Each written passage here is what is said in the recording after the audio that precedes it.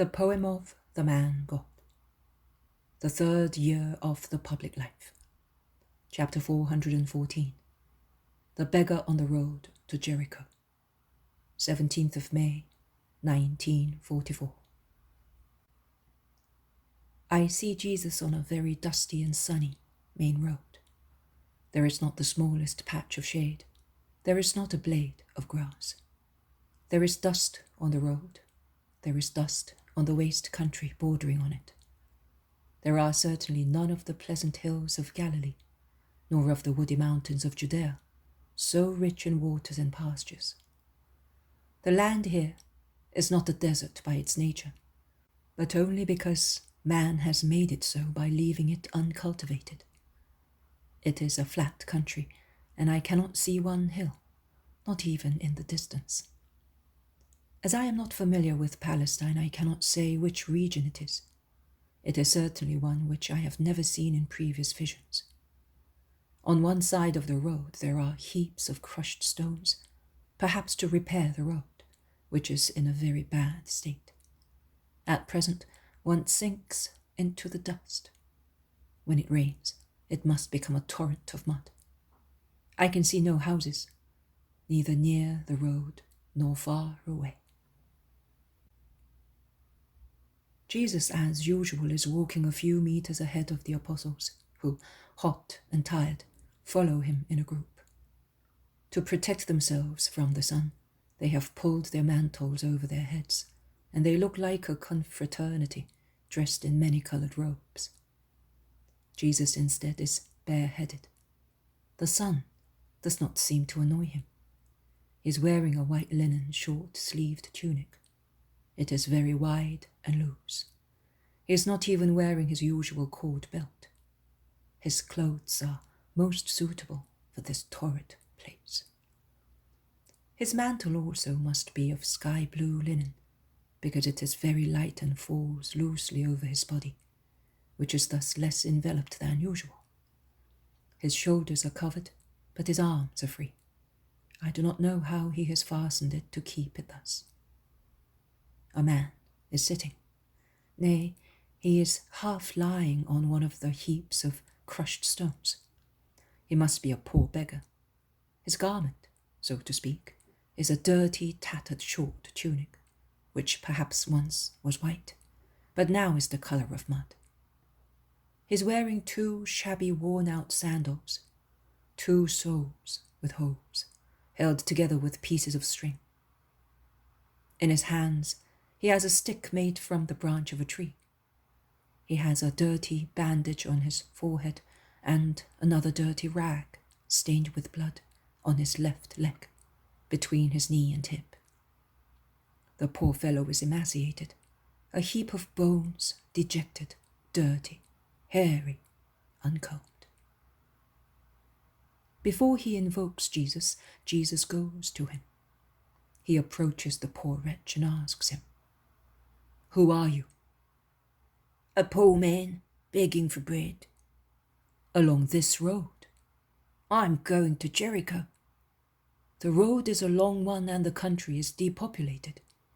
"I know, but the Gentiles who pass here are more likely to give me a piece of bread than a coin, than a Jew from whom I have come." "Have you come from Judea?" "Yes, from Jerusalem, but I had to go a long way round to see some good people in the country, as they always give me something.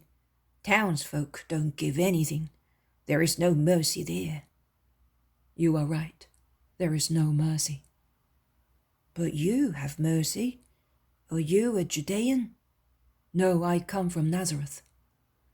"Once the Nazarenes had a poor reputation, but now we must say that they are better than the people in Judea, even in Jerusalem. Only the followers of that Nazarene, who they say is a prophet, are good. Do you know him?" "And do you know him?" "No, I went there because, see, my leg is numb and contracted, and I drag myself along with difficulty. I am not fit to work, and I am dying of starvation and blows.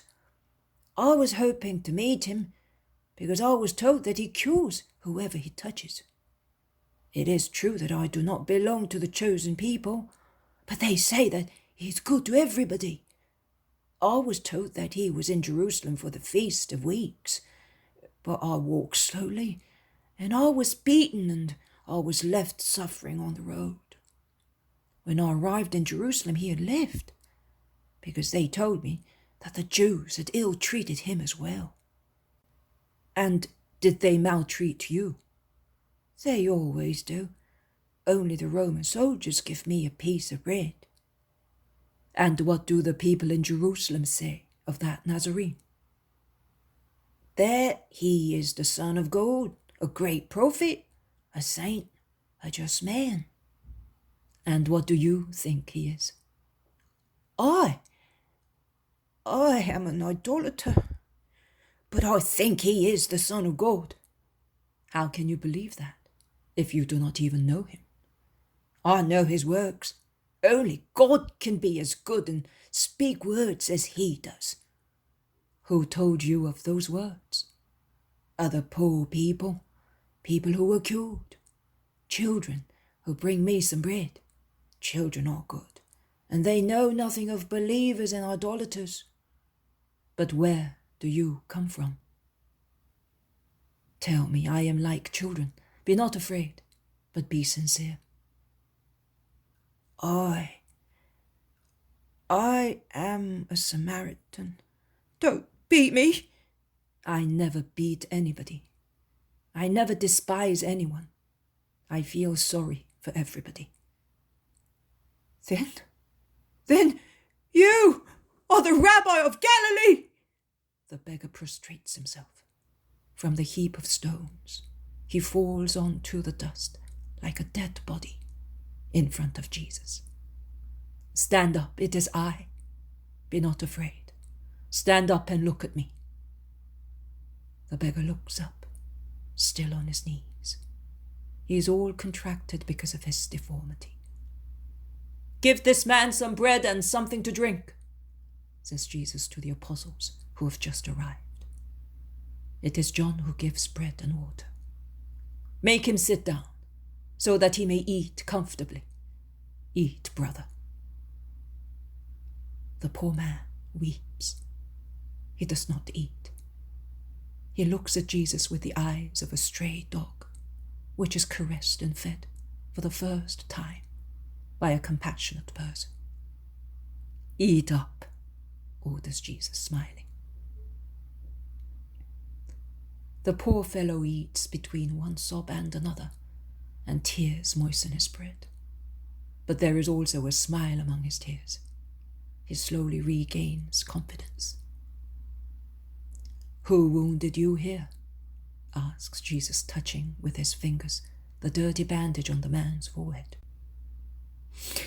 A rich Pharisee deliberately ran me over with his cart. I was standing at a crossroads, begging for bread. He drove his horses against me so quickly that I was not able to move aside. I was on the point of death because of it. I still have a hole in my head from which putrid matter comes out. And who struck you there? I had approached the house of a Sadducee, where there was a banquet, asking for some of the remains, after the dogs had chosen the best ones. He saw me and set the dogs on me. One of them tore my thigh to pieces. And what about this large scar that mimes your hand? A scribe gave me a blow with a club 3 years ago. He found out that I was a Samaritan, and he struck me, breaking my fingers. That is why I cannot work. With my right hand maimed, my leg numbed, how can I earn my living? But why are you leaving Samaria? It's bad to be in need, master. We are very unhappy, and there is not enough bread for everybody.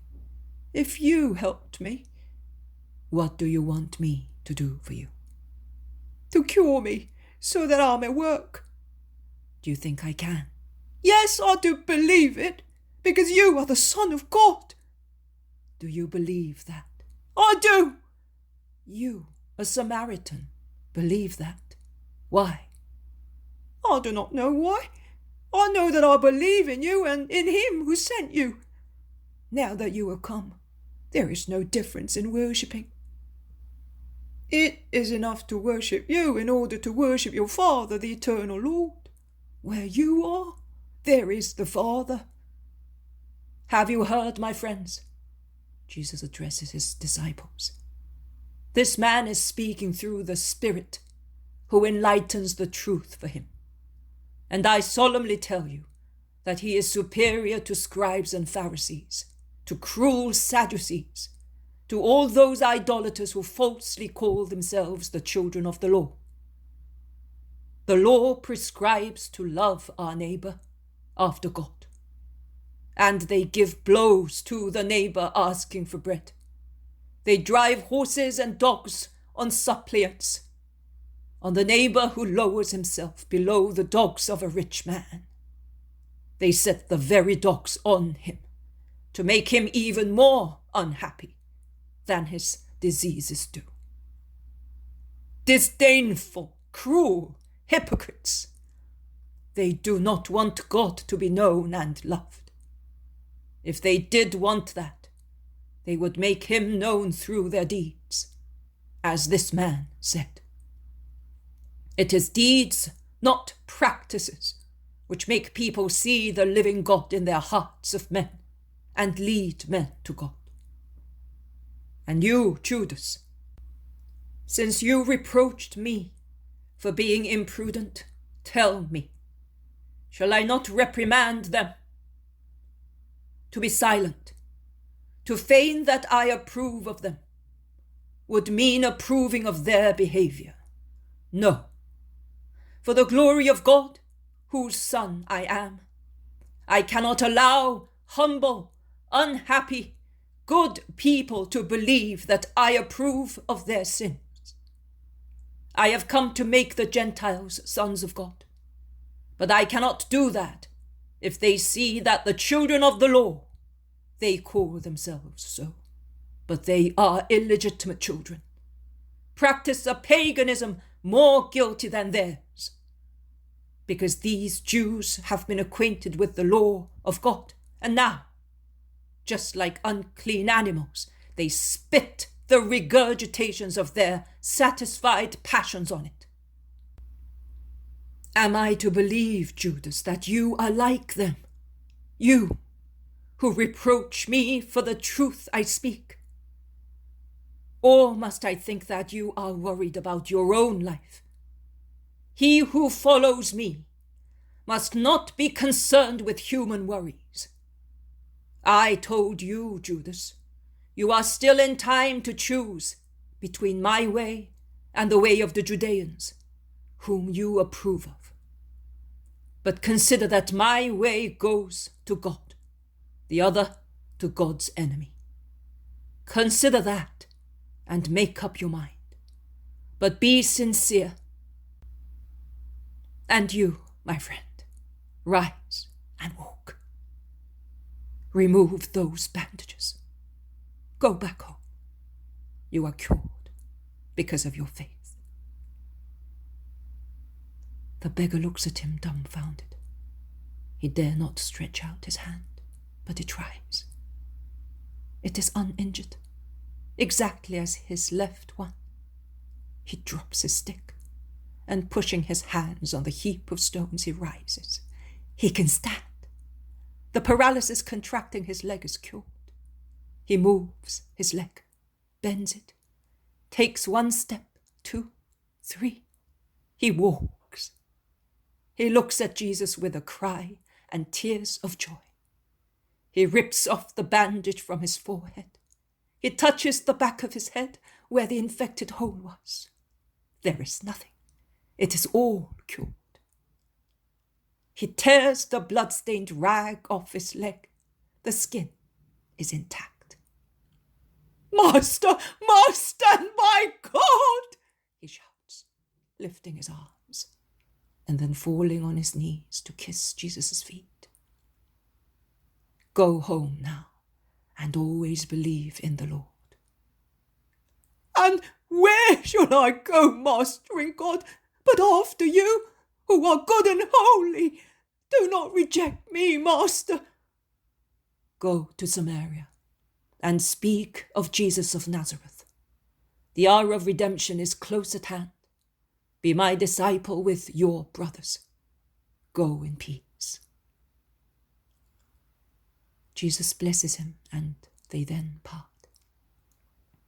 The cured man walks fast northwards, turning round now and again to look. Jesus, with his apostles, leaves the road, and they proceed eastwards through uncultivated fields, taking a little path which cuts across the main road, and which widens out only much farther on. It is perhaps the road to Jericho. I do not know.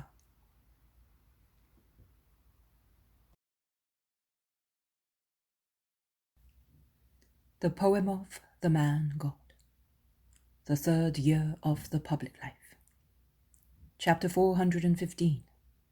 The Conversion of Zacchaeus. 17th of July, 1944. I see a large square which looks like a market and is shaded by palms and other lower leafy trees. The palm trees grow here and there without any order, and their top leaves rustle in the warm upper breeze, which raises a reddish dust, as if it came from a desert or from an uncultivated place of reddish earth. The other trees, instead, form shady porches along the sides of the square, and vendors and buyers have taken shelter under them, in a restless, shouting din.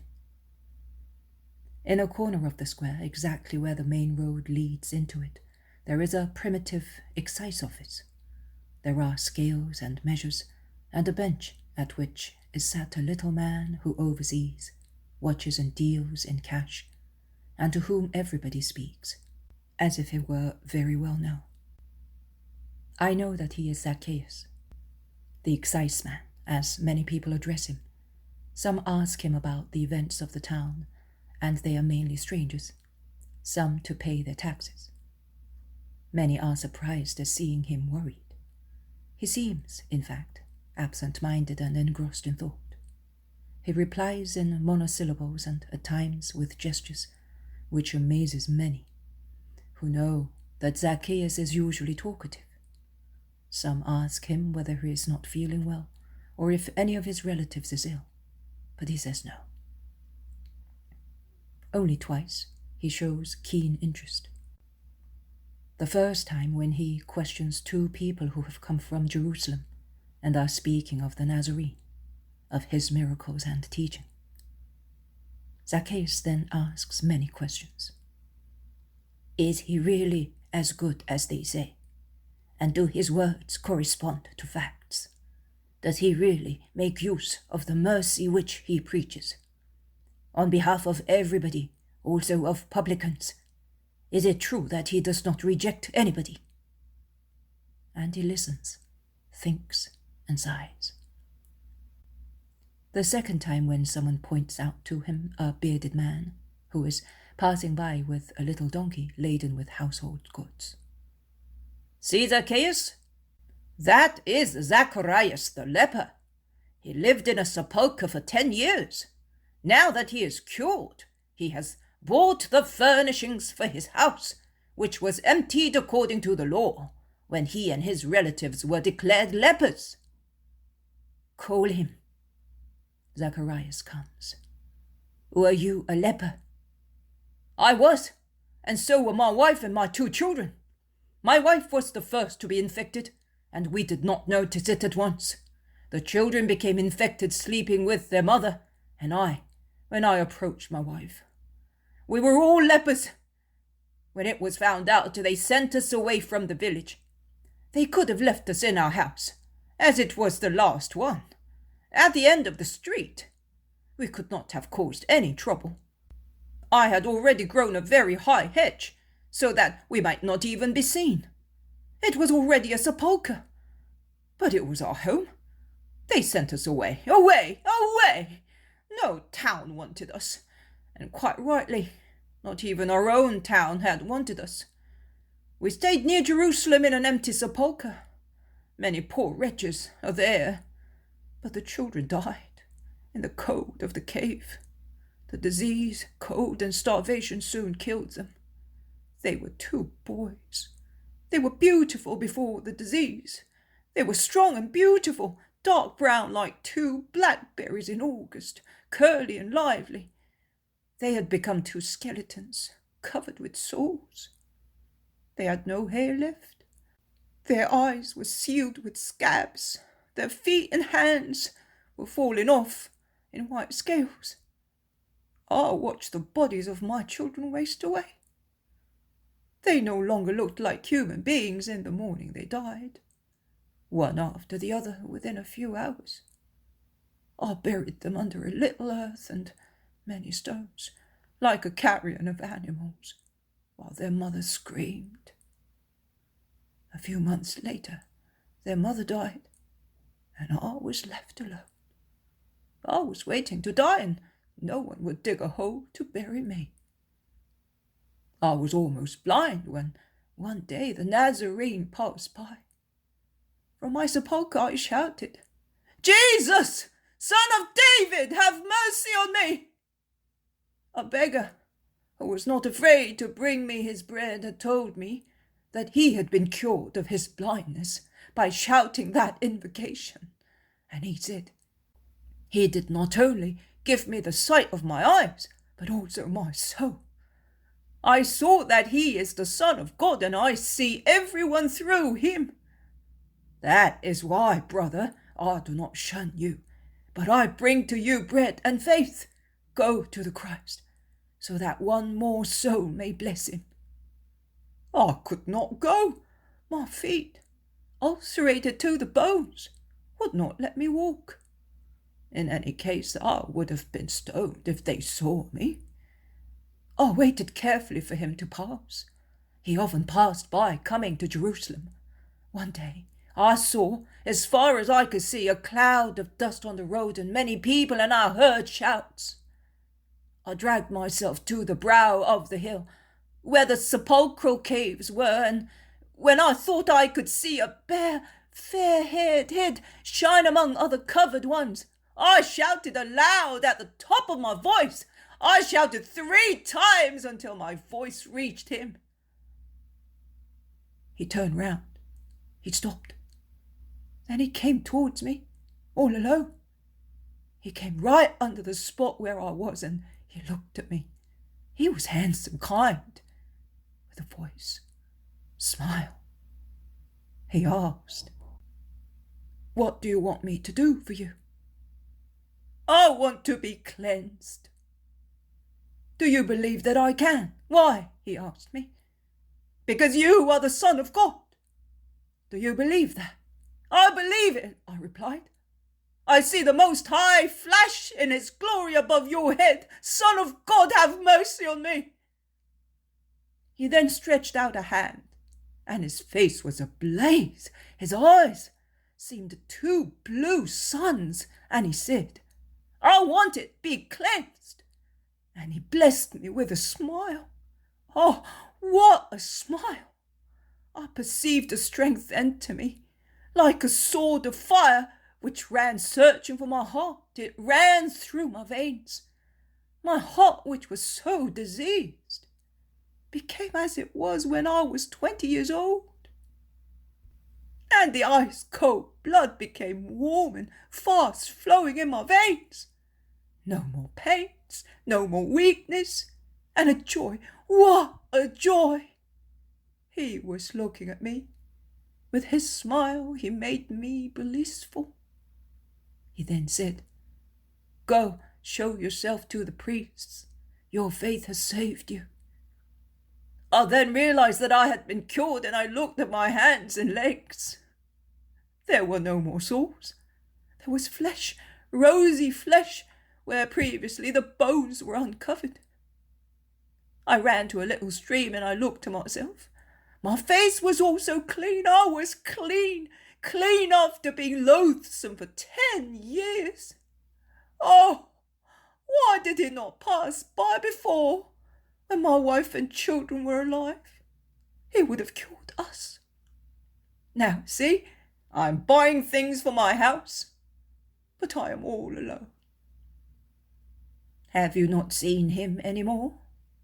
"No, but I know that he is in this area, and that is why I have come.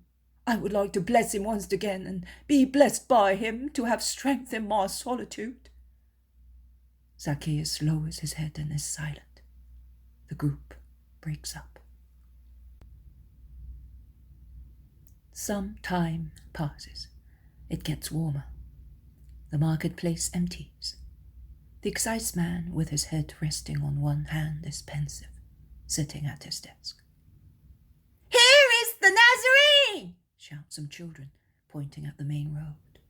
Women, men, sick people, beggars rush towards him. The square is empty. Only some donkeys and camels tied to the palm trees remain where they were, and Zacchaeus remains at his desk. He then stands up and climbs on his desk, but he cannot see anything because many people have pulled off branches and are waving them joyfully, and Jesus is bending over sick people. Zacchaeus then takes off his garment, and having on only his short tunic, he climbs one of the trees. He goes up the large, smooth trunk with difficulty, as his short arms and legs make climbing difficult. But he succeeds, and sits astride 2 branches as on a perch. His legs hang from that kind of railing, and from his waist upwards he leans out as if he were at a window, and he watches. The crowds arrive in the square. Jesus looks up and smiles at the solitary spectator perched on the branches. "Zacchaeus, come down at once. I am staying at your house today," he orders. And Zacchaeus, after a moment of astonishment, his face purple with excitement, lets himself slide down on the ground like a sack. He is so excited that he is hardly able to put on his clothes. He closes his books and cash desk with gestures which he would like to be very fast, but instead of very slow. But Jesus is patient. He caresses some children while waiting. Zacchaeus is ready at last. He approaches the master and leads him to a beautiful house with a large garden around it, in the center of the town. A beautiful town, not much inferior to Jerusalem with regard to its buildings, if not to its size. Jesus goes in, and while waiting for the meal to be made ready, he takes care of sick and healthy people with such patience as he only is capable. Zacchaeus comes and goes, busying himself. He is beside himself with joy. He would like to speak to Jesus, but Jesus is always surrounded by a crowd of people. At last, Jesus dismisses everybody, saying, "Come back at sunset. Go to your homes now. Peace be with you." The garden empties and the meal is served in a beautiful, cool hall facing the garden. Zacchaeus has done things in great style. I do not see any other relatives, so I think that Zacchaeus is single and lives only with many servants. At the end of the meal, when the disciples scatter in the shade of the bushes to rest, Zacchaeus remains with Jesus in the cool hall. In actual fact, Jesus remains alone for a little while, because Zacchaeus withdraws to let him rest. But he comes back and looks through a slit in the curtains. He sees that Jesus is not sleeping, but is pensive. He then approaches him. He is carrying a heavy coffer, which he lays on the table near Jesus, and said, "Master, they have spoken to me about you for some time. One day, on a mountainside, you said so many truthful things that our doctors cannot excel them. They remained in my heart, and since then I have been thinking of you. Then I was told that you are good, and that you do not reject sinners. I am a sinner, Master. They told me that you cure sick people. My heart is diseased, because I defrauded. I practiced usury. I have been a depraved fellow, a thief, hard on the poor. But now I have been cured, because you spoke to me. You approached me, and the demon of sensuality and riches fled. And as from today, I belong to you, if you do not reject me. And to prove to you that I am reborn in you, I divest myself of the ill-acquired riches, and I give you half of my wealth for the poor. And I will use the other half to give back, multiplied by 4, what I got by fraud. I know whom I cheated. Then, after handing back to each of them what belongs to them, I will follow you, Master, if you allow me. I do want that. Come. I have come to save and call people to the light. Today, light and salvation have come to the house of your heart. Those who, over there beyond the gate, are grumbling, because I have redeemed you sitting at your banquet, are forgetting that you are a son of Abraham as they are, and that I have come to save who was lost, and to give life to those whose spirits were dead. Come, Zacchaeus, you have understood my word better than many people who follow me, only to be able to accuse me. Therefore, you will be with me as from now on. The vision ends here. 18th of July, 1944. Jesus says, "There is yeast and yeast. There is the yeast of good and the yeast of evil. The yeast of evil, a satanic poison, ferments more easily than the yeast of good, because it finds matter more suitable for fermentation in the heart of man, in the thought of man, in the flesh of man, seduced all three by selfish will, contrary, therefore, to the universal will, which is the will of God. The will of God is universal because it is never confined to a personal thought, but it takes into consideration the welfare of the whole universe. Nothing can increase the perfection of God in any way, as he has always possessed everything in a perfect manner.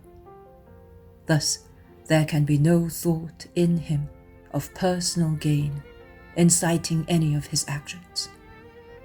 When we say, this is done to the greater glory of God, in the interest of God, we do not mean that divine glory is in itself susceptible to improvement, but that everything which in creation bears the mark of good, and any person doing good, and thus deserving to possess it, is adorned with the sign of divine glory, and thus gives glory to glory itself, which has created all things gloriously. It is, in short, the testimony which people and things bear to God, giving evidence with their deeds of the perfect origin from which they come. Thus, when God orders or advises you to do an action or inspires you with one, he does not aim at any selfish interest, but at your welfare, with altruistic charitable mind. That is, therefore, the reason why the will of God is never selfish. On the contrary, it is a will which aims entirely at altruism and universality. It is the only and true strength in the universe which considers universal welfare. On the contrary, the yeast of good, spiritual embryo coming from God, grows through difficulties and hardships, as it has against itself the reactions propitious to the other one. The flesh, the heart, the thought of man, pervaded with selfishness, the antithesis of good, which by its origin can be but love. Most men lack the will of good, and consequently good becomes sterile and dies, or lives so poorly that it does not leave him. It remains as it was. There is no grave fault, but there is not even the effort to do the greatest good. The spirit thus lies inert, not dead, but unfruitful. Bear in mind that not to do evil serves only to avoid hell. To enjoy at once beautiful paradise, one must do good. It is essential. As much good as one can do, struggling against oneself and other people. Because I said that I had come not to bring peace, but war, also between father and children, brothers and sisters, when such war was to defend the will of God and his law, against the abuse of human wills, aiming at what is contrary to what God wants. In Zacchaeus, the tiny quantity of yeast of good had leavened a huge mass. Only an original small particle had fallen into his heart. They had related my Sermon on the Mount to him. And they had done it so badly, mutilating it of many parts, as happens with reported speeches. Zacchaeus was a publican and a sinner, but not through bad will. He was like one who sees things badly because the veil of cataract covers his eye lenses. But he knows that once the veil is removed, he can see properly once again. And that sick person wants the veil to be removed. Zacchaeus was like that. He was neither convinced nor happy. He was not convinced of Pharisaic practices, which had already replaced the true law, and he was not happy with his way of living. He was instinctively seeking light, the true light. He saw a flash of it in that fragment of my speech, and he hid it in his heart like a treasure, because he loved it. Bear this in mind, Mary, because he loved it. The flash became more and more lively, vast and vehement, and caused him to see good and evil clearly, and to choose rightly, generously cutting off all the tentacles which previously, from things to his heart and from his heart to things, had enveloped him in a net of malicious slavery. Because he loved it. That is the secret of success or failure. One succeeds when one loves. One has little success when one loves niggardly. One has no success at all when one does not love in anything. All the more in the things of God, where, as God is invisible to corporal senses, I dare say, one must love perfectly, as far as a creature can reach perfection, in order to succeed in an enterprise. His holiness, in this case. Zacchaeus, disgusted with the world and the flesh, as he was disgusted with the meanness of Pharisaic practices, so captious and severe for other people, so indulgent for them, loved the little treasure of a word of mine, which reached him by chance, speaking from a human point of view. He loved it as the most beautiful thing that his 40-year-old life had ever possessed. And from that moment, he concentrated his heart and thought on that point. It is not only in evil that man's heart is where his treasure is, but also in good. Did saints, perhaps, during their lifetime, not have their hearts where their treasure was? In God? Yes, they did. And that is why, looking only at God, they passed on the earth without contaminating their souls with the mud of the earth. That morning, even if I had not appeared there, I would have conquered a proselyte. because the speech of the leper had completed Zacchaeus' metamorphosis. At the bench of the excise house, there was no longer a cheating, vicious publican, but a man repenting his past and decided to change life. If I had not gone to Jericho, he would have closed his office.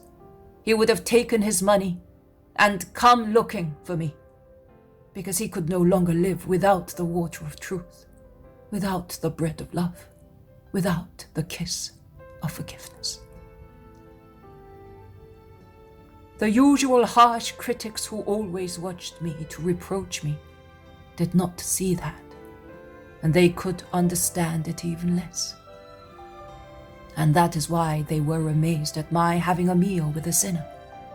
Oh, I wish you never judged, leaving that task to God, you poor blind people who cannot even judge yourselves. I never went with sinners to approve of their sin. I went to remove them from sin, because they often had only the exterior aspect of sin. Their contrite souls had already changed into new souls, living to expiate. So was I with a sinner? No, I was with a redeemed soul, in need only of a guide to stand up in its weakness of a soul risen from death. How much Zacchaeus' episode can teach you. The power of upright intention that excites desire. Upright desire that urges one to seek deeper and deeper knowledge of good, and to long for God continuously until one reaches Him. True repentance that gives the courage of abnegation. Zacchaeus had the upright intention of listening to words of true doctrine. When he heard some, his upright desire urged him to greater desire, and thus to uninterrupted research for that doctrine, the research for God, hidden in the true doctrine, detached him from the mean gods of richness and sensuality, and made him a hero of renunciation. If you want to be perfect, go. Sell what you have and follow me, I said to the rich young man. But he did not do that. But Zacchaeus, although more hardened in avarice and sensuality, was able to do it. Because through the few words related to him, like the blind beggar and the leper cured by me, he saw God. Can a soul that has seen God find any more attraction in the little things of the earth? Is that ever possible, my little bride?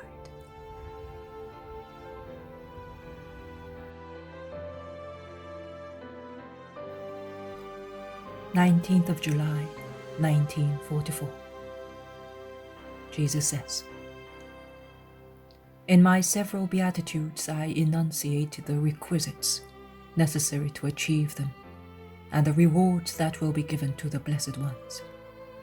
But while the categories mentioned are different, the reward is the same, if you consider the situation carefully, to enjoy the same things that God enjoys. Different categories. I have already explained that God, with His thought, creates souls of different tendencies, so that the earth may enjoy a just balance in all its inferior and superior necessities. If the rebellion of man upsets that balance, as he always wants to go against the divine will, which guides him lovingly along the just way, it is not God's fault. Men, perpetually dissatisfied with their situation, invade or upset other people's estates, either by means of true and proper abuse of power, or by attempts at such abuse. What are world wars, family feuds, professional warfare, but such active abuse? What are social revolutions, What are the doctrines that clothe themselves with the name social, but in actual fact are nothing but arrogance and the very opposite of charity, because they neither want nor practice the justice they preach. On the contrary, they overflow with outbreaks of violence, which do not relieve oppressed people, but increase their numbers to the advantage of a few arrogant fellows. But where I, God, reign, such alterations do not take place. Nothing upsets order in my kingdom and in the spirits which are really mine. Thus, the several aspects of the multiform holiness of God are lived and rewarded, because God is just, pure, peaceful, merciful, free from the greed of fleeting riches, joyful in the happiness of his love. Some souls tend to one form, some to another. They tend in an eminent manner, because all virtues are present in saints. But one predominates, and on account of it, that saint is particularly celebrated among men. But I bless and reward him on account of all of them, because the reward is to enjoy God, both for the peaceful and the merciful, for those who love justice, and for those who are persecuted by injustice, for the pure and the distressed, for the meek and for the pure in spirit. The pure in spirit. How badly is this definition always understood, even by those who perceive its right meaning. According to human superficiality and to foolish human irony, and according to ignorance, which considers itself wise, pure in spirit means stupid. The better class of people think that the spirit is intelligence, thought. Those who are more material consider it artfulness and malice. No. The spirit is by far superior to intelligence. It is the king of everything in you. All physical and moral qualities are subjects and servants of that king. That is the situation where a creature devoted to God in a filial manner knows how to keep things in the right place. Where instead, a creature is not devoted in a filial manner, idolatries take place, and the maidservants become queens and depose the spirit king. Anarchy, which causes disaster like all anarchies. Poverty in spirit consists in having the sovereign freedom from everything that is the delight of man, and for which man goes to the extent of committing material crime, or the unpunished moral crime that too often escapes human law, but does not make fewer victims. On the contrary, it makes more, and with consequences which are not limited to taking the life of the victim, but often deprive both the victims and their relatives of their good reputation and livelihood. The man poor in spirit is no longer enslaved by riches, even if he does not go so far as to repudiate them materially, depriving himself of them and of every comfort by joining a monastic order. He knows how to use them sparingly for himself, which is a double sacrifice, in order to be prodigal of gifts to the poor of the world. He has understood my sentence: make friends by means of unjust riches. Of his money, which might be the enemy of his spirit, leading it to lust, greed, and anti-charity, he makes a servant that levels the way to heaven for him. The rich, poor in spirit, a way completely spread with his mortifications and his charitable deeds for the miseries of his fellow creatures. How many injustices the man poor in spirit mends and cures, his own injustices of the time, when, like Zacchaeus, he was but a greedy, hard-hearted man. Injustices of his neighbors, whether alive or dead. Social injustices. You erect monuments to people who were great, only because they were overbearing. Why do you not erect monuments to the secret benefactors of destitute mankind, to the poor and working classes, to those who use their wealth not to make their own lives a perpetual feast, but to make life brighter, better, and more elevated for those who are poor, for those who suffer, for those whose functional faculties are impaired, for those left in ignorance by overbearing people, because ignorance serves their hateful aims better. How many there are also among those who are not rich, nay, who are little less than poor, and yet they can sacrifice the 2 farthings they possess in order to relieve a misery, which, being without the light which they have, and their behavior makes one understand that they do have it, is greater than their own. Those are poor in spirit, who, losing their possessions, whether large or small, know how to keep their peace and hope without cursing or hating anyone, either God or men. The wide category of the poor in spirit, which I mentioned as the first one, because I could say that without such freedom of the spirit from all the delights of life, it is not possible to have the other virtues, which give beatitude, is divided and subdivided into many forms.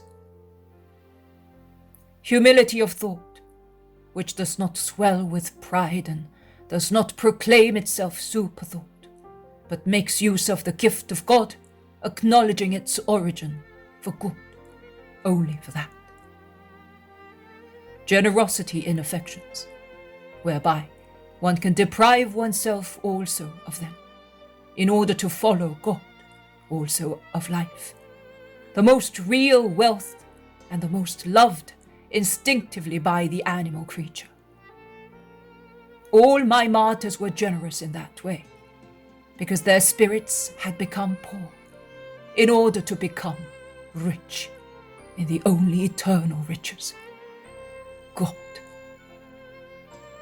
Justice in loving are personal things. It is our duty to love them, because they are testimony of providence in our favor. I have already spoken about that in previous dictations, but we must not love them more than we love God or His will. You must not love them to the extent of cursing God if man snatches them from you. And finally, I would repeat it: freedom from the slavery of money. Those are the different forms of that spiritual poverty that I said will possess heaven out of justice. Put under your feet all the fleeting riches of human life, to possess the eternal riches. Consider the earth and its deceitful fruit, which is sweet outside and bitter inside, as the last thing, and live, working to conquer heaven. Oh, there is no fruit there with a false flavor. There is the ineffable fruit of the enjoyment of God. Zacchaeus had understood that. That sentence was the arrow that opened his heart to light and charity. It opened it to me as I approached him to say to him, "Come." And when I came up to him to call him, he was already poor in spirit. He was therefore capable of possessing heaven.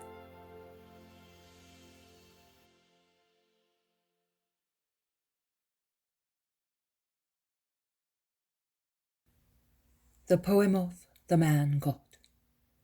The Third Year of the Public Life. Chapter 416. At Solomon's Village.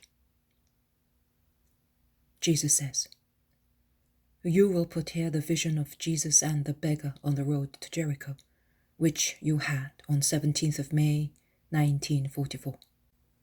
And immediately after it, the vision of the conversion of Zacchaeus, of 17th of July, 1944. 13th of April, 1946. Jesus arrives there at dead of night. The position of the moon makes me think that it is about 2:00 a.m. A beautiful moon, just beginning to wane, is beaming in the middle of the clear sky, spreading peace on the earth. Peace and abundant dew, the heavy dew of warm countries, beneficial to plants after the parching heat of the sun during the day. The pilgrims must have followed the gravel bed of the river, which is dry near the banks, as the river is more restricted in its bed because of the summer drought. And from the canebrake, they climb up to the wood, limiting the banks and supporting them with the network of the roots of the trees growing near the water. "Let us stop here and await morning," says Jesus. "Master, I am aching all over," says Matthew. "And I am afraid I have a temperature. A river is not a healthy place in summer, as you know," adds Philip. "But it would have been worse if from the river we had gone up to the Judean mountains. That is also well known," says the zealot, who feels sorry for Jesus, to whom they all tell their fears and complaints, but whose mood no one understands. "Never mind, Simon, they are right, but we shall have a rest shortly. Please, only another short distance, and a short rest here. You can see how the moon is going down westwards. Why wake the old man and Joseph, who is perhaps still ill, when it will soon be daybreak?" "The trouble is that everything is wet with dew here. One does not know where to sit," grumbles the Iscariot. "Are you afraid of spoiling your garment? Never mind. After these forced marches among dust and dew, there is no strutting about in it. In any case, kind Helkai would prefer it as it is. Your Greek frets, those at the hem and around the sleeves are hanging in ribbons on the thorny bushes of the Judean desert, and the one round your neck has been ruined by your perspiration. You are now a perfect Judean," says Thomas, who is always merry. "I am perfect, a wretch, dirty as I am, and disgusted with it," retorts Judas angrily. "It is enough for you to have a clean heart, Judas," says Jesus calmly. "That is important." Important! Important!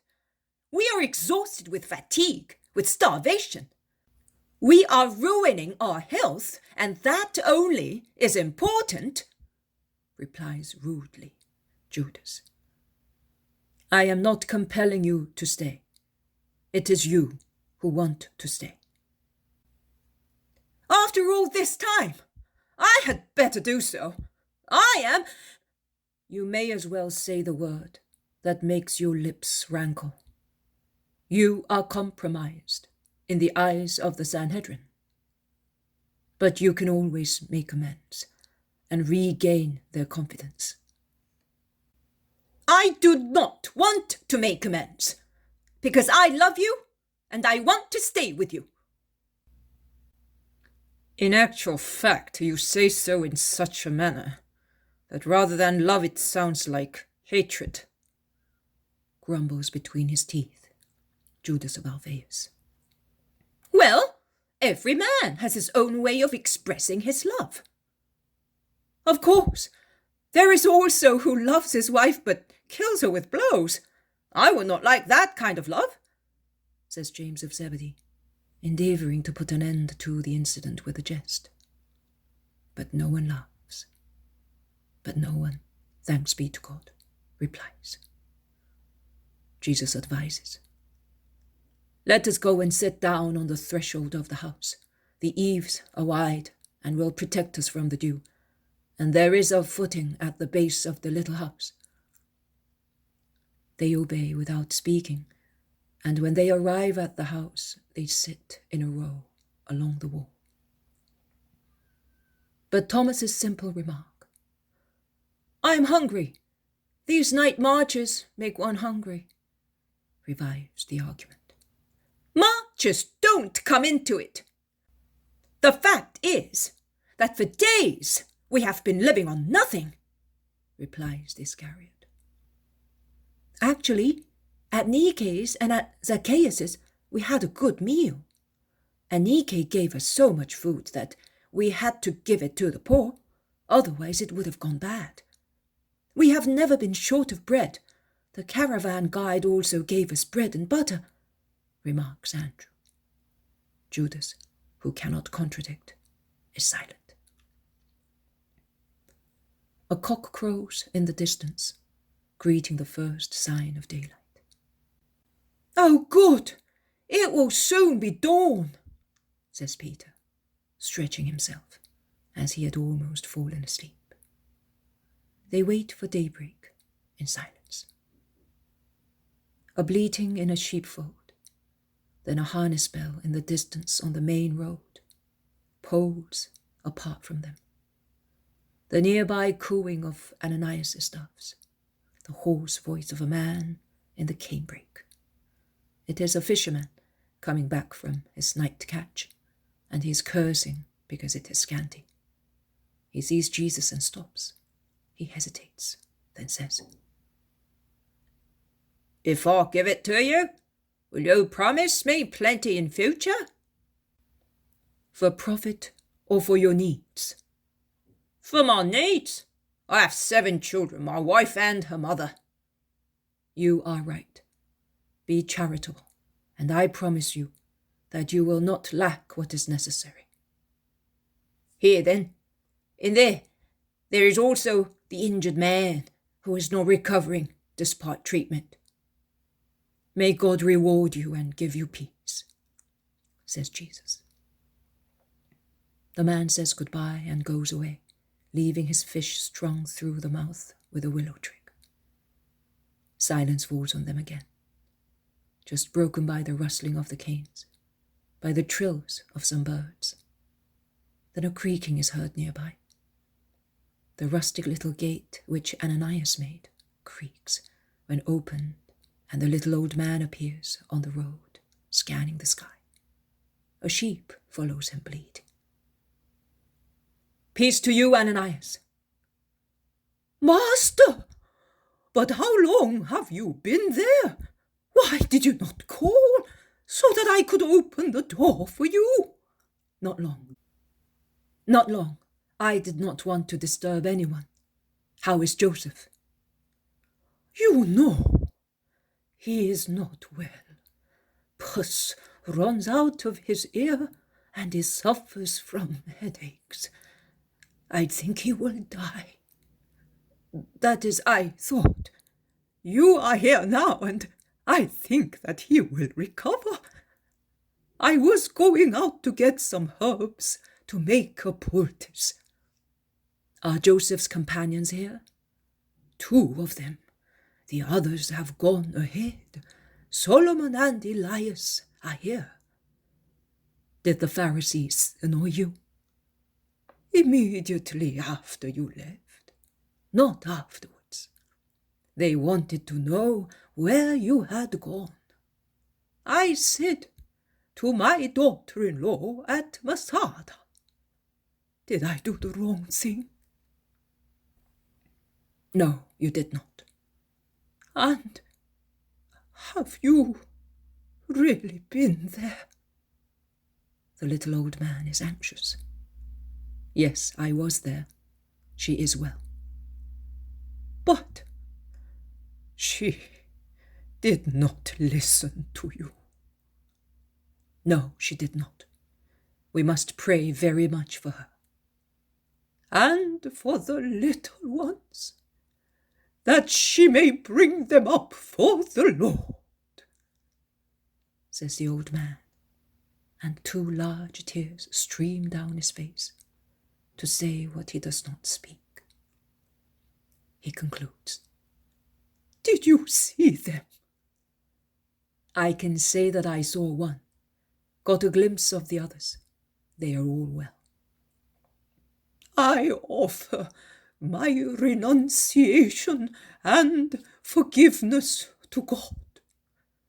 But it is so grievous having to say I will never see them again. You will soon see your son, and you will be in peace with him in heaven. Thank you, Lord. Come in. Yes, let us go at once to the injured man. Where is he? In the best bed.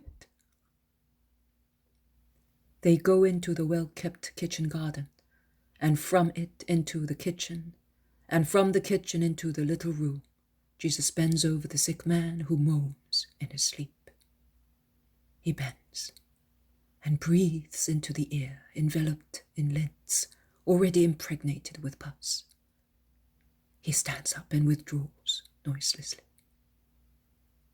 Are you not waking him? Asks the old man in a low voice. No, let him sleep. He is no longer suffering. He will rest. Let us go to the others. Jesus sets the door ajar without making any noise and goes into the large room, where rather little beds purchased the last time. The 2 disciples, being tired, are still sleeping. They keep vigil until morning. I keep watch over him from morning till evening. So they are tired. They are so good. The 2 must be sleeping with their ears cocked, because they awake at once. Master, Master, you came just in time. Joseph is cured. I have already seen to him. He is sleeping and does not know. There is nothing wrong with him now. All he has to do is to purge himself of the pus, and he will be as healthy as previously. Oh, in that case, purge us as well, because we have sinned. How? In order to assist Joseph, we did not go to the temple. Charity makes every place a temple. And in the temple of charity there is God. If we all loved one another, the whole earth would be a temple. Do not worry. The day will come when Pentecost means love. A manifestation of love. You have celebrated, anticipating times, the future Pentecost, because you have loved your brother. From the other room, Joseph's voice is heard calling. Ananias! Elias! Solomon! But I am cured! And the man, thin and still pale, but no longer suffering, appears, covered only with his short tunic. He sees Jesus and says, Oh, it was you, my master! And he runs to kiss his feet. May God grant you peace, Joseph, and forgive me if you suffered because of me. I glory in having shed my blood for you, as my father did. I bless you for making me worthy of that. Joseph's simple, plain face shines with joy, uttering these words, and looks noble, with the handsomeness which originates from an interior light. Jesus caresses him and says to Solomon, Your house serves to do much good. Oh, because it is yours now. Previously, it served only for the sound sleep of the ferryman. But I am glad that it has been useful to you and to this just man. We shall now have some good days here with you. No, my friend, you will leave at once. You are no longer granted any rest. This period of time will be a real test, and only those with a strong will remain faithful. We shall now break the bread together, and then you will leave at once, going along the river preceding me by half a day. Yes, master. Joseph also? Yes, unless he is afraid of new injury. Oh, master! Would to God that I had to precede you in death, shedding my blood for you. They go out into the dewy kitchen garden, shining in the early sun, and Ananias does the honors of the house by picking some early figs from the branches, better exposed. And he apologizes for being unable to offer a young pigeon, because the 2 broods were used for the sick man. But there is the fish, and they get busy preparing the food. Jesus is walking between Elias and Joseph, who tell him of the recent adventure and of the strength of Solomon, who carried the injured man on his back for miles and miles, which they covered a little at a time, by night. But you, Joseph, have forgotten those who injured you, have you not? I never had a grudge against those unhappy people. I offered forgiveness and my sufferings for their redemption. That is what one must do, my good disciple. And what about Ogla? Ogla has gone with Timonius. I do not know whether he will go on with him or whether he will stop at Mount Hermon. He always said that he wanted to go to Lebanon. Well, may God inspire him to do what is best.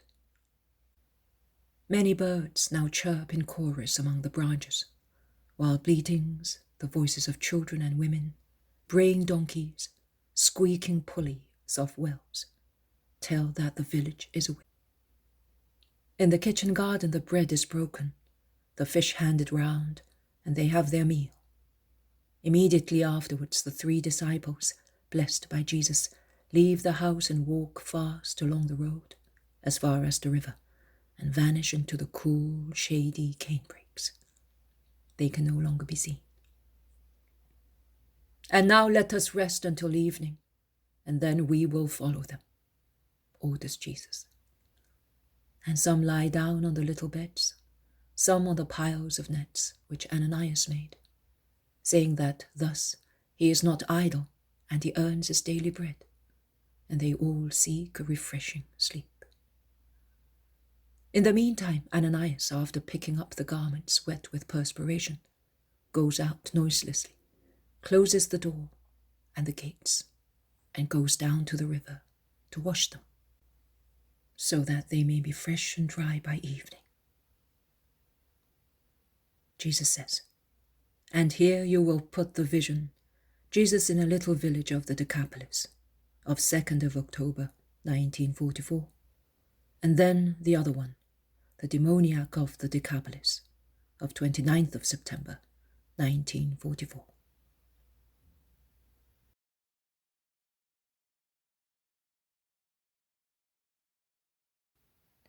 The poem of the Man God, the 3rd year of the public life. Chapter 417. In a little village of the Decapolis, parable of the Sculptor, 2nd of October, 1944. This is what I see. A little river in a village consisting of few modest houses. It must be the one from which Jesus came when in a boat he crossed the Jordan in flood, because I see the boatman and his relatives come to meet Jesus, who had sent the Iscariot and Thomas ahead to prepare the way for him. The boatman, when he sees Jesus coming from afar, quickens his steps, and when he is before him, he bows most reverently, saying, You are welcomed, Master, by our sick people. They're waiting for you. I told them much about you. The entire village greets you through my lips, saying, Blessed be the Messiah of the Most High God. Peace to you and to this village. I am here for you. You will not be disappointed in your hopes. Those who believe will find heaven merciful. Let us go." And Jesus proceeds towards the center of the village, walking beside the boatmen. Men, women, and children appear at the doors and then follow the little procession as it advances. At every step, the people grow in numbers as many more join those already there. Some greet, some bless, some invoke. "Master!" shouts a mother. "My son is ill. Come, blessed one." And Jesus deviates towards a poor house. He lays one hand on the shoulder of the mother in tears and asks, "Where is your son?" "Here, Master. Come." The mother, Jesus, the boatman, Peter, John, Thaddeus, and some local people go in. The others crowd at the door and look in, craning their necks to see.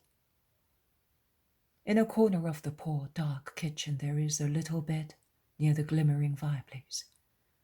On the bed there is the little corpse of a child about 7 years old. I say a little corpse because he is so emaciated, yellowish, motionless. One is aware only of the heavy panting of the little chest, affected, I would say, by tuberculosis. "Look, Master, I have spent all my resources to save at least this one. I am a widow. The other 2 sons died at the same age as this one is at present. I took him as far as Caesarea on the sea to have him visited by a Roman doctor, but all he could say to me was, 'Resign yourself. Caries is corroding him. Look.'" And the mother uncovers the poor little thing, pushing the blankets back. Where there are no bandages, there are little bones protruding from a parched, yellowish skin. But only a tiny part of the body is uncovered.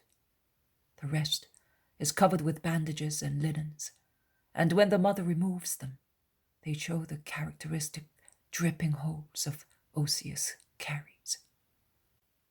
A pitiful sight. The sick boy is so prostrate that he makes no gesture. He does not even seem to be involved. He just opens his hollow, dull eyes. He casts an indifferent, I would say annoyed, glance at the people and then closes them again. Jesus caresses him. He lays his long hand on the little abandoned head, and the child opens his eyes again, looking with more interest at the unknown man who is touching him with so much tenderness and is smiling with so much sympathy.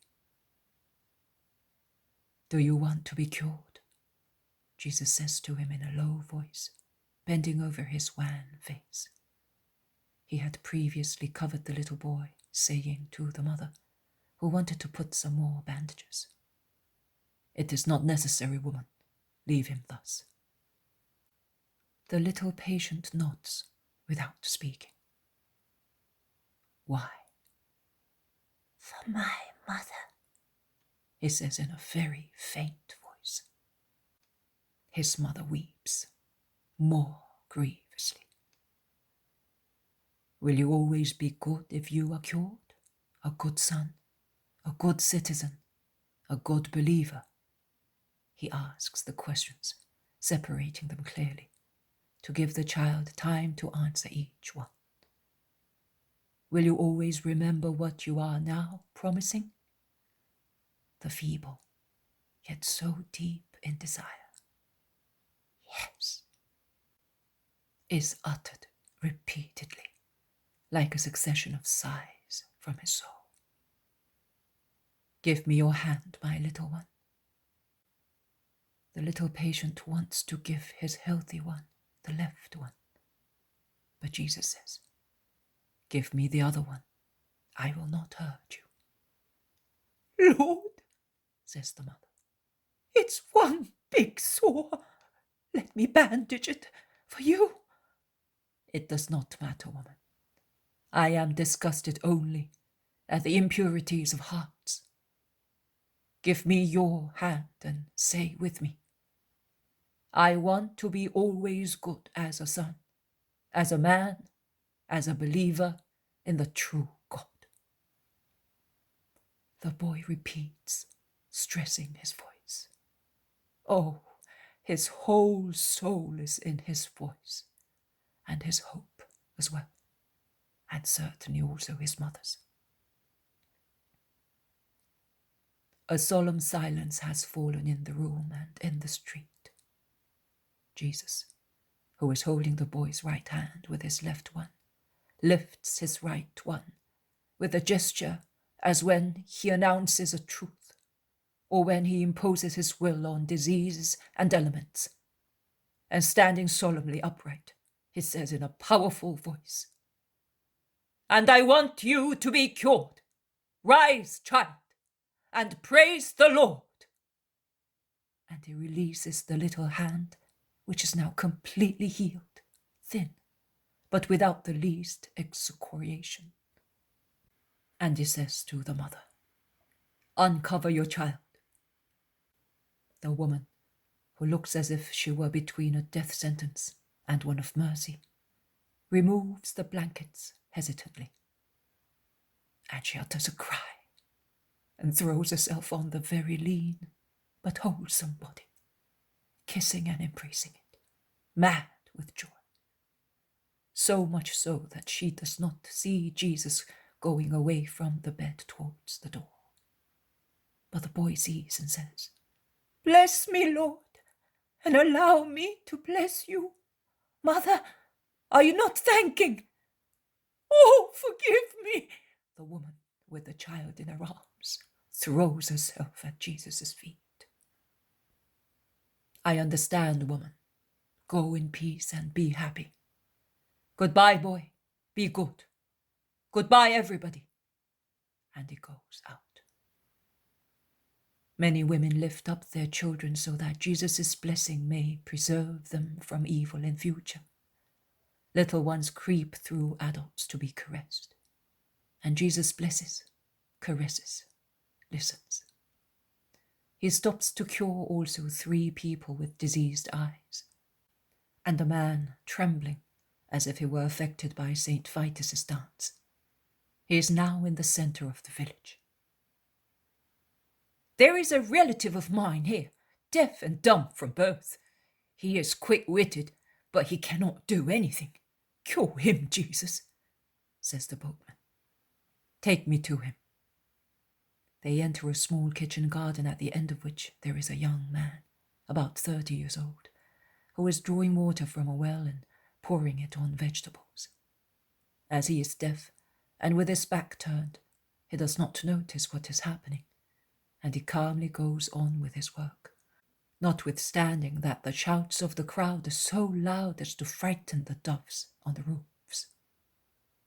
The boatman goes towards him, takes him by the arm and leads him to Jesus. Jesus stands in front of the unhappy fellow, very close to him, body against body, so that with his tongue he touches the tongue of the dumb man, who is standing with his mouth open, and with his middle fingers in the ears of the deaf-mute, he prays for a moment, with his eyes raised to the sky. He then says, "Be opened!" And removing his fingers, he steps aside. "Who are you to have loosened my tongue and ears?" shouts the man cured miraculously. Jesus makes a gesture and tries to proceed, going out from the rear of the house.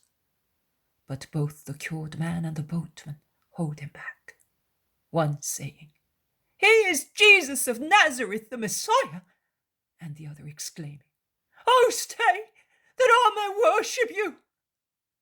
"Worship the Most High God, and be always faithful to him. Go, do not waste time in useless words, and do not turn the miracle into a human pastime.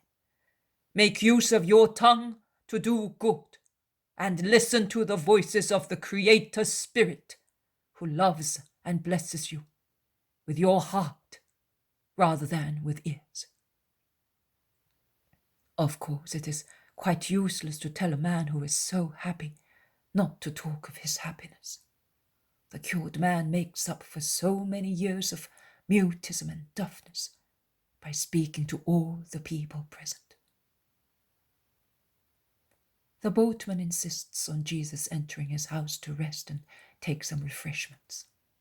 He feels that he is the maker of all the respect surrounding Jesus and is proud of it. He wants his right to be acknowledged.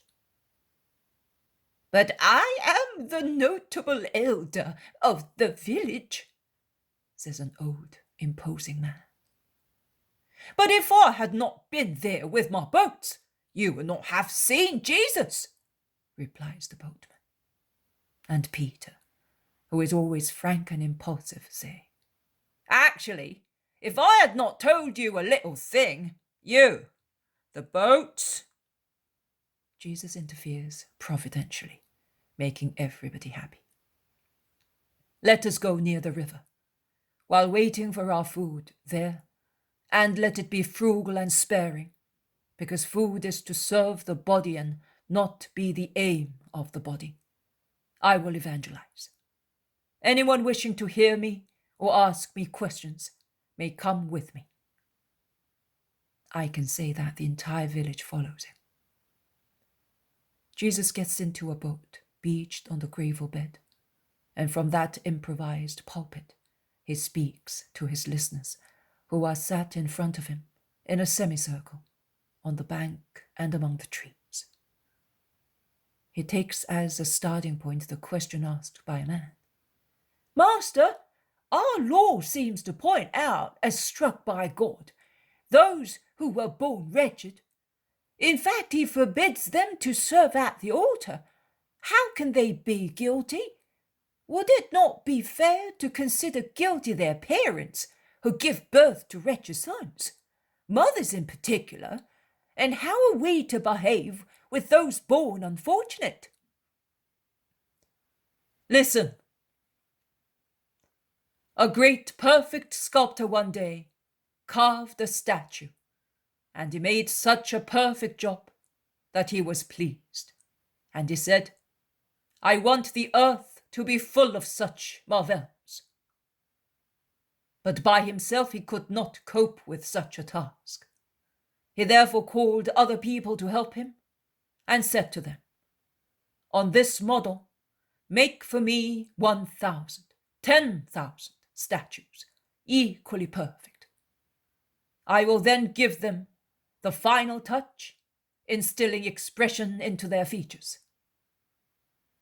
But his assistants were not capable of so much, because besides being much inferior to their master in skill, they had become somewhat intoxicated, eating of a fruit, the juice of which brings about delirium and dullness. The sculptor then gave them some molds and said, 'Mold the material in them. It will be a perfect work, and I will complete it, enlivening it with a final touch.' And the assistants set to work. But the sculptor had a great enemy, a personal enemy, and the enemy of his assistants. And he tried with every means to make the sculptor cut a poor figure and rouse disagreement between him and his assistants.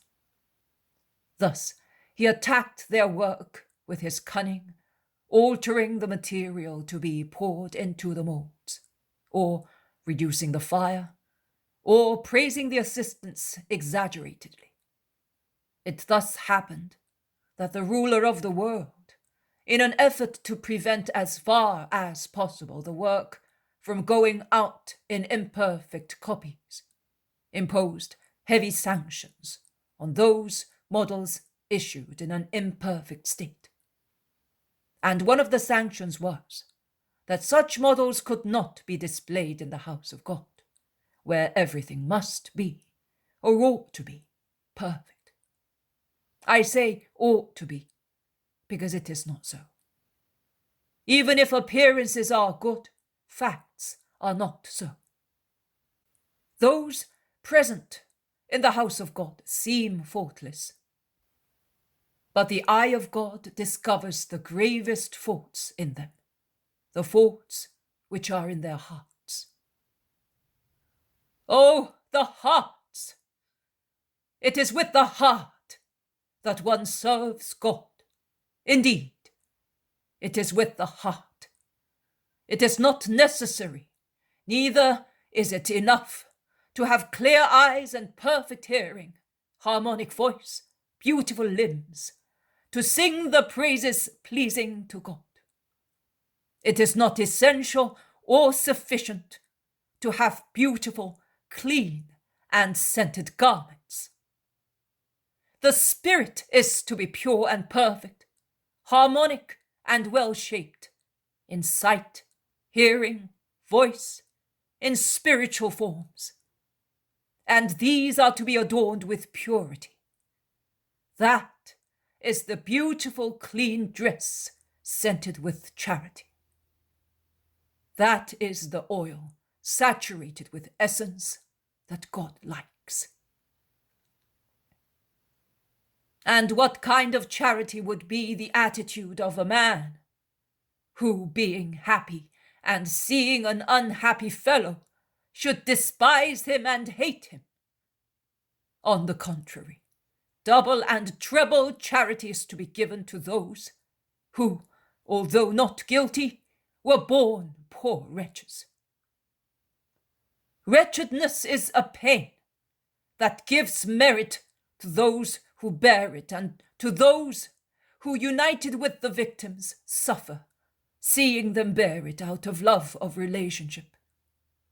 And perhaps they strike their chests, thinking, I am the cause of such pain through my vices.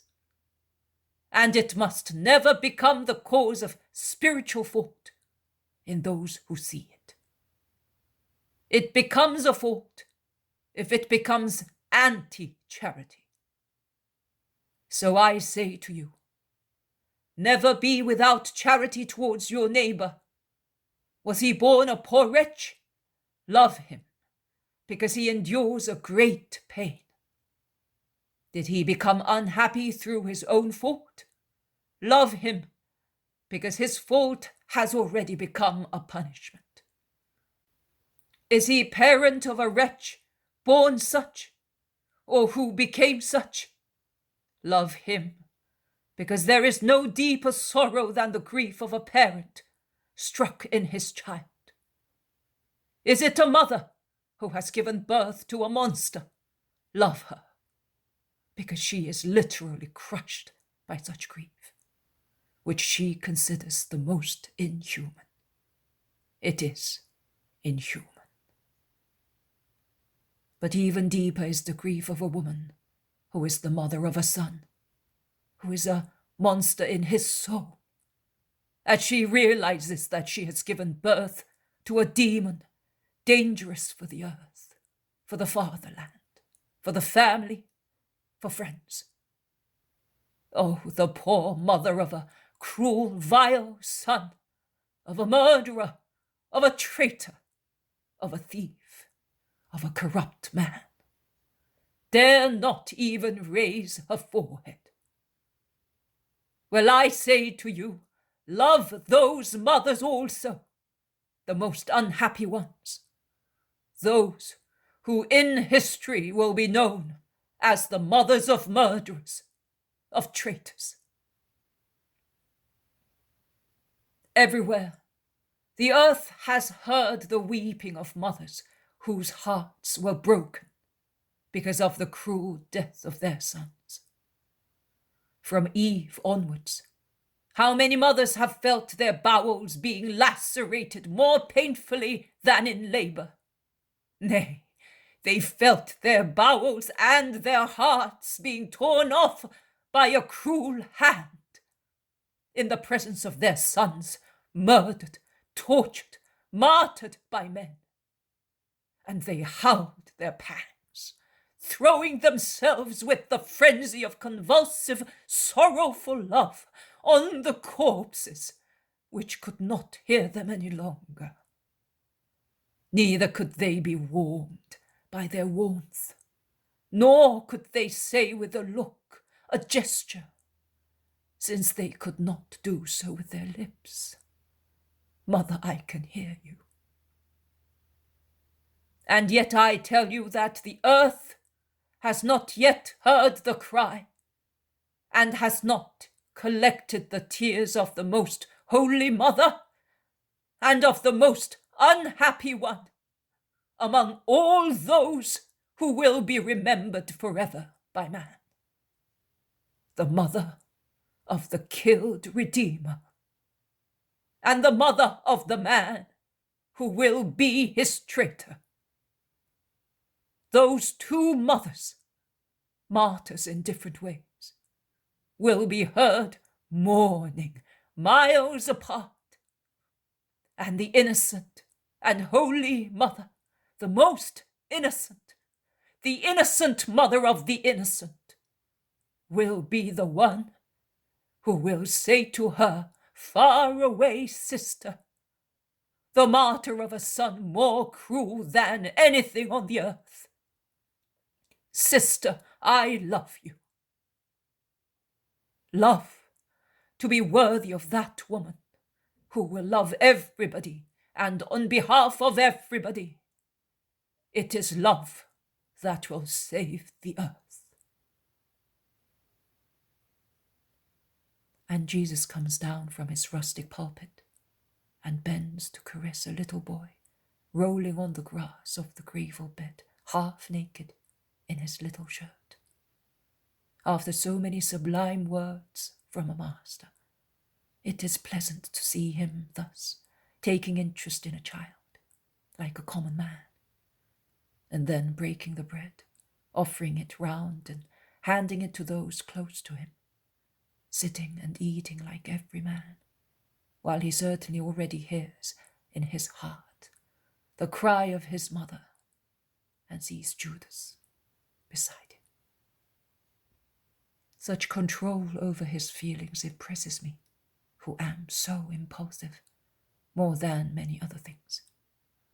It is a continual lesson to me. Those present, instead, seem to be really fascinated. They are pensive and silent while eating, and they look with veneration at the kind master of love.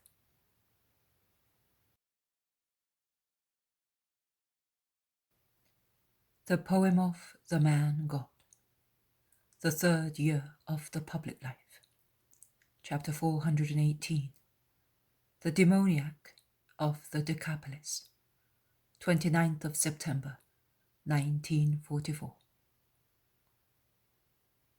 Jesus and his apostles are still moving about the country. The mowing season is now over, and the fields display scorched stubble. Jesus is walking along a shady path and is speaking to some men who have joined the group of the apostles. "Yes," says one, "nothing can cure him. He is more than mad, and he terrorizes everybody, women in particular, because he chases them with obscene jibes. It would be a tragedy if he caught them." "One never knows where he is," says another man. "On the mountains, in the woods, in the fields. He appears all of a sudden like a snake. Women are terrified of him. One of them, a young girl, who was coming back from the river, died in a few days of high temperature, because she had been grasped by the madman. The other day, my brother-in-law went to the place where he prepared a sepulchre for himself and his relatives, because his father-in-law had died, and he wanted to make all the preparations for the burial. But he had to run away, because the demoniac, nude and howling as usual, was inside and threatened to strike him with stones. He chased him almost as far as the village, then went back to the sepulchre, and the dead man had to be buried in my sepulchre." "And what about the time when he remembered that Tobias and Daniel had taken him by force, had tied him, and taken him back home? He waited for them, hiding among the canes and the mud of the river, and when they got into the boat to go fishing or to ferry, I'm not sure which, with the strength of a demon he lifted the boat and turned it upside down. They saved themselves by miracle, but what was in the boat was lost, and the very keel of the boat was damaged, and the oars were broken." "But have you not shown him to the priests?" "Yes, he was taken to Jerusalem tied like a bale. What a journey! I was there, and I can tell you that I did not need to go to hell to learn what happens, and is said there, but it was of no avail." "Just as bad as before?" "Worse." "And yet the priest." "But what can you expect? It would be necessary." "What? Go on." There is silence. "Speak up, be not afraid.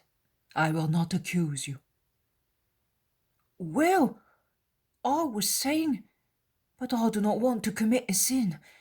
I was saying that, well, the priest might be successful If he were a holy man, you mean.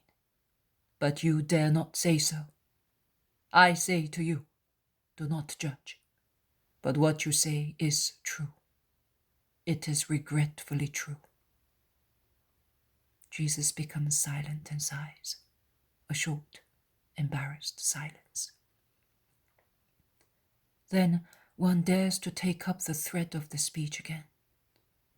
"If we should meet him, will you cure him?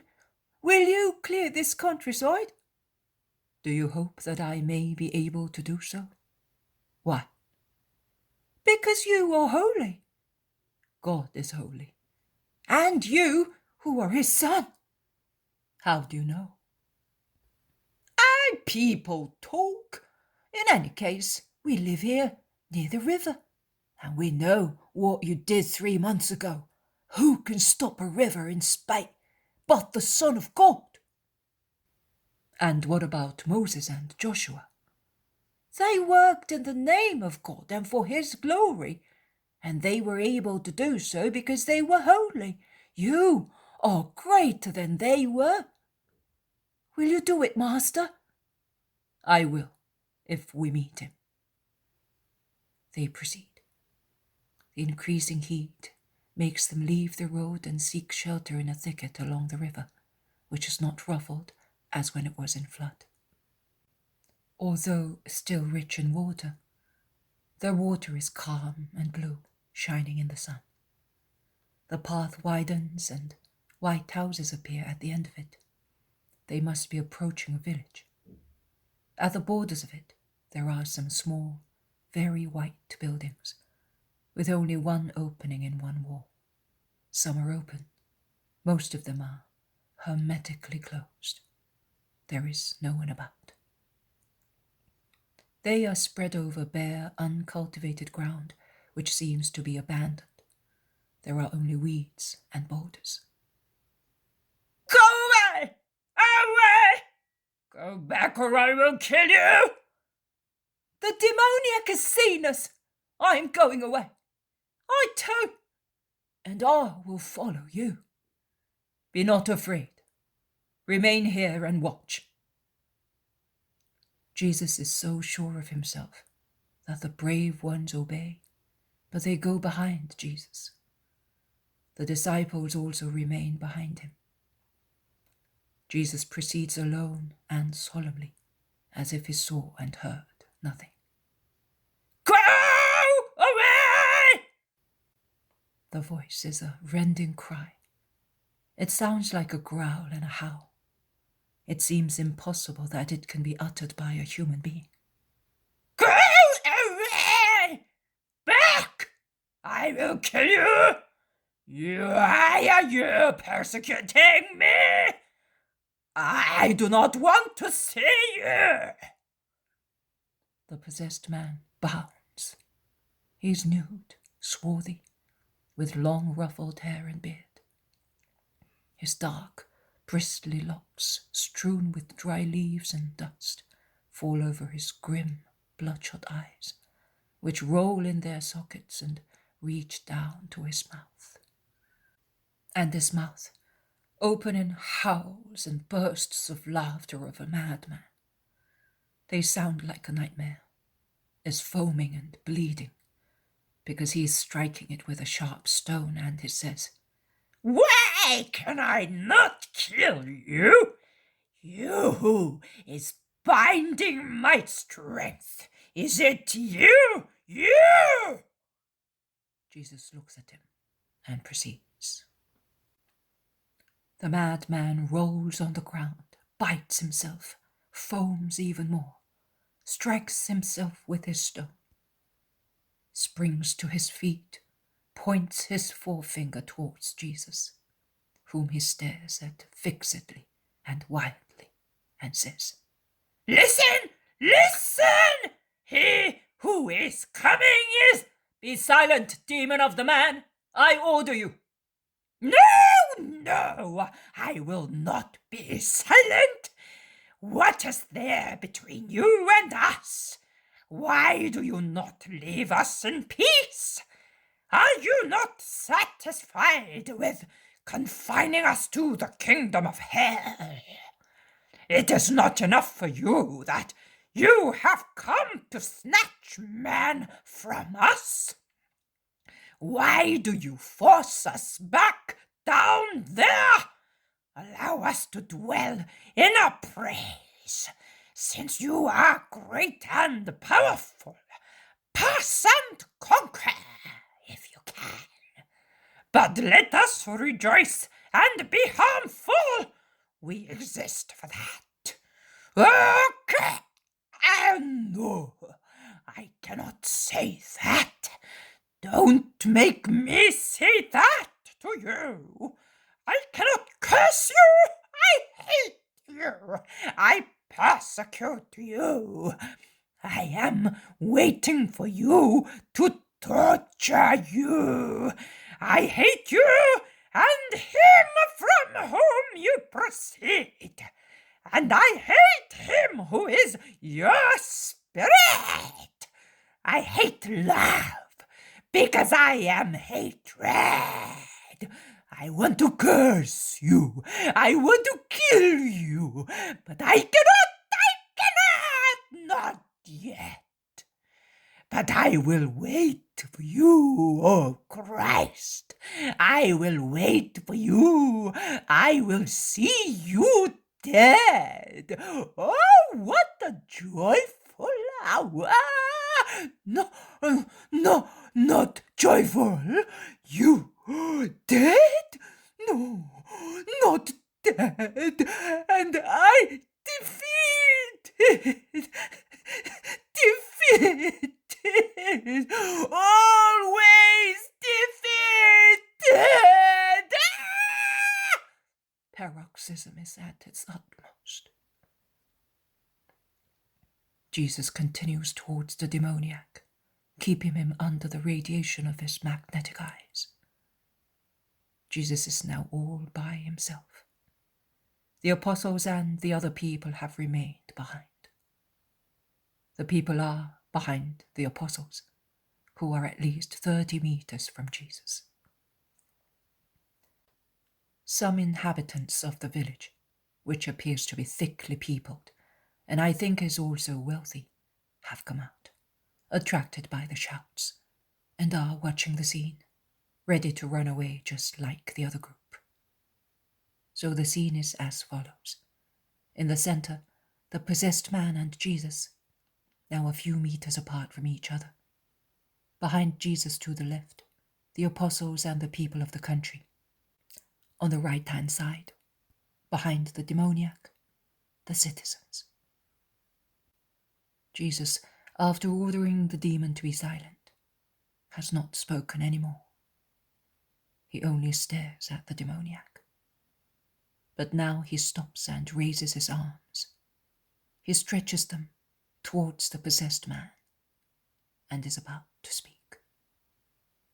The man's cries are now dreadful. He writhes. He jumps to the right, to the left, upwards. He looks as if he wanted either to run away or hurl himself upon Jesus, but he cannot. He's riveted there, and apart from his writhing, he can make no other movement. When Jesus stretches out his arms, his hands extended as if he were taking an oath. The madman howls louder, and after cursing, laughing, and swearing, he begins to weep and implore. No! Not in hell! Don't send me there! My life is dreadful even here, imprisoned in man. Because I want to travel through the world and tear your creatures to pieces. But not there, no, leave me outside. Come out of him! It's an order! No! Come out! No! Come out! No! In the name of the true God, come out! Oh, why do you defeat me? But I am not coming out, no. You are the Christ, the Son of God, but I am. Who are you? I am Beelzebub, the master of the world, and I will not surrender. I defy you, O Christ. The demoniac becomes motionless all of a sudden, stiff, almost dignified, and stares fixedly at Jesus with phosphorescent eyes, hardly moving his lips to utter unintelligible words and making light gestures with his hands near his shoulders and his elbows bent. Jesus also has stopped. With his arms folded over his chest, he gazes at him. Jesus also moves his lips slightly, but I cannot hear any word. The people present are waiting, but they do not agree with one another. He cannot do it.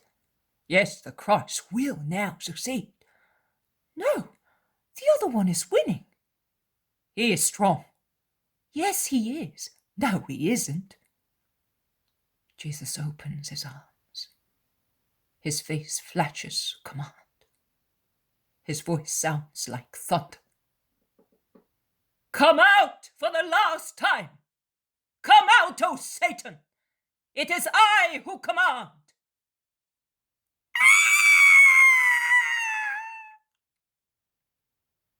It is a very long cry of never-ending torture. Not even a man slowly pierced by a sword would yell thus. And the cry ends in words. I am coming out, yes, you have defeated me, but I will avenge myself. You are driving me away, but there is a demon beside you, and I will go into him and possess him, investing him with my full power, and no order of yours will be able to take him away from me. In every age, in every place, I, the author of evil, procreate sons for myself. And as God procreated himself by himself, I procreate myself by myself. I conceive myself in the heart of man, and he gives birth to me. He gives birth to a new Satan, who is he himself. And I rejoice, having so many children. You and men will always find those creatures of mine who are as many Satans. I am going, O Christ, to take possession of my new kingdom, as you wish, and I leave you this poor wretch whom I maltreated in his place, as I am leaving him to you, the arms of Satan to you, God. I will take 1,010,000 now, and you will find them when your body is lurid tatters, will be given as a plaything to dogs. And I will take 10,000 and 100,000 in future centuries to use them as an instrument for me and torture for you. Do you think that you will win by raising your sign? My followers will knock it down, and I will be the winner. Is it not true that I will win, but I will torture you both in yourself and in your followers? A loud crash, like thunder, is heard. But there is neither flash of light nor rumbling of thunder, only a sharp, lacerating crack. And as the demoniac falls like a dead body to the ground and remains there, a huge tree trunk collapses near the apostles, as if it had been cut about 1 meter from the ground by a saw working as quickly as lightning. The apostolic group moves away just in time, while the local people run away. But Jesus, who has bent over the prostrated man and has taken him by the hand, turns round, still stooping, and with the hand of the cured man in his own. He says, "Come, be not afraid." The people approach timorously. "He is cured. Bring a garment." A man runs away to fetch one. The man comes round slowly. He opens his eyes and meets Jesus's. He sits up. With his free hand he wipes off perspiration, blood, and foam. He pushes his hair back and looks at himself. When he realizes that he is nude in the presence of so many people, he feels ashamed. He crouches and asks, "What happened? Who are you? Why am I here? Nude?" "Nothing, my friend. They will now bring you some new clothes, and you will go back home." "Where have I come from? And where are you from?" He speaks with the faint, tired voice of a sick person. "I come from the Sea of Galilee." "And how come you know me? Why are you helping me? What is your name?"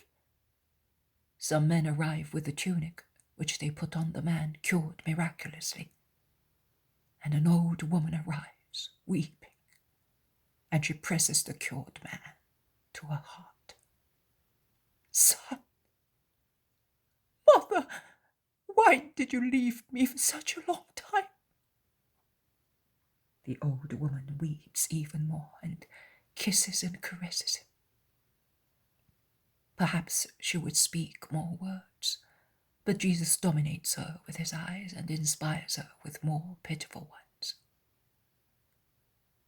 "You have been so ill, son. Praise God who has cured you, and the Messiah who acted in the name of God." "Him? What's his name?" "Jesus of Galilee. But his name is Goodness. Kiss his hand, son, and ask him to forgive you for what you did or said. You certainly spoke in your..." "Yes, he spoke when he was feverish," says Jesus to prevent unwise words. But it was not he who spoke, and I am not severe with him. Let him be good now. Let him be continent. Jesus stresses the word. The man lowers his head, embarrassed. But what Jesus spares him is not spared by the rich citizens who have by now approached them. Among them there are some ineffable Pharisees. You have been lucky. It is a good job that you met him, the master of the demons. A demoniac! The man is terrified. The old woman bursts out. You cursed ones! You have neither mercy nor respect, you greedy, cruel vipers! And you as well, you useless minister of the synagogue, the Holy One, master of the demons!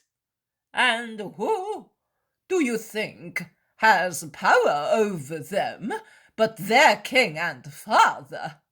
Oh, impious people, blasphemers, Be silent, woman.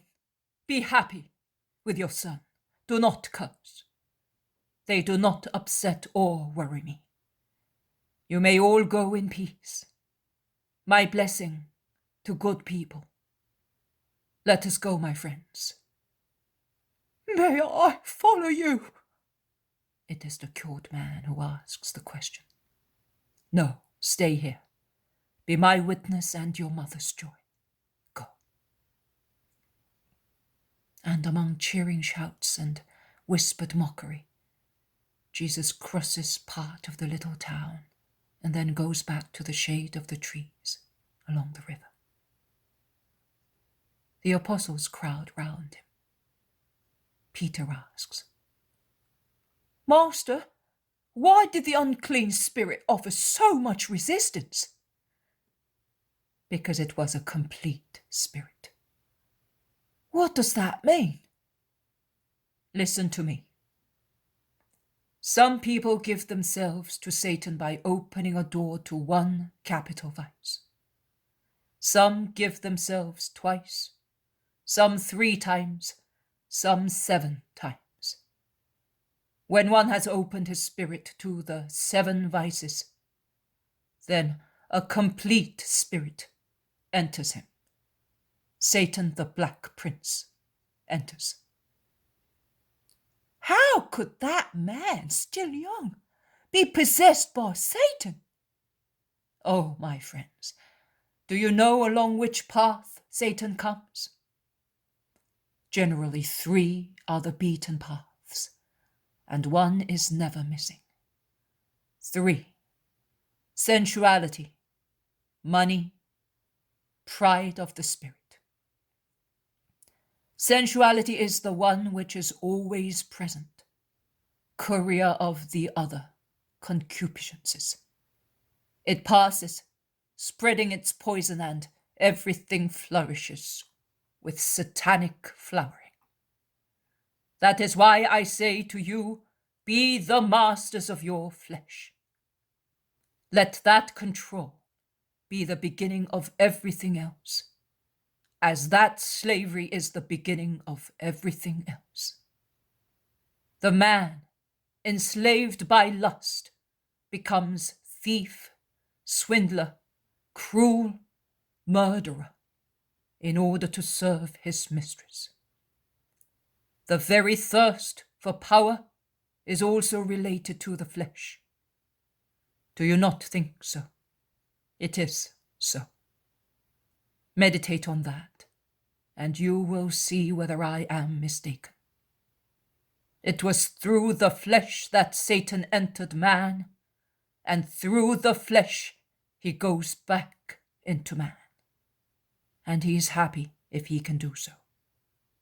He, 1 and 7-fold, enters with the proliferation of his legions of minor demons. You said that Mary of Magdala had 7 demons. You said so, and they were certainly demons of lust, and yet you freed her very easily. Yes, Judas, that is true. So? So, according to you, my theory is wrong. No, my friend. That woman wanted, by that time, to be freed from her possession. She wanted. Willpower is everything. Why, Master, do we notice that many women are possessed by the demon? And we can say, by that demon? See, Matthew, woman is not equal to man in her formation and in her reaction to the original sin. Man has other aims for his desires, which may be more or less good. Woman has only one aim: love. Man has a different formation. Woman has this one, sensitive, which is even more perfect, because its purpose is procreation. You know that every perfection brings about an increase in sensitiveness. A perfect ear can hear what escapes a less perfect ear, and is glad of that. The same applies to the eyes, to the palate, and to olfaction. Woman was to be the sweetness of God on the earth. She was to be love, the incarnation of that fire which moves him who is, the manifestation, the testimony of that love. God had therefore gifted her with a supereminent sensitive spirit, so that one day, as a mother, she could and would know how to open the eyes of the hearts of her sons to the love for God and their fellow creatures, as man would open the eyes of intelligence of his children to understanding and acting. Consider the command of God to himself: let us make a helpmate for Adam. God, goodness, could but want to make a good helpmate for Adam. He who is good loves. Adam's helpmate, therefore, was to be able to love, to succeed in making Adam's day happy in the blissful garden. She was to be so capable of loving as to be the second collaborator and substitute of God in loving man, his creature, so that even when God did not reveal himself to his child with his loving voice, man should not feel unhappy for lack of love. Satan was aware of such perfection. Satan knows so many things. It is he who speaks through the lips of Pythonesses, telling lies mixed with truth. And bear this in mind, all of you, both you who are present here and those who will come in future. He speaks such truth which he hates, because he is falsehood, only to seduce you with the chimera that it is light that speaks and not darkness.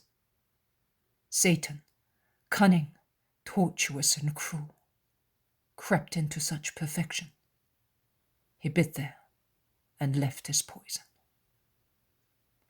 The perfection of woman in loving has thus become Satan's instrument to dominate man and woman and spread evil.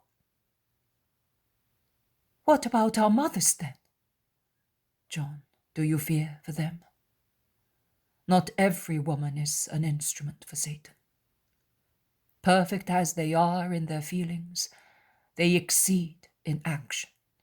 Angels, if they want to be of God. Demons, if they wish to be of Satan. Holy women, and your mother is one of them, want to be of God, and they are angels. Do you think that the punishment of woman is unfair, Master? Man also sinned. And what about the reward then? It is written that good will come back to the world through woman, and Satan will be defeated. Never judge the work of God. That is the first thing. But consider that as evil came into the world through woman, it is fair that through the woman, good should come into the world. A page written by Satan is to be cancelled, and the tears of a woman will do that. And as Satan will shout his cries forever, the voice of a woman will sing to drown those cries. When? I solemnly tell you that her voice has already descended from heaven, where her hallelujah has been sung from eternity. Will she be greater than Judith? Greater than every woman. What will she do? She will turn Eve upside down with her treble sin. Absolute obedience, absolute purity, absolute humility. She will rise on that, a victorious queen. But Jesus, is your mother not the greatest, having given birth to you? Great is he who does the will of God, and that is why Mary is great. Every other merit comes from God, but that one is entirely hers, and may she be blessed for it. And it all ends. Jesus says, "You have seen a man possessed by Satan." There are many replies in my words, not so much for you as for other people. Will they be of any use? No. They will be of no use to those who need them most. Rest with my peace.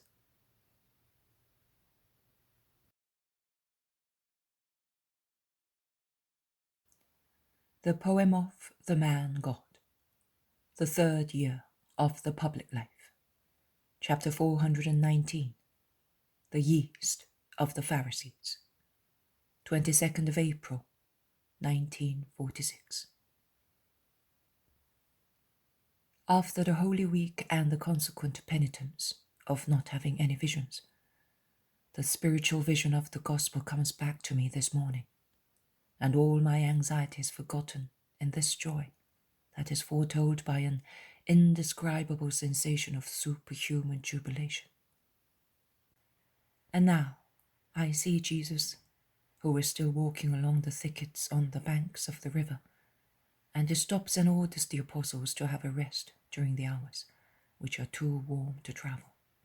Because while it is true that the thickly interlacing branches protect from the sun, they form a kind of canopy which obstructs the very light breezes, and thus the air in there is warm, still, heavy and damp. Dampness, in fact, rises from the ground near the river, and far from being a relief, it is a sticky torture, which mixes with and increases the troublesome perspiration steaming down their bodies. Let us stop until evening. We will then go down to the whitish gravel bed until visible in starlight, and we will proceed by night. Let us take some food and a rest now. Oh, before taking any food, I will refresh myself in the water. The water will be warm too, like a decoction for a cough, but it will wash my sweat away. Who's coming with me? Asks Peter. They all go with him, everyone. Jesus also, as, like everybody else, he is perspiring, and his tunic is heavy with dust and sweat. Each of them takes a clean tunic from his sack, and they all go down to the river. On the grass, to mark their stop, there are only 13 sacks, and the small water flasks, watched over by old trees and countless birds, which look curiously with their tiny jet eyes at the 13 full, multicolored sacks spread over the grass. The voices of the bathers fade away and mingle with the murmuring water. Only now and again the sharp laughter of the younger ones resound like a high note above the low, monotonous tone of the river. But the silence is soon broken by the shuffling of feet. Some heads appear from behind the thicket.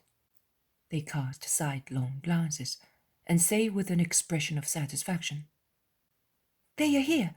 They have stopped. Let us go and tell the others." And they disappear behind the bushes. In the meantime, the apostles come back with the Master. They are refreshed, and their hair is still wet, although they have dried it hurriedly. They are barefooted, and are holding their dripping, washed sandals by the straps, and they are wearing fresh clothes, and the other ones are hanging in the canebrake after being washed in the blue water of the Jordan.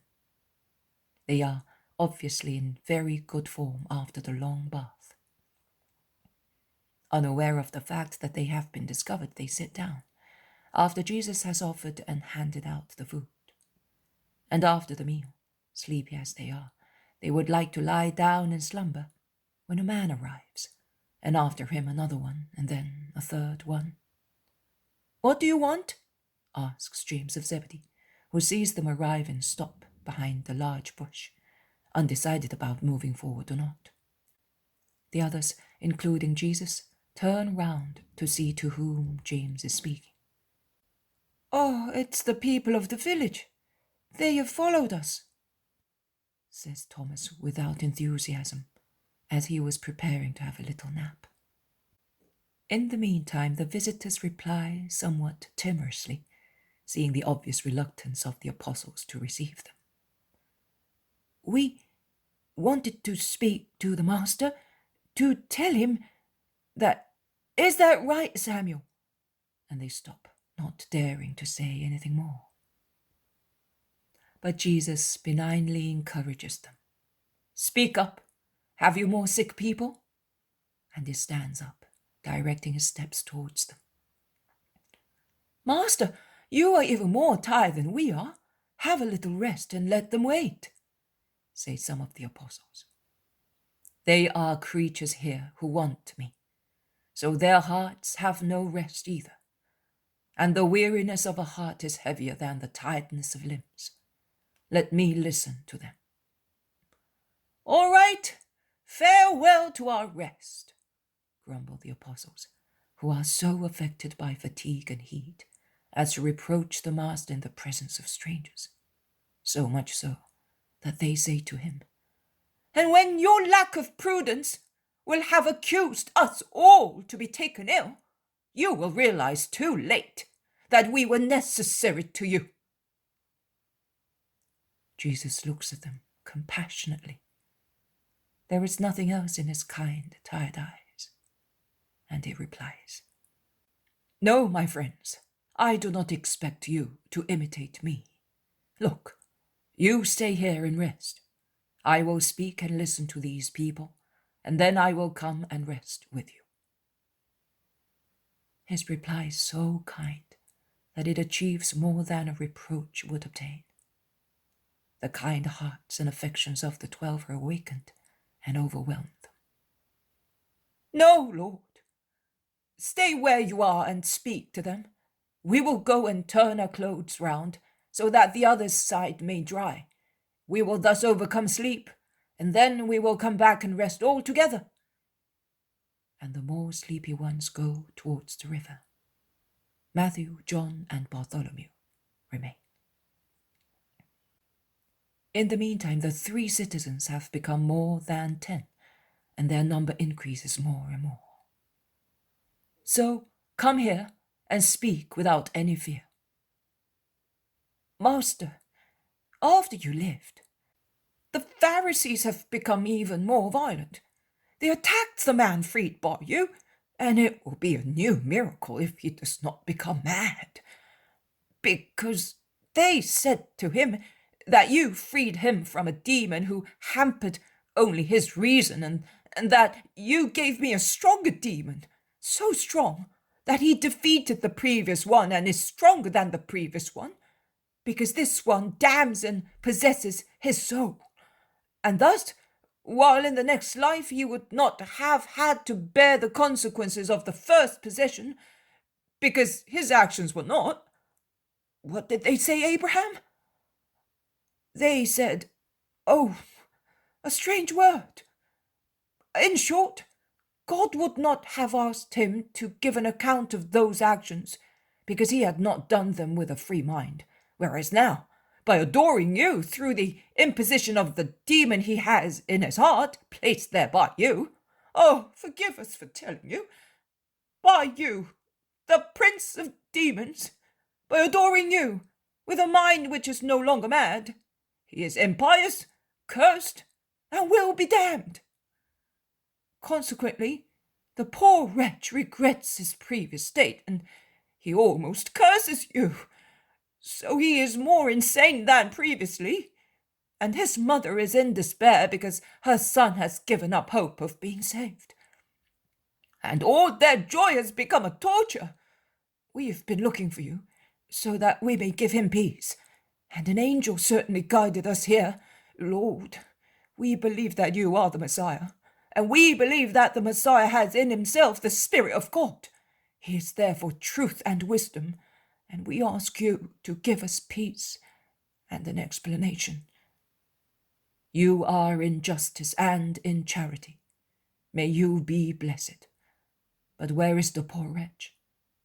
He is following us with his mother, shedding desperate tears. See, the entire village, except them, the cruel Pharisees, is coming here, disregarding their threats, because they have threatened to punish us for believing in you. But God will protect us. God will protect you. Take me to the man I cured. No, we will bring him here. Just wait. And many of them depart towards the larger group of people who are coming, making gestures, while two shrill cries overwhelm the confused noise of the talk of the crowd. The others, those who have remained, are already so many, and when they are joined by the group surrounding the cured demoniac and his mother, a really large crowd is pressing among the trees around Jesus, climbing even the trees to find a place to hear and see. Jesus goes towards the cured demoniac, who begins to tear his hair as soon as he sees him, and kneeling down, he says, "Give the first demon back to me, out of pity for me, for my soul. What have I done to you that you should injure me so much?" And his mother, also on her knees, says, "He is raving mad with fear, Lord. Do not pay attention to his blasphemous words, but free him from the fear that those cruel people have infused into him, so that he may not lose the life of his soul.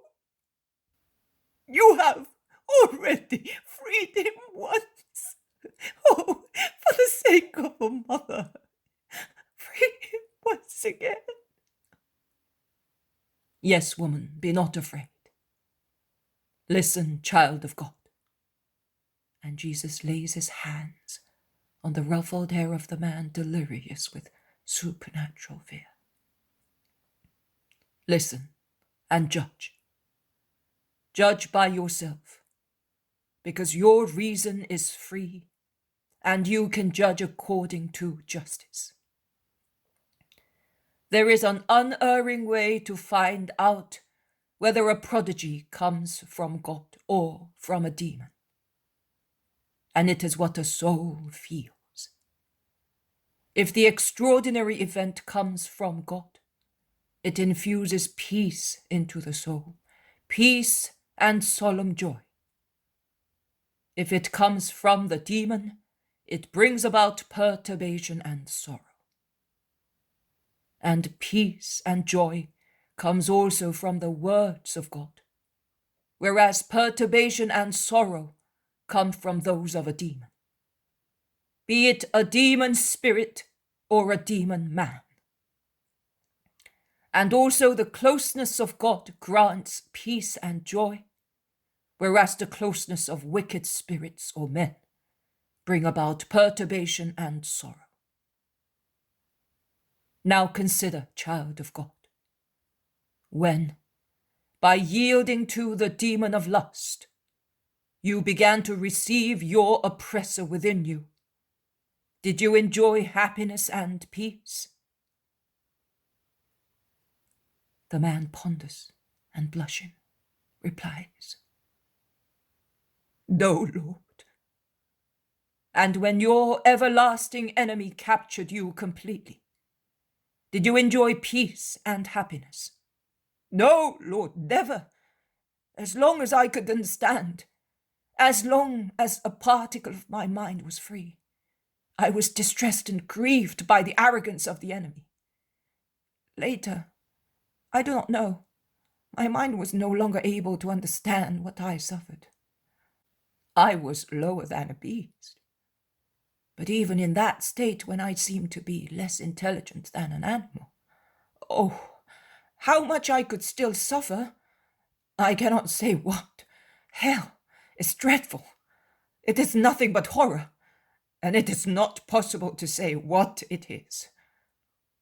The man shivers, remembering what he suffered when he was possessed. He trembles, blanches, perspires.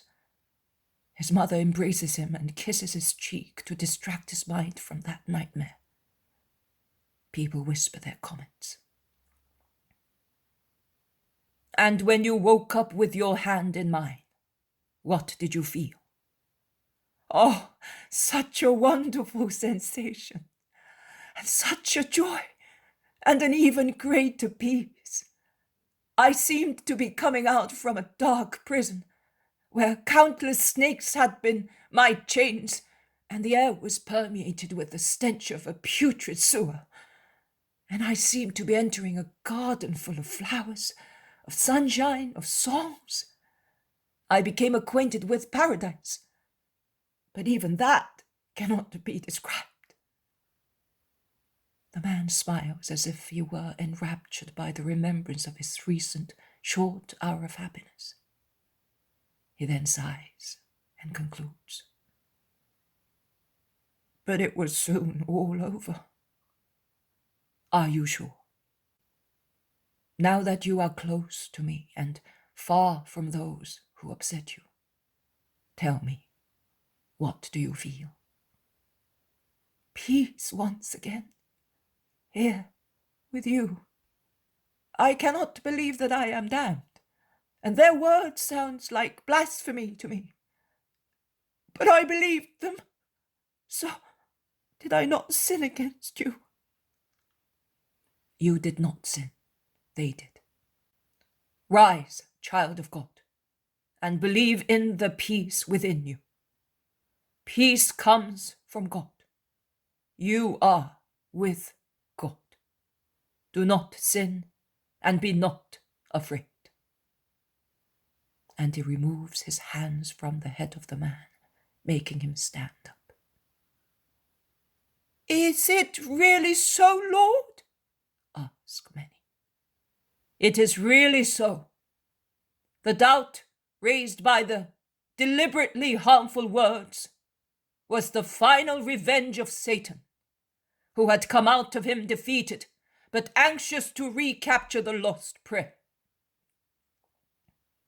With much good common sense, a man of the people says, Then the Pharisees assisted Satan!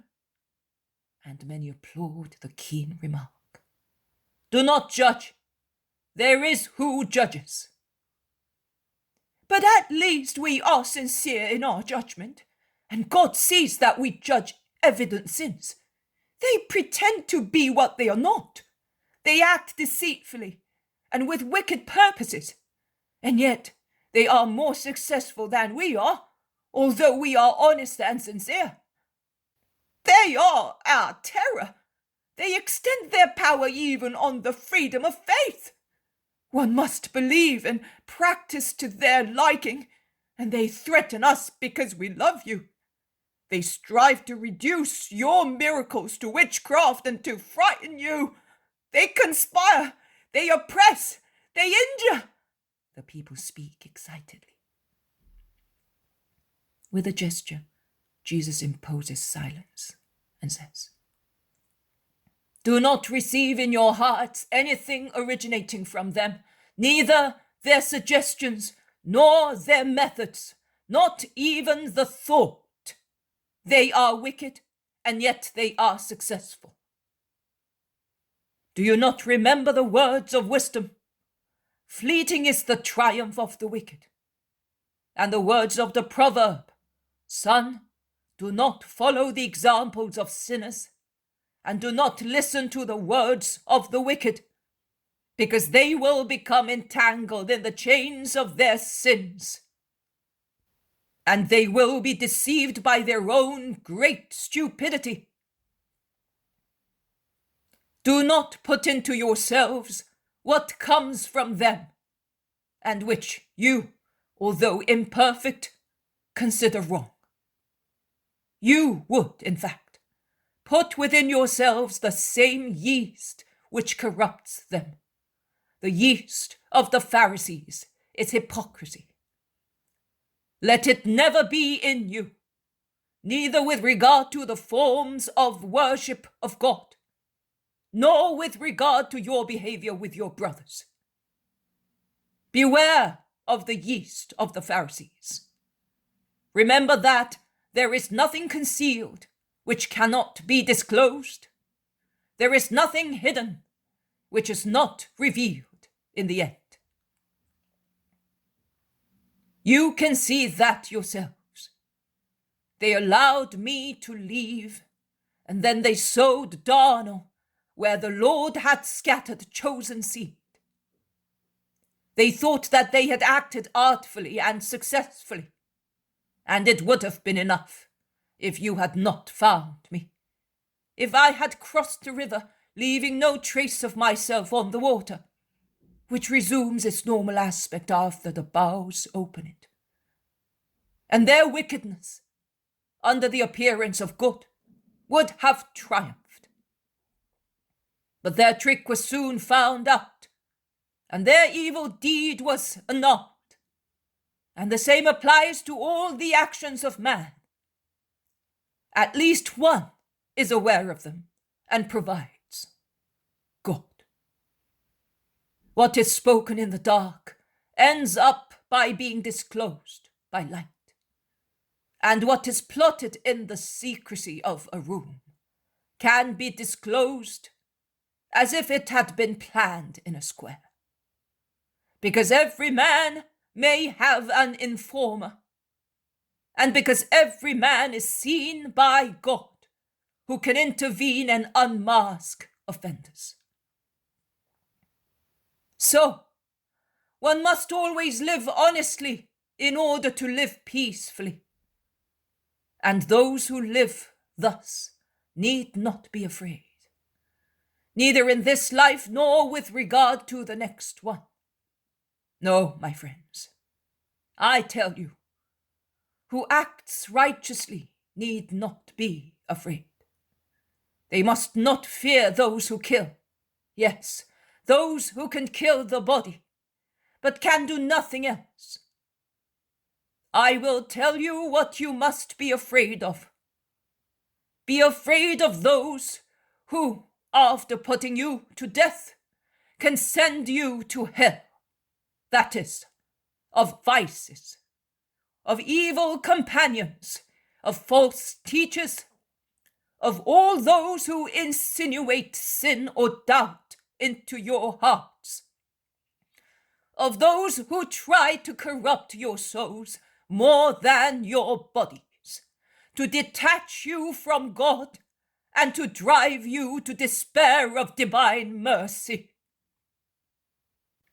I repeat to you that that is what you are to be afraid of, because in that case you will be dead forever. But be not afraid for the rest, for your lives. Your Father does not lose sight even of one of these tiny birds, which builds its nest in the leafy branches of the trees. Not one of them is caught in the net without its creator being aware of it. And yet, their material value is tiny. 5 sparrows for 2 pennies. And their spiritual value is nil. And yet, God takes care of them. Will he, therefore, not take care of you, of your lives, of your welfare? Every hair on your head is known to the Father, and no wrong done to his children passes unnoticed by him, because you are his children. That is, you are worth much more than the sparrows which nest on roofs or among leafy branches. And you remain his children until, by your own free will, you renounce to be so. And one renounces such filiation when one denies God and the word whom God sent amongst men to lead men to God. Then, when a man will not acknowledge me in the presence of men, because he is afraid of being damned by such acknowledgement, God will not acknowledge him as his child. And the Son of God and of man will not acknowledge him in the presence of the angels in heaven. And those who disown me in the presence of men will be disowned as children in the presence of God's angels. And those who have spoken ill of the Son of Man or against him will still be forgiven, because I will plead with the Father for their forgiveness. But those who blaspheme against the Holy Spirit will not be forgiven. Why that? Because not everybody can understand the extent of love, its perfect infinity, and see God in a body like the body of every man. The Gentiles, the heathens, cannot believe that through faith, because their religion is not love. Also among us, the fearful respect of Israel for Jehovah can prevent people from believing that God has become man and the humblest of men. It is a fault not to believe me, but when it is based on excessive fear of God, it is still forgiven. But he cannot be forgiven who does not yield to the truth shining through my deeds and denies that the Spirit of love has kept the promise to send the Saviour at the fixed time. The Saviour, preceded and accompanied by the signs foretold. Those who are persecuting me are acquainted with the prophets. The prophecies are full of me.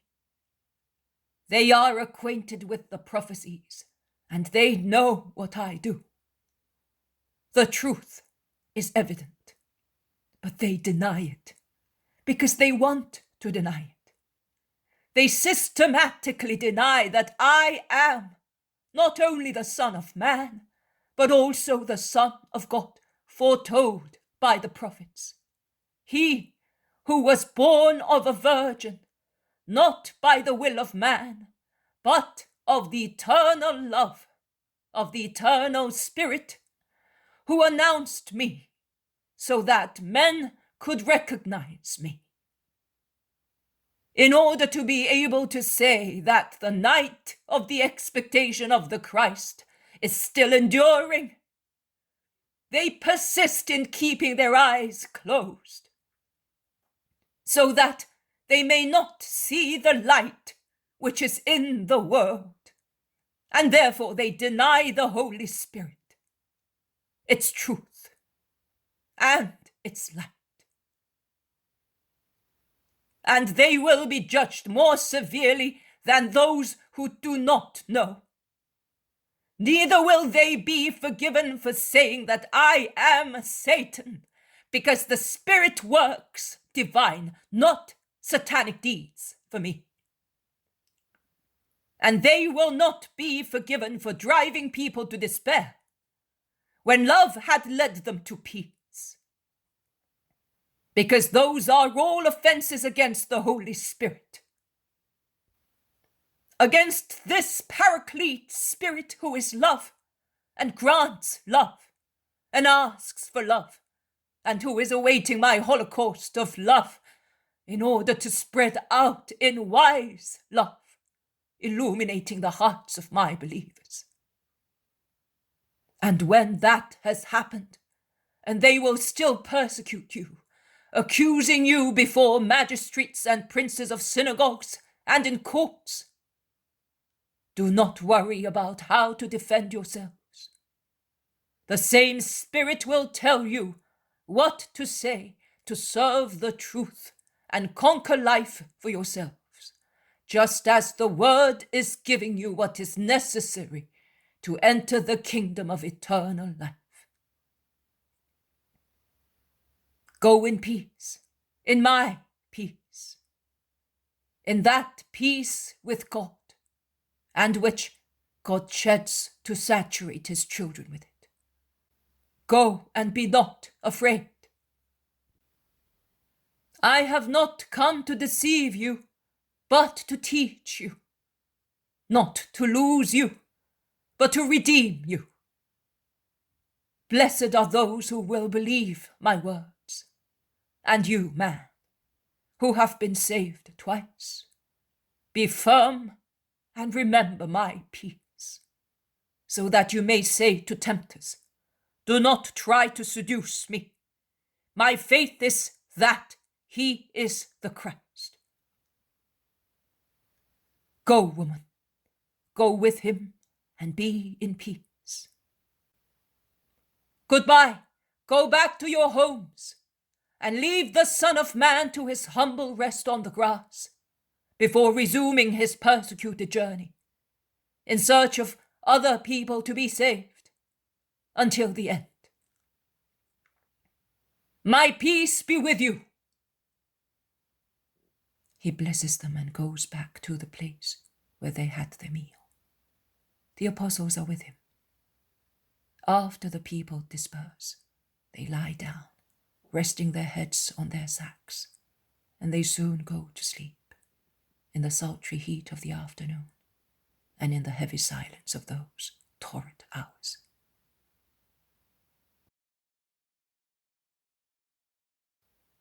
The poem of the Man God, the third year of the public life, chapter 420.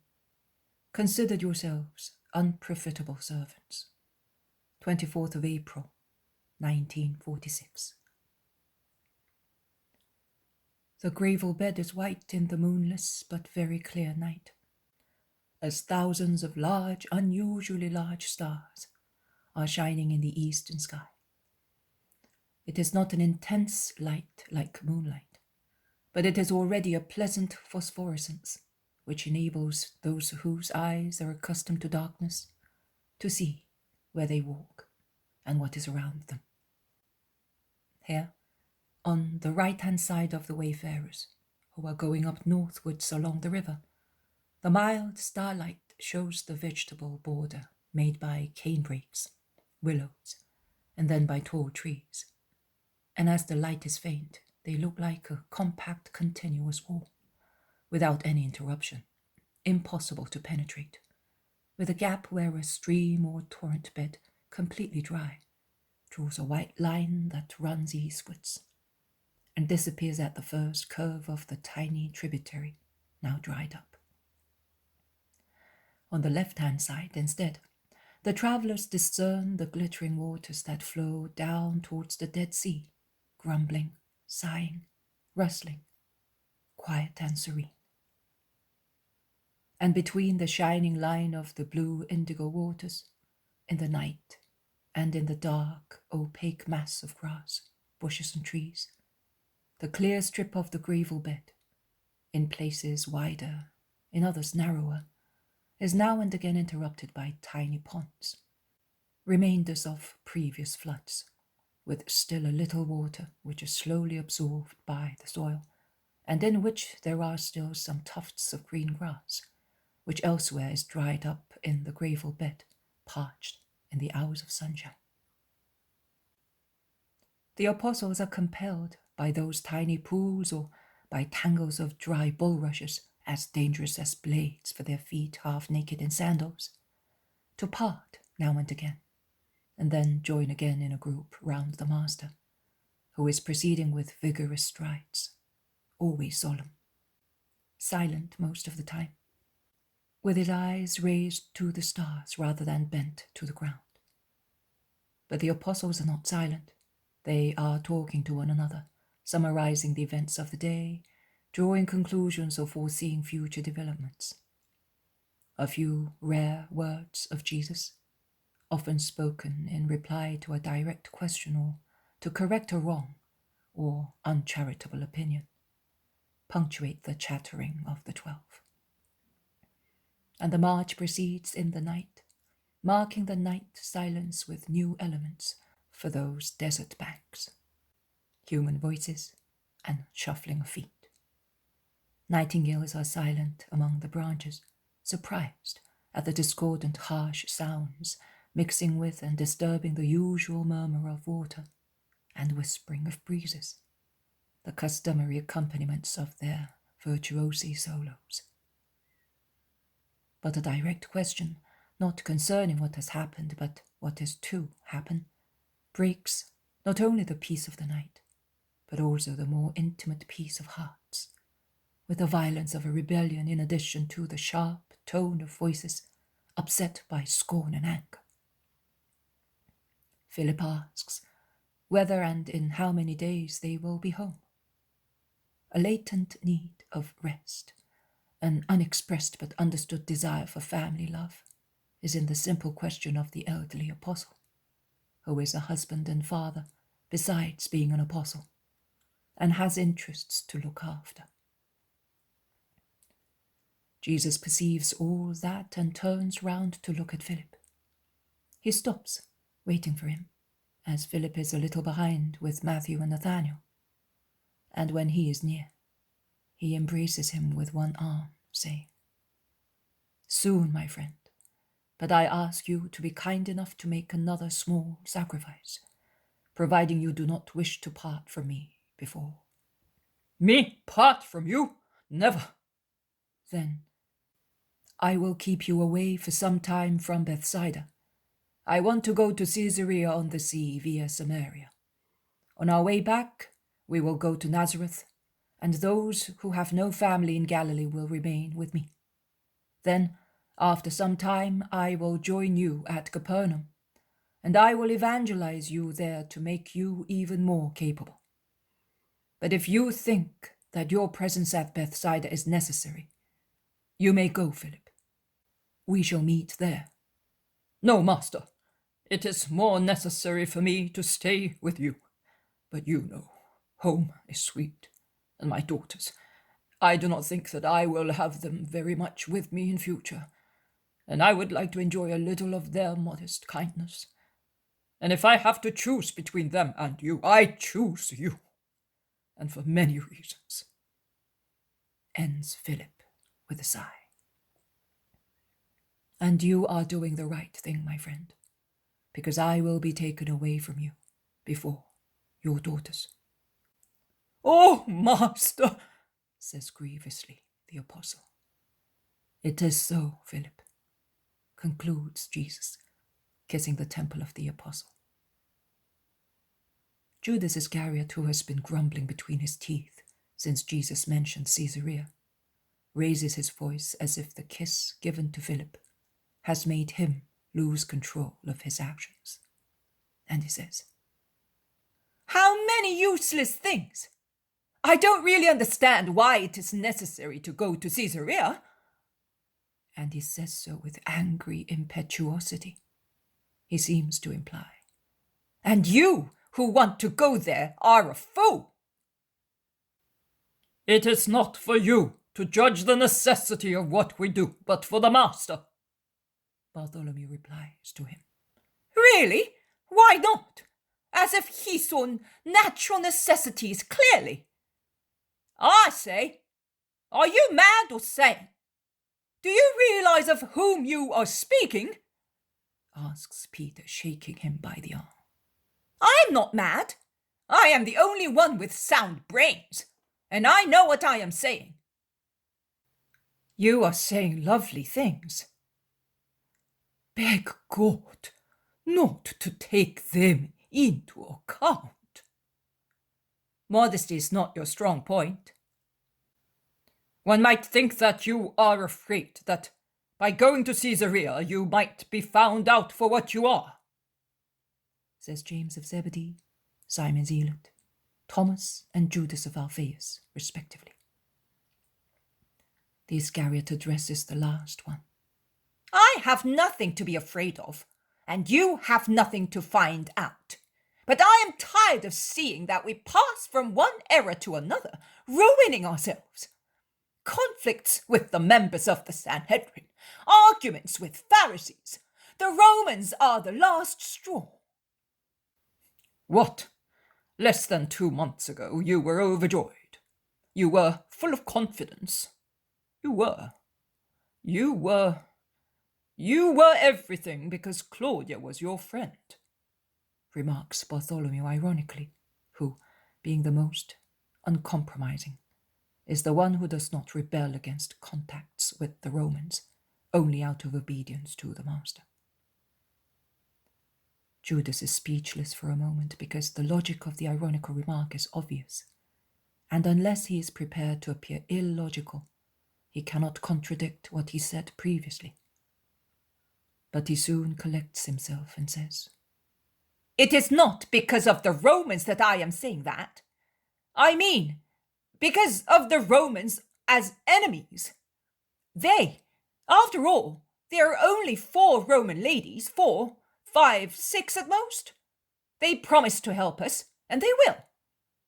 But it is because that it will increase the hatred of his enemies, and he does not realize that, and their hatred is intense, Judas, and you know that as well as I do, even better than I do, says Jesus, calmly stressing the word better. Me? What do you mean? Who knows things better than you do? Just now, you said that you are aware of necessities and how to make use of them, retorts Jesus. With regard to natural things, yes. I say that you know spiritual matters better than anybody. That is true. But I was just saying to you that you know better than I do. Unpleasant, disgraceful, natural things, if you wish to call them so, such as the hatred of my enemies, such as their purposes. I know nothing. I do not know anything. I swear to it on my soul, on my mother, on Jehovah. That is enough. It is written that you must not swear, orders Jesus with such severity that even his countenance seems to become petrified in the perfection of a statue. Well, I shall not swear, but I must be allowed to say, since I am not a slave, that it is not necessary, that it serves no purpose. On the contrary, it is dangerous to go to Caesarea, to speak to the Romans. And who told you that that will happen? Asks Jesus. Who? Everything. You need to make sure of something. You're on the track of a... He stops, realizing the wrath is making him say too much. He then resumes. And I tell you that you ought to think also of our interests. You have deprived us of everything, home, earnings, affections, peace. We are persecuted because of you, and we shall be persecuted even later, because you say so in every possible way. We'll go away one fine day, but we are staying. We shall be ruined, but we... You will not be persecuted when I am no longer among you. I, who am the truth, tell you so. And I tell you that I have taken what you spontaneously and insistently gave me. So you cannot say that I have taken away from you, with abuse of power, even one of the hairs that fall off when you tidy them. Why are you accusing me? Jesus is now less severe. His sad countenance expresses the desire to bring Jesus back to reason, kindly. And I think that his compassion, so full and so divine, acts as a check on the others, who would not be so sympathetic towards the culprit. Judas also perceives that, and with one of the brusque changes of his soul, urged by two opposite forces, he throws himself on the ground, striking his head and chest and shouting, "Because I am a demon! I am a demon! Save me, Master, as you saved so many demoniacs! Save me! Save me!"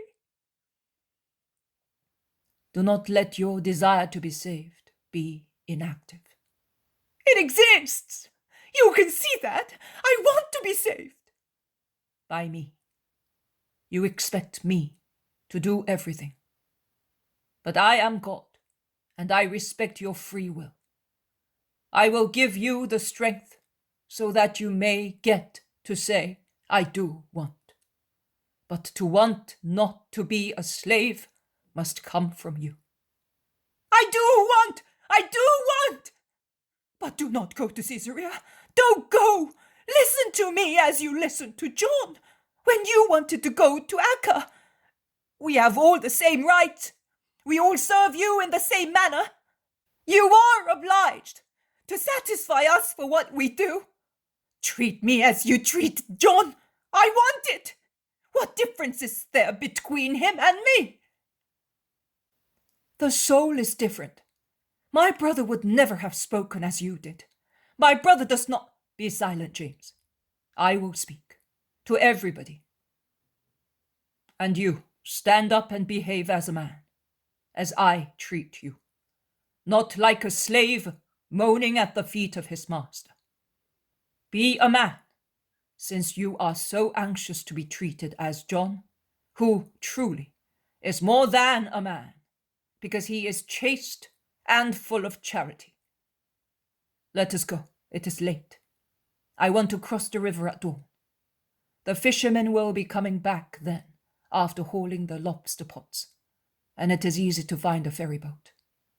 The moon in her last days raises a thin crescent higher and higher. We will be able to walk faster in an increased light.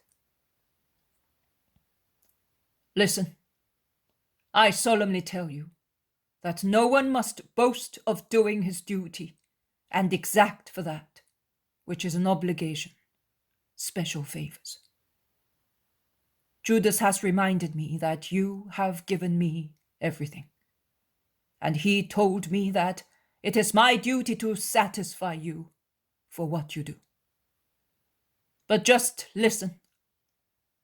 Among you there are some fishermen, some landowners, some own a workshop, and the zealot had a servant.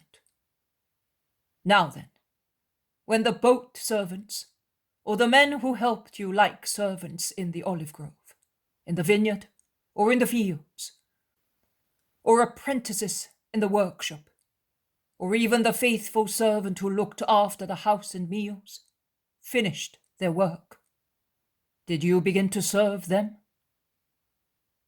Is it not so in every house and in every task? Which man, with a servant ploughing or minding sheep, or a workman in a workshop, would say to him when he finishes his work, "Go and have your meal immediately"? No one. But whether he comes back from the fields, or he lays down his working tools, every master says, "Get my supper laid," Get yourself tidy, and with clean clothes wait on me while I eat and drink. You will eat and drink afterwards. Neither can one say that that is insensibility, because a servant must serve his master, and the master is not obliged to him, because the servant has done what the master had ordered him to do in the morning. Because while it is true that the master must be kind to his servant, so it is the duty of the servant not to be lazy or a squanderer, but he must cooperate for the welfare of the master, who feeds and clothes him. Would you bear your boat assistants, your peasants, workmen, your house servant to say to you, "Serve me because I have worked"? I do not think so. So, with you, when you consider what you have done and you do for me, and in the future, considering what you will do to continue my work and to continue to serve your master, you must always say, because you will see that you have always done much less than was fair to do, to be on a par with what you received from God. We are unprofitable servants, because we have done but our duty. If you reason thus, you will see that you will no longer feel pretensions and bad temper arise in you, and you will act according to justice. Jesus is silent. They are all pensive. Peter nudges John, who is pondering, staring with his blue eyes at the waters, which from indigo have become silver blue in the moonlight, and says to him, "Ask him, when is it that one does more than one's duty? I would like to be able to do more than my duty. I too, Simon. I was just thinking of that," replies John with his beautiful smile, and in a loud voice he asks, "Master, tell me, will the man who serves you never be able to do more than his duty, to tell you that he thus loves you entirely?" Child, God has given you so much, that in all fairness, all your heroism would always be too little. But the Lord is so good that he does not measure what you give him with his infinite measure. He measures it with the limited measure of human capability. And when he sees that you have given without parsimony, with a full measure, overflowing generously, he then says, "This servant of mine has given me more than it was his duty. I will therefore give him the superabundance of my rewards." "Oh, how happy I am! I will give you an overflowing measure to have that superabundance," exclaims Peter. "Yes, you will give me it. You will all give me it. All those who are lovers of the truth, of the light, will give me it, and they will be supernaturally happy with me."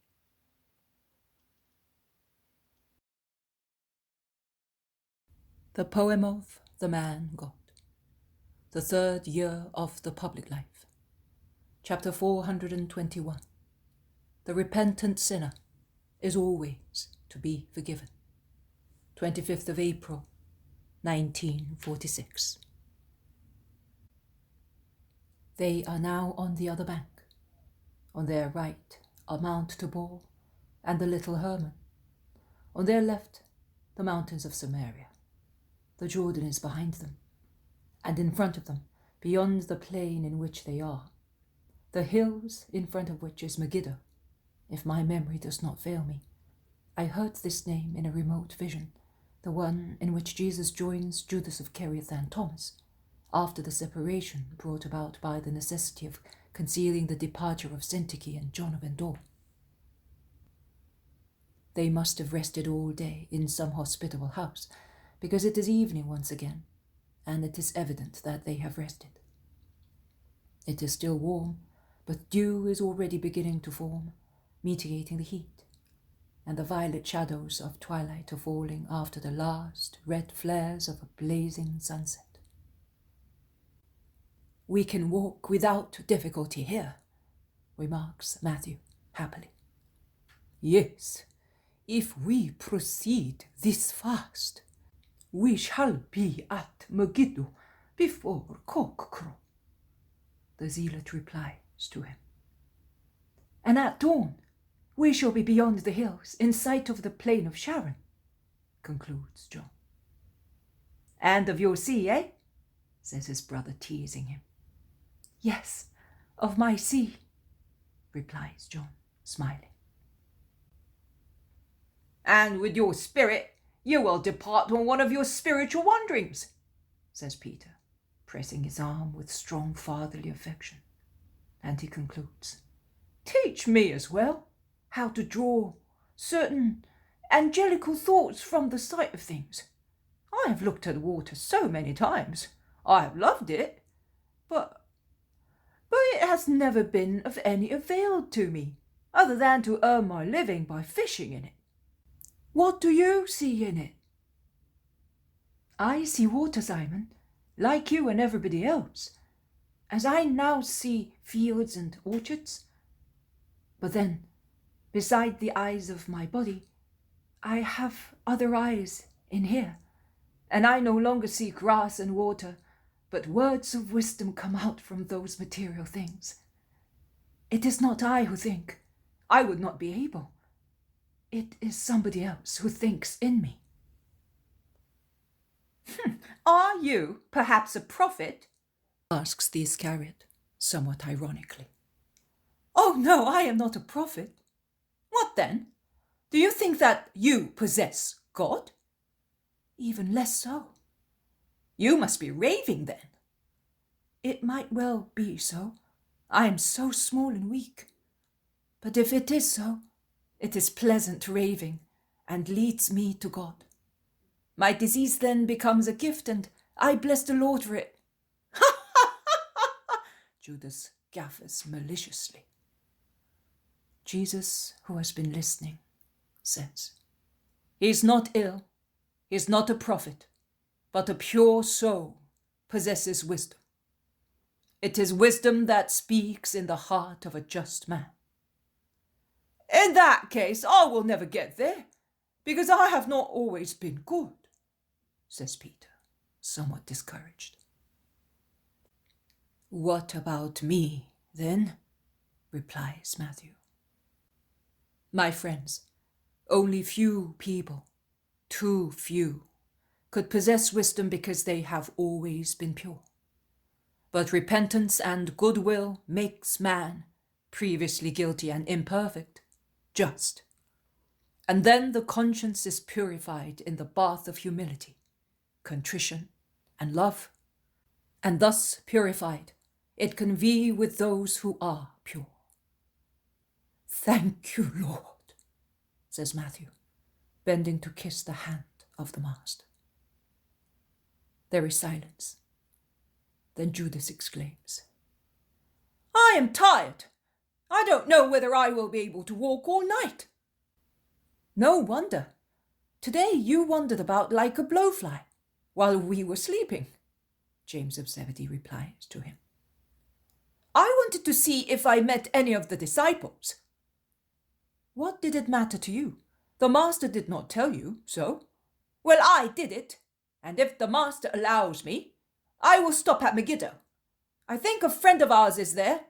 He goes there every year, at this time, after harvest time. I would like to speak to him of my mother and—" "Do as you wish. After your errand, you will go to Nazareth. We will meet you there. You can thus inform my mother and Mary of Alphaeus that we shall soon be home." "I also say to you, as Matthew did, 'Thank you, Lord.'" Jesus does not reply. and he receives the kiss on his hand as he received Matthew's. It is not possible to see his countenance, because it is the moment in the evening when daylight has disappeared completely, and there is no starlight as yet.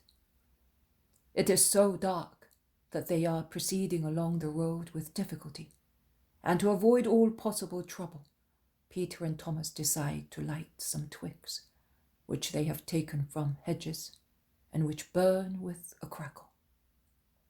But the lack of light previously, and the smoky moving light later, do not enable one to see the expressions of faces. In the meantime, they are approaching the hills, the dark tops of which are visible, because they are darker than the mown fields, where the stubble looks whitish against the black of the night. And they become more and more visible as they are approached, and as the light of the first stars illuminates them. I would leave you here, as my friends live a little outside Megiddo. I'm so tired. You may go. May the Lord watch over your steps. Thank you, Master. Goodbye, friends. Goodbye, goodbye, says the others, without attaching much importance to their greetings. Jesus repeats, May the Lord watch over your actions. Judas goes away quickly.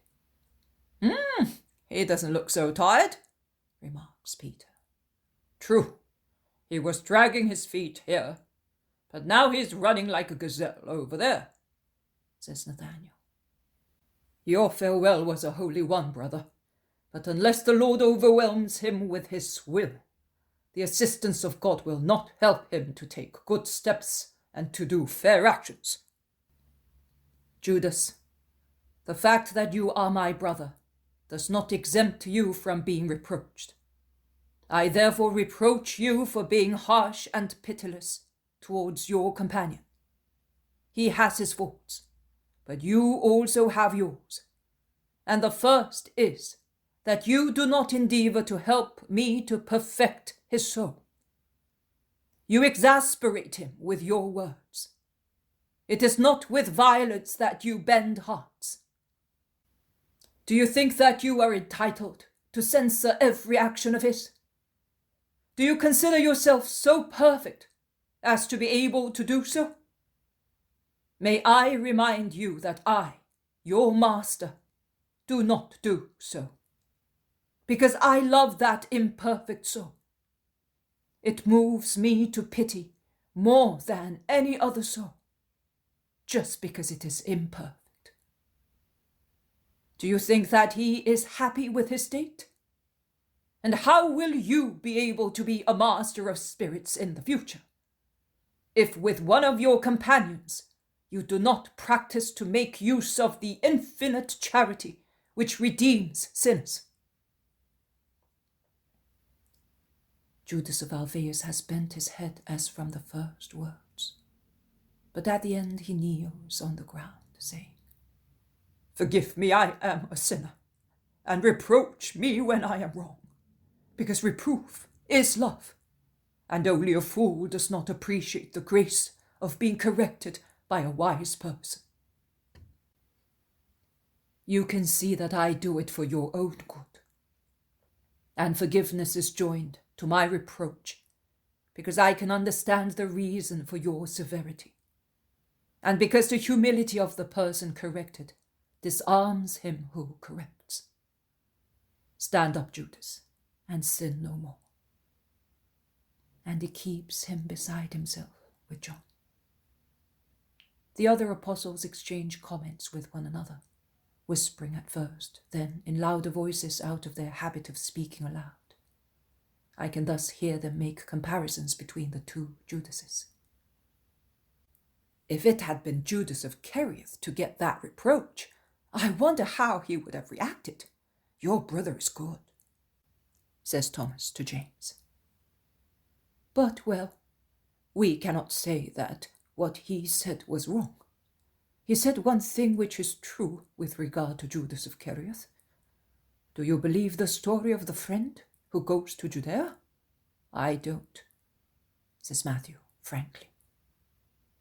It must be the vineyard matters as it happened at the Jericho market, says Peter, referring to the scene which he cannot forget.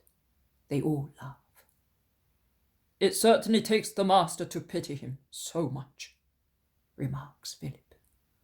So much, always, you should say, replies James of Zebedee. If it were I would not be so patient, says Nathaniel. Neither would I. Yesterday's scene was disgusting, confirms Matthew. The man cannot be completely sound of mind, says the zealot, conciliatorily. But he knows how to look after his business. He's even too clever. I would bet my boat, my nets, even my house, sure that I would not lose anything, that he has gone to see some Pharisee to beg for protection, says Peter. That's right, Ishmael. There's Ishmael at Megiddo. How come we never thought of that? We must tell the master, exclaims Thomas, striking his forehead vigorously with his hand. It is of no use. The master would excuse him once again, and would reproach us, says the zealot. Well, let us try. James, go. He loves you, and you are a relative of his. We're all alike, as far as he's concerned. Here, he does not see us as relatives or friends. He sees only apostles, and he is impartial. But I will go, just to please you, says James of Alphaeus. And he quickens his step to depart from his companions and join Jesus. You think that he has gone to see a Pharisee, this one or that one. It does not matter. But I think he did it in order not to come to Caesarea. He does not come there willingly, says Andrew. He seems to have been disgusted with the Roman ladies for some time, remarks Thomas. And yet, while you were going to Engedi, and I was going with him to Lazarus, he was so happy to speak to Claudia, says the zealot. Yes, but I think that he did something wrong just then. And I think that Johanna knows, and that is why she sent for Jesus.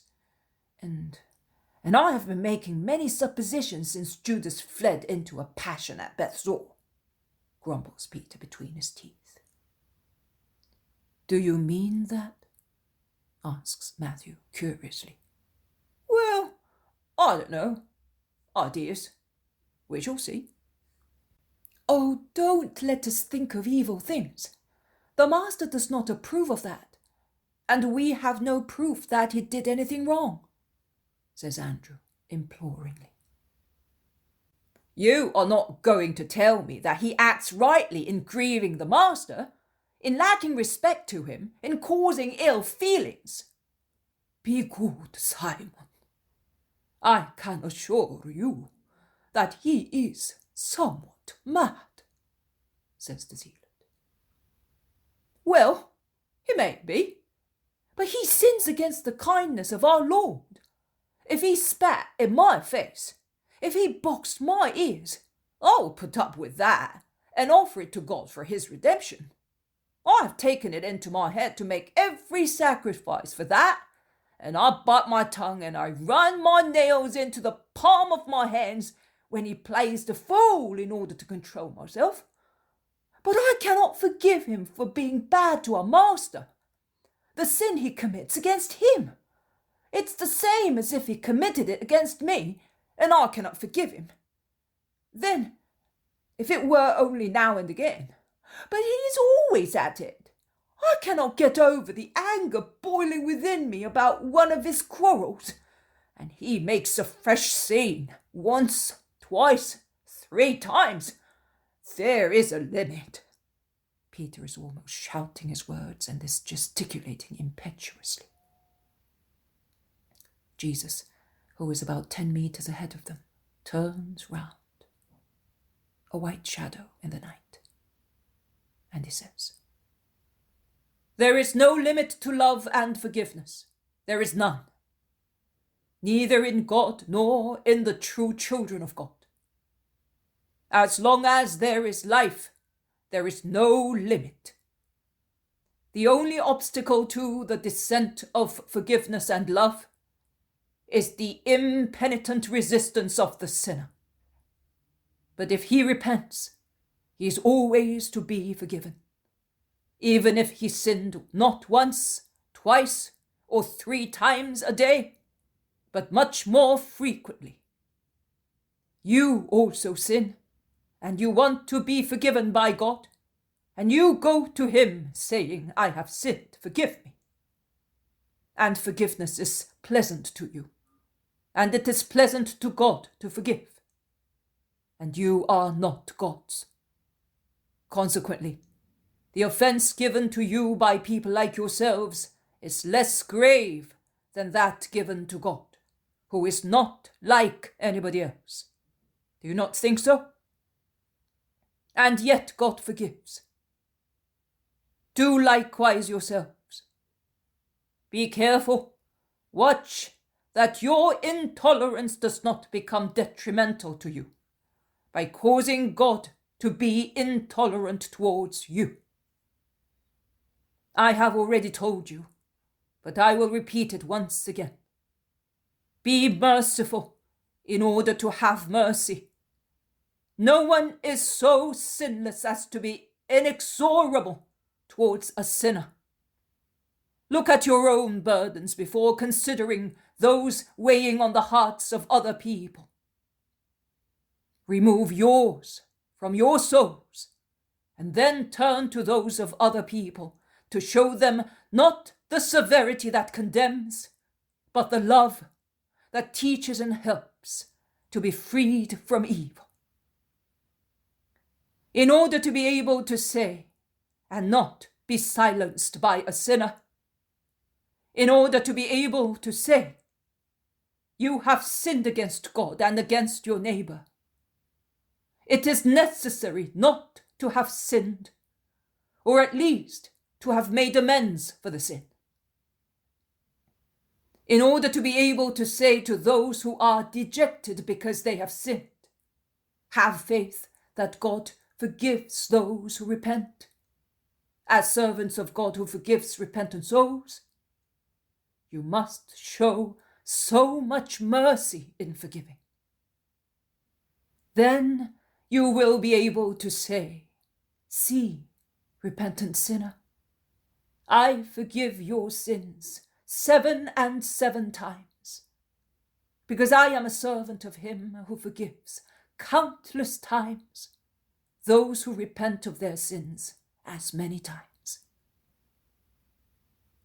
Consider then how the perfect one forgives. If I know how to forgive, simply because I serve him, have faith. You must be able to say so, and say so with your deeds, not just with words. You must say so forgiving. So if your brother sins, admonish him kindly, and if he repents, forgive him. And if at the end of the day he has sinned 7 times and says to you 7 times, I repent, forgive him 7 times. Have you understood? Will you promise me that you will do that? While he is away, do you promise me to be indulgent to him and to help me to cure him, making the sacrifice of controlling yourselves when he does anything wrong? Do you not want to help me to save him? He is your brother in spirit, as he comes from one sole Father. By race, as he comes from one sole people. By mission, as he is an apostle like you. So you ought to love him 3 times. If in your family you had a brother who grieved your father and exposed himself to censure, would you not try to correct him, so that your father suffered no longer and no one spoke ill of your family? So, is your family not a greater and holier one, as its father is God and I am the firstborn? Why, then, do you not want to console the father and me, and help us to improve the poor brother, who, believe me, is not happy to be so? Jesus is anxiously imploring on behalf of the apostle, who is so full of faults. And he concludes, I am the great beggar, and I ask you for the most valuable alms. I ask you to give me souls. I go about looking for them, but you must help me. Satisfy the hunger of my heart, which seeks love and finds it only in too few people. Because those who do not aim at perfection are like as many loaves of bread, of which my spiritual hunger is deprived. Give souls to your master, who is distressed at not being loved and understood. The apostles are moved. They would like to say so many things, but every word seems too mean. They press round the master, each one wishing to caress him, to make him feel that they all love him. At last it is meek Andrew who says, Yes, Lord, with patience, silence, and sacrifice, the powerful means of conversion, we will give you souls. Also that one, if God helps us. Yes, Lord, and you help us with your prayer. Yes, friends, and in the meantime let us pray together for your companion who has gone away. Our Father, who art in heaven. Jesus' perfect voice repeats the words of the Our Father, pronouncing them distinctly and slowly. The others chorus in a subdued tone, and while praying, they move away in the night.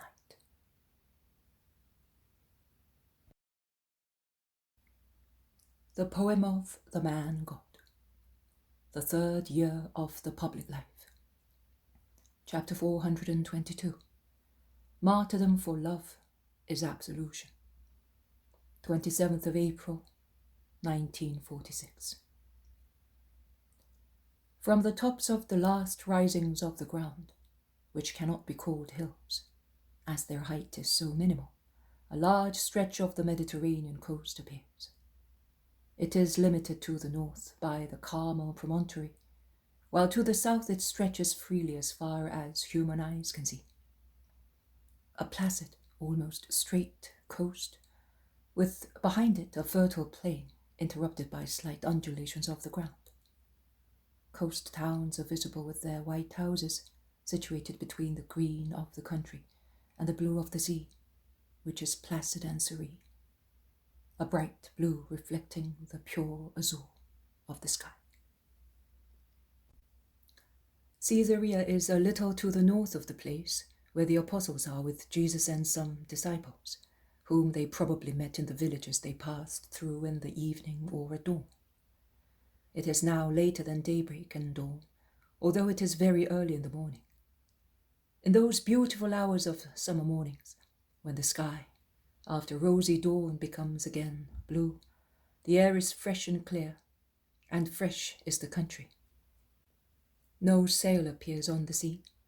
They are the pure hours of the day, when fresh flowers begin to open and the dew, drying in the early sun, exhales the sweet smells of herbs, bestowing freshness and perfume on the light breath of the morning breeze, which moves the leaves on stems just lightly and barely ripples the smooth expanse of the sea.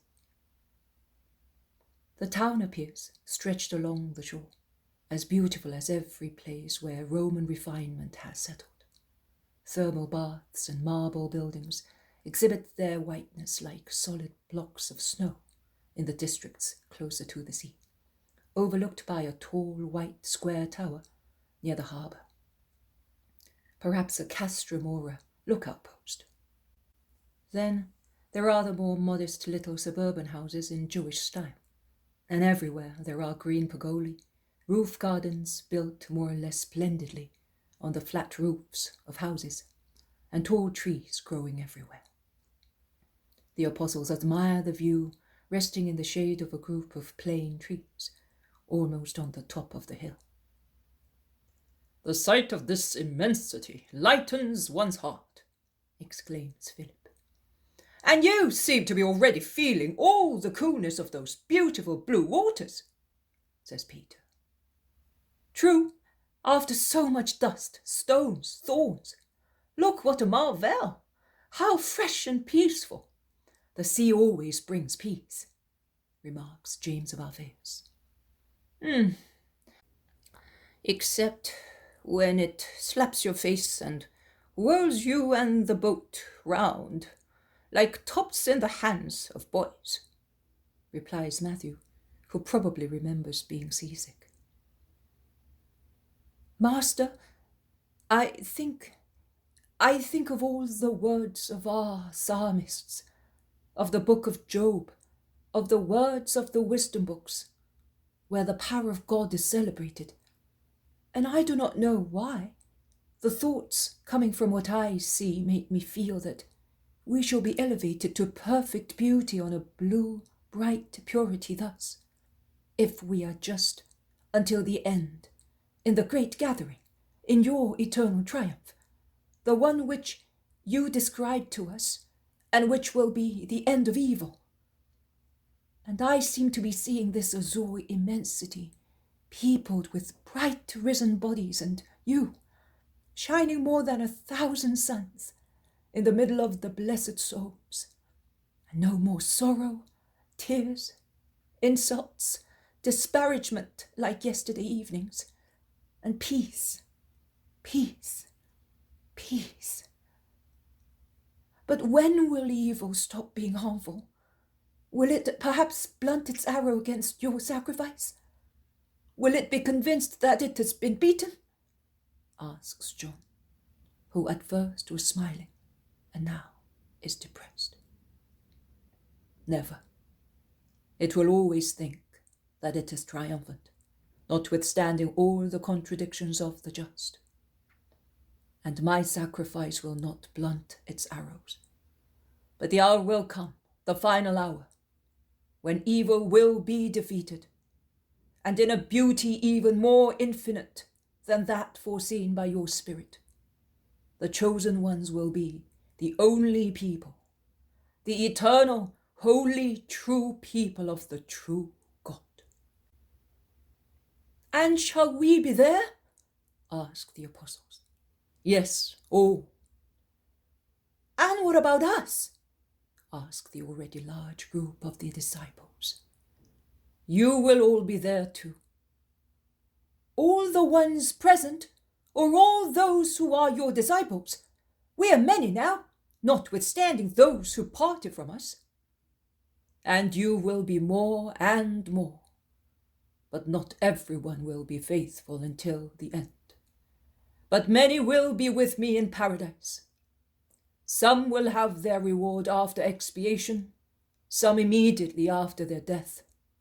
But the reward will be such that as you forget the earth and its sorrows, so you will forget purgatory with its penitential longing for love."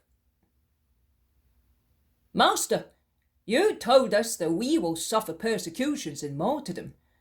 They may capture and kill us before we have time to repent, or our weakness will prevent us from being resigned to violent death." "So?"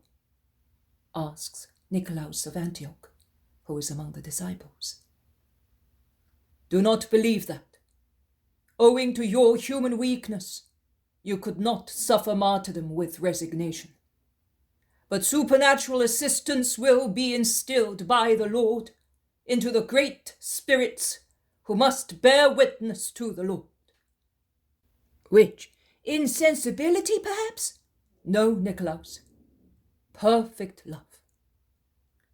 They will achieve such complete love that torture, accusations, separations from relatives, from life, from everything, will no longer be depressing matters.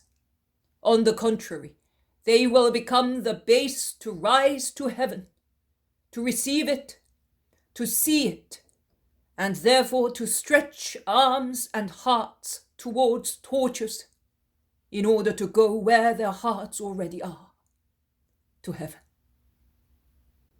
One who dies thus will be much forgiven, says an old disciple whose name I do not know. Not much, but completely forgiven. Papias, because love is absolution, and sacrifice is absolution, and heroic confession of faith is absolution. You can thus see that martyrs will have treble purification. Oh, then, I have sinned much, Master, and I have followed these disciples to be forgiven. And yesterday you forgave me, and because of that you were insulted by those who do not forgive and are guilty. I think that your forgiveness is valid, but for my long years of sin, give me the absolution of martyrdom.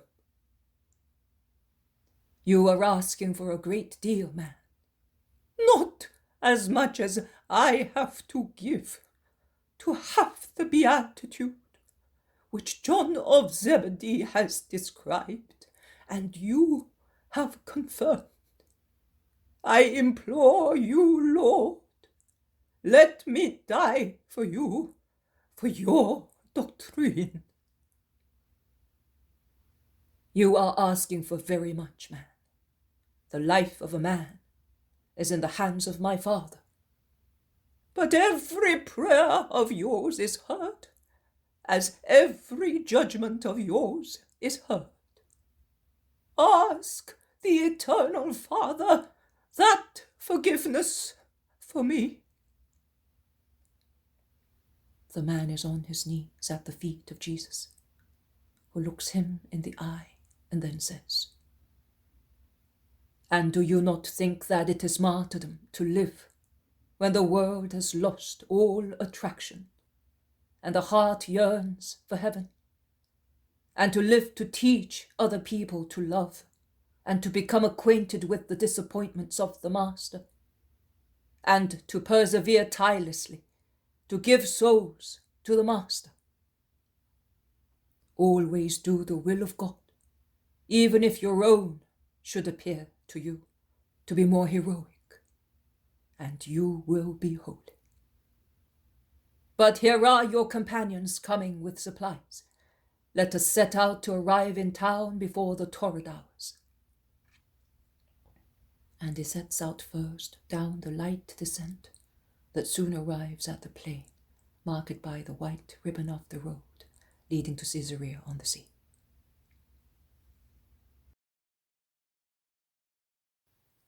The poem of the man God, the third year of the public life.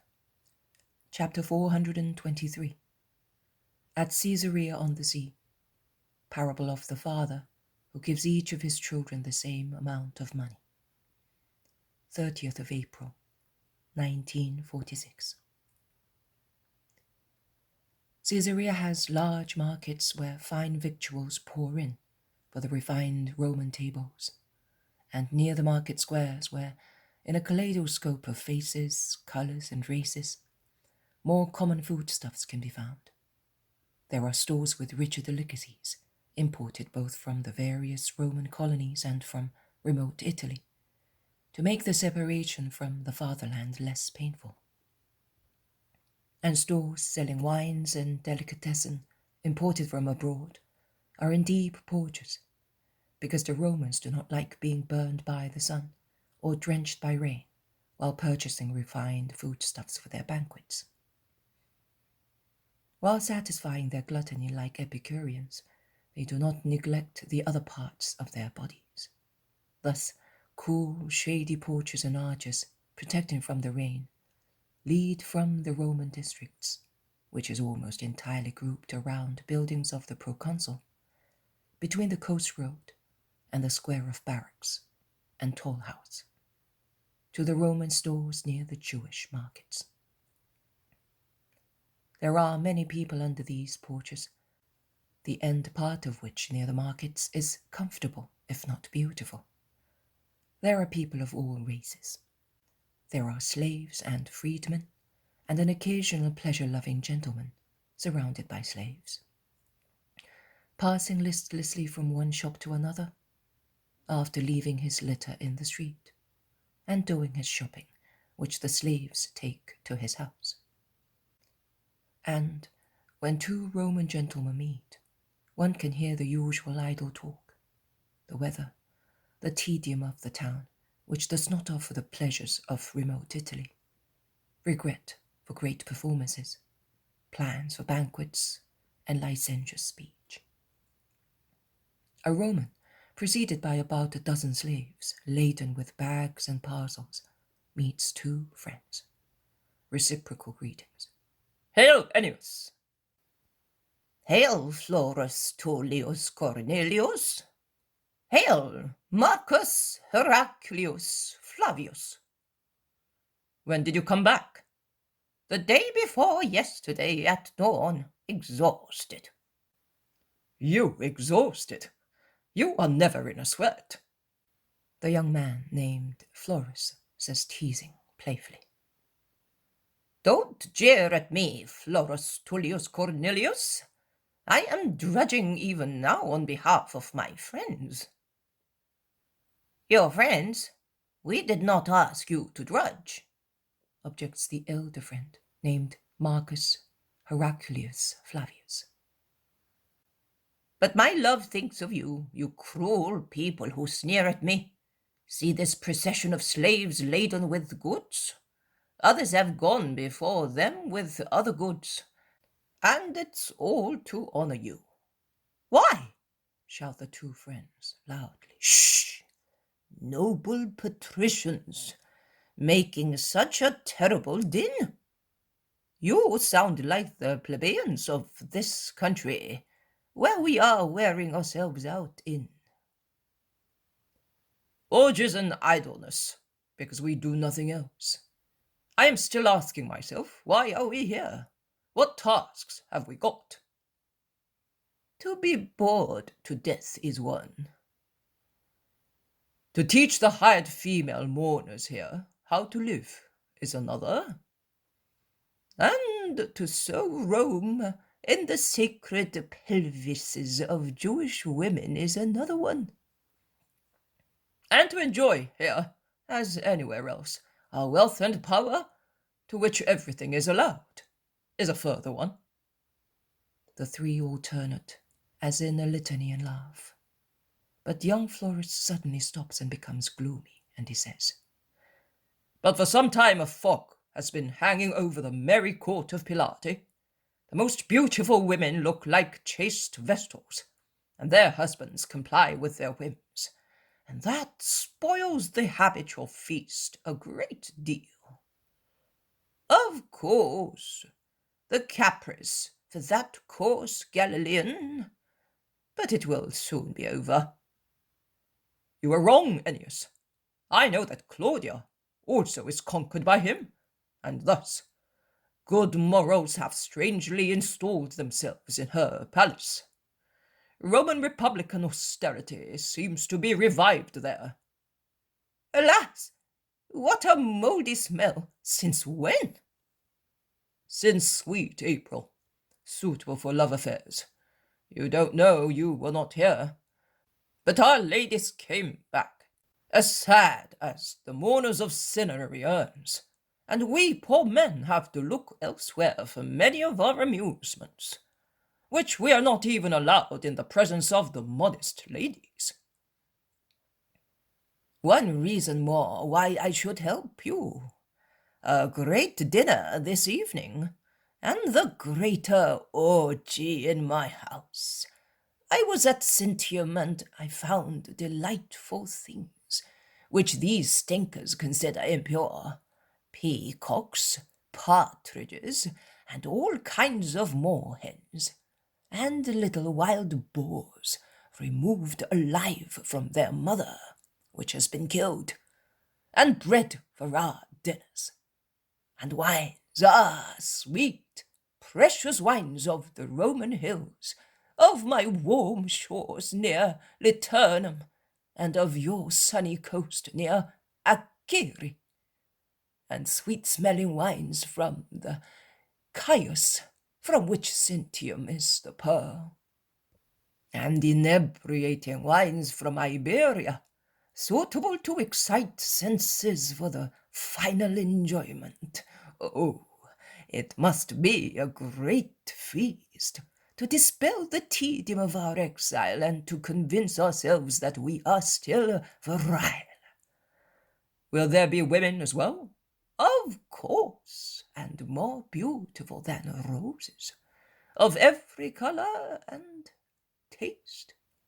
I spent a treasure for all the goods, including the women, but I am generous to my friends.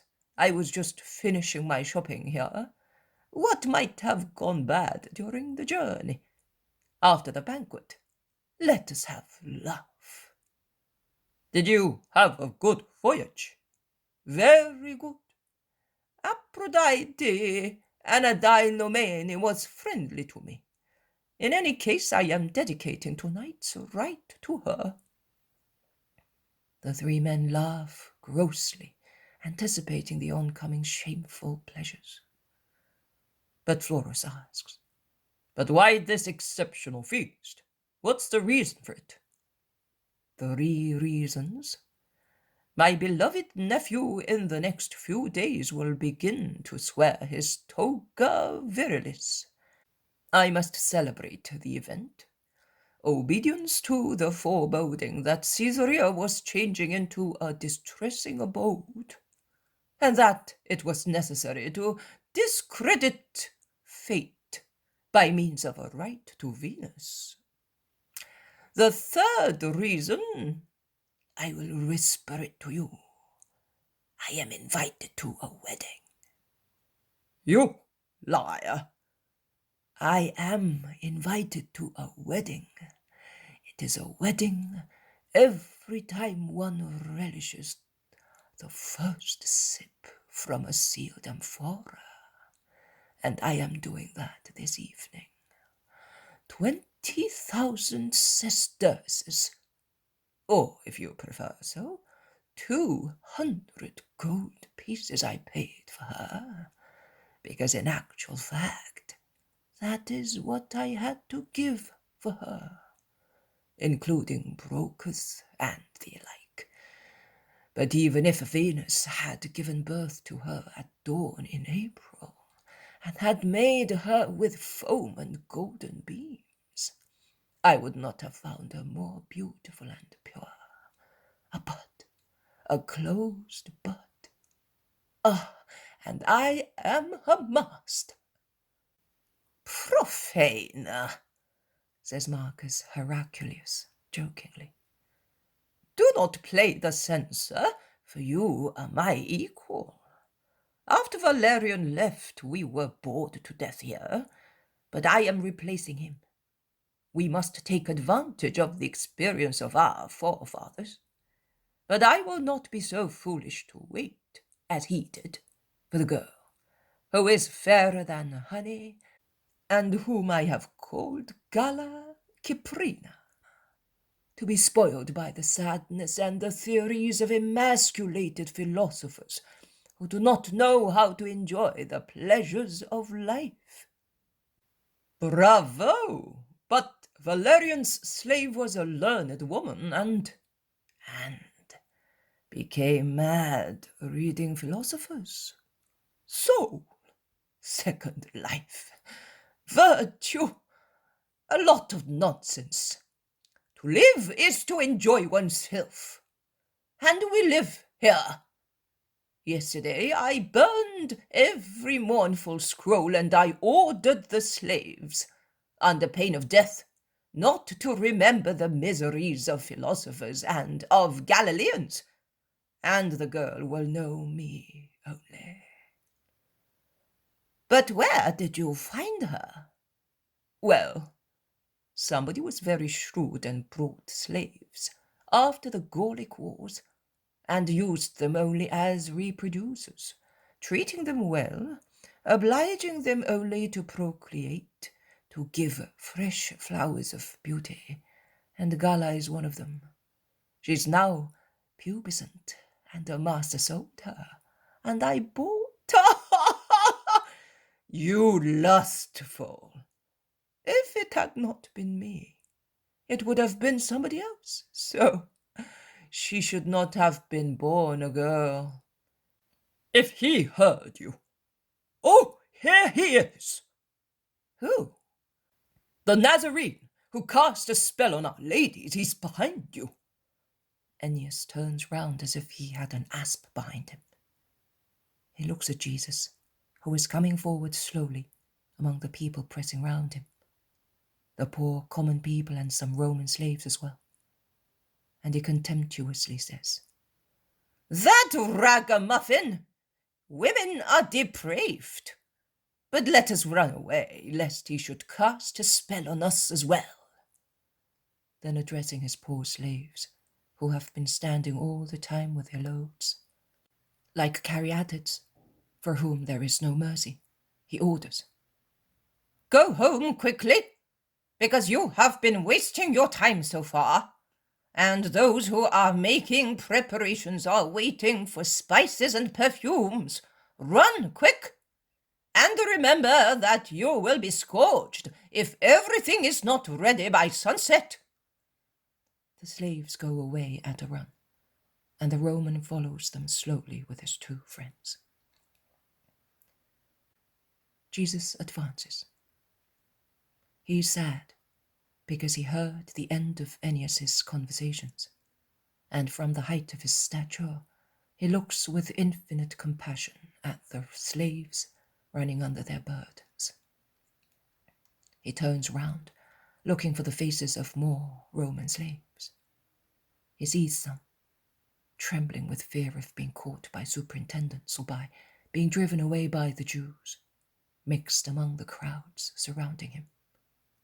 He stops and asks, "Is there anyone among you belonging to that household?" "No, Lord, but we know them," reply the slaves present. "Matthew, give them abundant offerings. They will share them with their companions, so that they may know that there is someone who loves them. And remember, and tell the others that sorrow comes to an end with life only for those who were good and honest in their chains. And with sorrow ends also the difference between rich and poor, between free people and slaves. Afterwards, there is only one just God for everybody, who, without taking into account wealth or chains, will reward the good and punish the wicked. Bear that in mind." "Yes, Lord, but we, who belong to the household of Claudia and Plautina, are quite happy, like those who belong to Lydia and Valeria, and we bless you, because you have improved our lot," says an old man to whom everyone listens, as if he were the chief. "To show me your gratitude, be always good, and you will have the true God as your eternal friend." And Jesus raises his hand as if to dismiss and bless them, and he then leans against a column and begins to speak in the attentive silence of the crowd. The slaves do not go away. they remain listening to the words uttered by the divine lips. Listen! A father of many children gave each of them, when they became adults, 2 coins of great value and said to them, I no longer intend to work for each of you. You are now old enough to earn your living. So I am giving each of you the same amount of money so that you may invest it as you please and to your own profit. I will remain here waiting, ready to advise you and also to assist you. If through misfortune you should lose all or part of the money that I am now giving you. But remember that I will be inexorable towards those who squander it mischievously, and towards sluggards who waste it or leave it as it is, through idleness or vices. I have taught each of you good and evil. You cannot therefore say that you are facing life without knowing what life is. I have set for everyone an example of wise, just activity and of honest life. So you cannot say that I have contaminated your spirits through my evil examples. I have done my duty. It is for you now to do yours, as you are neither stupid, nor unprepared, nor illiterate.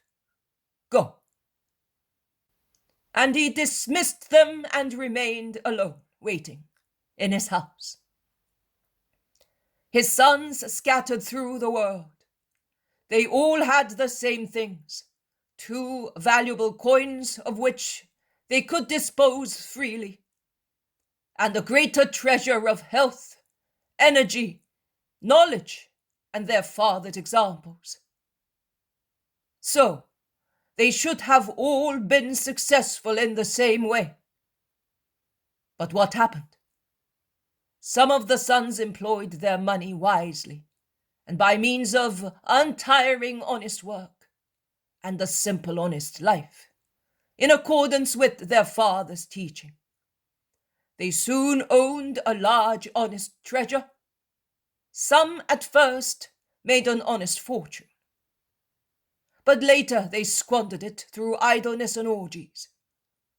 Some made money practicing usury or dealing in contemptible business, and some did nothing because they were inactive, lazy, undecided, and they finished their valuable coins before they could find any employment.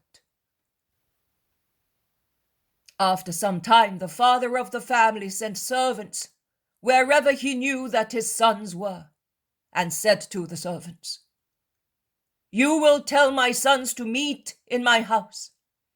I want them to give me an account of what they have done during this time, and I wish to ascertain myself what is their situation. And the servants went everywhere. They met the children of their master. They gave the message, and each of them went back with the master's son whom they had met. The father received them with great solemnity, as a father, but also as a judge. And all the relatives of the family were present with friends, acquaintances, servants, fellow villagers, and people from neighboring villages. A solemn meeting. The father was on his seat of head of the family, and around him in a semicircle there were all the relatives, friends, acquaintances, servants, fellow villagers, and people from the neighborhood. In front of him in a line, his sons. Even without being questioned, their different countenances expressed the truth. Those who had been active, honest, of good morals, and had made a holy fortune looked prosperous, peaceful, and well off. Like people who are wealthy, enjoy good health and a clear conscience. They looked at their father with a kind, grateful, humble, but at the same time triumphant smile. They were shining with joy, having honored their father and family, and because they had been good children, good citizens, and faithful believers. Those who had squandered their assets in laziness or vices were mortified, low-spirited, haggard-faced, and shabby, with the signs of orgies or starvation clearly visible. Those who had made a fortune by contemptible means had an aggressive, hard countenance, with the cruel, upset look of beasts, which are afraid of the tamer and are prepared to react. The father began to question these last ones. How come you who looked so serene when you left now look like beasts, ready to tear people to pieces? Where did you get that meal? Life gave it to us, and your severity in sending us away from home, you put us in touch with the world. All right, and what did you do in the world? What was possible for us to obey your orders, to earn a living with the mere nothing you gave us? All right, stand in that corner. And now it is your turn, you emaciated, sick-looking, and shabby people. What did you do to come to this state? You were healthy and well-dressed when you left. Clothes wear out in 10 years, objected the sluggards. So there are no more looms in the world to make clothes for men's garments? Yes, but one needs money to buy it. You had it. In 10 years it is more than finished. Everything which has a beginning comes to an end.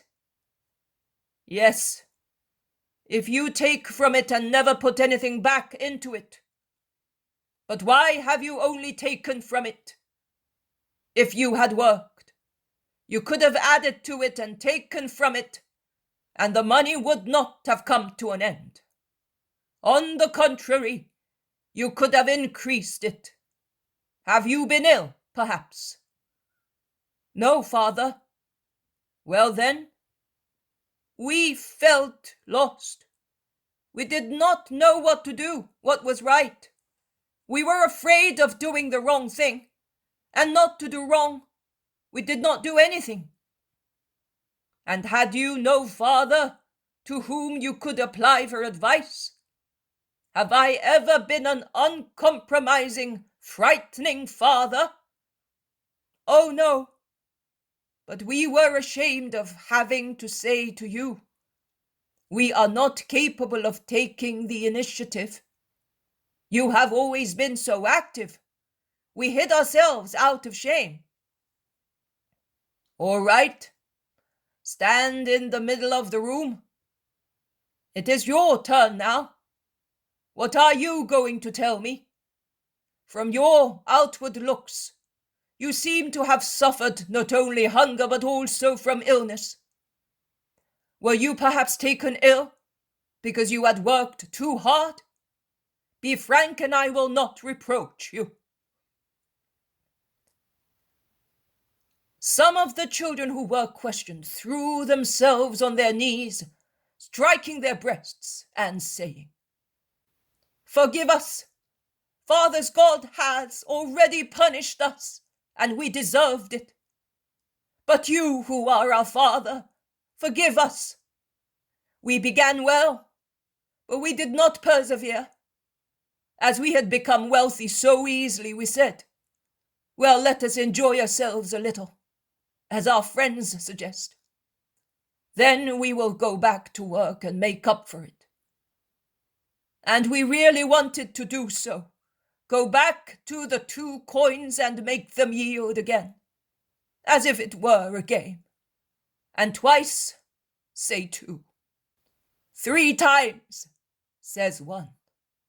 We were successful. Then our good luck abandoned us, and we finished all our money.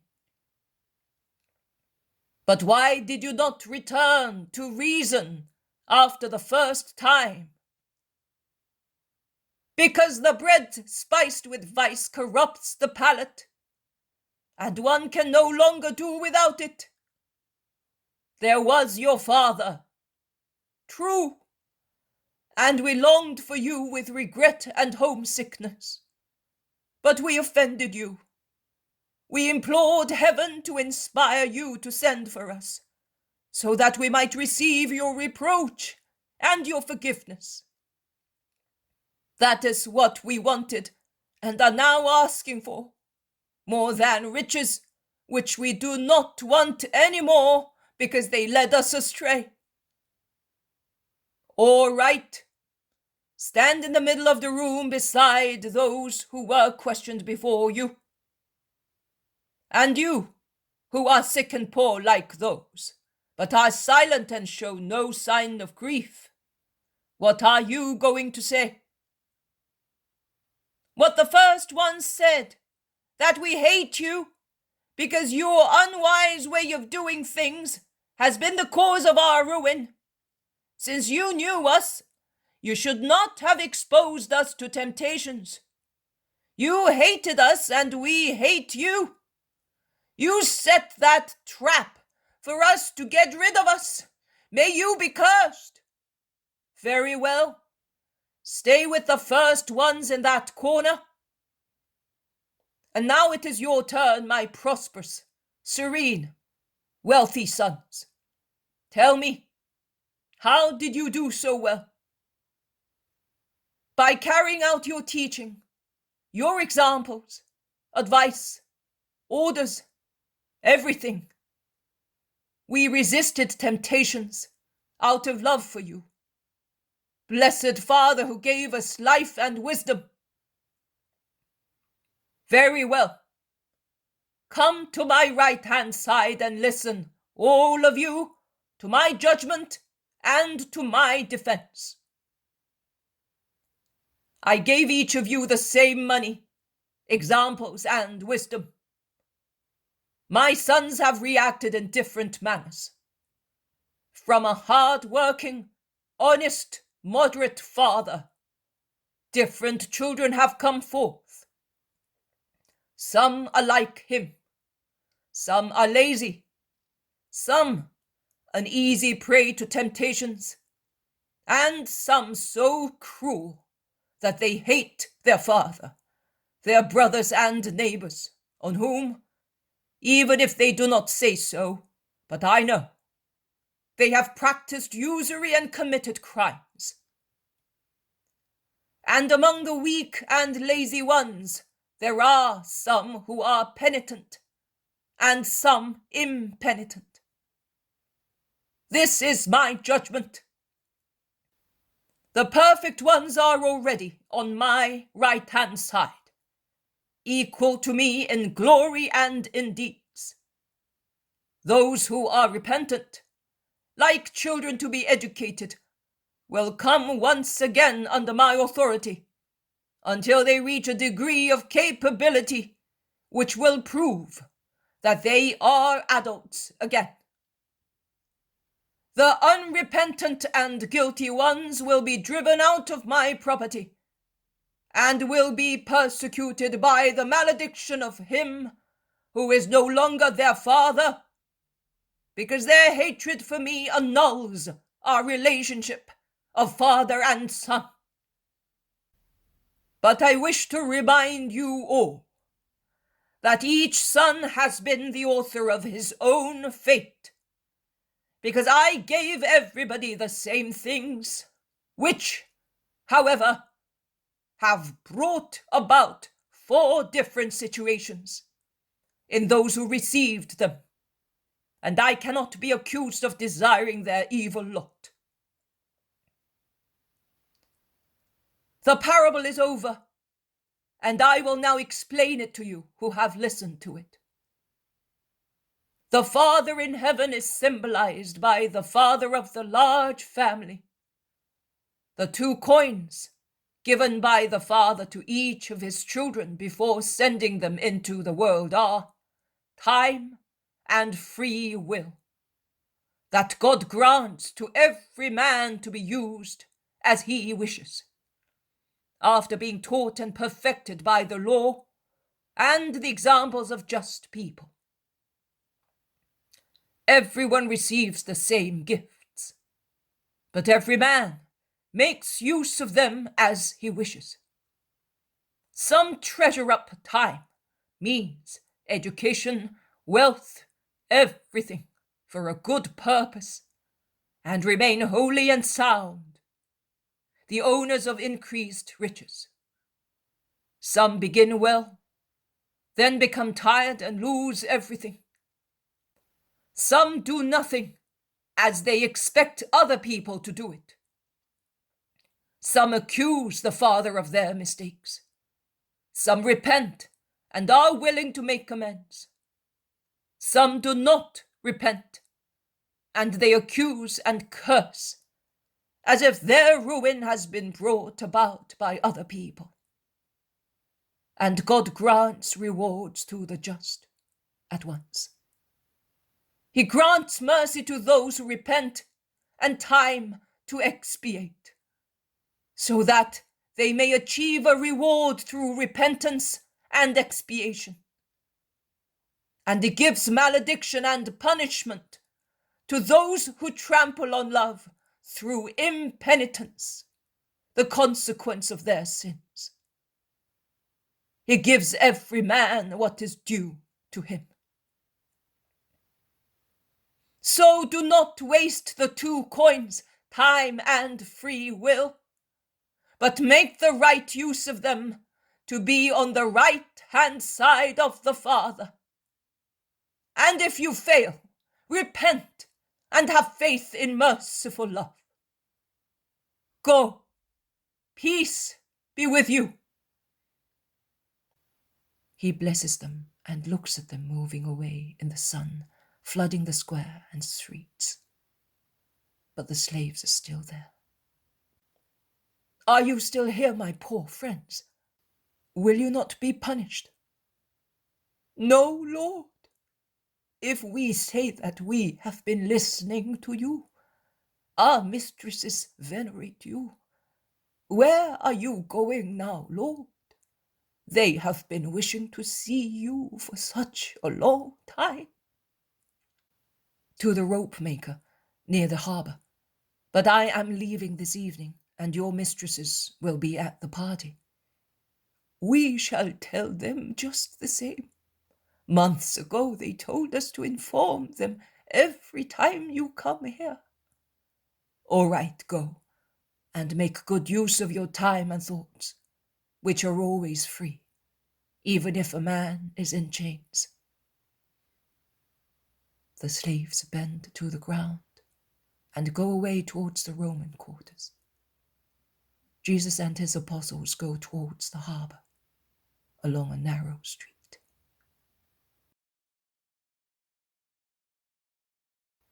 The poem of the Man God, the 3rd year of the public life. Chapter 424. At Caesarea on the sea, the Roman ladies and the slave Galla Ciprina. 1st of May, 1946.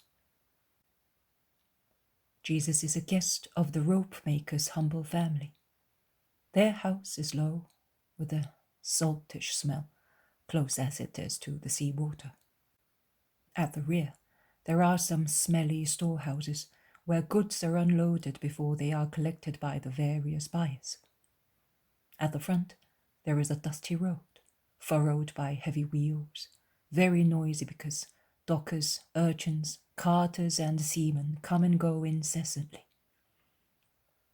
Beyond the street, there is a little dockyard with dirty water soiled by the rubble thrown into it, and by its own stagnation. From the dockyard, a canal flows into the actual port, capable of taking large ships. On the western side, there is a large sandy square where ropes are made with squeaky twisting winches worked by hand. On the eastern side there is another little square, much smaller but more noisy and untidy, where men and women are patching up nets and sails.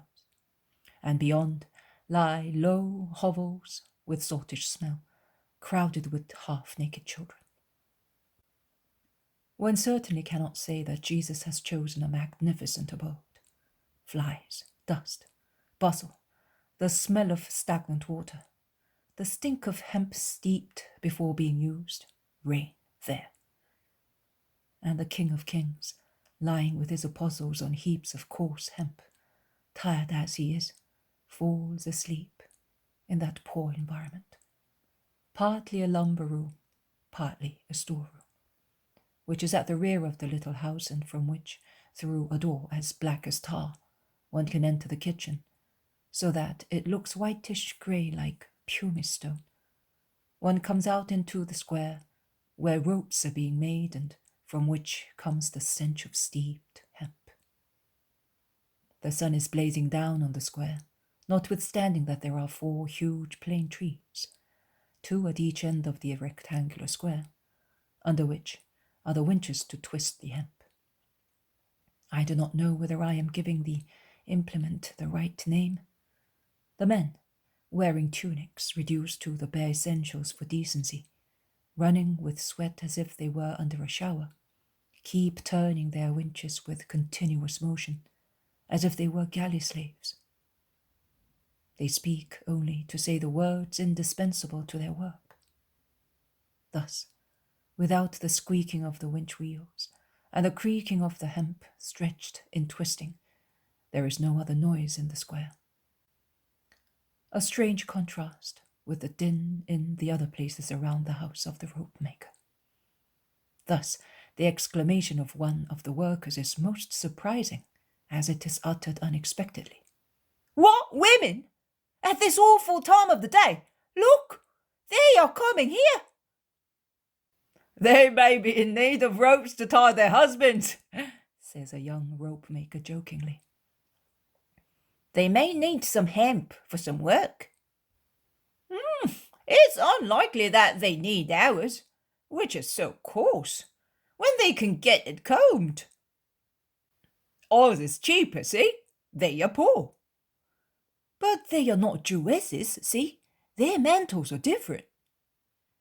Perhaps they are not Jewesses. There are all races in Caesarea now. Perhaps they are looking for the rabbi. They may be ill. See how they're all covered, even in this heat. Provided that they're not lepers. Poverty, yes, but leprosy, no. I do not want it, not even to be resigned to God, says the rope maker whom everybody obeys.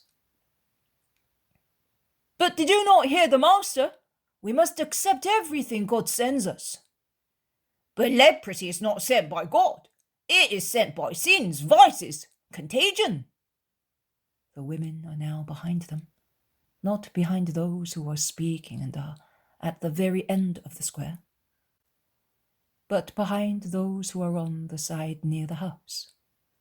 Thus, the first to be met, and one of them bends to say something to one of the rope makers, who turns round astonished and remains like a blockhead. Let us go and listen to them. Covered like that, with all the children I have, leprosy would be the last straw, says the owner, who has stopped turning his winch and goes towards the women. His companions follow him. Simon, this woman wants something, but she speaks a foreign language. Since you have travelled, listen to her, says the man to whom the woman had spoken. What do you want? Asks the rope maker rudely, trying to see her through the dark-eyed byssus which covers her face. And in the purest Greek, the woman replies, The King of Israel, the Master. Oh, I see. But are you lepers? No. Who can assure me? He can. Ask him. The man hesitates. He then says, Well, I will make an act of faith and God will protect me. I am going to call him. Stay where you are. The 4 women do not move. A greyish, silent group, looked at with amazement and evident fear by the rope makers, who have gathered together a few steps apart. The man goes into the storeroom and touches Jesus, who is sleeping. Master, come out. They are looking for you. Jesus wakes and gets up immediately, asking, Who? Who knows? Some Greek women. They're all covered. They say that they are not lepers and that you can assure me. I will come at once, says Jesus, tying his sandals, which he had taken off, and buttoning the top part of his tunic near his neck, and putting on the belt, which he had taken off to be more free in his sleep. And he goes out with the rope maker. The women make the gesture of starting towards them. Stay where you are, I tell you. I do not want you to walk where my children are playing. I want him to say first that you are healthy. The women stop. Jesus joins them, the tallest one, not the one who previously spoke Greek, says a word in a low voice. Jesus addresses the rope maker. Simon, you did not worry. The women are healthy and I have to listen to them in peace. May I go into the house? No! The old woman is there and she's more curious and chatty than a magpie. Go over there to the end, under the shed of the vats. There is also a little room. You will be alone there and in peace. Come, says Jesus to the women, and he goes with them to the end of the square, under the unsavoury shed, into the little room as narrow as a cell, where there are broken tools, rags, refuse hemp, huge cobwebs, and where the smell of macerating vats and mould is so strong as to catch their throats. Jesus, who is very grave and pale, smiles lightly, saying, It is not a place in accord with your tastes, but I have nothing else. We do not see the place, because we see him who lives in it just now, replies Plautina, removing her veil and mantle, imitated by the other ladies, who are Lydia, Valeria, and Abula Domitilla, a freedwoman. From which I infer that, after all, you still believe that I am a just man? More than a just man. And Claudia has sent us precisely because she believes that you are more than just, and she does not take into consideration the words she heard. But she wishes to have your confirmation to double her veneration for you, or to deprive me of it, should I appear as they tried to picture me. But you can assure her I have no human ambitions. My ministry and my desire are only and entirely supernatural. I do want to gather all men into one only kingdom. But what part of men? Their flesh and blood? No. I leave that a fleeting matter to fleeting monarchies, to unsteady empires. I want to gather under my scepter only the spirits of men, immortal spirits in an immortal kingdom. I reject all other accounts of my will, irrespectively of whoever gave them, if they differ from that one. And I beg you to believe and to tell her who sent you that the truth has but one word. Your apostle was so sure of himself when he told us. He is an overexcited youngster. He is to be listened to as such. But he is detrimental to you. Reproach him, send him away. And what about my mercy? He acts through mistaken love. So must I not pity him? And what would change if I sent him away? He would do double harm to himself and to me. So he is like a cannonball tied to your foot. He is a poor wretch to be redeemed. Plautina falls on her knees stretching out her arms and saying, "Ah, Master, greater than anybody else. How easy it is to believe that you are holy when one feels your heart in your words. How easy it is to love and follow you because of your charity, which is even greater than your intelligence. Not greater, but more understandable for you, whose intellects are hampered by too many errors, and you are not generous in clearing them to receive the truth. You are right. Your divination is as great as your wisdom. As wisdom is a form of holiness, it gives enlightenment of judgment, both on past or present events, and on forewarning of future ones. So your prophets were holy.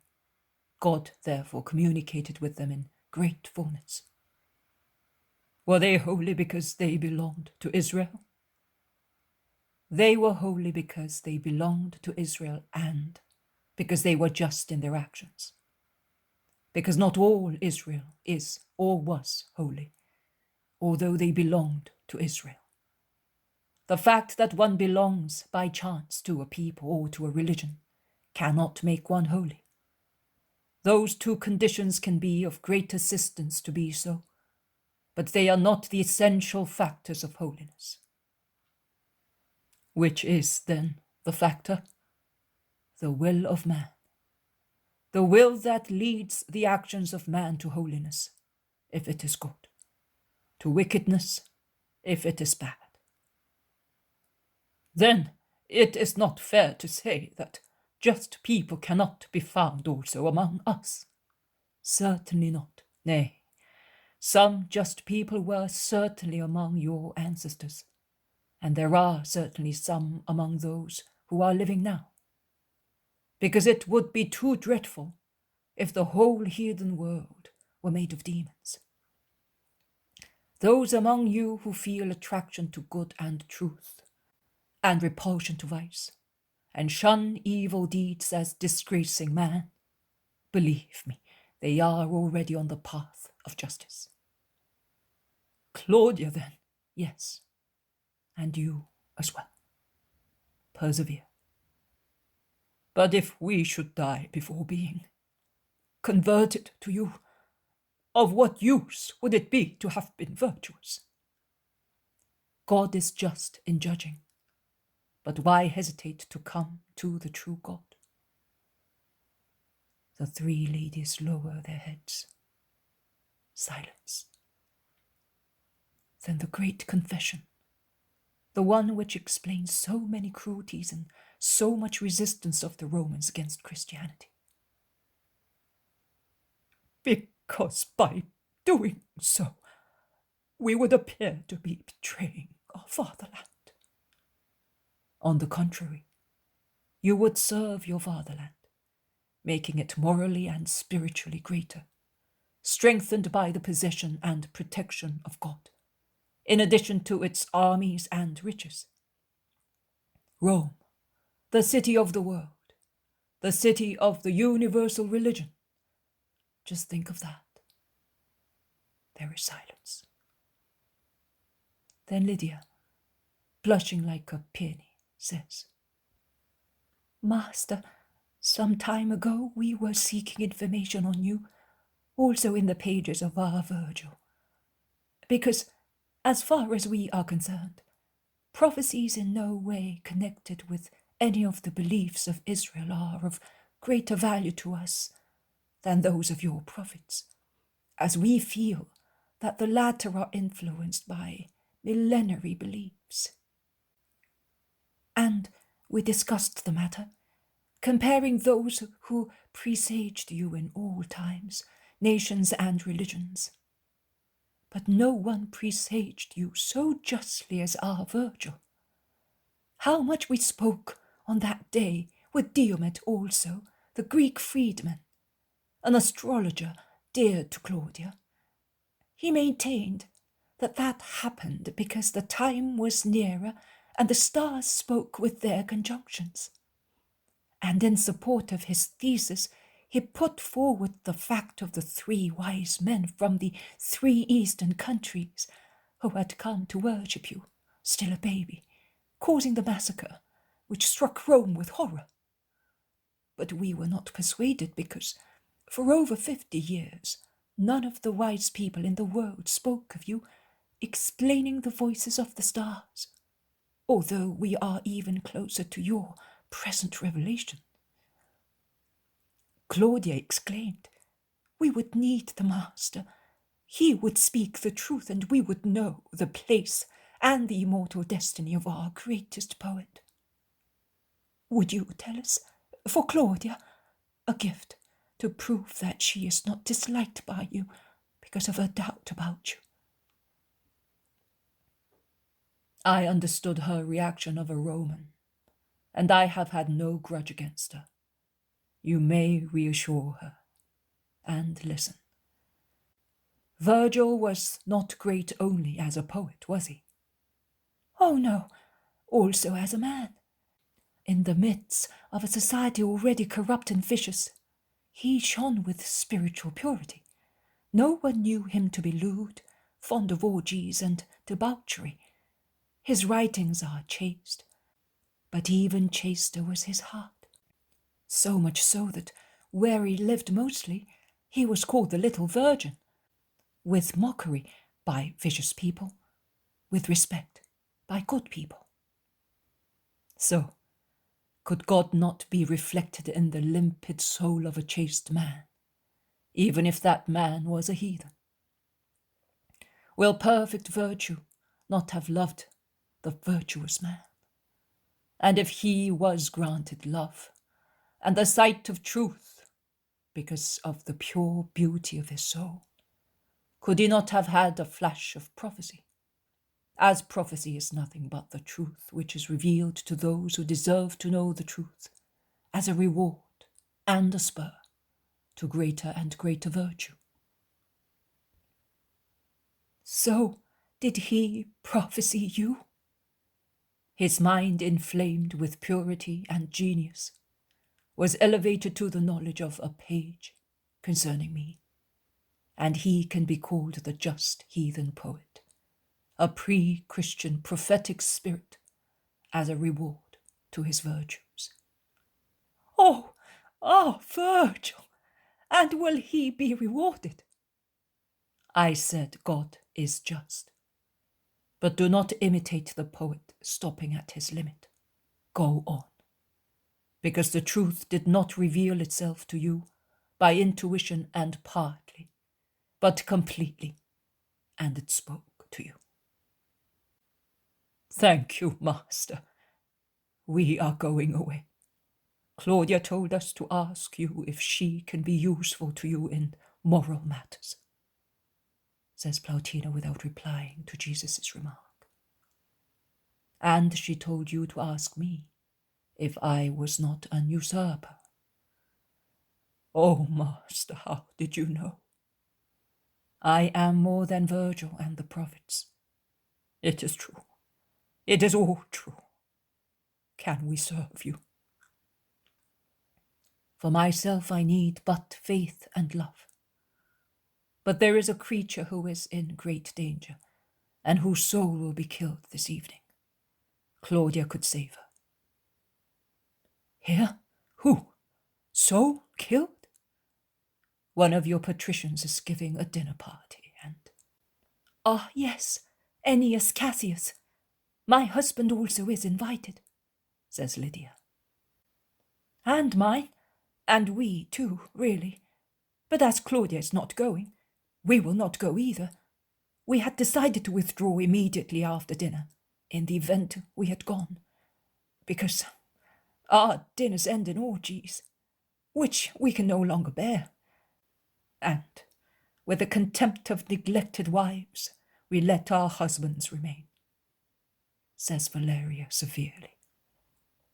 Not with contempt, with pity for their moral misery, corrects Jesus. It is difficult, Master. We know what happens there. I also know many things which happen in hearts, and yet I forgive. You are holy. You must become so, urged by my desire and spurred by your will. Master, yes. Can you say that you were as happy now as you were before meeting me? Happy with the poor, brute, sensual happiness of heathens, unaware that they are more than flesh, now that you know a little of wisdom? No, Master, we admit it.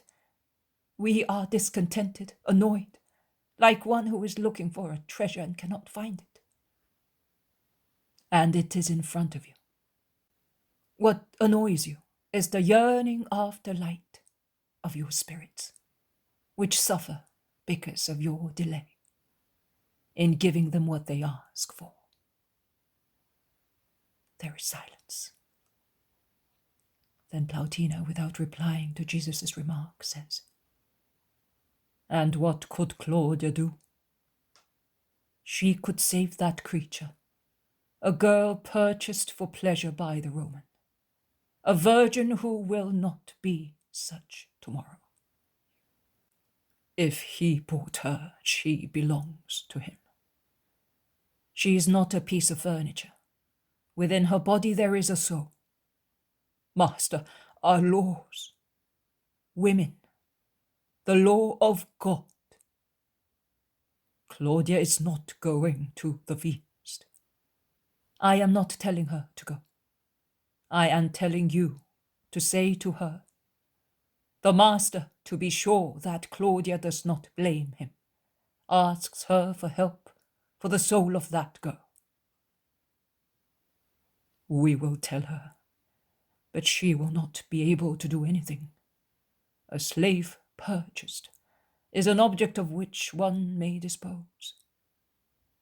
Christianity will teach you that a slave has a soul, like the soul of Caesar, in most cases even better, and that soul belongs to God, and he who corrupts it is cursed." Jesus is imposing while saying so. The women perceive his authority and severity. They bow without discussing. They put on their mantles and veils again and say, "We will report. Hail, Master." Goodbye. The women go out into the warm square. But Plautina turns round and says, "With regard to everybody, we were Greek women. Is that clear? I understand. Go without worry." Jesus remains under the low porch, and they go away along the same road they came. The rope makers go back to their work. Jesus walks back to the storeroom slowly. He is pensive. He does not lie down again. Sitting on a pile of rolled-up ropes, he prays fervently. The 11 apostles are still fast asleep. Some time goes by thus, about 1 hour. Then the rope maker looks in and beckons Jesus to go to the door. "There is a slave who wants you." The slave, a Numidian, is outside in the square, still exposed to the sun. He bows, and without speaking he gives Jesus a waxed tablet. Jesus reads it and says, "Tell her that I will wait until dawn. Have you understood?" The man nods assent, and to make Jesus understand why he does not speak, he opens his mouth to show that his tongue has been cut off. "Poor wretch," says Jesus, caressing him. 2 tears stream down the dark cheeks of the slave, who takes Jesus' white hand in his dark ones, which are so much like those of a big monkey, and he rubs it against his face. He kisses it, and then throws himself on the ground. He takes Jesus' foot and lays it on his head, a language of gestures to express his gratitude for that gesture of pitiful love. And Jesus repeats, "Poor wretch," but he does not cure him. The slave stands up and wants the waxed table back. Claudia does not wish to leave any trace of her correspondence. Jesus smiles and hands the tablet to him. The Numidian departs and Jesus approaches the rope maker. I must remain here until dawn. Will you allow me? Everything you wish. I am sorry that I am poor. I am pleased that you are honest. Who were those women? Foreigners needing advice. Healthy? As you and me. Good. Here are your apostles. In fact, rubbing their eyes, stretching themselves, still half sleeping, the 11 come out of the storeroom and go towards the master. Master, we will have to have supper if you wish to leave this evening, says Peter. No, I am not leaving until dawn. Why? Because I have been asked to do so. But why? Who asked you? It was better to walk by night. It's new moon now. I hope to save a creature, and that is brighter than the moon and more refreshing for me than the coolness of the night. Peter draws him aside. What happened? Have you seen the Roman ladies? What mood are they in? Is it them who are being converted? Tell me. Jesus smiles. If you let me reply, I will tell you, O most inquisitive man. I saw the Romans. They are going towards the truth, only very slowly. But they are not going back. It is already a lot. And with regard to what Judas said, what is the situation? That they are continuing to respect me as a wise man. But for Judas, is he not involved? They came to see me, not him. Then why was he afraid to meet them? Why did he not want you to come to Caesarea? Simon, it is not the first time that Judas is strangely capricious. That is true. And are the Romans coming tonight? They have already come. Why are we waiting until dawn then? And why are you so inquisitive? Master, be good. Tell me everything. Yes, I will, to remove all doubt. You also heard the conversation of those 3 Romans. Yes, I did. Filthy, plain demons.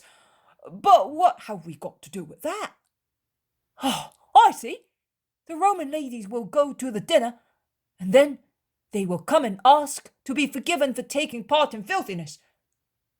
I am surprised that you agree. And I am surprised at your rash judgment. Forgive me, master. Yes, you had better know that the Roman ladies are not going to the dinner party, and that I asked Claudia to intervene on behalf of that girl. Oh, but Claudia can do nothing. The girl was bought by the Roman, and he can do what he likes with her. But Claudia can exert much influence upon the Roman, and Claudia sent word to me to wait until dawn before leaving. Nothing else. Are you satisfied? Yes, master, I am. But you have not rested. Come now, you are so tired. I will watch to ensure that you are left in peace. Come. And lovingly, tyrannically, he pulls and pushes Jesus, compelling him to lie down once again. Hours go by. It is sunset. Work comes to an end, and children shout louder in the streets and little squares, and swallows screech in the sky. The first shades of evening descend upon the earth, and swallows go back to their nests and children to bed. One by one all noises cease, so that one can hear only the light rippling of the water in the canal and the louder lapping of the waves on the shore. The houses of tired workmen are closed. Lights go out and rest descends to make everyone blind and dumb. Remote. The moon rises and adorns with her silver also the dirty sheet of water of the little dockyard, which now looks like a sheet of silver. The apostles are sleeping once again on the hemp. Jesus, sitting on one of the winches, his hands in his lap, is praying, thinking, waiting. He does not lose sight of the street coming from town. The moon rises. She is perpendicularly above his head. The noise of the sea is louder. The smell of the canal is stronger. And the cone of the moon, which plunges its beams into the sea, becomes wider and wider, embracing all this expanse in front of Jesus, and fades away farther and further, a path of light, which seems to be coming towards Jesus from the end of the world, along the canal, finishing in the basin of the dockyard. And a little white boat is coming along that path. It is proceeding without leaving any trace on the liquid path, as the water becomes smooth again after it passes. It comes up the canal. It is now in the silent dockyard. It draws closer and stops, and 3 shadows land from it. A robust man, a woman, and between them a slender figure. They direct their steps towards the house of the rope maker. Jesus stands up and goes to meet them. "Peace to you. Whom are you looking for?" "For you, Master," says Lydia, unveiling her face and coming forward alone. And she goes on. "Claudia has fulfilled your desire, because it was a just and completely moral matter. That is the girl. Valeria will take her later as a nurse for little Fausta. In the meantime, she asks you to keep her, or, better still, to entrust her to your mother or to the mother of your relatives. She is completely pagan, nay, more than pagan. The master who brought her up put absolutely nothing into her. She knows nothing about Olympus or anything else. She has only a holy terror of men, because life was revealed to her in all its brutality only a few hours ago. Oh, how sad! Too late.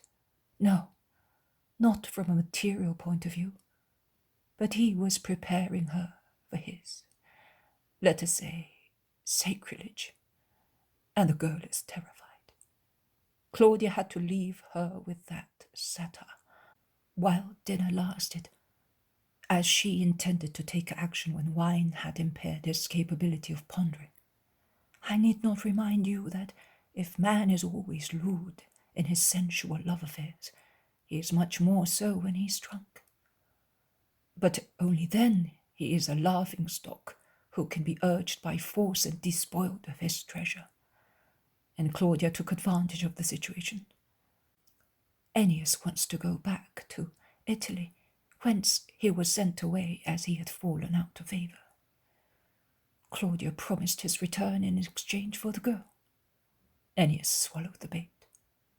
But tomorrow, when he is sober, he will rebel, will look for her. He will cause an uproar. It is true that tomorrow Claudia will have the means to silence him. Violence, no. Oh, violence used for a good purpose is useful, but it will not be used. Only Pilate, still stunned by the quantity of wine he drank this evening, will sign the order for Ennius to go and report to Rome. And he will leave with the first military ship. But in the meanwhile, it is wise for the girl to be elsewhere, lest Pilate should repent and revoke the order. He is so uncertain, and it is better for the girl to forget, if she can, human filth. Oh, Master, we went to the dinner for that purpose.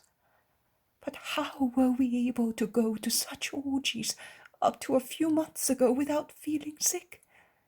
We ran away as soon as we achieved our purpose. Our husbands are there just now, emulating brutes. How disgusting, Master! And we have to receive them after they... Be austere and patient. you will improve your husbands through your exemplary conduct. Oh, it is not possible. You do not know. The woman weeps, more out of scorn than sorrow. Jesus sighs. Lydia resumes. Claudia asked me to tell you that she did this to prove to you that she reveres you as the only man who deserves veneration.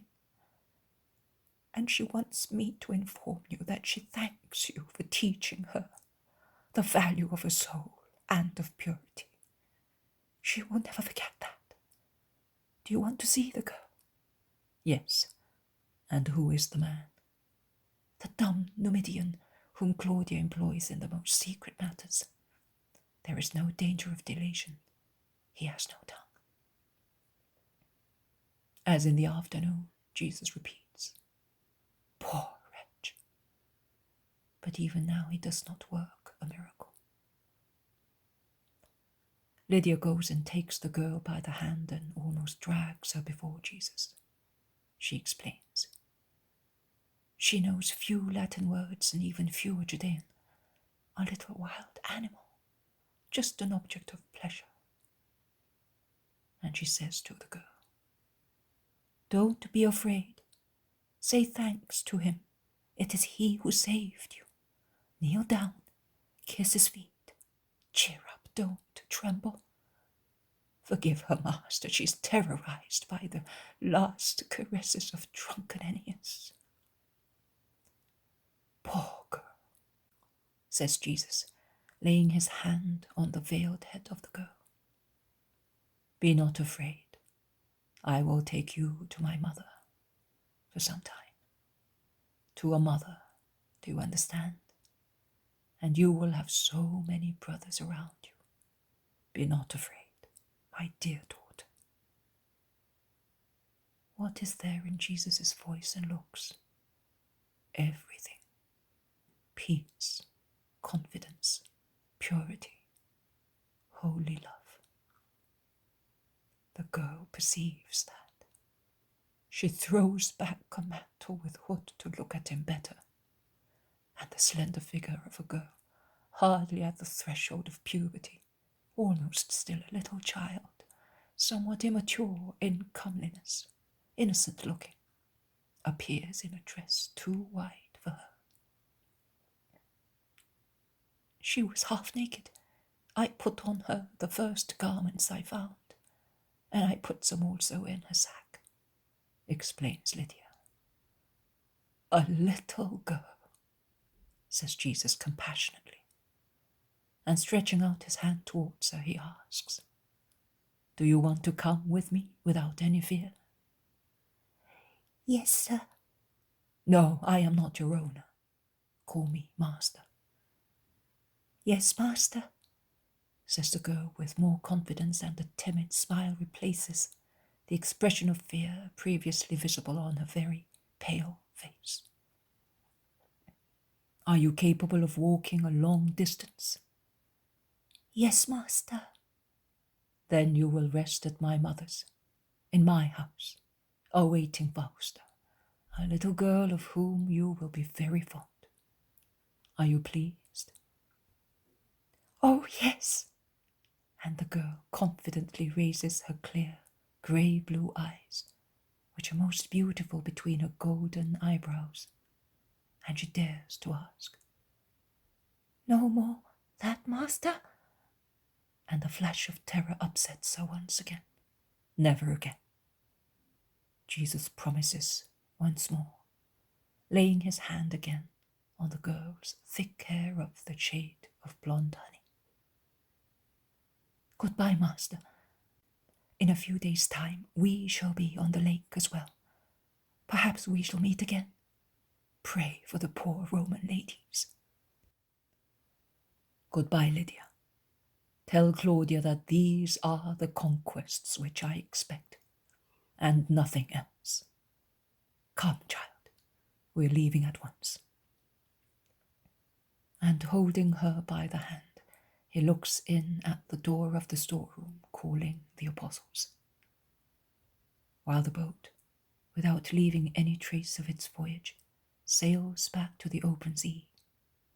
Jesus and the apostles, with the girl enveloped in a mantle in the middle of the group, go towards the country through narrow, deserted streets of the outskirts.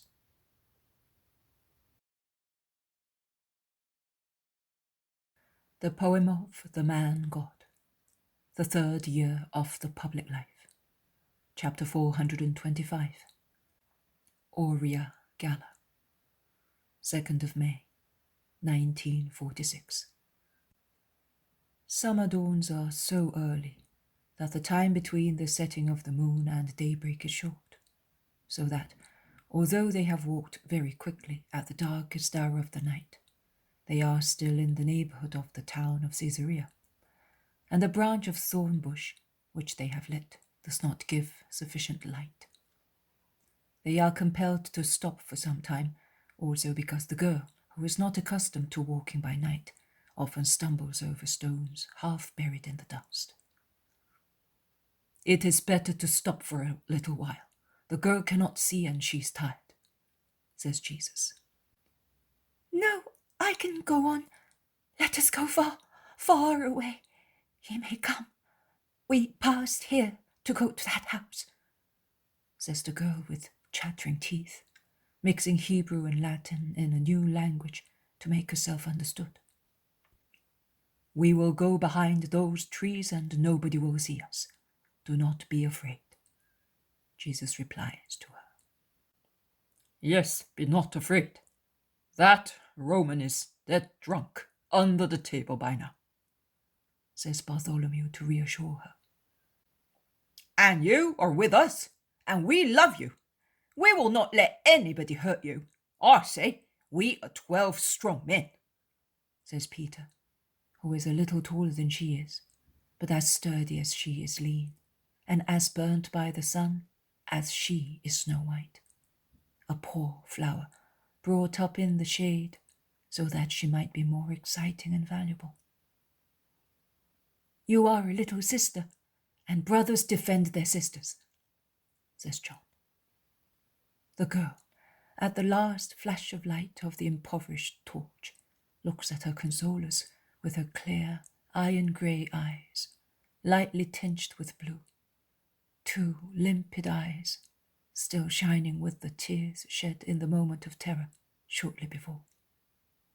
She is suspicious, and yet she trusts them. And together with the others, she crosses the dry rivulet beyond the road to enter an estate at the end of which there is a thick orchard. They sit down in the dark, waiting. The men perhaps would like to sleep, but every noise makes the girl moan, and the gallop of a horse causes her to cling convulsively to the neck of Bartholomew, who, perhaps because he is old, inspires confidence and trust. It is thus impossible to sleep. "Be not afraid. When one is with Jesus, nothing harmful happens any more," says Bartholomew. "Why?" asks the girl, trembling and still clinging to the apostles. "Because Jesus is God on earth, and God is stronger than men." "God? What is God?" "Poor creature. Have they not brought you up? Have they not taught you anything?" "To keep my skin white, my hair shiny, to obey masters, to always say yes. But I could not say yes to the Roman. He was ugly and he frightened me. He frightened me all day long. He was always there, at the bath, when I was getting dressed. Those eyes and hands. Oh, and who does not say yes gets beaten." "You will not be beaten. Neither the Roman nor his hands are here any longer. There is peace," Jesus replies to her. And the others remark, "It is horrible. Treated like valuable animals. No better than animals. Worse. because an animal knows at least that they teach it to plough, to have a saddle on it and a bit, because that is its task. But this girl was thrown there without knowing anything. If I had known, I would have thrown myself into the sea. He had said, I will make you happy. And he did make you happy, but in a way that he had never imagined. Happy for the earth and for heaven, because to know Jesus is happiness, says the zealot. There is silence. Everybody is meditating on the horrors of the world. Then, in a low voice, the girl asks Bartholomew, Will you tell me what is God, and why he is God? Because he is good and handsome? God, how can one teach you, since you are completely devoid of religious ideas? Religious? What is it? Most high wisdom. I am like one who is getting drowned in a deep sea. What shall I do in front of this abyss? What seems so difficult to you, Bartholomew, is so simple. It is an abyss, but an empty one, and you can fill it up with the truth. It is worse when the abyss is full of filth, poison, snakes. Speak with simplicity, as you would speak to a baby, and she will understand you better than an adult would. Oh, master, but could you not do it? I could, but the girl will accept the words of one like her more easily than she would listen to my words of God. And in any case, you will have to face such abysses in future and fill them with me. After all, you must learn to do so. That is true. I will try. Listen, girl, do you remember your mother? Yes, sir. Flowers have bloomed for 7 years without her.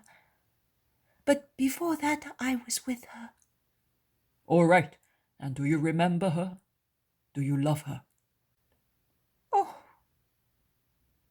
A sob joined to her exclamation says everything. Don't weep, poor creature. Listen. The love you feel for your mother and my father and my little brothers, says the girl, sobbing. Yes, for your family, the love for your family, your thoughts for it, your desire to go back to it. Never again. Who knows? All that is something which can be called the religion of the family. So religions, religious ideas, are the love, the thought, the desire to go where he or they are, in whom we believe, whom we love and desire. Oh, if I believe in that God there, I will have a religion. It is easy. Well, what is easy? To have a religion or to believe in that God there? Both. Because it is easy to believe in a good God like that one there. The Roman mentioned so many of them and swore. He used to say, by Goddess Venus, by God Cupid. But they could not be good gods, because he did things which were not good while mentioning them. The girl is not stupid, remarks Peter in a low voice. But I still do not know what is God. I see him a man, like you. So God is a man. And how can one tell? In what is he stronger than everybody? He has neither swords nor servants. Master, help me. No, Nathaniel, you are doing so well. You are saying so out of kindness. However, let us see how we can proceed. Listen, girl. God is not a man. He is like a light, a look, a sound, so big that he fills the sky and the earth, illuminating everything. He sees everything, directs everything, and gives orders to everything. Also to the Roman? Then he's not a good God, I am afraid. God is good and gives good orders, and he had ordered men not to make war, not to make slaves, to leave little girls to their mothers, and not to frighten them. But men do not always listen to the orders of God. But you do? Yes, I do. But if he is stronger than anybody else, why does he not make men obey him? And how can he speak if he is not a man? God, oh, Master. Go on, Bartolomai. You are so wise a teacher. You can express the most sublime thoughts with so much simplicity. And you are afraid? Do you not know that the Holy Spirit is on the lips of those who teach justice? It seems so easy when we listen to you, and all your words are in here. But to draw them out when we have to do what you do. Oh, misery of us poor men! What worthless teachers we are! To acknowledge your worthlessness is to predispose your spirits to the teaching of the Paraclete Spirit. All right. Listen, girl.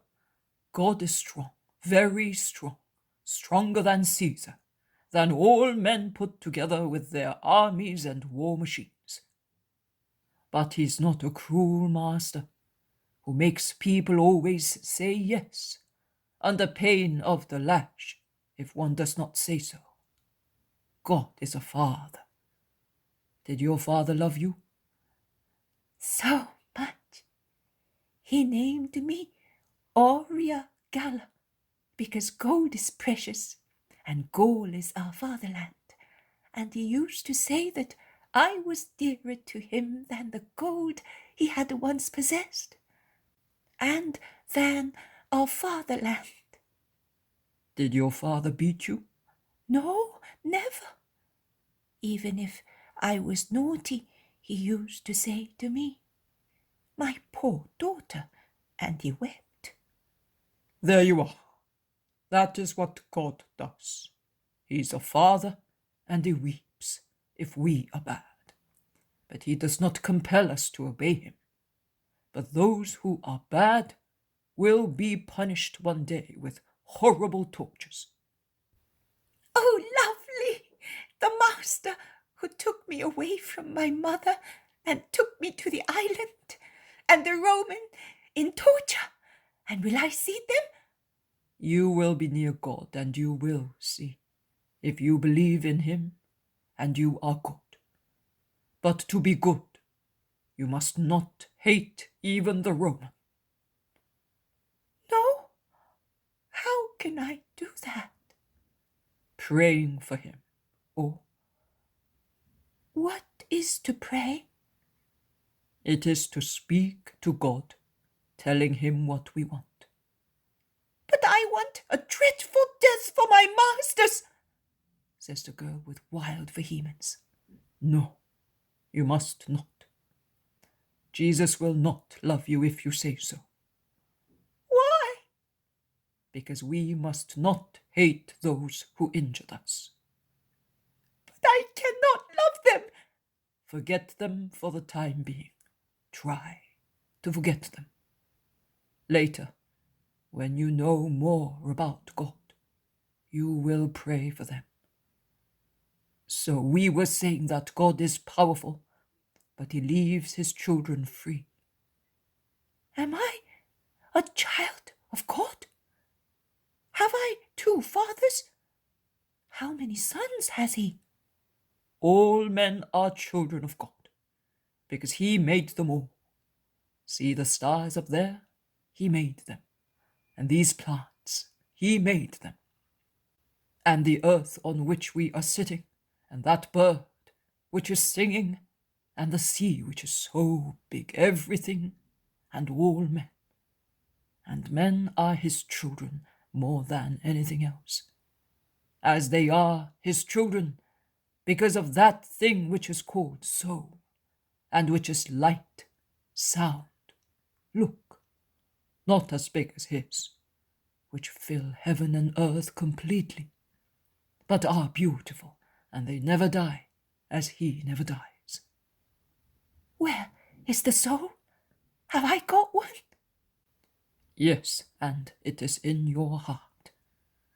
And it is that thing that made you understand that the Roman was bad, and that certainly will not make you wish to be like him. Is that right? Yes. The girl ponders after her uncertain yes. She then says with confidence, Yes, it was like a voice within me, and a need to have help. And with another voice, but that one was mine, I called my mother, because I did not know that there was God, that there was Jesus. If I had known, I would have called him with that voice which I had within me. You have understood well, child, and you will grow in light. I am telling you. Believe in the true God. Listen to the voice of your soul, devoid of acquired wisdom, but devoid also of evil will. And you will have a Father in God, and in death, which is the passage from the earth to heaven, for those who believe in the true God and the good, you will have a place in heaven, near your Lord, says Jesus, laying his hand on the head of the girl, who changes position and kneels down, saying, Near you. It is nice to be with you. Do not part from me, Jesus. I now know who you are, and I prostrate myself. At Caesarea I was afraid to do so, but you seemed a man to me. I now know that you are a God hidden in a man, and you are a father and protector to me. And Saviour, Aurea Galla. And Saviour, you saved me. And I will save you even more. You will have a new name. Are you going to deprive me of the name which my father gave me? The master on the island called me Aurea Quintilia, because they divided us according to the complexion and number, and I was the 5th blonde. But why do you not leave me the name given to me by my father? I am not taking it off you, but you will have, in addition to your old name, a new one, the eternal one. Which? Christian, because the Christ saved you. But it is dawning. Let us go. See, Nathaniel, it is easy to speak of God to empty abysses. You spoke very well. The girl will improve quickly in truth. Aurea, go ahead with my brothers. The girl obeys, but timidly. She would prefer to remain with Bartholomew, who understands and promises. I am coming at once too. Go, be obedient. And when he is with Jesus, Peter, Simon, and Matthew, he remarks, It's a pity that Valeria will have her. She is always a heathen. I cannot impose her on Lazarus. There is Nike, master, suggests Matthew. And Eliza, says Peter. And Johanna. She is a friend of Valeria, and Valeria would cede the girl to her willingly. She would be in a good home, says the zealot. Jesus is pensive and silent. You will decide. I am going to join the girl, as she is always turning round. She trusts me because I am old. I would keep her, one daughter more, but she is not from Israel. And it goes away, the good but too Israelite Nathanael. Jesus looks at him depart and shakes his head. Why that gesture, master? Asks the zealot. Because it grieves me to see that wise people are also slaves to prejudice. However, let us keep this to ourselves. Bartholomew is right, and in actual fact, you should provide. Remember, Syntyche and John. Don't let the same thing happen. Send her to Syntyche, says Peter, who is afraid of trouble in case the heathen girl should stay with them. John will not live long. Syntyche is not yet mature enough to be the teacher of a girl like this one. It is not a suitable place. And yet, you must not keep her. Consider that Judas will soon be with us. And Judas, master, allow me to tell you, is a lustful man, and one who is inclined to speak to gain some profit. And he has too many friends among the Pharisees, insists the zealot. That's it. Simon is right. Just what I was thinking, exclaims Peter. Do as he says, master. Jesus ponders, but is silent. He then says, let us pray, and the Father will help us. And at the rear of the others, they pray fervently. Dawn is breaking. They pass by a village and resume walking in the country. The sun is becoming warmer and warmer. They stop to eat in the shade of a huge walnut tree. Are you tired? Jesus asks the girl who is eating with no relish. Tell me and we will stop. No, let us go. We have asked her several times, but she always says no, says James of Alphaeus. I can go on. I am fit. Let us go far away. They resume their journey, but Aurea remembers something. I have a purse. The ladies said to me, you will give it when you are near the mountains. The mountains are here, and I am giving it. And she rummages in the sack where Lydia put some clothes for her. She takes out the purse and gives it to Jesus. Their offerings. They did not want to be thanked. They are better than many among us. Take it, Matthew, and keep this money. It will be used as secret alms. Shall I not tell Judas Iscariot? No. He will see the girl. Jesus does not reply. They set out again, but they proceed with difficulty because of the intense heat, the dust, and dazzling light. Then they begin to climb the first ramifications of Mount Carmel, I think. Although it is more shady and cooler here, Aurea walks slowly and often stumbles. Bartholomew goes back to the master. Master, the girl is feverish and exhausted. What shall we do? They consult. Should they stop or proceed carrying her? They are undecided. At last they decide that they must at least reach the road to Sycamnon to ask assistance of some wayfarer on horseback or in a wagon. And they would like to carry the girl in their arms, but she is heroic in a will to go farther away and keeps repeating, I can walk. I am fit, and wants to proceed by herself. She's flushed. Her eyes are feverish and she's really exhausted. But she does not give up. She walks slowly, agreeing to be supported by Bartholomew and Philip. But she proceeds.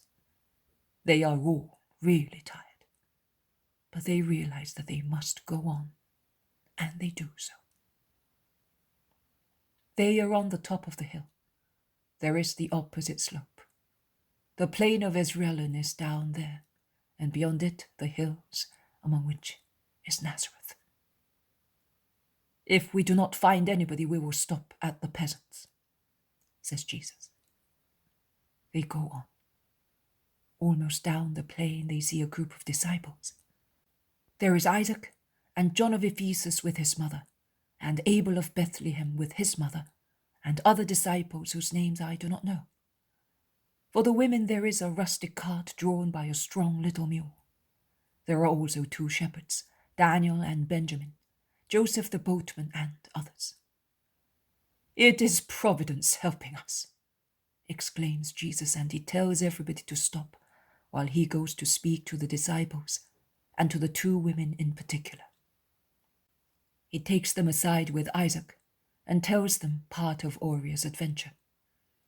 We took her away from a lustful master.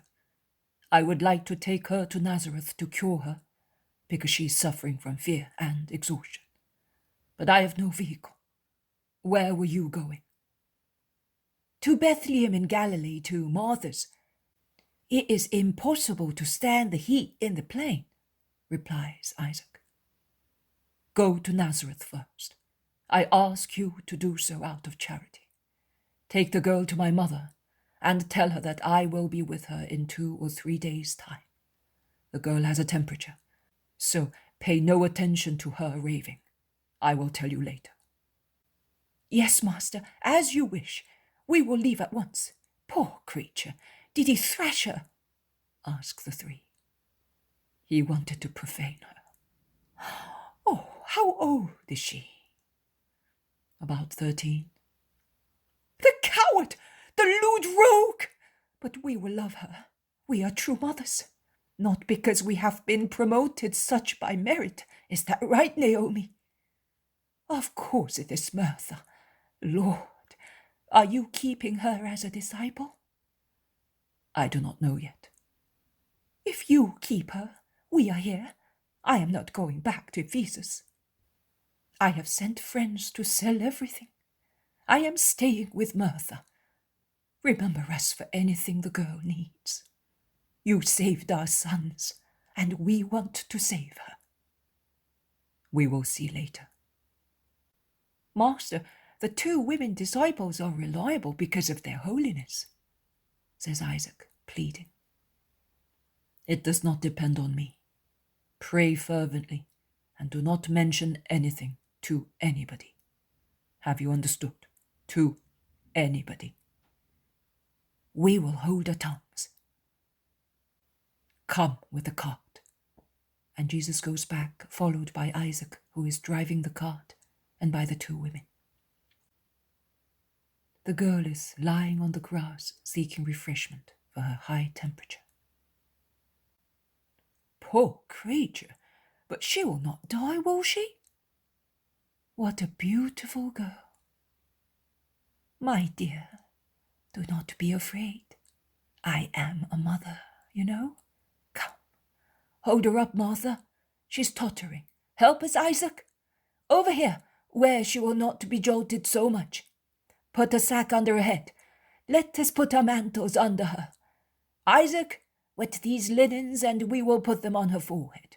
What a temperature! Poor child! The 2 women are careful and motherly. Aurea is so overwhelmed by the high fever that she is almost absent.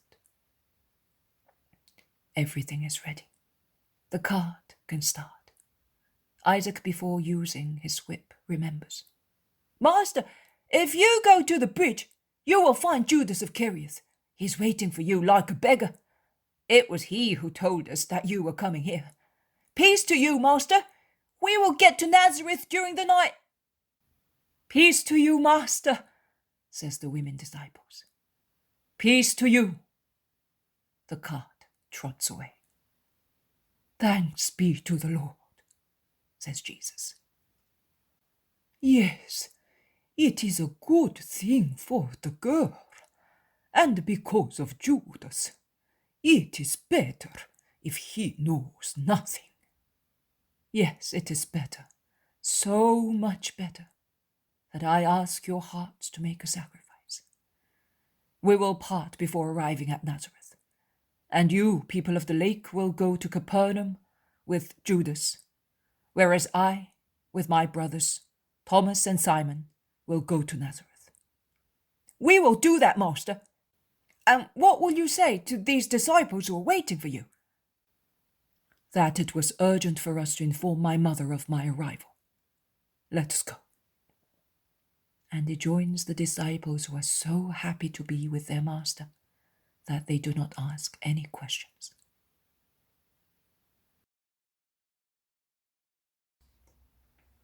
The poem of the man God. The third year of the public life. Chapter 426. Parable of the Vineyard and of Free Will. 4th of May, 1946. Peace to you, my friends. The Lord is good. He grants us to meet for a brotherly meal. Where were you going? Jesus asked the ex-shepherds while making his way into a thicket to protect himself from the sun. Some towards the sea, some towards the mountains. We came here together, growing in number all the time, as other groups joined us along the road, says Daniel, formerly a shepherd in Lebanon. Yes, and the two of us would like to go as far as Great Hermon to nourish our hearts, where we pastured our flocks, says his companion Benjamin. It is a good idea. I will go to Nazareth for some time. Later I will be at Capernaum and Bethsaida until the new moon of Elul. I am telling you so that you may find me in case of need. Sit down, and let us put together our victuals to share them according to justice. They do so, spreading their wealth on a piece of cloth. Cakes, cheese, salt fish, olives, some eggs, the first apples, and they share out the food as cheerfully as they had laid it down after Jesus has offered and blessed it. How pleased they are with the unhoped-for feast of love. They forget tiredness and heat, lost as they are in the joy of listening to Jesus, who inquires about what they have done, gives them advice, or tells them what he has done. And although the very warm hour of a sultry day would make one drowsy, they are so interested that no one yields to sleep. And when the meal is over, and a few provisions left have been collected and divided into equal parts among them, they move into the thickest part of the nearest brushwood on the hill, and sitting around Jesus in the shade of the trees, they beg him to tell them a beautiful parable, which they may use as a practical rule of life and teaching. Jesus, who is sat facing the plain of Israel, now bare of crops, but luxuriant in vineyards and orchards, turns his eyes round, looking at the panorama, as if he were looking for a subject in what he sees. He smiles. He has found it. He begins with a general question. The vineyards in this plain are beautiful, are they not? Yes, very beautiful. They are extraordinarily laden with grapes which are maturing, and they are very well kept. That is why they yield so much. They must be plants of great value, insinuates Jesus, and he concludes. As the plain is divided into estates belonging to rich Pharisees, they have cultivated it with good plants, regardless of expenses. Oh, it would have been of no use to purchase the best plants if they had not been taken care of continually. I am an expert in the matter because I grow vines in all my property. But if I do not toil hard, that is, if I had not toiled hard at it as my brothers continue to do now, believe me, master, I would not be able to offer you at vintage time grapes like those of last year, says a strong man about 40 years old, whom I think I have already seen, but whose name I do not remember. You are right, Cleopas. The whole secret to have good fruits is to take care of our property, says another man. Good fruit and good profits. Because if the land gave only what one spends on it, it would still be a bad investment of money. The land must yield the fruit of the capital it costs us, plus a profit, enabling us to increase our wealth. Because we must consider that a father has to divide his property among his sons. And of one property, be it land or money, he has to make several parts, one for each son, to give each of them what to live on. I do not think that we are to be blamed if we increase our property for the benefit of our children, insists Cleopas. You are not, if you achieve it by honest work and in an honest manner. So you say that, notwithstanding the good quality of the seedlings planted out, it is necessary to toil hard at them to have a profit? Most certainly so. Before we have the first bunches. Because it takes time, you know. Because one must have patience and work as well while the young shoots have only leaves. And later, when they begin to yield fruit and are strong, one must watch that there are no useless vine branches, harmful insects, and that parasitic grass do not impoverish the soil. And you have to ensure that the vine branches are not suffocated by the foliage of bushes and bindweed, and you have to dig around the root of the vine, forming circles so that dew may penetrate and water may stagnate a little longer than elsewhere, nourishing the plant. And you have to spread manure. Hard work, but it is necessary, even if it is unpleasant, because grapes are so sweet, so beautiful, that each bunch seems a collection of precious stones, grow exactly by sucking fetid black manure. It seems impossible, but it is so. And one has to thin out the leaves so that the sun may shine on the bunches. And when the vintage is over, one has to arrange the vines, tying and pruning them, covering the roots with straw and excrement to protect them against frost. And also during winter, one has to go and see whether the wind or some robber has pulled off the stakes and whether the weather has loosened the withes by which the branches are tied to the stakes. Oh, there is always something to be done until the vine is completely withered. And then there is still work to be done to remove it from the soil, which is to be cleaned out, taking away all the roots, so that it may be ready to receive a new plant. And do you know how one must work patiently, with a light hand and eyes wide awake, extricating the vine shoots of the dead plants, entangled with those of the vines still alive? If one acted foolishly and with a heavy hand, how much damage would be caused? One must be of the trade to know that. The vines, they are like children. And before a child becomes a man, how hard one has to work to keep him sound in body and mind. But I am speaking all the time, and I am not letting you speak. You promised us a parable. Actually, you have already told it. It would be sufficient to apply your conclusion and say that souls are like vines. No, master, you speak. I have talked nonsense, and we cannot do the work of application by ourselves. All right. Listen. When we had an animal body in the womb of our mother, God created a soul in heaven to make the future man in his likeness, and he infused it into the body which was forming in the womb. And man, when it was time for him to be born, was born with a soul, which up to the age of reason was like land, left uncultivated by its master. But when man reached the age of reason, he began to reason and to tell good from evil. He then realized that he had a vineyard to cultivate to his liking, and he became aware that he had a vine dresser in charge of his vineyards, his free will.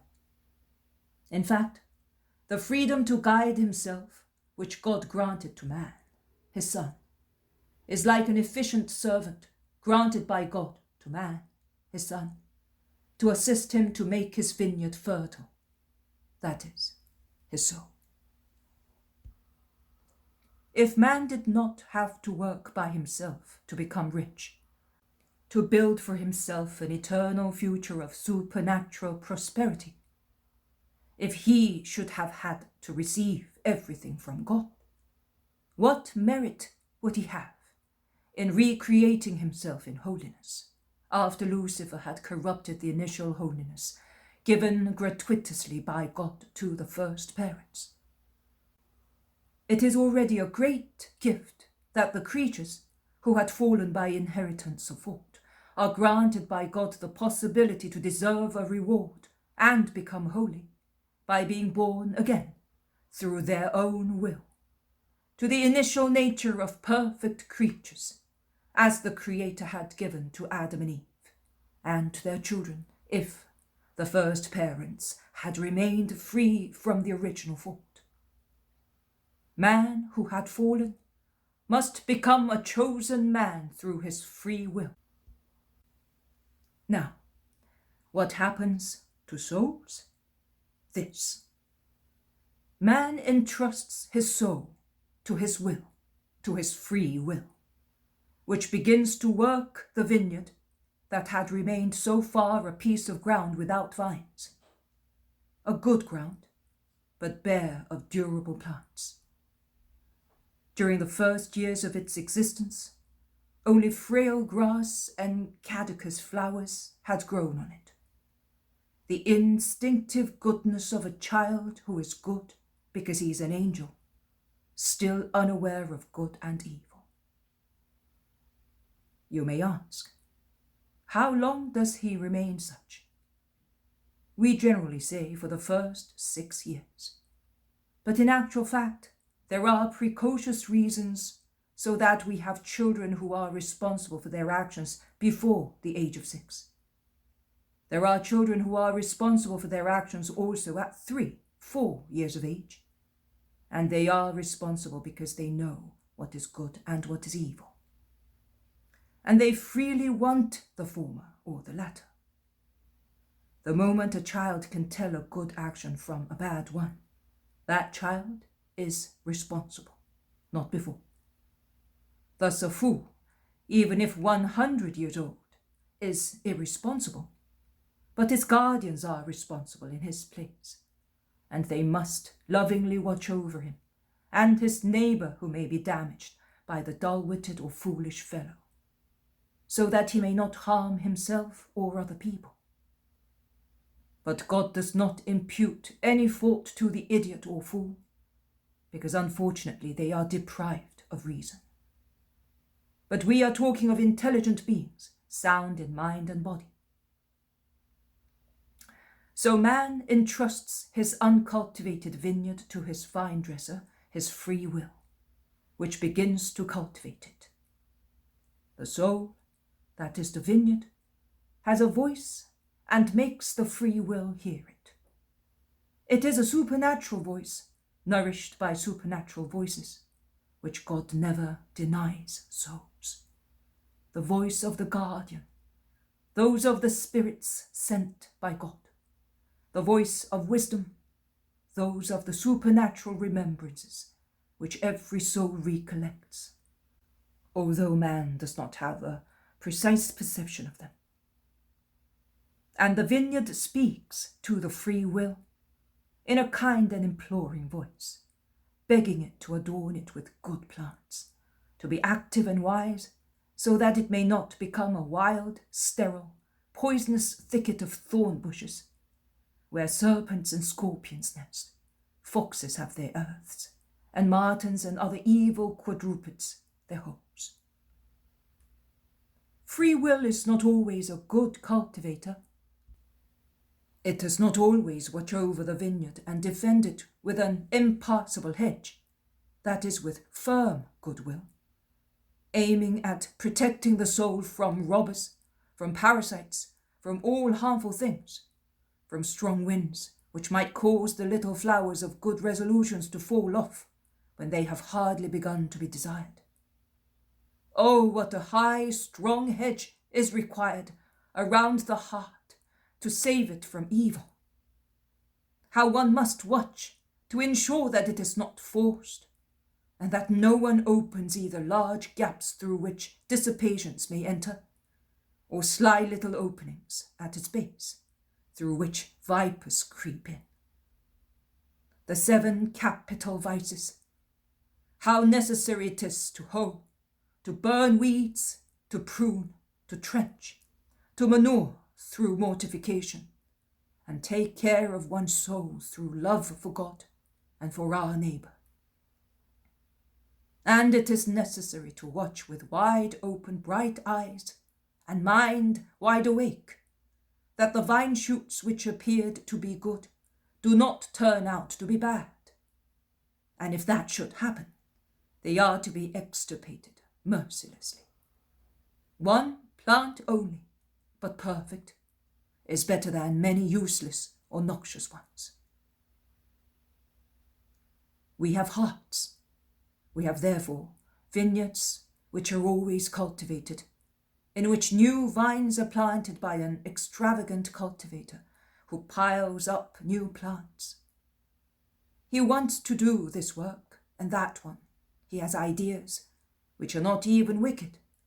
Then he neglects them, and they become evil. They fall on the ground, they degenerate and die. How many virtues perish because they are mingled with sensuality. They are not cultivated because, in short, free will is not supported by love.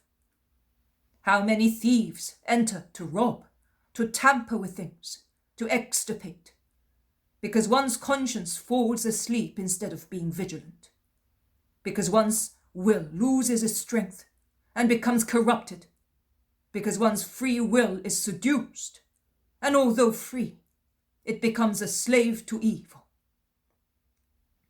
But consider, God made it free, and yet free will becomes a slave to passions, to sin, to concupiscence, to evil, in a word. Pride, wrath, avarice, lust, first mixed with, then triumphant over good plants, a disaster. How much drought there is that parches plants, because people no longer pray, whereas prayer is union with God, and therefore a dew of beneficial juices for the soul. How much frost freezes roots through lack of love for God and our neighbour. How much poorness of soil, because people refuse the manuring of mortification and humility. What an inextricable tangle of good and bad vine shoots, because one has not the courage to suffer cutting off what is noxious. That is the state of a soul whose guardian and cultivator is an extravagant free will, inclined to evil. Whereas the soul whose free will lives in an orderly way, and therefore in submission to the law given, so that man may know what is order, how it is and how it is kept, and is heroically faithful to good, because good elevates man and makes him similar to God, whereas evil makes him brutal and similar to a demon, is a vineyard bedewed with the pure, plentiful, useful waters of faith, appropriately shaded by trees of hope, warmed by the sun of charity, controlled by will, matured by mortification, tied with obedience, pruned by strength, guided by justice, watched over by wisdom and conscience. And grace increases, assisted by so much help. Holiness increases, and the vineyard becomes a wonderful garden where God descends for his delight, providing the vineyard always remains a perfect garden till the death of the creature. God has such work of a willing, good, free will brought by his angels into the great eternal garden of heaven. You certainly want that lot for yourselves. So watch that the demon, the world, and the flesh do not seduce your free will and ruin your souls. Watch that there is love in you, but not self-regard, which extinguishes love and puts the soul in the power of various sensualities and disorder.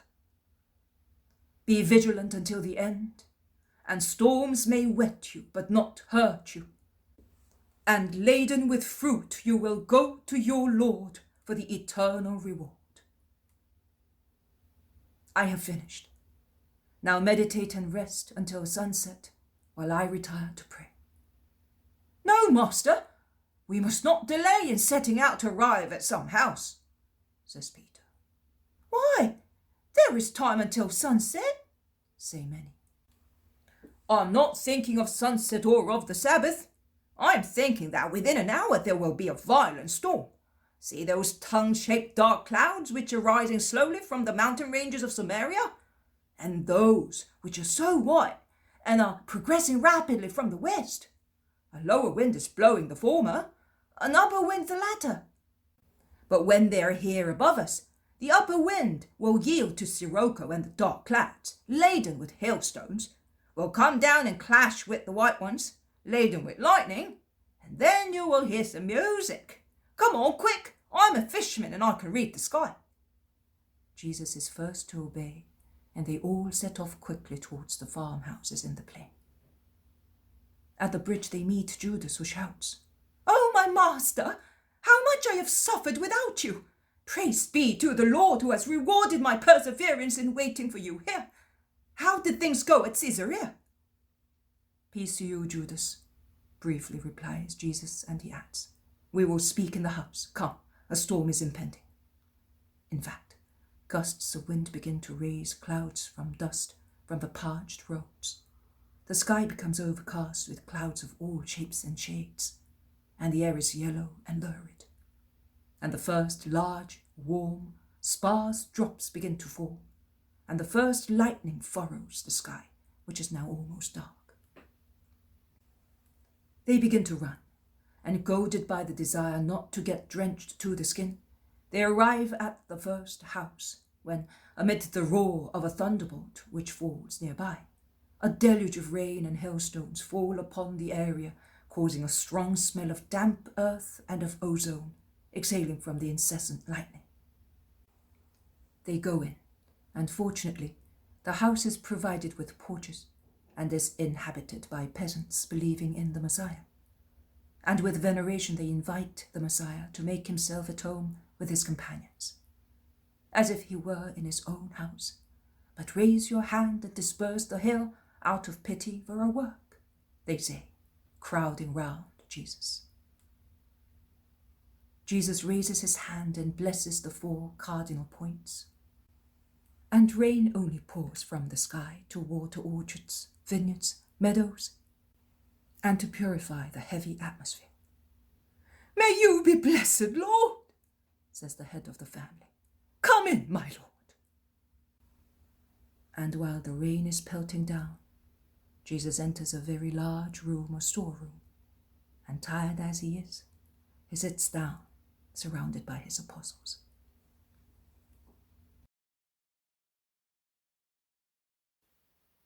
The poem of the man God, the 3rd year of the public life. Chapter 427. Going about the plain of Esdraelon. 6th of May, 1946. It must have continued to rain all the previous day and during the night, because the ground is very damp and the roads are becoming muddy. But to compensate for this, the atmosphere is clear, free from dust at all levels, and the sky smiles up there and looks as fresh and clear after the storm as if it were springtime.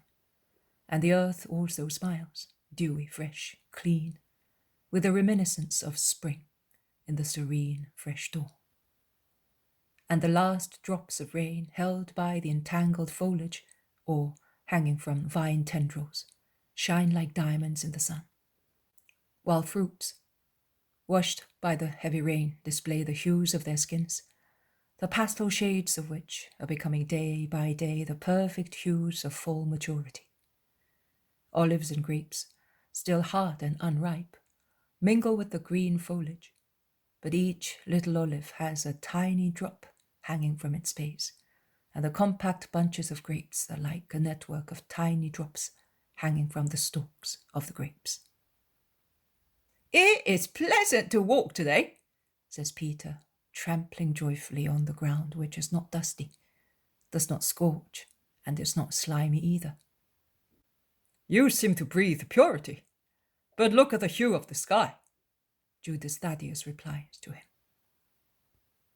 "And those apples, that bunch over there, all around that branch. I do not know how it can hold the weight and come out of the mass of fruits with a cluster of leaves. How many colors! The green of the hidden ones is shading into yellow. The others are turning to red, and the two which are more exposed are completely red where the sun shines. They look as if they were covered with sealing wax," says the zealot. And they walk on happily, contemplating the beauties of creation, until Thaddeus, immediately imitated by Thomas and the others, intones a psalm celebrating the creative glory of God. Jesus smiles upon hearing them sing so happily, and he joins in the chorus with his beautiful voice. But he cannot finish, because the Iscariot, while the others continue to sing, approaches him and says, "Master, while they are busy and inattentive singing, tell me, how did the trip to Caesarea go? And what did you do? You have not told me yet, and this is the first moment that we are alone and can speak about it. At first, there were our companions and the disciples and the peasants who welcomed us. Then our companions and the disciples. Now that the disciples have gone ahead of us, I have never been able to ask you. You are greatly interested, but at Cesarea I did not do what I will do in Johannan's estate. I spoke of the law and of the kingdom of heaven." To whom? "To the citizens, near the markets." "Ah, not to the Romans. Did you not see them?" "How is it possible to be at Caesarea, the residence of the proconsul, and not see Romans?" "I know, but I say, well, you did not speak to them personally." "I repeat, you are greatly interested." "No, master, simple curiosity." "Well, I did speak to the Roman ladies." "To Claudia also? What did she say to you?" "Nothing, because Claudia did not come. Nay, she made me understand that she does not wish anyone to know that she is in touch with us." Jesus lays much stress on the sentence and diligently watches Judas, who, although an impudent fellow, changes colour, blushes slightly, and then blanches. But he soon collects himself and says, "She does not want. She no longer esteems you. She's mad." "No, she's not mad. She has a well-balanced mind. She can tell and distinguish her duty as a Roman lady from her duty towards herself. And if she procures light and breath for herself, for her soul, by coming towards light and purity, as she is a creature who instinctively seeks the truth, and will not rest in the falsehood of paganism, At the same time, she does not want to be detrimental to her fatherland, not even in theory, as she might be by making people think that she sides with a possible competitor of Rome. Oh, but you are king of the Spirit. But you apostles, although you know that, cannot convince yourselves that it is true. Can you deny that? Judas blushes again and then grows pale. He cannot lie and says, "No, but it is our excessive love that—" "Even more so, who does not know me, that is Rome, can mistrust me as a competitor. Claudia is acting righteously both towards God and her fatherland, by honoring me as a king and master of the Spirit, if not as God, and by being loyal to her fatherland. And I admire loyal, just, non-obstinate spirits. And I would like my apostles to deserve the praise which I give the heathen woman." Judas does not know what to say. He is about to part from the master, but curiosity goads him again. Rather than curiosity, it is the desire to find out how much the master knows. And he asks, "Did they ask after me?" "Neither after you nor any other apostle." "What did you speak about then?" "Of chaste life, of their poet Virgil. You can see that the subject was of no interest to Peter, John, or anybody else." "But what had that got to do with it? A useless conversation." "No. It helped me to make them consider that a chaste man has a bright intellect and an honest heart. Very interesting for heathen ladies, and not only for them." "You are right. I will not keep you further, master." And he almost runs away to join those who have finished singing and are waiting for the two left behind. Jesus joins them more slowly, and he says, "Let us take that path in the wood.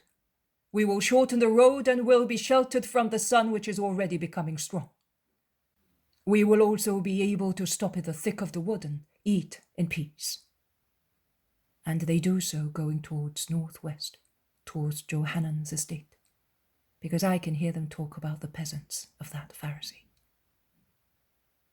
Jesus says, "And you will put here the vision of 16th of June, 1944, Jesus the fallen nest and the Pharisee." The poem of the man God, the third year of the public life, chapter 428, the fallen nest and the scribe Johanan ben Zacchaeus, 16th of June, 1944, later 10:30 a.m. I see Jesus wearing a white tunic with his dark blue mantle thrown over his shoulder while he is walking along a woody path. It is woody because there are trees and shrubs on both sides. Narrow tracks cut through the green entanglement, but it is not a solitary place remote from any village, as they often meet other people. I would say that it is the road linking two villages close to each other, running through the fields of the villages.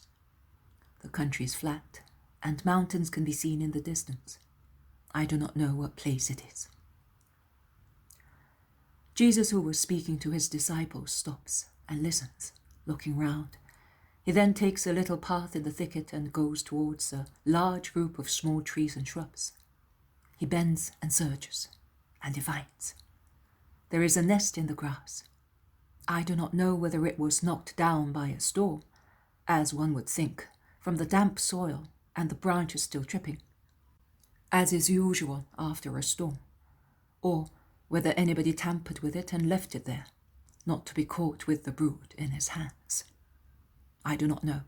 I can only see a small nest, interwoven with hay and full of dry leaves, down of plants and wool, among which 5 little birds, only a few days old, are stirring and chirping. They are reddish, without feathers, rather ugly looking because of their wide open beaks and bulging eyes. High above on a tree, their parents are screeching desperately. Jesus picks up the little nest carefully. He holds it in the hollow of one hand and he looks for the spot where it was or where it can be placed safely. He finds a tangle of brambles so compact that it looks like a little basket, and so deep in the bushes to be safe. Without minding the thorns which scratch his arm, after handing the nest to Peter, and the apostle, so elderly and stout, looks funny with the little nest in his short, rough hands, Jesus rolls up his long, wide sleeves and works to make the entangled branches more concave, and thus safer. It is done. He takes the nest and places it in the bush and secures it by pulling long, cylindrical blades of grass, which look like very thin reeds. The nest is now safe. Jesus stands aside and smiles. He then gets one of the apostles, who is carrying his sack across his shoulder, to give him a piece of bread, and he crumbles some on the ground on a stone. Jesus is now happy. He turns round to go back to the main road, while the birds fly down to the rescued nest, screeching with joy. A little group of men is standing on the roadside. Jesus finds them facing him and looks at them. His smile fades away, and his face becomes very severe. I would say somber, while it was so compassionate when he was picking up the nest and so happy when he had arranged it safely. Jesus stops, and he continues to look at his unexpected witnesses. He seems to be looking at their hearts with their secret thoughts. He cannot go any further because the group have blocked the path, but he is silent. But Peter does not keep quiet. "Let the master pass," he says. "Be quiet, Nazarene," replies one of the group. "How did your master take the liberty of going into my wood and do manual labor on the Sabbath?" Jesus looks straight at him with a strange expression. It is and it is not a smile. And if it is a smile, it is not one of approval. Peter is about to reply, but Jesus asks, "Who are you?" "The landlord of this place, Johanan ben Zacchaeus." "A renowned scribe. For what do you reproach me?" "For profaning the Sabbath." "Johanan ben Zacchaeus, do you know Deuteronomy?"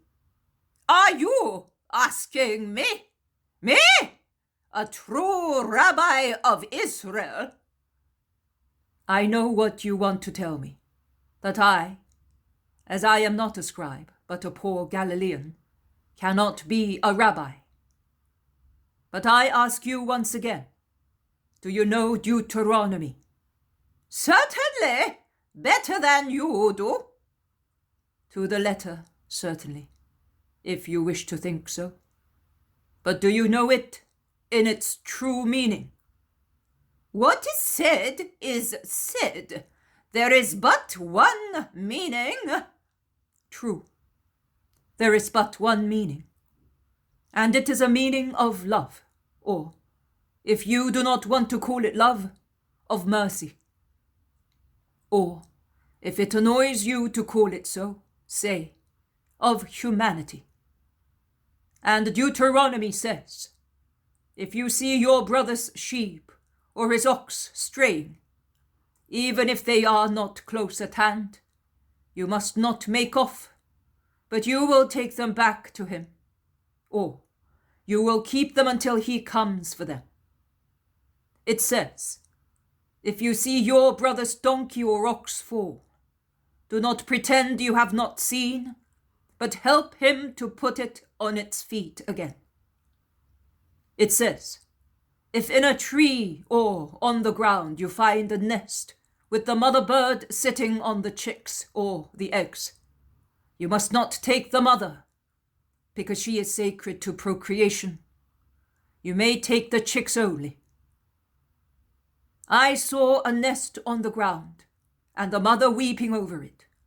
I felt sorry for her, because she was a mother, and I gave her chicks back to her. I did not think I was profaning the Sabbath by consoling a mother. We must not let the sheep of our brother go astray, but the law does not say that it is a sin to put a donkey on its feet again on a Sabbath.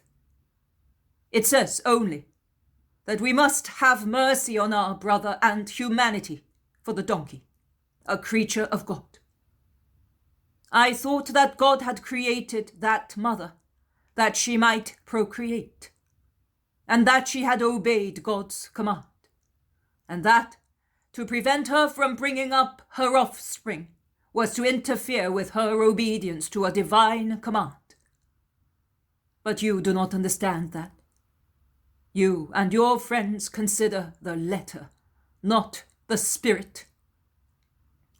You and your friends do not consider that you infringe the Sabbath twice, nay 3 times, by degrading the divine word to the pettiness of human mentality, by interfering with the command of God, and by lacking in mercy towards your neighbor.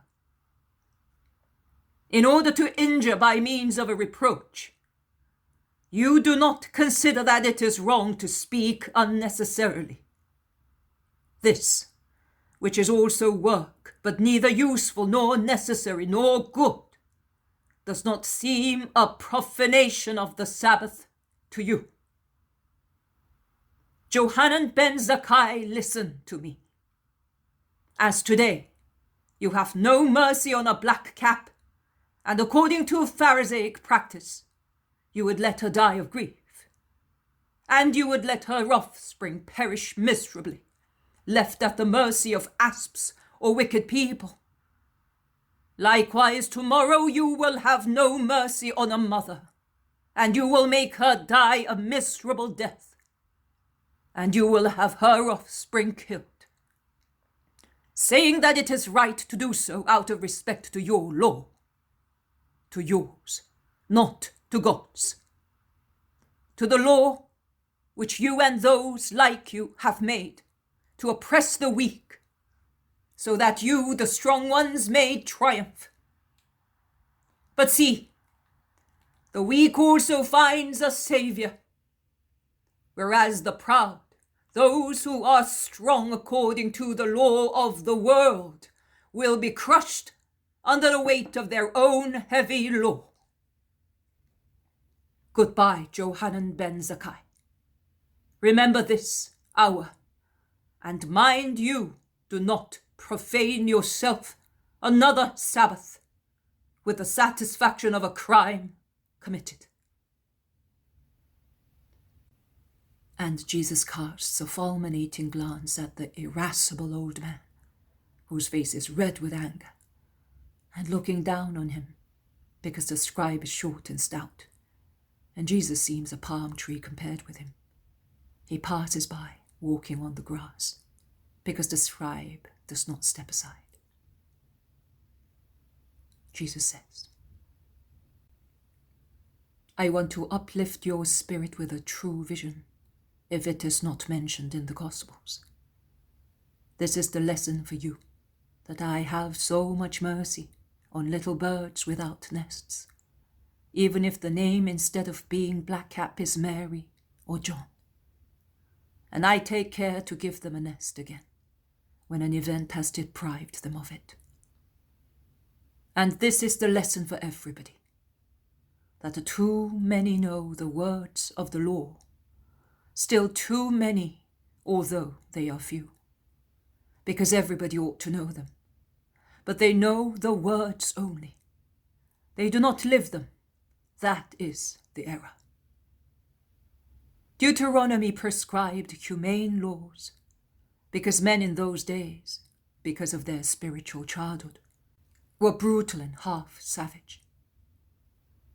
They had to be led by hand along the flowery paths of pity, respect, love for the brother who lost an animal, for the animal which fell, for the bird sitting on eggs, to teach them to rise to higher pity, respect, and love. But when I came, I perfected the Mosaic rules, and I opened wider horizons. The letter was no longer everything. The spirit became everything. Beyond the little human act for a nest and its inhabitants, it is necessary to consider the secret meaning of my gesture, that I, the Son of the Creator, bowed before the work of the Creator. That brood also is his work. Oh, happy those who can see God in everything and serve him with spirit of reverent love. And woe to those who, like a snake, cannot raise their heads above their filth, and as they cannot sing the praises of God who reveals himself in the work of their brothers, they bite them because of the excess of poison choking them. There are too many who torture the better ones, saying, to justify their perversity, that it is right to do so, out of respect to the law. Their law, not God's. But if God cannot stop their wicked deeds, he can avenge his little ones. And let this be given to those who deserve it. May my vigilant peace be with you.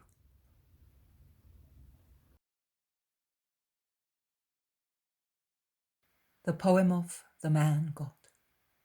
The third year of the public life. Chapter 429. The journey in the plain of Israel continues. 6th of May, 1946. After the incident, they continue to walk for some time in silence. But when they arrive at a road junction in the country, James of Zebedee says, "Here we are. This road here will take us to Micah's house. But are we still going there? That man will certainly be waiting for us in his property in order to ill-treat us. And to prevent you from speaking to the peasants. James is right. Don't go there," advises the Iscariot.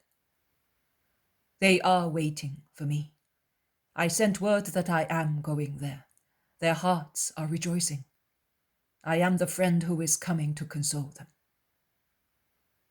"You can go some other time. They will resign themselves," says Judas, shrugging his shoulders.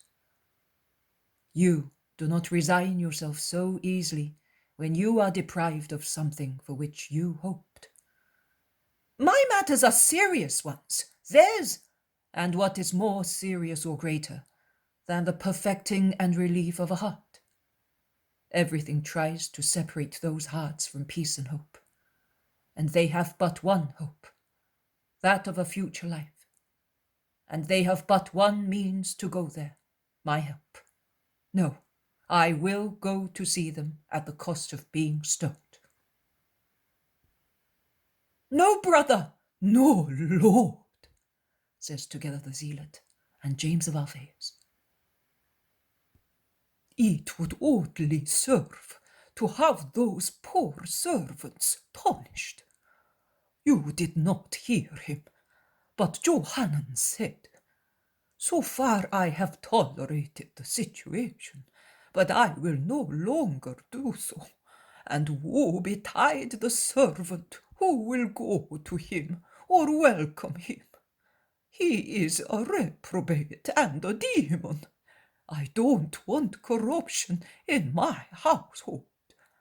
And he said to a companion, 'Even if I have to kill them, I will cure them of their devilish attachment to that cursed man.'" Jesus lowers his head, thinking and suffering. His grief is evident. The others are sorry, but what can they do? The situation is resolved by Thomas's practical serenity. "Let us do this. We will stay here until sunset, in order not to infringe the Sabbath. In the meantime, one of us will steal away to the houses and say, at dead of night, at the fountain outside Severus, and we will go there after sunset and wait for them in the thickets at the foot of the mountain on which is Severus. The master will speak to those poor people and comfort them, and at daybreak they will go back to their houses, and we will cross over the hill and go to Nazareth." "Thomas is right. Bravo, Thomas," say many. But Philip remarks, "And who will go and warn them? He knows every one of us, and he may see us." "Judas of Simon could go. He knows the Pharisees well," says Andrew innocently. "What are you trying to insinuate?" replies Judas aggressively. Nothing. I am saying that you know them because you were for such a long time at the temple, and you have good friends there. You always boast about them. They will do no harm to a friend," says meek Andrew. "Don't you believe that in no way. Let no one believe it. If we were still protected by Claudia, perhaps I could, but not now. Because now, in short, she has disengaged herself, hasn't she, master?"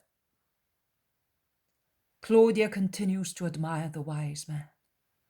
She has done nothing else, or more than that.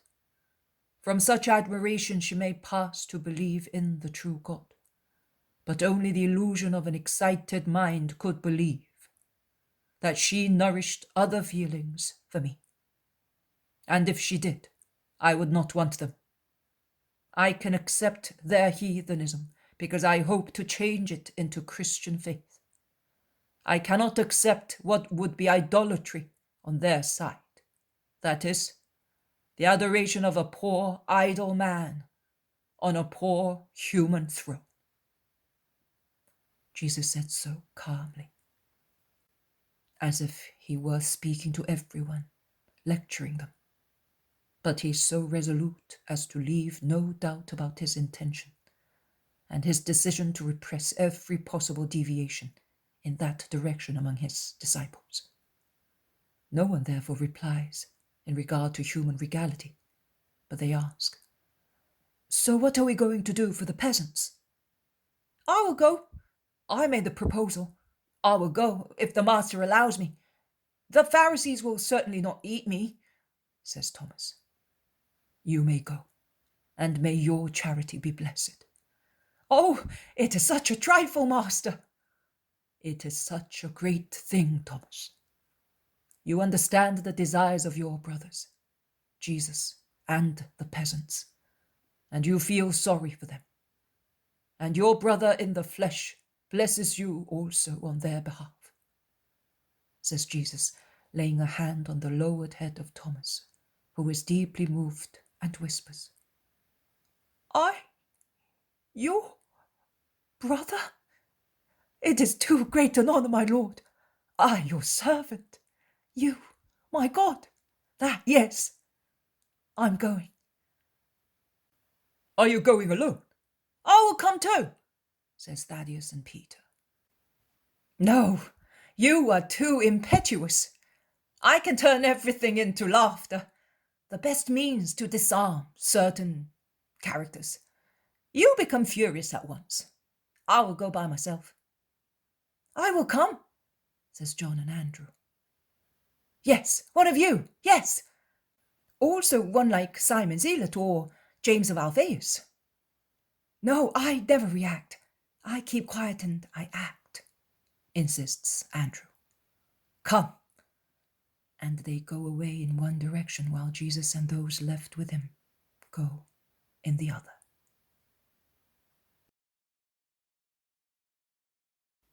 The poem of the man God, the third year of the public life.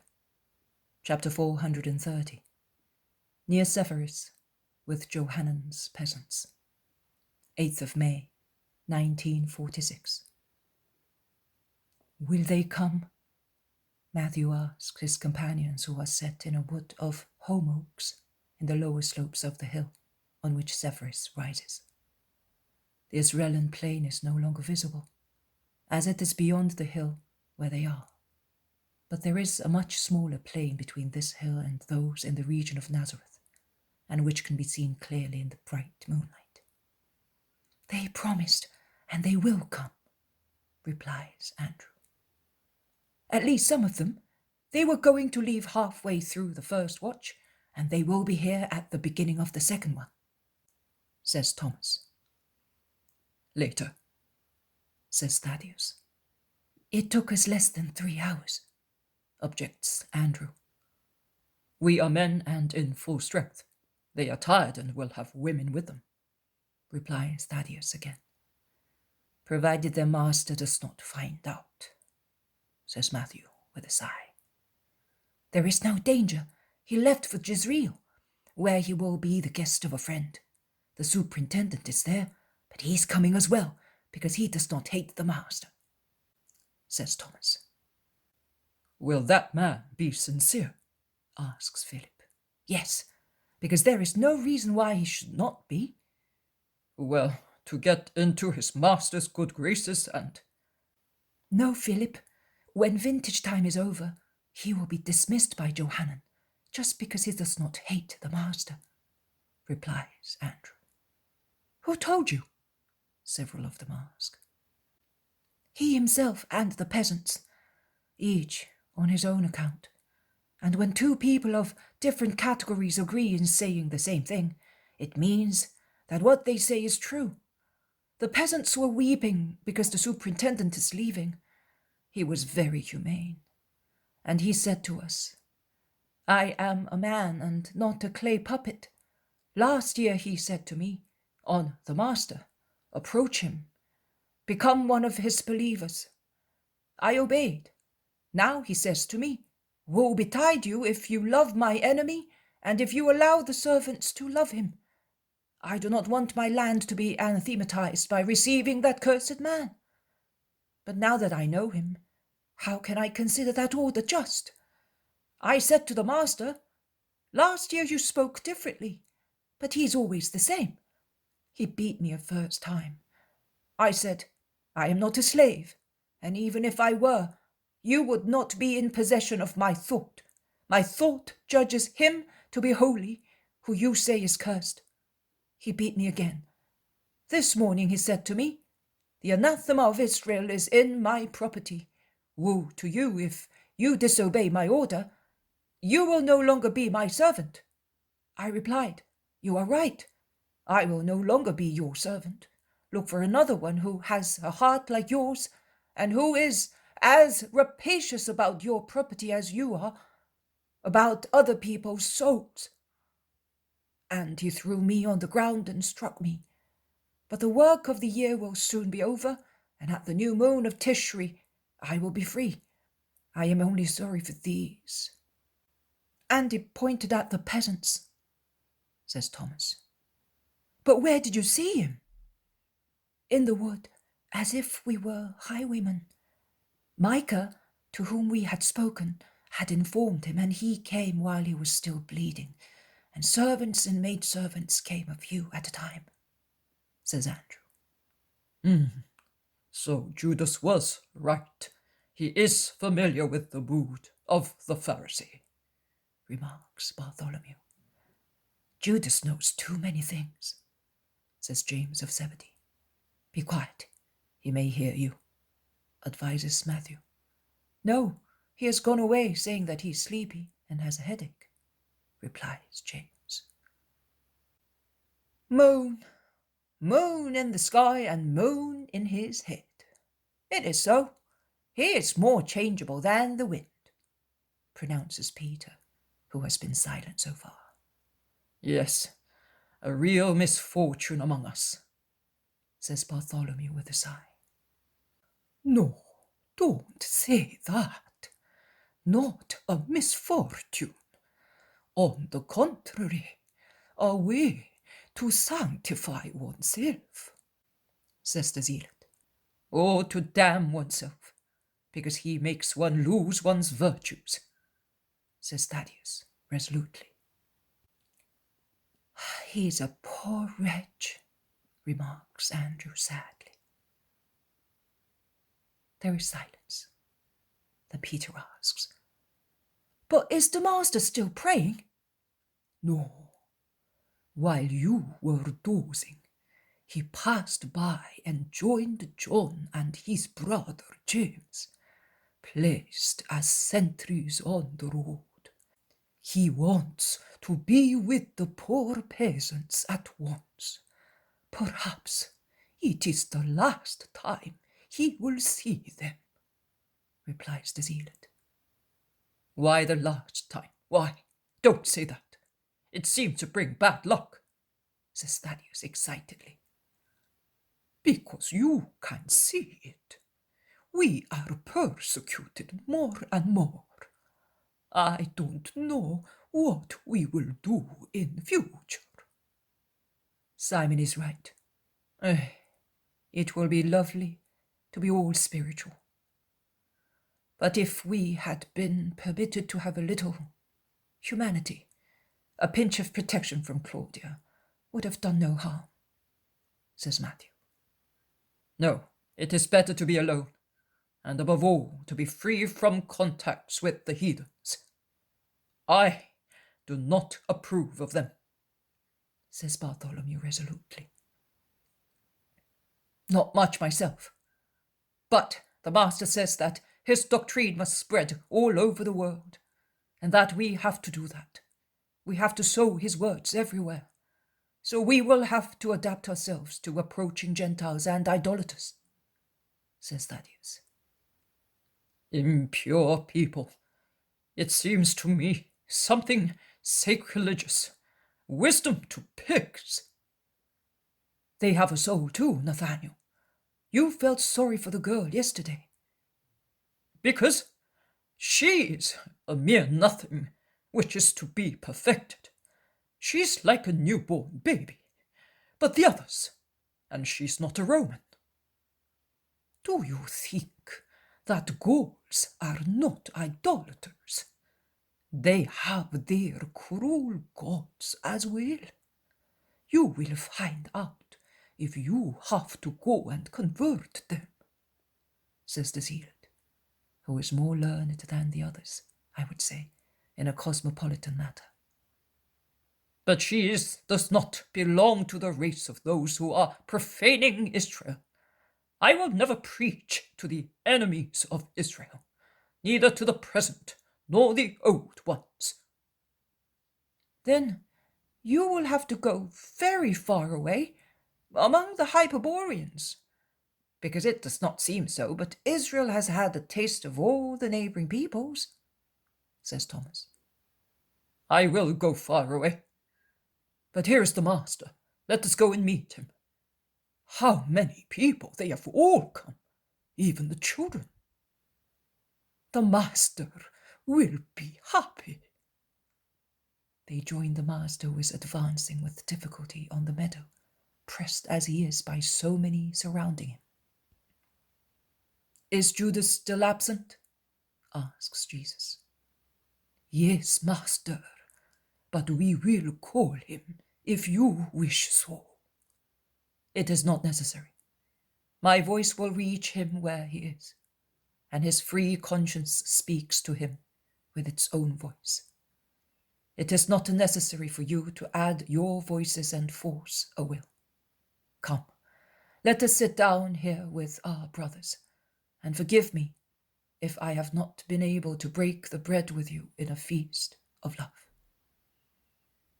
They sit in a circle with Jesus in the center, and Jesus wants around him all the children who press against him affectionately and full of confidence.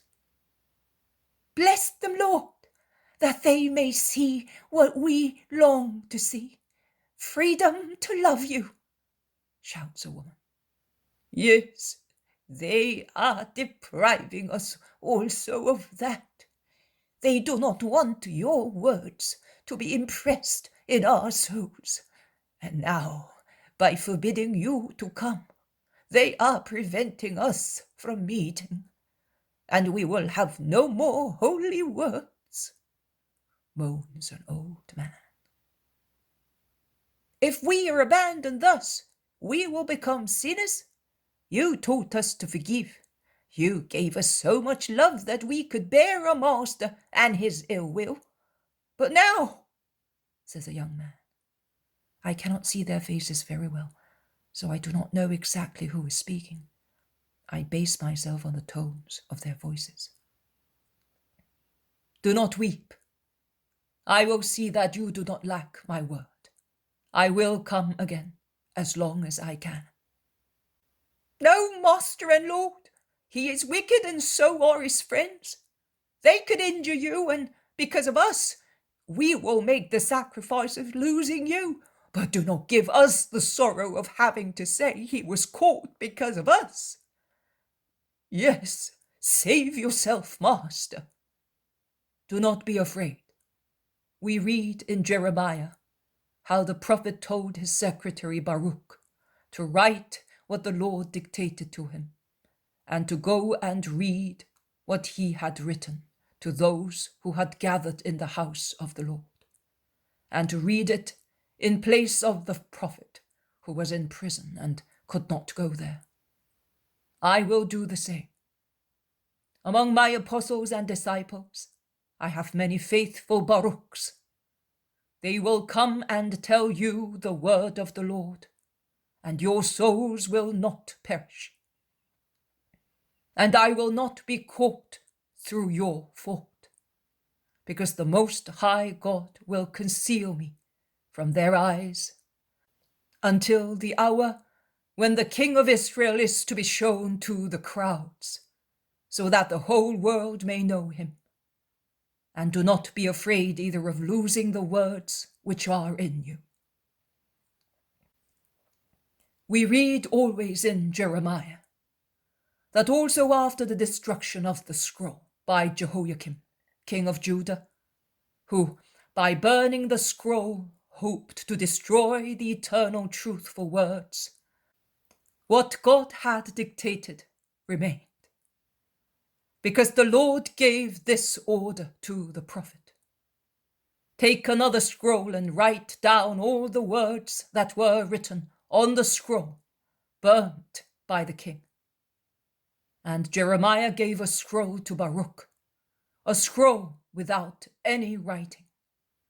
And he dictated once again to his secretary the eternal words, and he added some more as well, to complete the previous ones, because the Lord mends the damages caused by men when such amends are useful to souls.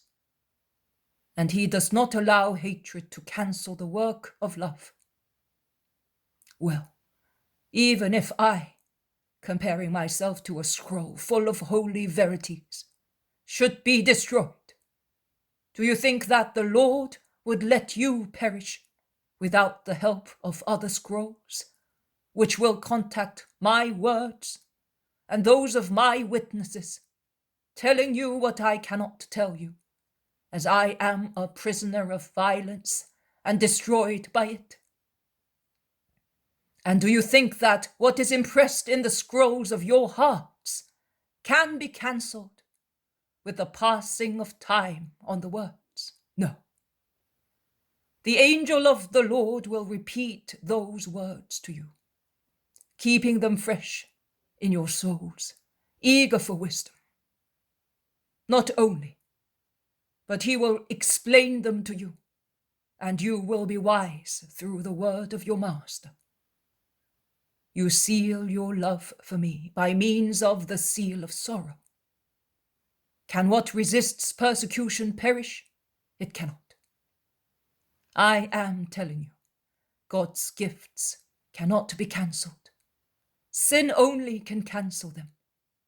But you certainly do not wish to commit sin, do you, my friends? No, Lord, it would mean losing you in the next life, reply many.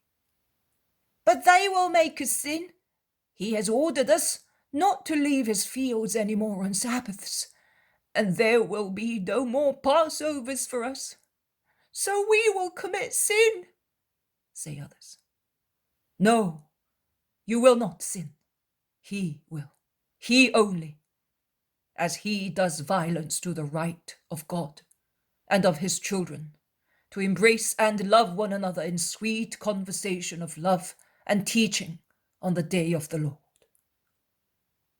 But he makes amends through many fasting days and offerings. We cannot, because the food we get is already too scanty and compared with the work we do, and we have nothing to offer. We are poor.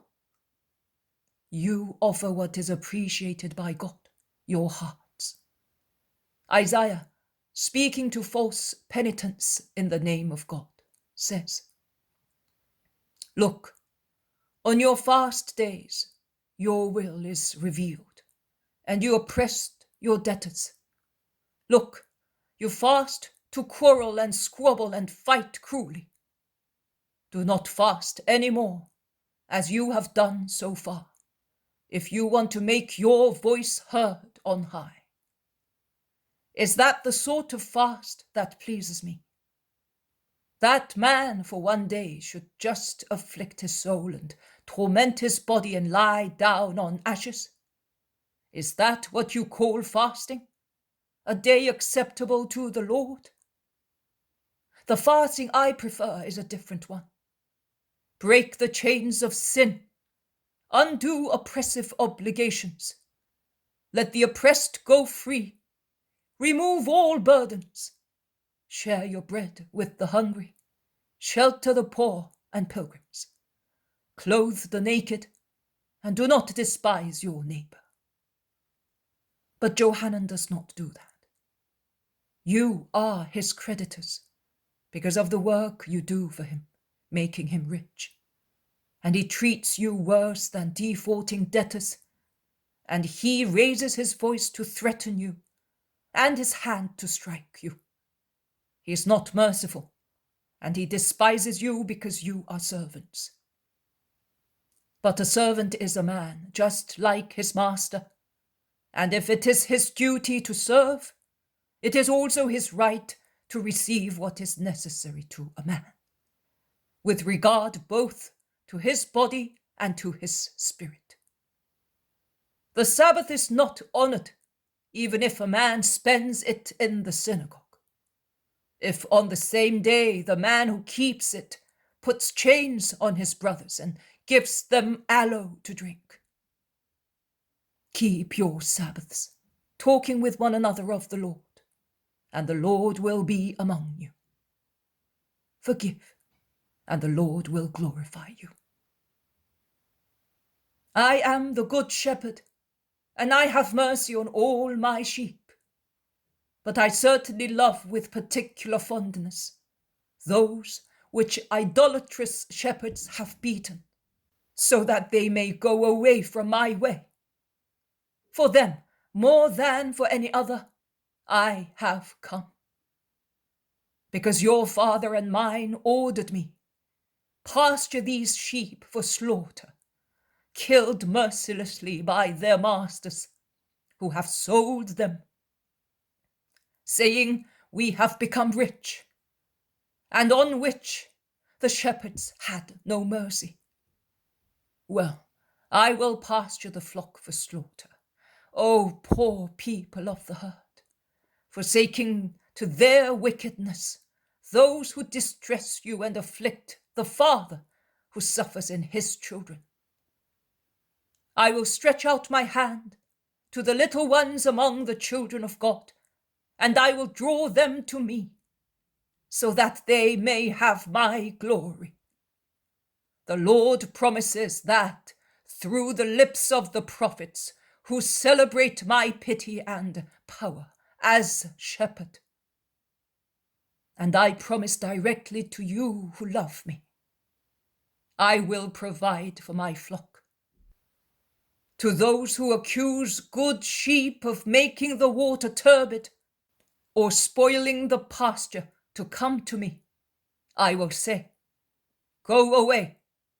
You are the ones who cause the springs of my children to dry up and their pastures to parch. But I have led and will lead them to other pastures, to the pastures which satisfy the spirit. I will leave you a pasture for your big bellies. I will leave you the bitter spring which you made well up, and I will go with my sheep separating the true sheep of God from the false ones. And my lambs will no longer be distressed by anything, but they will exult forever in the pastures of heaven. Persevere, my beloved children. Be patient a little longer as I am. Be faithful, doing what your unfair master allows you to do. And God will judge that you have done everything and will reward you for everything. Do not hate, even if everything urges and teaches you to hate. Have faith in God. See, Jonah was relieved of his suffering, and Jabez was taken towards love. And what the Lord did to the old man and to the boy, he will do to you, partly in this life, completely in the next one. I have but money to give you to make your material situation less painful. I will give it to you. Give it to them, Matthew, so that they may share it. It is much, but always too little for you who are so many and so poor. But I have nothing else, materially. But I have my love and the power of being the Son of the Father, so that I can ask infinite supernatural treasures for you, to comfort your grief and enlighten your darkness. Oh, your sad life can be made bright by God, by Him alone. And I say, Father, I pray you for them. I do not pray you for the happy and rich people in the world, but I pray for these who have but you and me.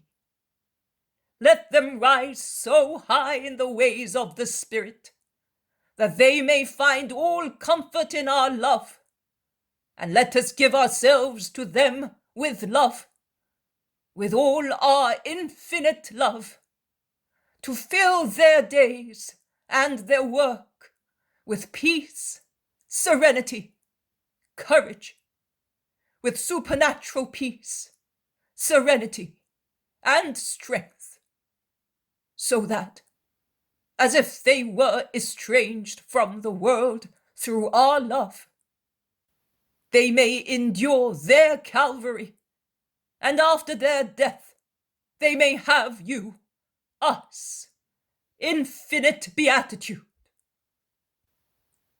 Jesus has prayed, standing up, slowly freeing himself from the children who had fallen asleep leaning against him. And he is solemn and kind in his prayer. He now lowers his eyes and says, I am going. You must go now to be back at your homes in time. We will meet again, and I will bring Martien. But even when I can no longer come, my spirit will always be with you, and my apostles will love you as I did. May the Lord lay his blessing upon you. Go. And he bends to caress the sleeping children, and he gives himself up to the effusive warm-heartedness of the poor people who cannot make up their minds to part from him. At last, they all go their ways, and the two groups part while the moon is setting and branches of trees are to be lit to illuminate the road. And the pungent smoke of the dampish branches is good excuse for shining eyes.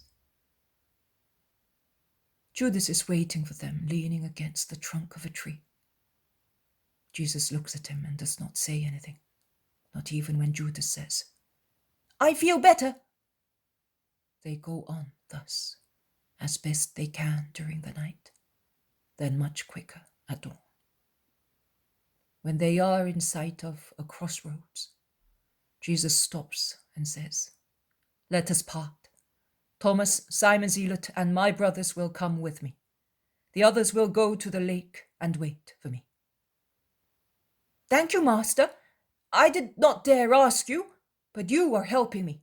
I am really tired, And if you allow me, I will stop at Tiberias. At a friend's? James of Zebedee cannot refrain himself from saying. Judas opens his eyes wide, but nothing else. Jesus hastens to say, As far as I am concerned, it is enough if you go to Capernaum on the Sabbath with your companions. Come, that I may kiss you, you who are leaving me. And he fondly kisses the apostles who are departing, giving each of them a piece of advice in a whisper. No one objects. Peter only, when leaving, says, Come soon, master. Yes, come soon, say the others. And John concludes, The lake will look very sad without you. Jesus blesses them again and promises, I will see you soon. And then they all go their own way. The poem of the man God. The third year of the public life. Chapter 431. Arrival at Nazareth. 9th of May, 1946. Coming from the Sepphoris countryside, one enters Nazareth on the northeastern side, that is, on the highest and rockiest side. The entire amphitheatre, on the terraces of which Nazareth is spread, appears when one reaches the top of the hill, which is the last one coming from Sepphoris, and which slopes down rather steeply through ravines towards the town. If I remember correctly, because a long time has passed and many mountain places are alike, the spot where Jesus is the precise one where his fellow citizens tried to stone him, but he stopped them with his power, walking through them. Jesus stops to look at his dear yet hostile town, and a smile of happiness brightens his face. What a blessing, ignored and undeserved by the Nazarenes, is his divine smile, which certainly pours and spreads graces on the land which received him when he was a child, saw him grow up, and where his mother was born, and she became the spouse of God and the mother of God. Also the two cousins look at their town with evident joy, but Thaddeus's happiness is tempered by austere, reserved gravity, whereas James's is more open and kind, more like Jesus's. Although it is not his town, Thomas's face shines brightly with joy, and pointing at Mary's little house, from the stone oven of which rings of smoke are rising, he says, The mother is at home and she's baking bread. And he utters these simple words with such fervent love that he seems to be speaking of his mother with all the affection of a son. The zealot, more calm because of his age and upbringing, smiles, saying, Yes, and her peace is already arriving in our hearts. Let us go down quickly, says James. We will go down this path, and it is unlikely that any of the Nazarenes will see us arrive. They would delay us.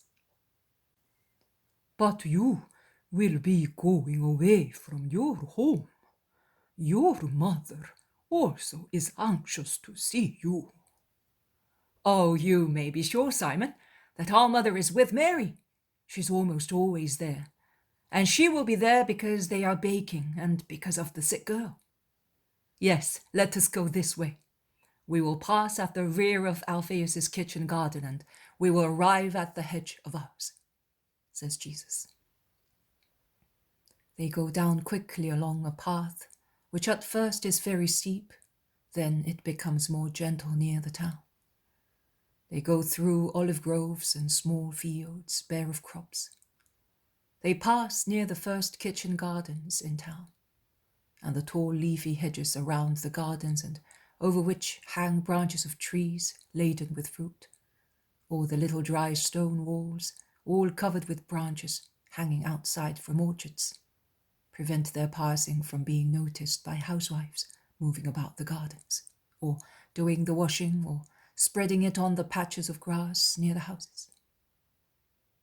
The hedge bordering one side of Mary's kitchen garden, which is a tangle of thorns in winter, then thick with leaves in summer, after the hawthorn blooms in spring, or the little fruits become ruby colour in autumn, is now adorned with luxuriant jasmine and the undulating calyces of a flower, the name of which I do not know, and which, from the inside of the garden, throw their branches onto the hedge, making it thicker and more beautiful.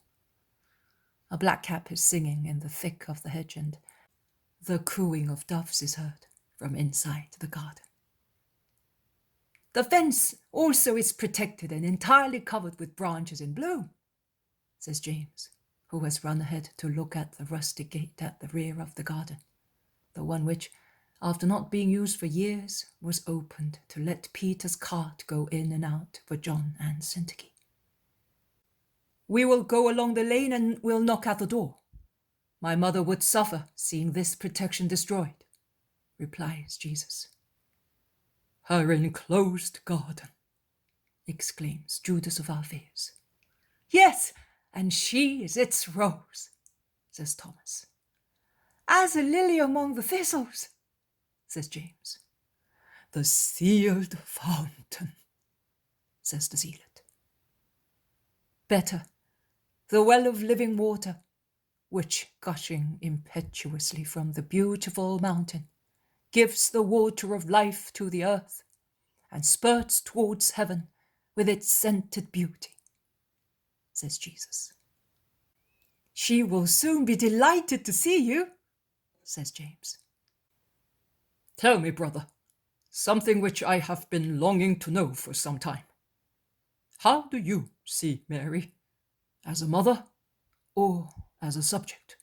She is your mother, but she is a woman and you are God, asks Thaddeus. As sister and as bride, as delight and rest of God, and as comfort of man. I see everything and I have everything in Mary, as God and as man. She who was the delight of the second person of the Trinity in heaven, delight of the Word as well as of the Father and of the Spirit, is the delight of the God incarnate, and she will be the delight of the man God glorified. What a mystery! So God has deprived himself twice of his delights, in you and in Mary, and he gave you to the earth, meditates the zealot. What love, you ought to say. Love induced the Trinity to give Mary and Jesus to the earth, says James. And not with regard to you, who are God, but with regard to his rose. Was he not afraid to entrust her to men, who are all unworthy of protecting her? Asks Thomas. Thomas, the Song of Songs replies to you. The peaceful one had a vineyard, and he entrusted it to vine dressers, who, being profaners instigated by the desecrator, would have paid large amounts to have it, that is, all allurements to seduce it. But the beautiful vineyard of the Lord looked after itself by itself, and would not give its fruits to anybody but to the Lord, and it unbosomed itself to him, generating the priceless treasure, the Saviour. They have now arrived at the door of the house. While Jesus knocks, Judas of Alphaeus comments, It would be the case to say, Open, my sister, my spouse, my beloved immaculate dove. But when the door opens and the sweet face of the Virgin appears, Jesus utters the sweetest word, stretching out his arms to receive her. Mother, oh, Son, blessed, come in and may peace and love be with you, and with my mother and the house and those in it, says Jesus entering, followed by the others. Your mother is in there, and the 2 women disciples are busy baking and doing the washing, explains Mary after exchanging greetings with the apostles and her nephews, who discreetly withdraw, leaving mother and son alone. Here I am with you, mother. We will be together for some time. How sweet it is to come back.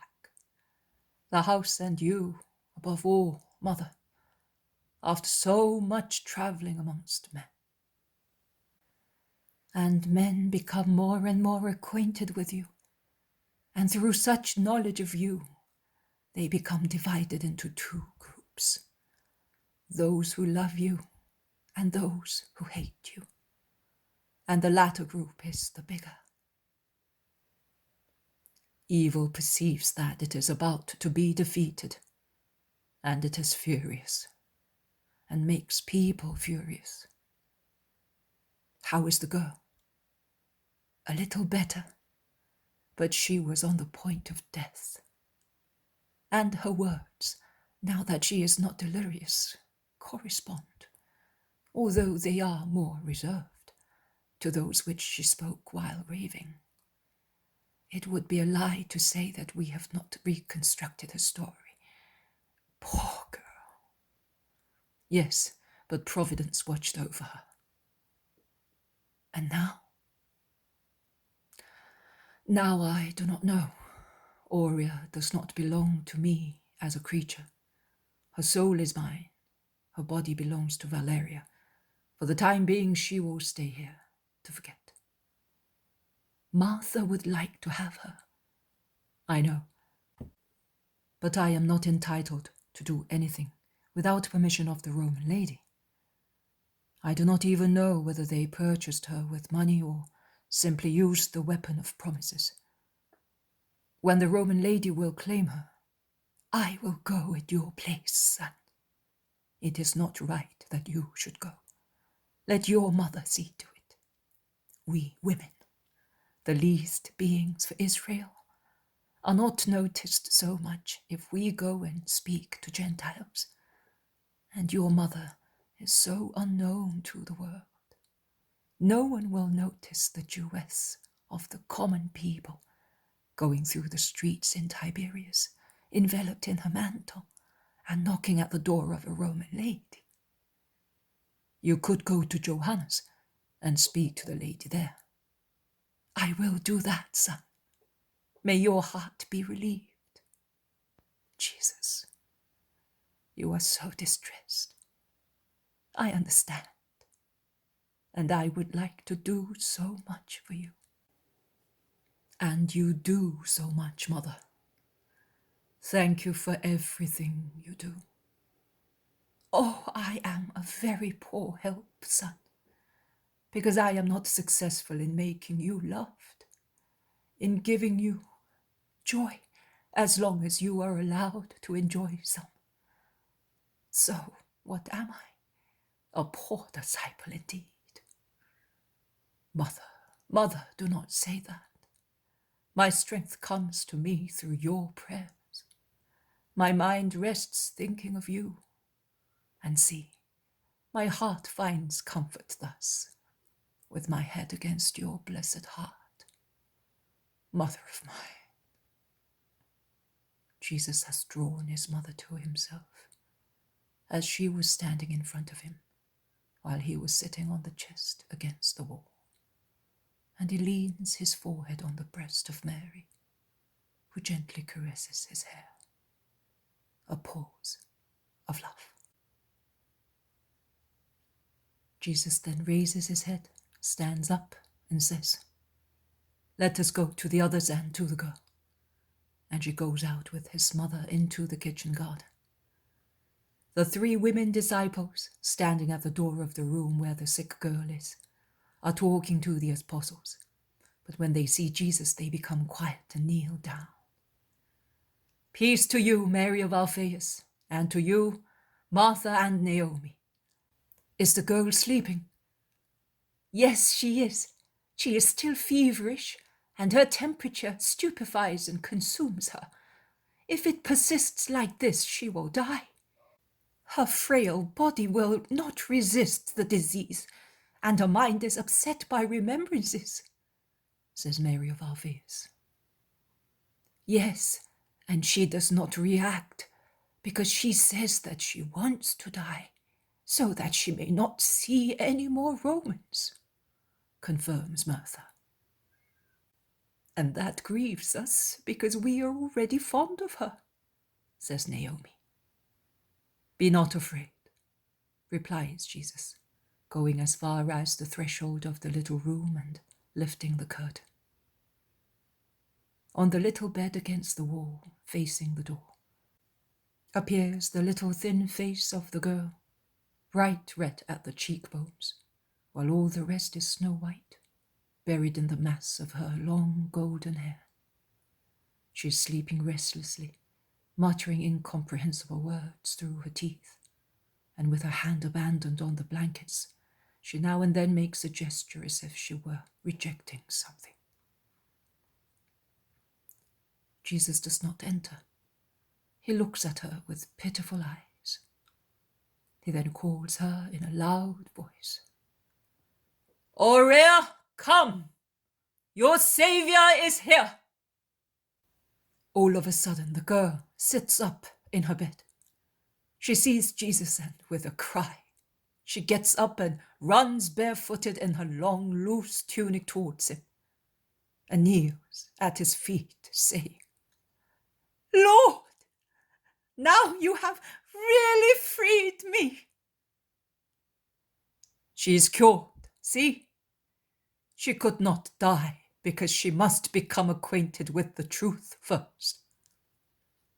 And to the girl who is kissing his feet, he says, Rise and live in peace. And he lays his hand on the no longer feverish head.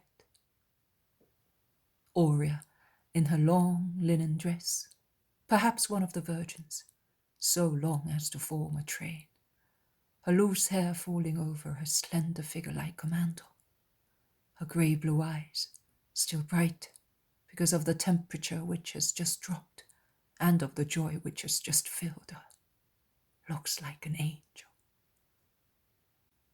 Goodbye.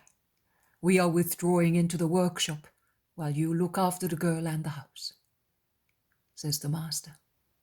And followed by his 4 apostles, he goes into Joseph's old workshop, and they sit on the benches no longer used.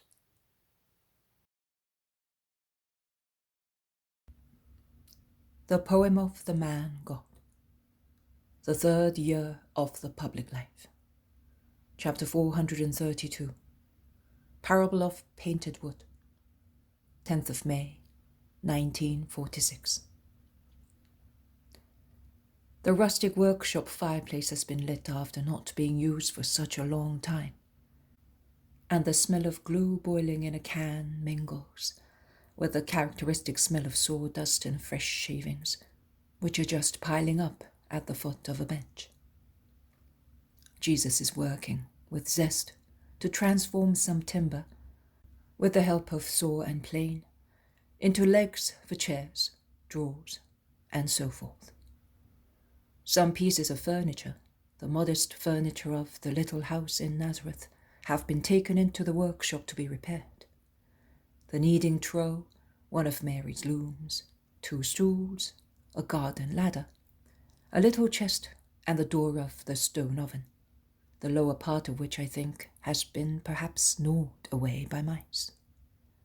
Jesus is working to repair what usage and old age have consumed. Thomas, instead, with a complete outfit of a goldsmith's tiny tools, which he must have taken out of his sack lying on his little bed placed against the wall, like the zealots, is working with a light hand at some thin silver plates, and the tapping of his little hammer on the burin, giving a silvery sound, mingles with the loud noise of the working tools used by Jesus. Now and again they exchange a few words, and Thomas is so happy to be there with the master and at his work of goldsmith. And in fact he says so, that in the intervals of conversation he whistles softly. Now and again he raises his eyes and thinks, and absorbed in thought, he stares at the smoky wall of the large room. Jesus notices that and asks, "Are you drawing your inspiration from that black wall, Tom? It is true that it was the long work of a just man that made it so, but I do not think that it can inspire a goldsmith." "No, master. A goldsmith, in fact, cannot reproduce with rich metals the poetry of holy poverty. But with his metal he can imitate the beautiful things in nature, and thus ennoble gold and silver, reproducing with them the flowers and leaves which are in creation.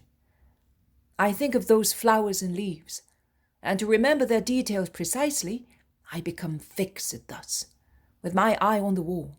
But in actual fact I see the woods and meadows of our fatherland, the light leaves, the flowers resembling chalices or stars, the bearing of stalks and leafy branches." "You are a poet then, a poet singing in metal what another person sings with ink on parchment." "Yes, a goldsmith, in fact, is a poet who writes on metal the beautiful things of nature. But our work, artistic and beautiful, is not worth yours, which is humble and holy, because ours serves the vanity of rich people, whereas yours serves the sanctity of the house and the usefulness of the poor." "What you say is right, Thomas," says the zealot, who has appeared at the door opening onto the kitchen garden, with his tunic tucked up, his sleeves rolled up, with an old apron in front of him and a tin of paint in his hand. Jesus and Thomas turn round, looking at him, and they smile. And Thomas replies, "Yes, what I say is right, but I want that once in a while the work of a goldsmith may serve to adorn a good holy thing." "What?" "It's a secret of mine. I have had this idea for a long time, and since we were at Rama, I have been carrying a goldsmith's little outfit, waiting for this moment. And what about your work, Simon?" "Oh, I am not a perfect craftsman like you, Tom. It is the first time that I have held a brush in my hand, and what I paint is uneven, notwithstanding all my good will. That is why I began from the most simple things to acquire skill. And I can assure you that my inexperience made the girl laugh heartily. But I am glad. She is reviving hourly to a serene life. And that is what is required to cancel her past and renew her for you, master." Perhaps Valeria will not give her up," says Thomas. "Oh, what do you think it matters to Valeria to have her or not? If she had kept her, it would have been only to prevent her from being left forlorn in the world. It would certainly be a good thing if the girl were safe forever and in everything. Above all, her spirit. Is that right, master?" "That is true. We must pray hard for that. The girl is really simple and good, and if she were brought up in the truth, she could yield much. She is instinctively inclined to the light." "I quite believe it. She has no consolation on the earth, and she seeks it in heaven, poor soul. I think that when your gospel is announced all over the world, the first and the most numerous to receive it will be the slaves, those who have no human comfort, and who will take shelter in your promises to have some. And I say that if the honor of preaching you falls to me, I will love those poor wretches with a special love." "And you will do the right thing, Tom," says Jesus. "Yes, but how will you approach them?" "Oh, I will be a goldsmith for the ladies, and a master of their slaves. A goldsmith calls at houses, or the servants of rich people come to his, and I will work 2 metals, those of the earth for the rich, those of the spirit for slaves." May God bless you for your good intentions, Tom. Persevere in them. "Yes, Master, I will."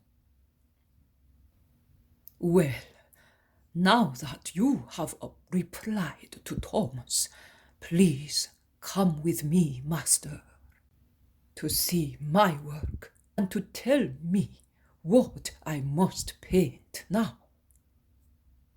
Simple things again, because I am a very incapable apprentice." "Let us go, Simon." And Jesus lays down his tools and goes out with the zealot. They come back after some time, and Jesus points at the garden ladder. "Paint that." Paint makes wood impenetrable and preserves it longer, in addition to making it more beautiful. It is like the defense and ornament of virtues on a human heart. It may be rough, coarse, but as soon as virtues clothe it, it becomes beautiful and pleasant. See, to have a beautiful paint which serves its purpose, one must take care of many things. First of all, you have to choose carefully what is necessary to make it. That is, a clean can free from mold and residues of old paints, good oils, and good colors. And then you have to mix them patiently, working on them to make a liquid which is neither too thick nor too thin. And you must not tire working until the least clot is dissolved.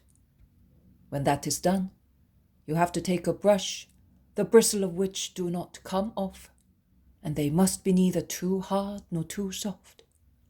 The brush is to be cleaned of any previous paint, and before applying the paint, you have to remove from the wood all roughness, the peelings of old paints, dirt, everything. And then, neatly, with a steady hand and much patience, you spread the paint, working in the same direction all the time, because on the same board you meet different resistances. On knots, for instance, the paint remains smoother. That is true. But it does not cover them well, as if the wood rejected it. Vice versa, the paint sticks well on the soft parts of the wood, but the soft parts are generally not very smooth, and thus blisters or stripes form. One then must remedy the defect by spreading the paint with a steady hand. Then, in old pieces of furniture there are new parts, like this rung, for instance. And in order not to show that the poor ladder has been botched, but it is very old, one must get the new rung and the old ones to be alike. There you are, like that. Jesus, bent at the foot of the ladder, is working and speaking at the same time. Thomas, who has left his bearings to come near Jesus and see, asks, "Why did you begin from the bottom and not from the top? Was it not better the other way round?" It would appear to be better, but it is not, because the lower part is more worn out and will wear out more, because it rests on the ground. So you must paint it several times. A first coat, a second, and a third one if necessary. And not to waste time waiting for the lower part to dry and thus be ready for a new coat. You paint the top and then the central parts of the ladder. But in doing so, one might stain one's clothes and spoil what was painted previously. If you are careful, you do not stain your clothes, and you do not spoil anything. See? This is how you do it. You gather your clothes and stand apart, not out of disgust for the paint, but not to spoil the paint which, being fresh, is delicate. And Jesus, with his arms raised up, paints the top of the ladder. And he continues to speak. And you do the same with souls. At the beginning I told you that paint is like the ornament of virtues on human hearts. It adorns and protects wood from woodworms, from rain, from the sun. Woe to the landlord who does not take care of painted fittings and allows them to deteriorate. When one sees that the wood is losing its paint, one must not waste time, but fresh paint is to be put on. Paints must be refreshed. Also virtues, acquired in a first fit of enthusiasm towards justice, may grow feeble or fade away completely if the landlord does not watch, and body and soul laid bare, at the mercy of inclement weather and of parasites, that is, of passions and dissipations, can be attacked and lose the garment which adorns them, and end by being good only for the fire.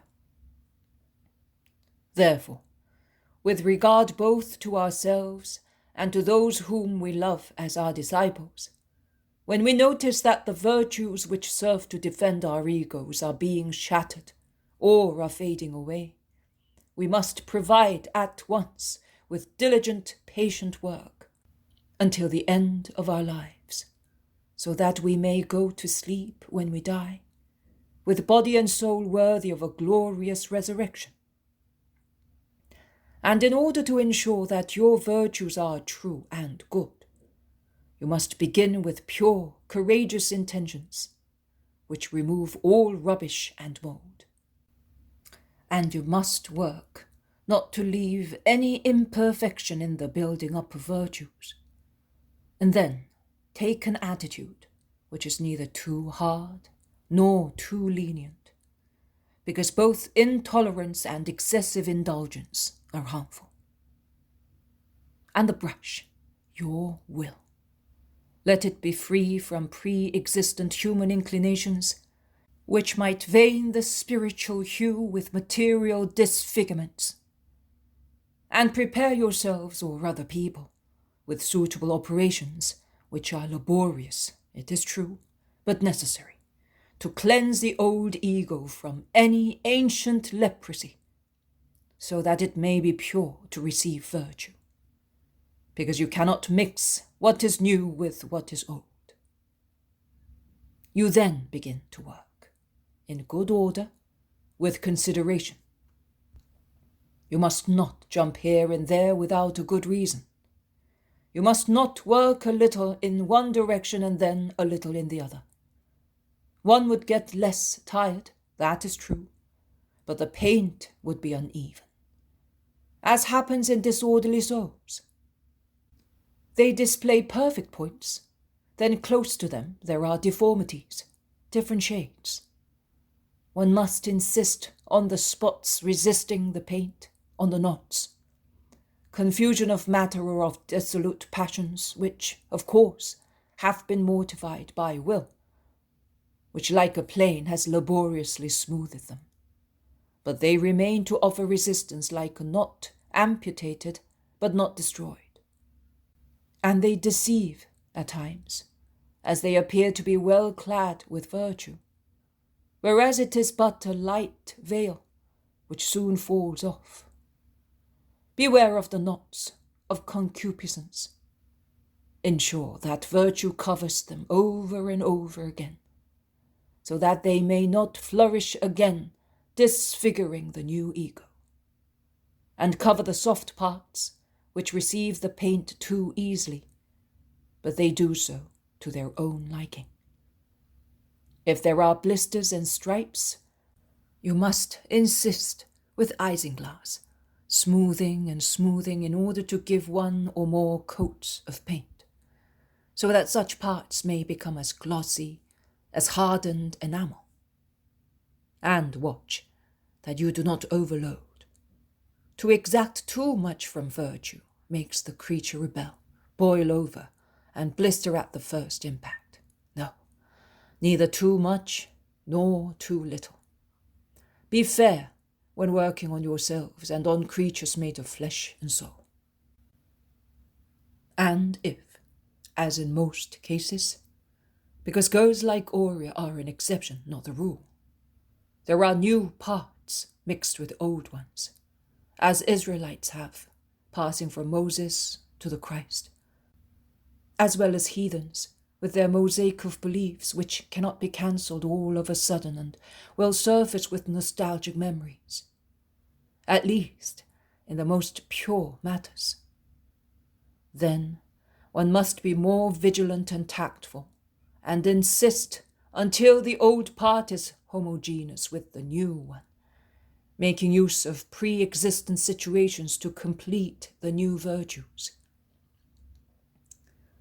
For instance, the Romans hold in high esteem patriotism and manlike courage.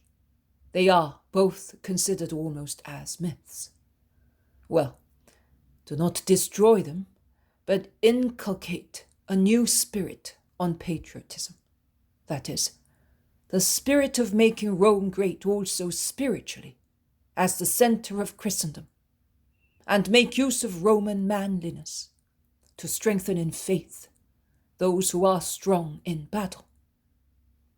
Another instance, Aurea. Her disgust in a brutal revelation urges her to love what is pure and to hate what is impure. Well, make use of both feelings to lead her to perfect purity, hating corruptness, as if it were the brutal Roman. Do you understand me? And use habits as means of penetration, not to destroy brutally. You would not dispose at once of what is needed to build, but slowly replace what must not remain in a convert with charity, patience, and tenacity. And since matter overwhelms people, heathens in particular, as even if they are converts, they are always in touch with the heathen world in which they live, you must insist on the necessity of shunning sensual pleasures. All the rest comes in after sensuality. Watch the exasperated sensuality of heathens, and which, let us admit it, is very strong also among us.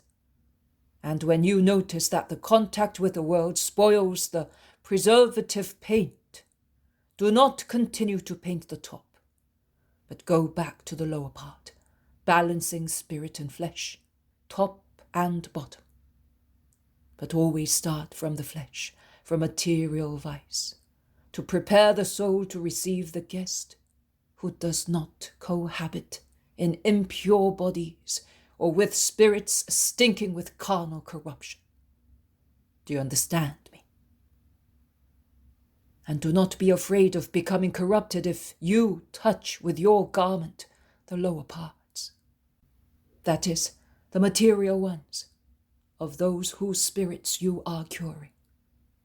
Act wisely, so that at all times you may reconstruct rather than bring about ruination. Live engrossed in your ego, nourished with God, enveloped with virtue. Proceed gently, particularly when you have to take care of the most sensitive spiritual ego of other people. And you will certainly succeed in changing even the most despicable beings into creatures worthy of heaven. What a beautiful parable you have told us. I want to write it for Marciam, says the zealot.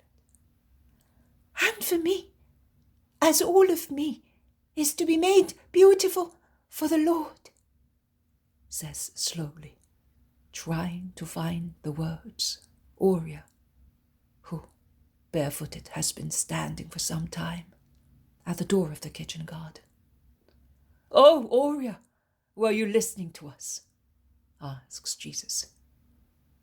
I was listening to you. It is so beautiful. Have I done wrong? "No, girl. Have you been here long?" No, and I am sorry because I do not know what you said previously. Your mother had sent me to tell you that the meal will be ready shortly. The bread is about to be taken out of the oven. I have learned how to bake it. How lovely!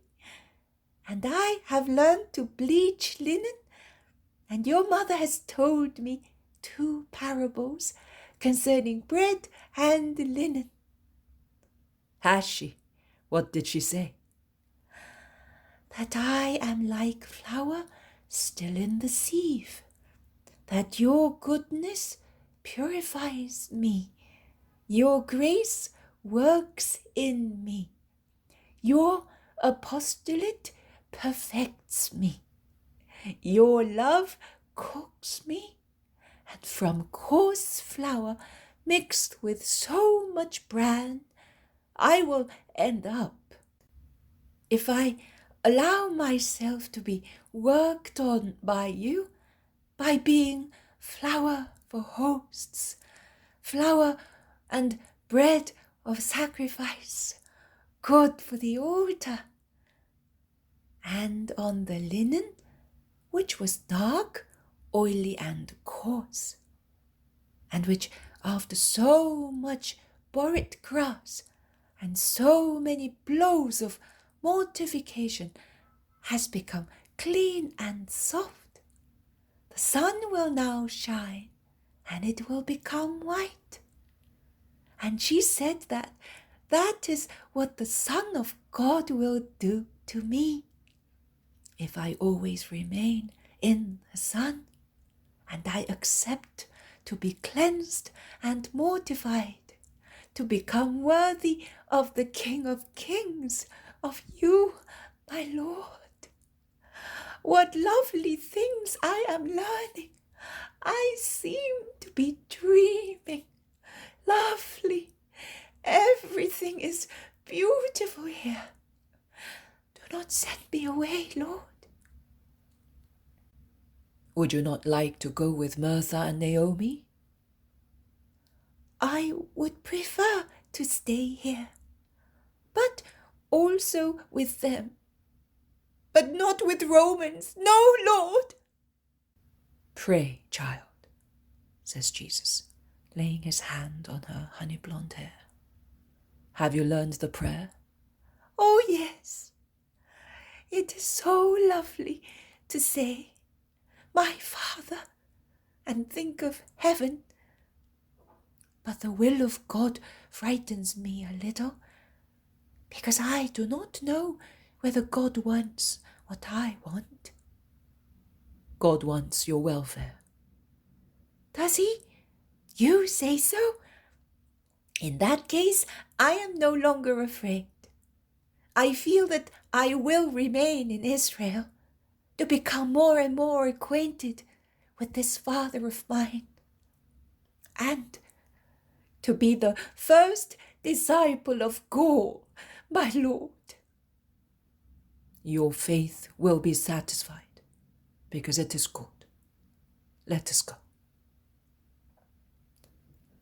And they all go out towards the basin under the spring of water to wash themselves, while Aurea runs to Mary, and their 2 feminine voices are heard. Mary's, which is fluent in speaking, whereas the other is uncertain, of a person trying to find words. And one can hear their shrill voices laughing when a language error is made, and which Mary corrects kindly. "The girl is learning well and quickly," remarks Thomas. "Yes, she is good and willing." And then, with your mother as teacher, not even Satan could resist her." says the zealot.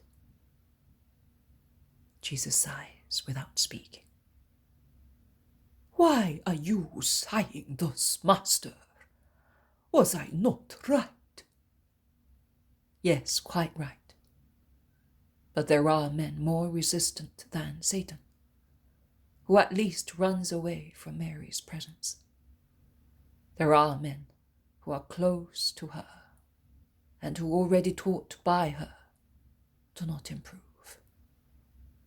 But not us, eh? Says Thomas. But not you. Let us go. They go into the house, and it all ends. Footnote number 1. Borate grass, soap wort.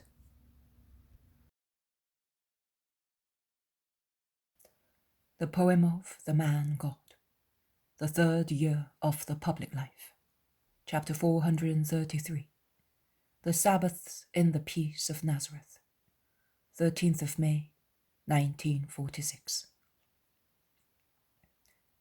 The Sabbath is a day of rest, that is already known. And men rest, as well as having tools covered up or neatly arranged in their places. Now that the red sunset of a summer Friday is almost over, Mary, who is sat at her smaller loom in the shade of the huge apple tree, stands up, covers it, and with the help of Thomas, she carries it back to its place in the house. And she asks Aurea, who is sitting on a little stool at her feet, sewing with still unskilful hand, the dresses given to her by the Roman ladies and fitted on her by Mary, to fold her work tidily and put it on the shelf in her little room. And while Aurea is doing so, the mother with Thomas goes into the workshop where Jesus and the zealot are busy, putting straight saws, planes, screwdrivers, hammers, tins of paint and glue, and sweeping away sawdust and shavings from the benches and the floor. Of all the work done, so far only 2 small planks of wood remain, gripped in a vise at an angle, so that the glue may dry up at the joints. It may be a future drawer, and a stool half painted, besides the strong smell of fresh paint. Aurea goes in, and she bends over Thomas's burring work, which she admires and asks, somewhat curious and instinctively coquettish, what it is for and whether it would suit her. It would suit you fine, but it suits you better to be good. These ornaments embellish the body only, but are of no use to the spirit. Nay, by cherishing coquetry, they are harmful to the spirit. Why do you make them then? Asks the logical girl. Do you want to harm a spirit? Thomas, who is always kind-hearted, smiles at the remark and says, What is superfluous is harmful to a weak spirit, but in the case of a strong spirit, an ornament remains exactly what it is, a brooch to hold a garment in place. For whom are you making it? For your bride? I have no bride and will never have one. For your sister, then? She has more than she needs. For your mother, then? Poor old soul, what would she do with it? But it is for a woman. Yes, but it is not you. Oh, I would not even think of it.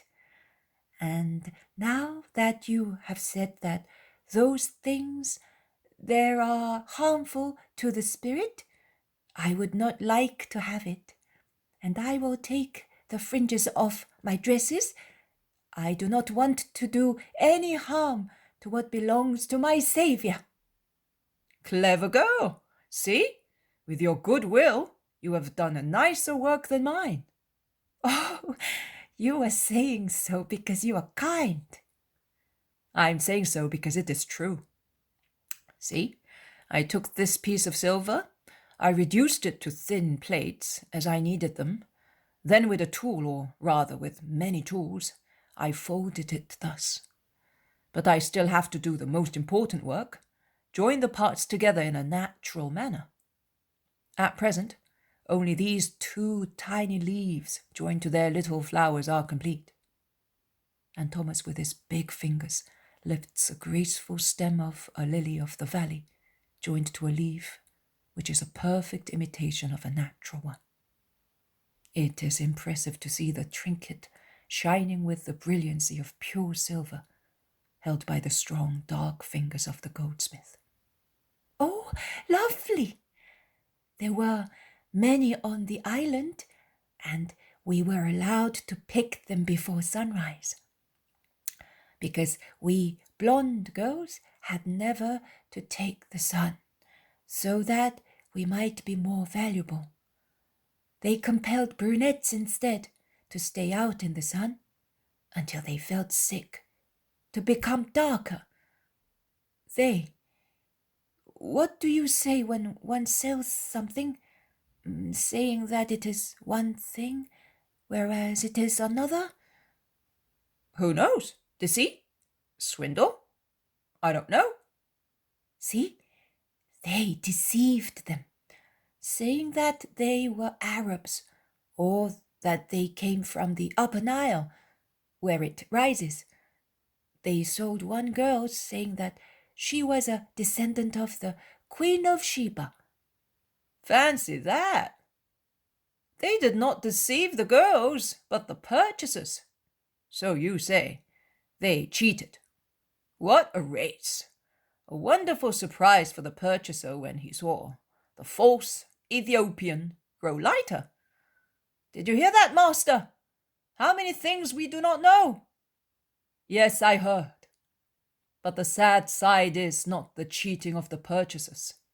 It is the destiny of the girls. That is true. Souls desecrated forever. Lost. No. God can always intervene. He did on my behalf. You saved me, says Aurea, turning her clear, serene eyes towards the Lord. And she concludes, and I am so happy. And as she cannot go and embrace Jesus, she clasps Mary with one arm, bending her fair-haired head on the Virgin's shoulder in a gesture of confident love.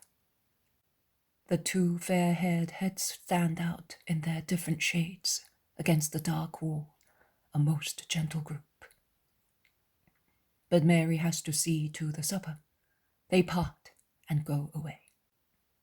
May I come in? Says the rather hoarse voice of Peter at the workshop door, which opens onto the road. Simon, open the door! Simon, he could not stay away, exclaims Thomas, laughing, while he runs to open.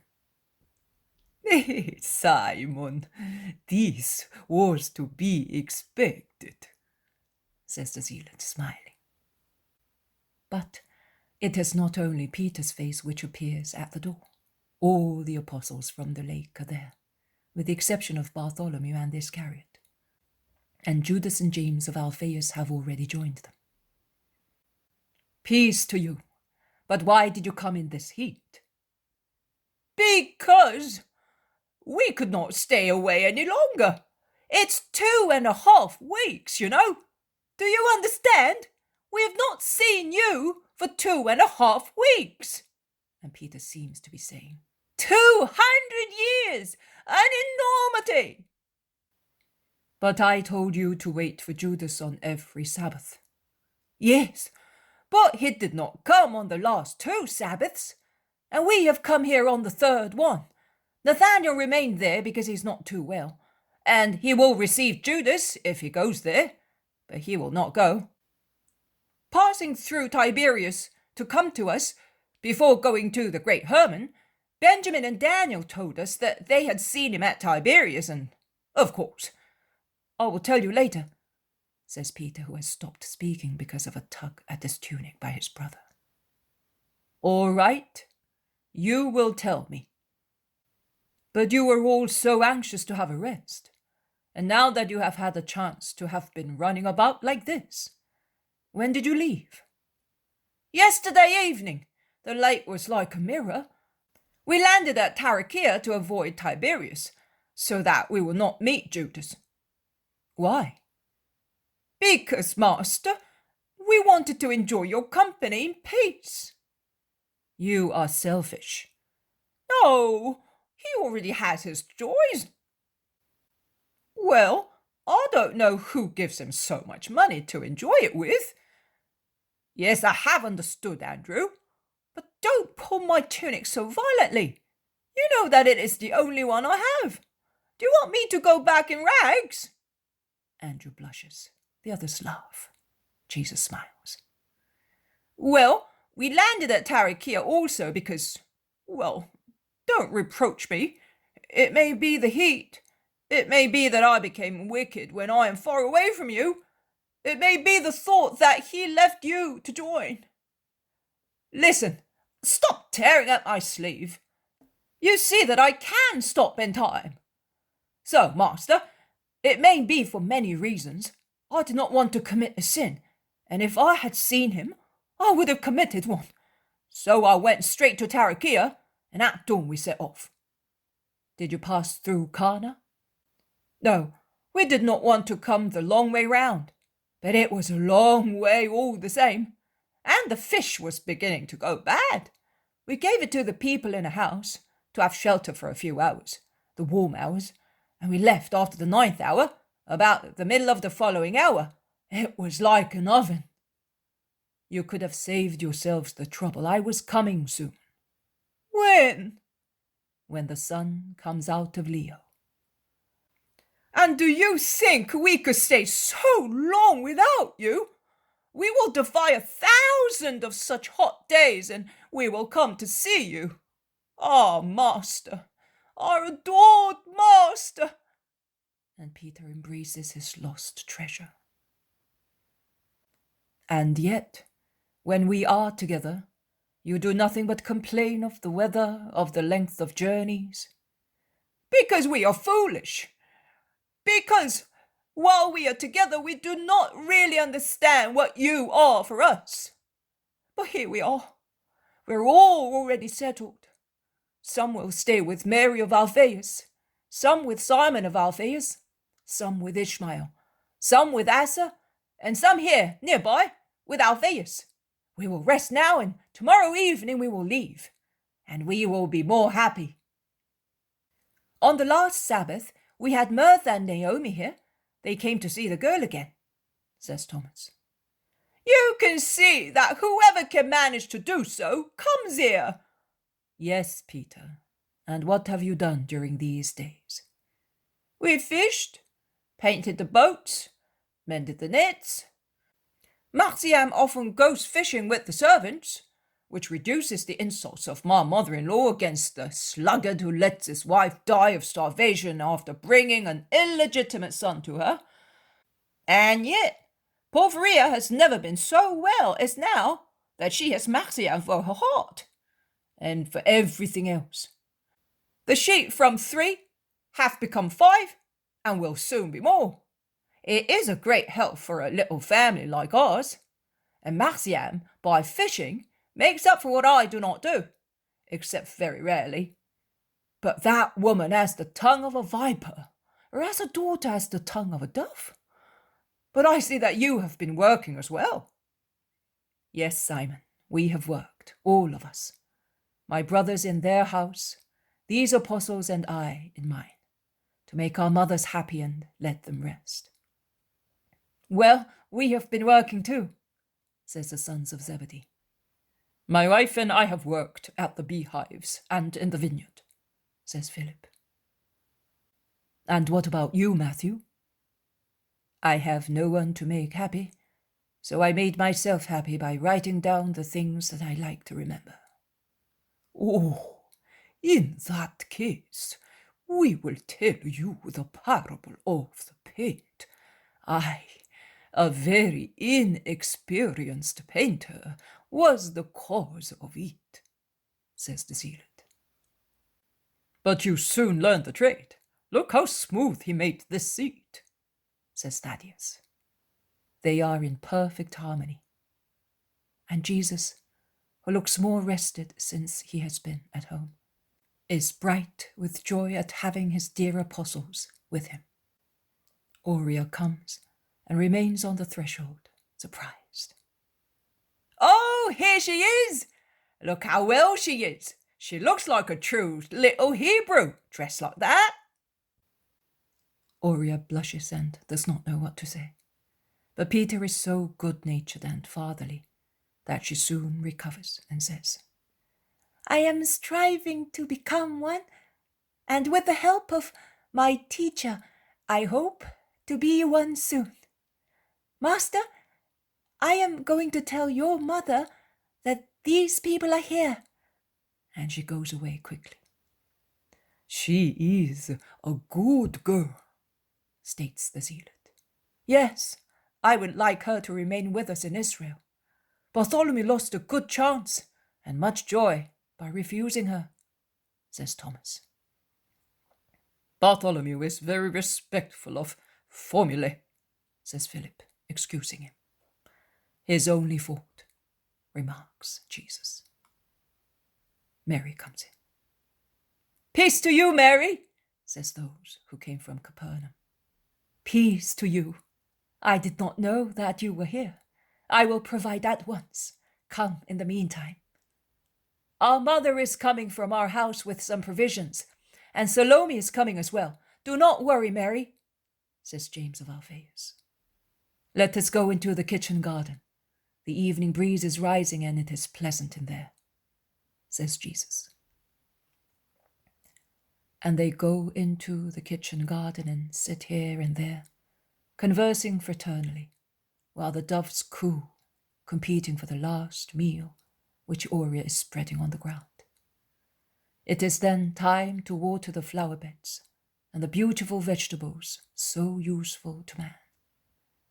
And the apostles want to do it cheerfully, while Mary of Alphaeus, who has just arrived, and Aurea and the Virgin prepare a meal for the guests.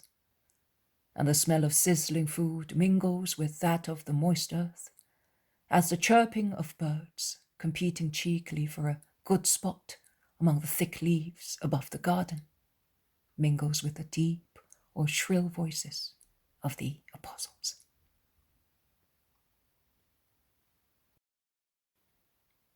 The poem of the man God, the third year of the public life, chapter 434.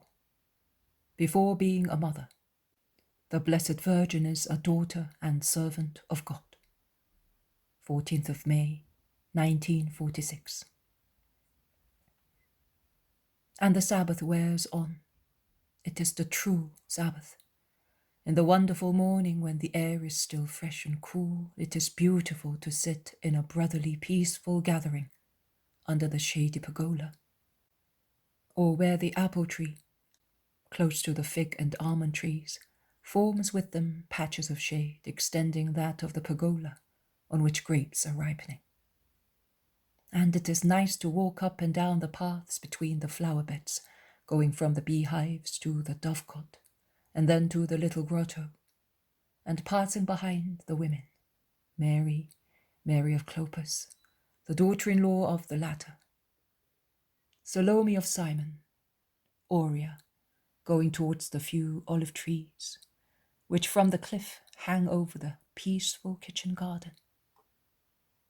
And that is what Jesus and his apostles, Mary and the other women, are doing. And Jesus teaches unintentionally, and so does Mary. And the apostles of the former and the women disciples of the latter are carefully listening to the words of the two teachers. Aurea sat on her usual little stool at Mary's feet, almost in a squatting posture, is embracing her knees with joined hands. Her face is raised, and her wide-open eyes are staring at Mary's face.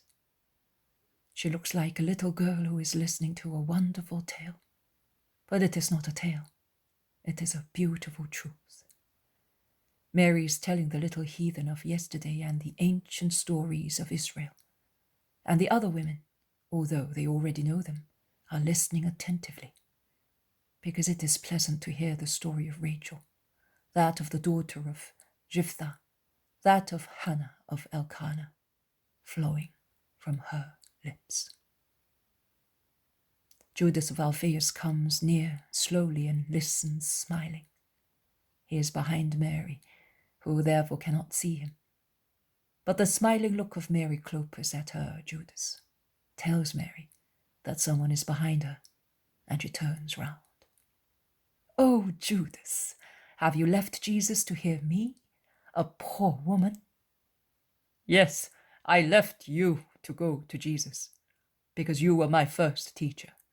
But at times it is pleasant for me to leave him and come to you, and become again a boy, as when I was your disciple.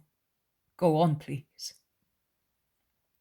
Aurea wants her reward each Sabbath, and the reward consists in telling her what impressed her most in our history, a little of which I explain to her every day while working.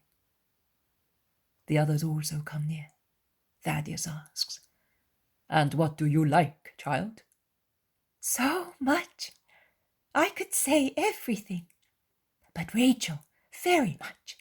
And Hannah of Elkanah, then Ruth, then, beautiful Tobit and Tobias with the angel, and then the bride who prays to be freed." "And Moses? No?" "He frightens me, too great. And of the prophets, I like Daniel, who defends Susanna." She looks around and then whispers, "I was also defended by my Daniel." and she looks at Jesus. "But also Moses' books are beautiful." "Yes, where they teach not to do what is bad, and where they speak of that star which will be born of Jacob. I know its name now. I knew nothing before, and I am more fortunate than that prophet, because I can see it and close by. She told me everything, and I know as well," she concludes with an air of triumph. "And do you not like Passover?" "Yes, but also the children of other people are the sons of mothers. Why kill them? I prefer the God who saves to the God who kills." "You are right. Mary, have you not told her anything yet of his birth?" asks James, pointing at the Lord, who is listening in silence. "Not yet. I want her to know the past well before the present. She will thus understand the present, which has, in the past, its reason for being. When she knows it, she will see that the God who frightens her, the God of Sinai, is but a God of severe love, but still a God of love." "Oh, Mother, tell me now.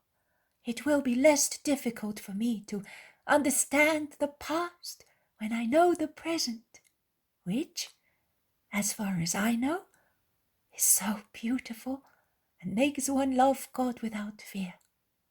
I need not to be afraid." "The girl is right. You must remember that truth when you will be evangelizing. Souls need not to be afraid in order to go to God with full confidence. It is what I am striving to do. All the more when people, either through ignorance or because of their faults, are likely to be much afraid of God. But God, also, the God who struck the Egyptians and who frightens you, Aurea, is always good.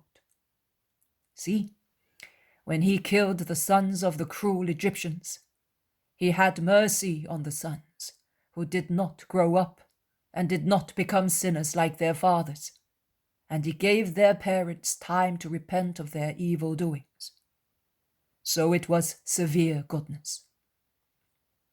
One must be able to tell true goodness from loose upbringing. Also, when I was a little baby, many little children were killed on the very laps of their mothers, and the world cried with horror. But when time exists no more for individuals or for all mankind, for a first time and for a second time, you will realize that those were fortunate, blessed in Israel, in the Israel of the times of Christ, who, slaughtered in their infancy, were preserved from the biggest sin, that of being accomplices in the death of the Saviour. Jesus! Shouts Mary of Alphaeus, springing to her feet, frightened, looking around as if she were afraid to see these sights appear from behind hedges and trunks of trees. Jesus! She repeats, looking at him painfully. What?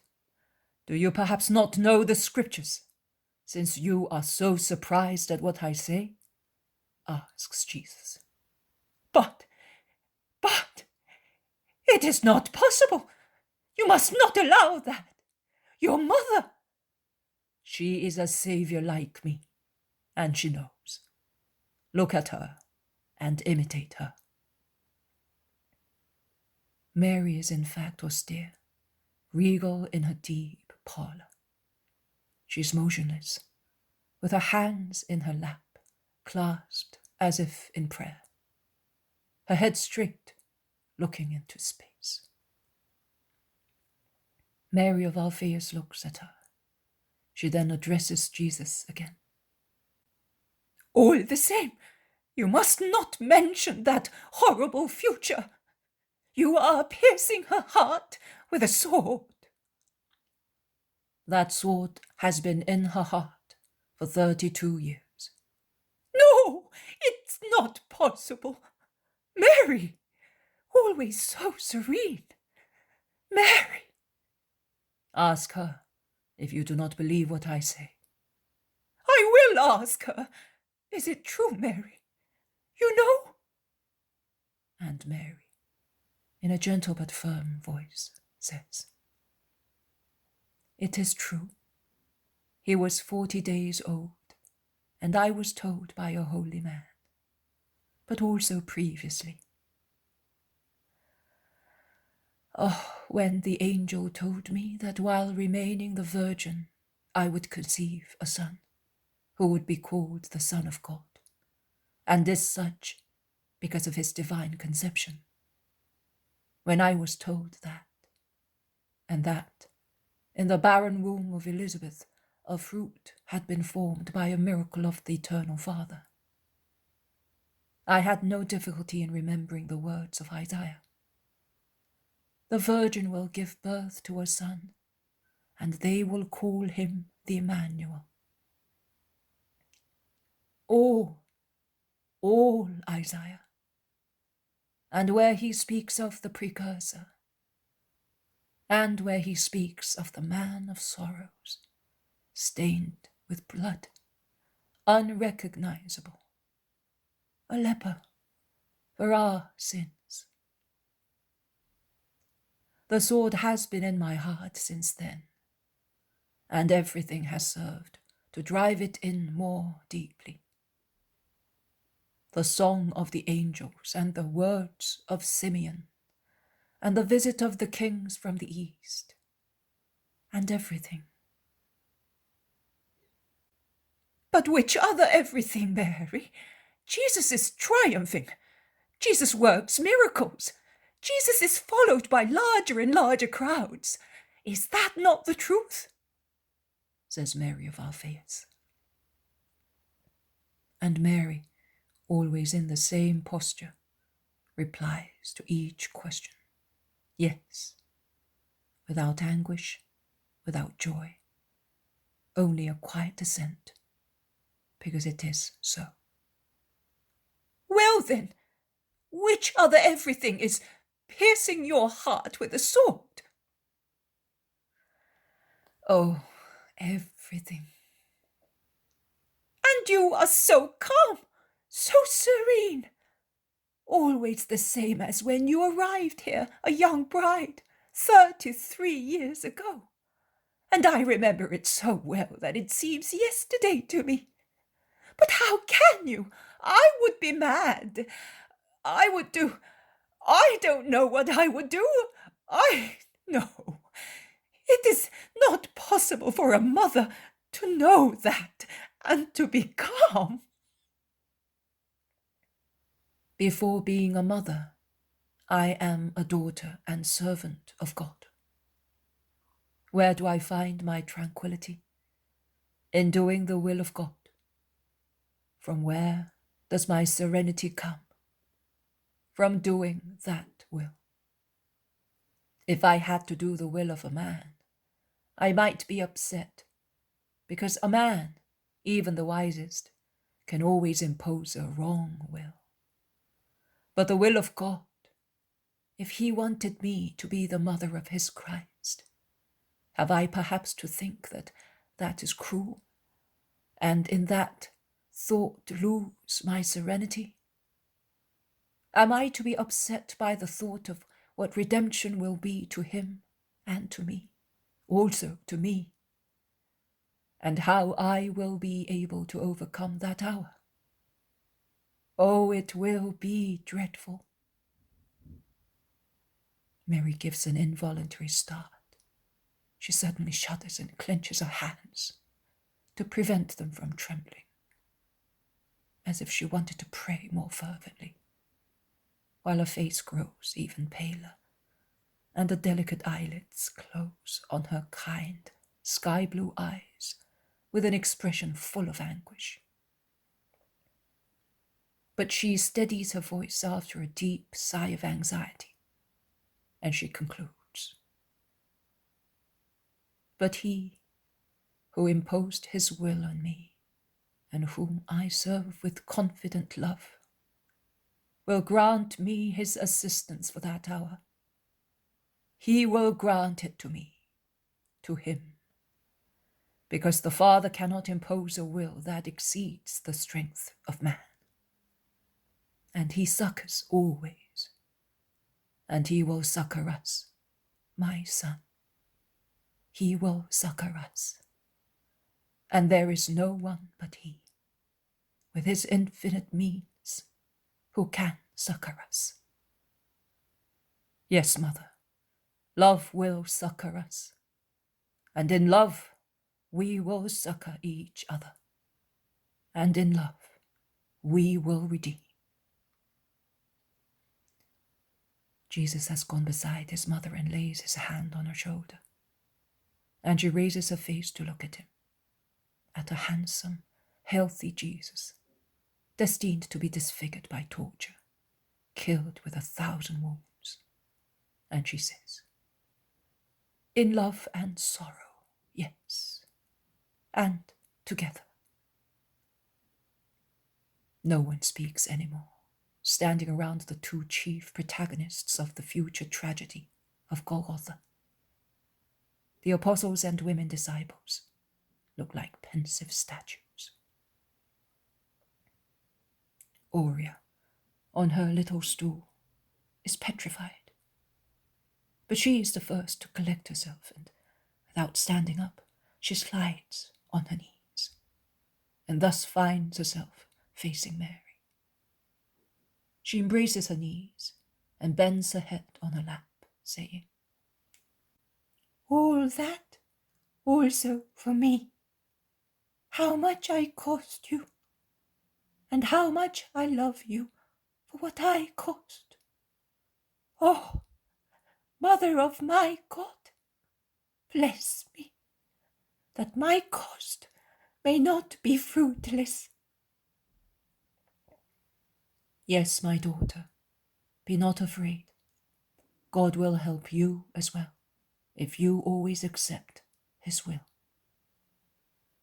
She caresses her hair and cheeks and feels them wet with tears. Do not weep. The first thing of the Christ with which you have become acquainted is his sorrowful destiny, the end of his mission as man. It is not fair, having learned that you should be unacquainted with the first hour of his life in the world. Listen, everybody will be pleased to come out of the dark, bitter contemplation by recalling the sweet hour, full of light, of songs, of hosannas, of his birth.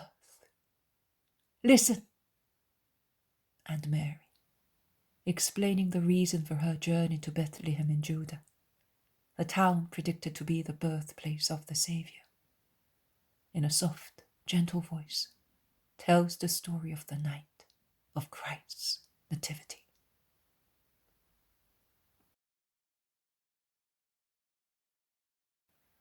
The poem of the man God, the third year of the public life, chapter 435. Jesus and his mother converse, 15th of May, 1946. I do not know whether it is the evening of the same Sabbath. I know that I see Jesus and Mary sitting on the stone seat against the house, near the door of the dining room, from which comes the faint light of an oil lamp placed close to the door. The little flame palpitates in the air, rising and sinking, as if it were breathing. It is the only light in the moonless night, a faint light visible in the kitchen garden, where it illuminates the small strip of ground before the door, and dies on the first rose bush in the flower bed. But the feeble light is sufficient to illuminate the profiles of the two engaged in intimate talk in the calm night, full of the scent of jasmines and other summer flowers. They are speaking of their relatives, of Joseph of Alphaeus, persistently stubborn, of Simon, not very brave in his profession of faith, overwhelmed as he is by his elder brother, who is as overbearing and obstinate in his ideas as his father was. It is the great sorrow of Mary, who would like all her nephews to be disciples of her Jesus. Jesus comforts her, and to excuse his cousin he points out his strong Israelitic faith. An obstacle, a real obstacle, because all the formulae and precepts form a barrier against the acceptance of the messianic idea in its truth. It is easier to convert a heathen, provided his spirit is not completely corrupt. A heathen ponders and sees the good difference between his Olympus and my kingdom. But Israel, the more learned part of Israel, finds it difficult to follow the new concept. And yet, it is always that concept. Yes, it is always that Decalogue, those prophecies. But their nature has been perverted by man. He has taken them, and from the supernatural spheres where they were, and has brought them down to the level of the earth, in the atmosphere of the world. He has handled them with his humanity, altering them. The Messiah, the spiritual king of the great kingdom, which is called Kingdom of Israel, because the Messiah is born of the throne of Israel. But it would be more correct to call it the Kingdom of Christ, because Christ centralizes the better part of Israel, both past and present, and sublimates it in his perfection of God-man. According to them, the Messiah cannot be the meek, poor man, without yearning after power and riches, obedient to those who rule over us by divine punishment, because obedience is holiness when it does not invalidate the great law. We can therefore say that their faith works against the true faith. Of such stubborn people, convinced that they are right, there are many, in every class, and even among my relatives and apostles. Believe, Mother, that their dullness in believing in my passion lies in that. Their errors in valuation originate from that. Also their obstinate aversion to consider Gentiles and idolaters, not looking at man, but at the spirit of man. That spirit which has only one origin, and to which God would like to give only one destiny, heaven. Take Bartholomew. He is an instance. Very good, wise, willing to do everything to honor and comfort me, But before, I will not say an Agle or a Syntyche, who is already a flower compared with poor Agle, whom penance only restores from filth to a flower. But not even before a child, a poor child, whose lot excites pity and whose instinctive modesty draws admiration, does his disgust for the Gentiles vanish. Neither does my example convince him, nor my words that I have come for everybody. You are right. Nay, Bartholomew and Judas of Kerioth, the two most learned, or at least, the learned Bartholomew and Judas of Kerioth, who I do not know to which class he belongs exactly, but who is imbued and saturated with the air of the temple, are the most resistant. But Bartholomew is good, and his resistance can still be excused. Judas, no. You heard what Matthew, who went to Tiberias on purpose, said.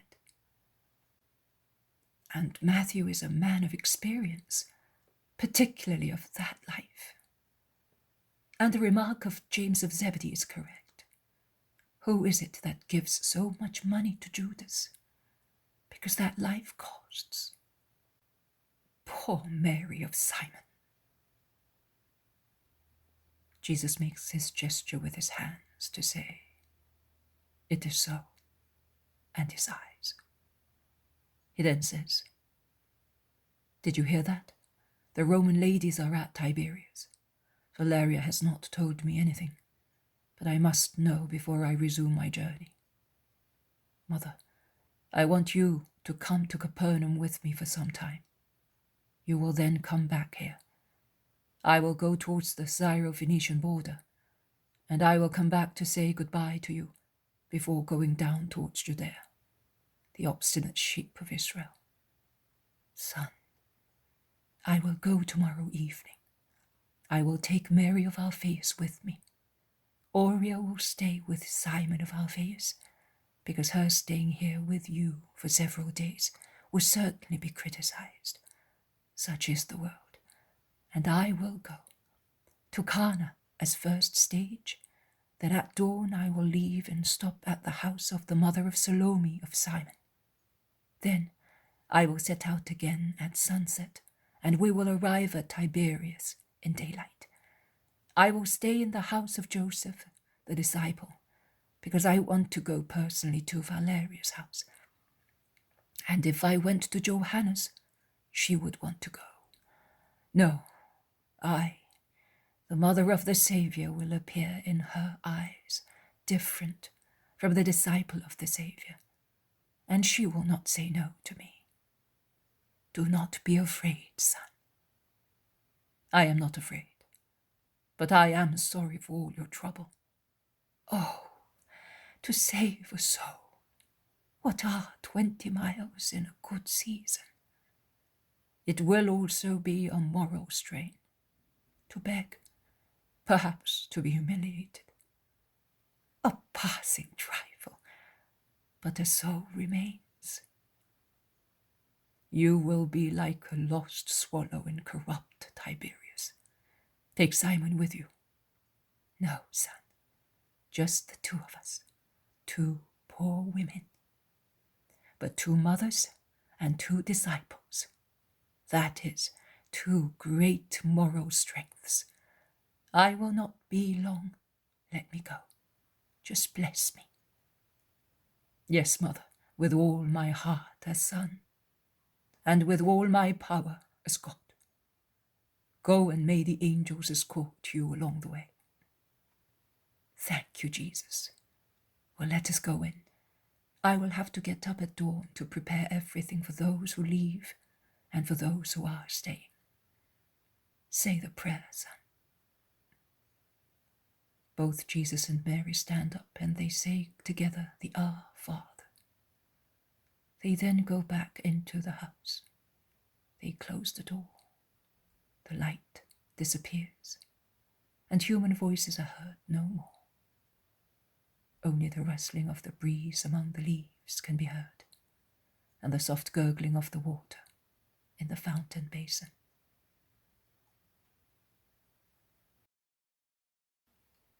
The poem of the man God, the third year of the public life, chapter 436. The Blessed Virgin at Tiberias, 16th of May, 1946. Tiberias is already in sight when the two tired pilgrims are proceeding in the darkening twilight. It will soon be dark, and we are still in the middle of the country, two women alone, and near a large town full of, oh, what people, Beelzebub mostly, says Mary of Alphaeus, looking around, frightened. Be not afraid, Mary. Beelzebub will do us no harm. He harms only those who receive him in their hearts. These pagans have him. Not only pagans are in Tiberias, and also among the heathens there are just people. What? They have not our God. Mary does not reply, because she understands that it would be useless. Her good sister-in-law is but one of the many Israelites who believe that they are the only depositories of virtue, simply because they are Israelites. They are silent. Only the shuffling of the sandals on their tired, dusty feet can be heard. It was better to take the usual road. We knew that one. It is more beaten by people. This one, among vegetable gardens, solitary, unknown. I am afraid, that's all. No, Mary, look. The town is over there, a few steps from here. And here are peaceful kitchen gardens of the cultivators of Tiberias. And over there is the shore, only a few steps from here. Do you want to go to the shore? We will find fishermen there. We have only to go across these vegetable gardens. No, we would be going away from town again. And then, the boatmen are almost all Greeks, Cretans, Egyptians, Romans. And it seems as if she were mentioning infernal classes. The Blessed Virgin cannot help smiling in the shadow of her veil. They go on. The road becomes an avenue and thus darker, and Mary of Alphaeus is more frightened than ever, and she invokes Jehovah at every step while they proceed slower and slower. Come on, take heart, make haste, if you are afraid, says Mary, urging her after replying, Maranatha, at each invocation. But Mary of Alphaeus stops and asks, But why did you want to come here? To speak, perhaps, to the Iscariot? No, Mary, or at least that is not exactly the reason. I have come to speak to Valeria, the Roman lady. Goodness gracious! Are we going to her house? Oh, no, Mary, do not do that. I am not coming with you. But why are you going there? To those anathemas? The kind smile of the Blessed Virgin becomes a severe expression while she asks, And do you not remember that Aurea is to be saved? My son began her liberation. I will complete it. Is that how you practice love for souls? But she is not from Israel. Truly, you have not understood one word of the gospel. You are a very imperfect disciple. You do not work for your master, and you grieve me so deeply. Mary of Alphaeus lowers her head, but her heart, full of the prejudices of Israel, but congenitally kind, gets the upper hand, and bursting into tears, she embraces Mary and says, Forgive me. Don't say that I grieve you, and I do not serve my Jesus. Yes, I am very imperfect, and I deserve to be reproached. But I will not do it again.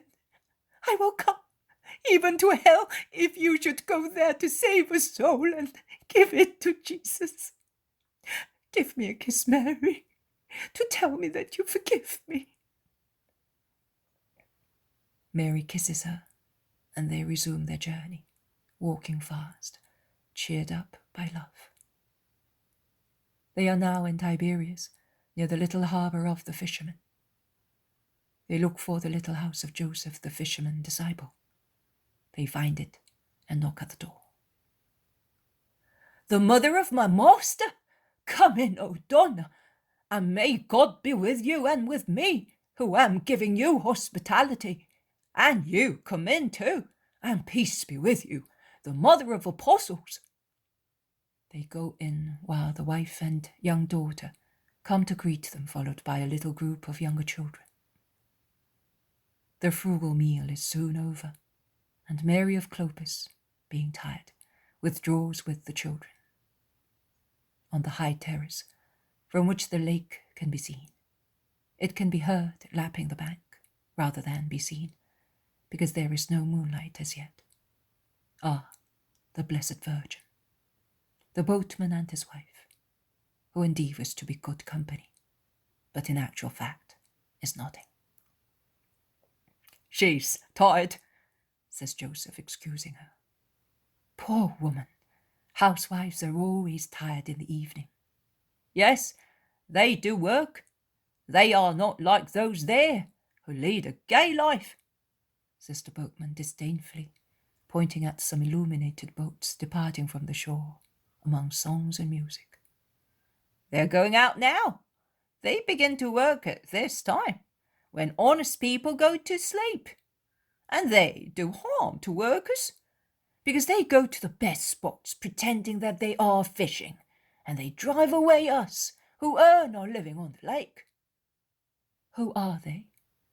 Roman women and the like.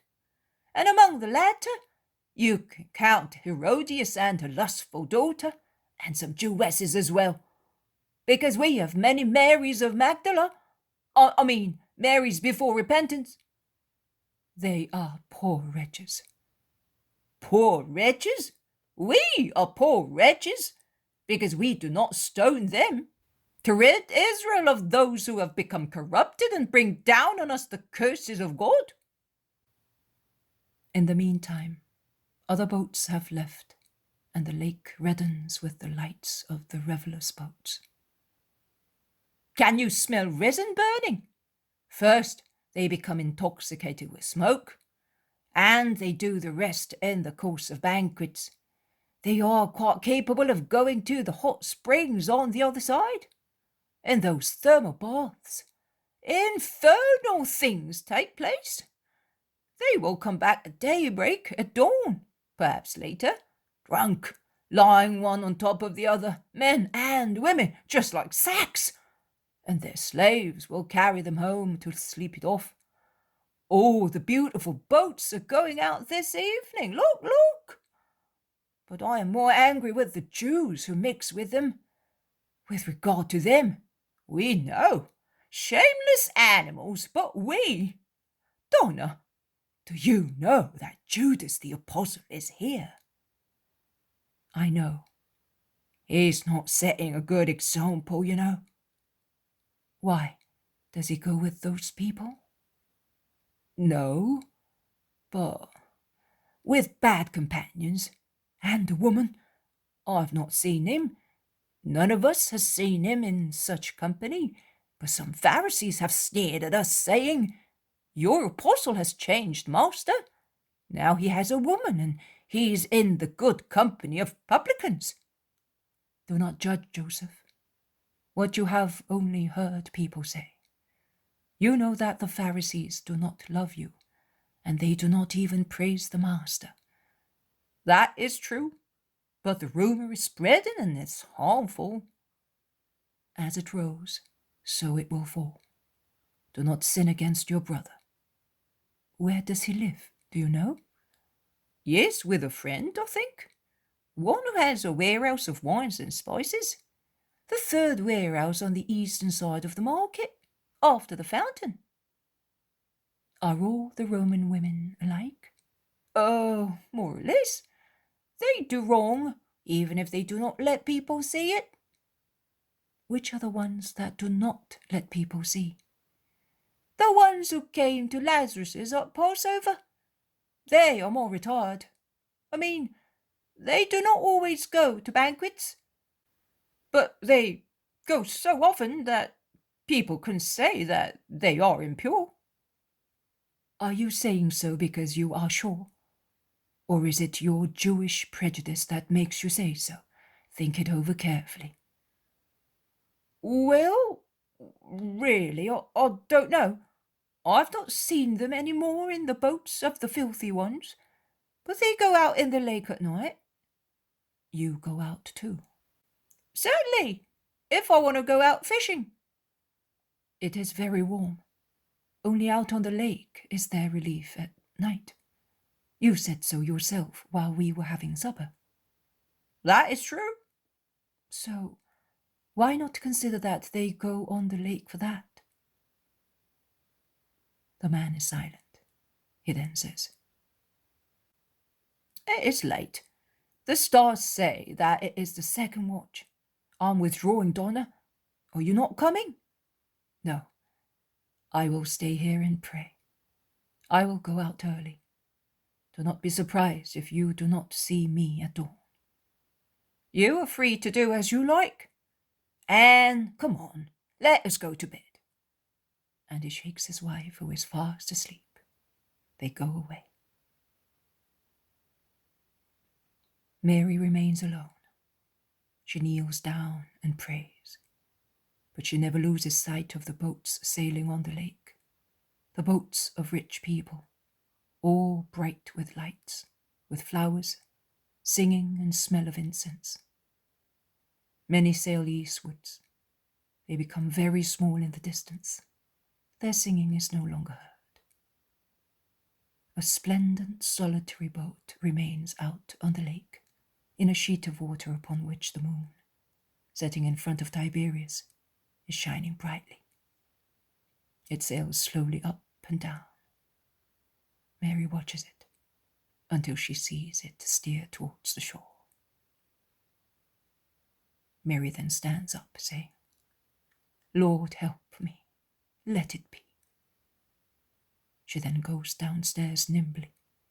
She enters a room, the door of which is half open. In the moonlight, it is possible to see a little bed. Mary bends over it and calls, Mary, wake up. Let us go.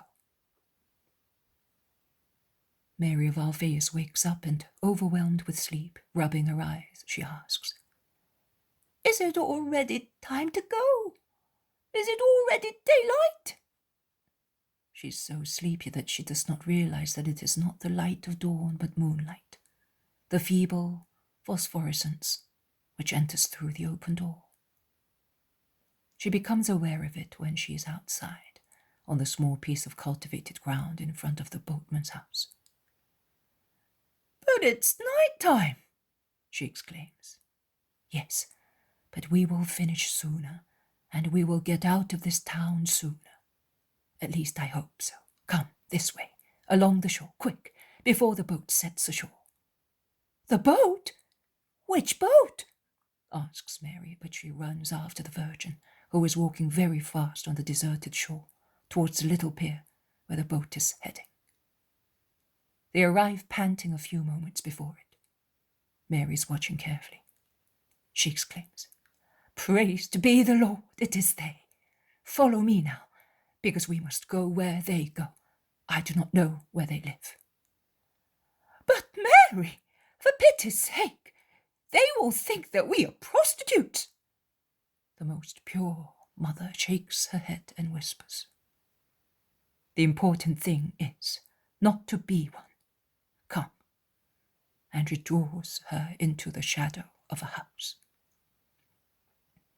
The boat lands, and while it is maneuvering, a litter, which was waiting nearby, is brought forward towards it. 2 women get on it, while 2 remain outside and walk beside it. When it leaves, carried by 4 Numidians, walking in step and wearing very short sleeveless tunics, which hardly cover their trunks. Mary follows it, notwithstanding that Mary of Alphaeus protests in a low voice. 2 women alone, behind those men. They are half naked. Oh! After a few meters, the litter stops. A woman gets off while the leader knocks at a portal. Goodbye, Lydia. Goodbye, Valeria. A caress to Faustina from me. Tomorrow evening we will read again in peace, while the others revel. The portal is opened, and Valeria, with her slave or freed woman, is about to go in. Mary goes forward and said, Domina, a word. Valeria looks at the 2 women enveloped in very plain Jewish mantles, lowered over their faces, and thinks that they are beggars. She orders, Barbara, give them offerings. No, Domina, I am not asking for money. I am the mother of Jesus of Nazareth, and this is a relative of mine. I have come in his name to ask a favor of you. Domina, your son is perhaps persecuted. Not more than usually, but he would like. Come in, Domina. It does not become you to remain here in the street like a beggar. No, a few words will suffice if you can listen to me in secret. Go away, all of you. Valeria orders her slave or freed woman, whatever she may be, and the doorkeepers. We are alone. What does the master want? I did not come, because I did not want to harm him in his town. He did not come in order not to harm me, perhaps, with my husband. No, I advised him not to come.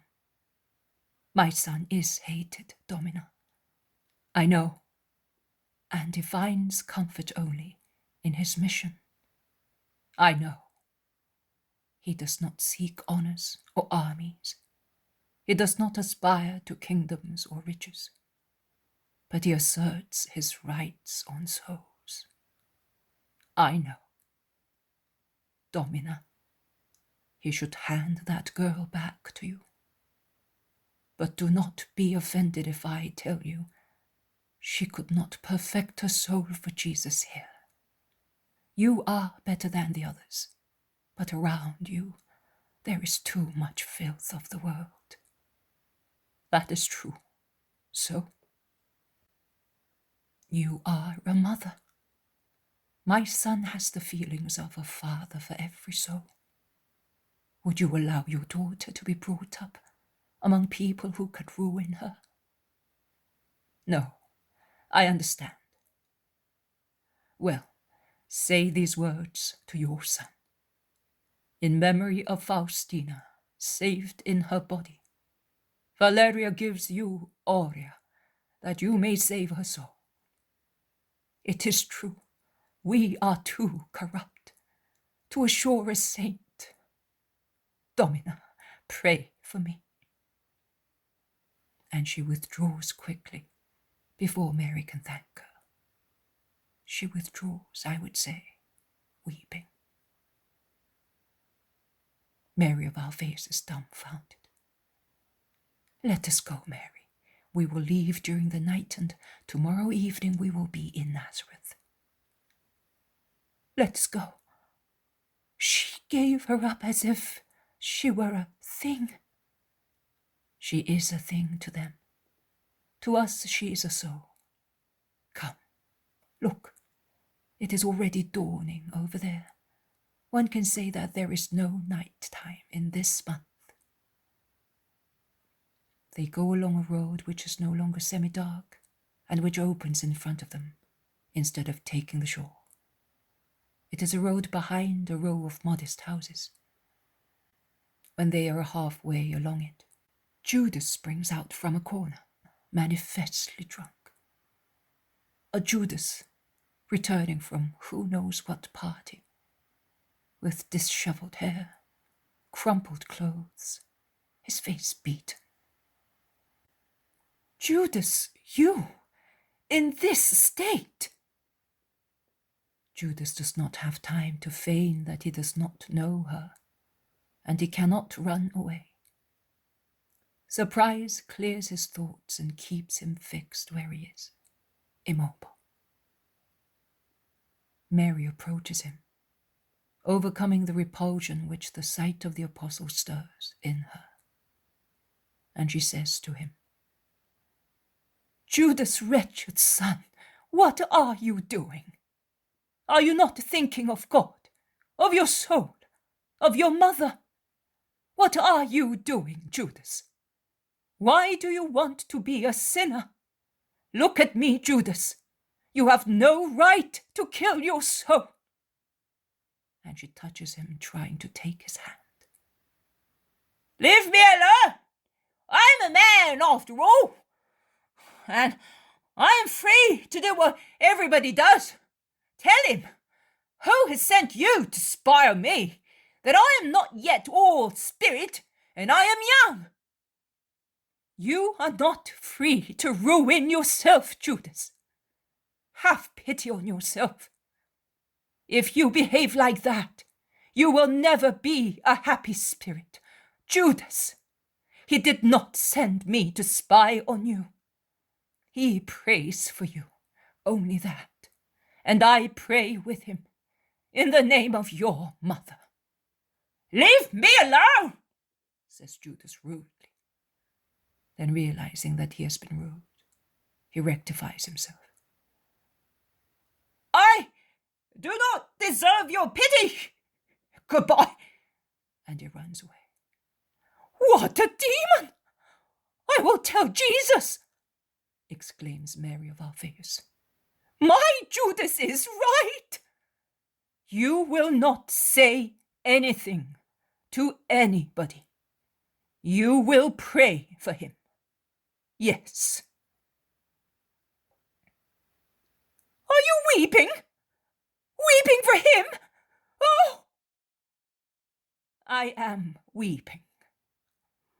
I was happy having saved Aurea. I am now weeping because Judas is a sinner.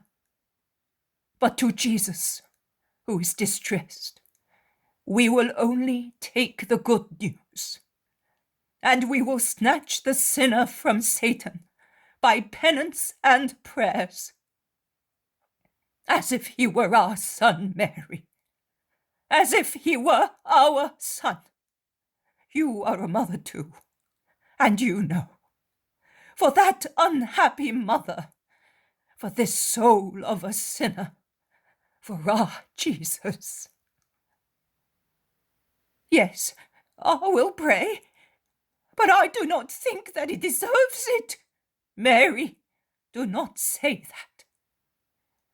I will not say it, but it is so. Are we not going to Johannes? No. We will come back soon with Jesus.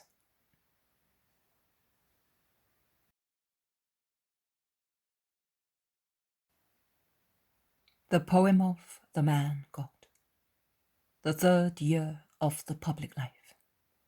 Chapter 437. Aurea does the will of God. 20th of May, 1946. The Virgin is very tired when she sets foot again in her little house.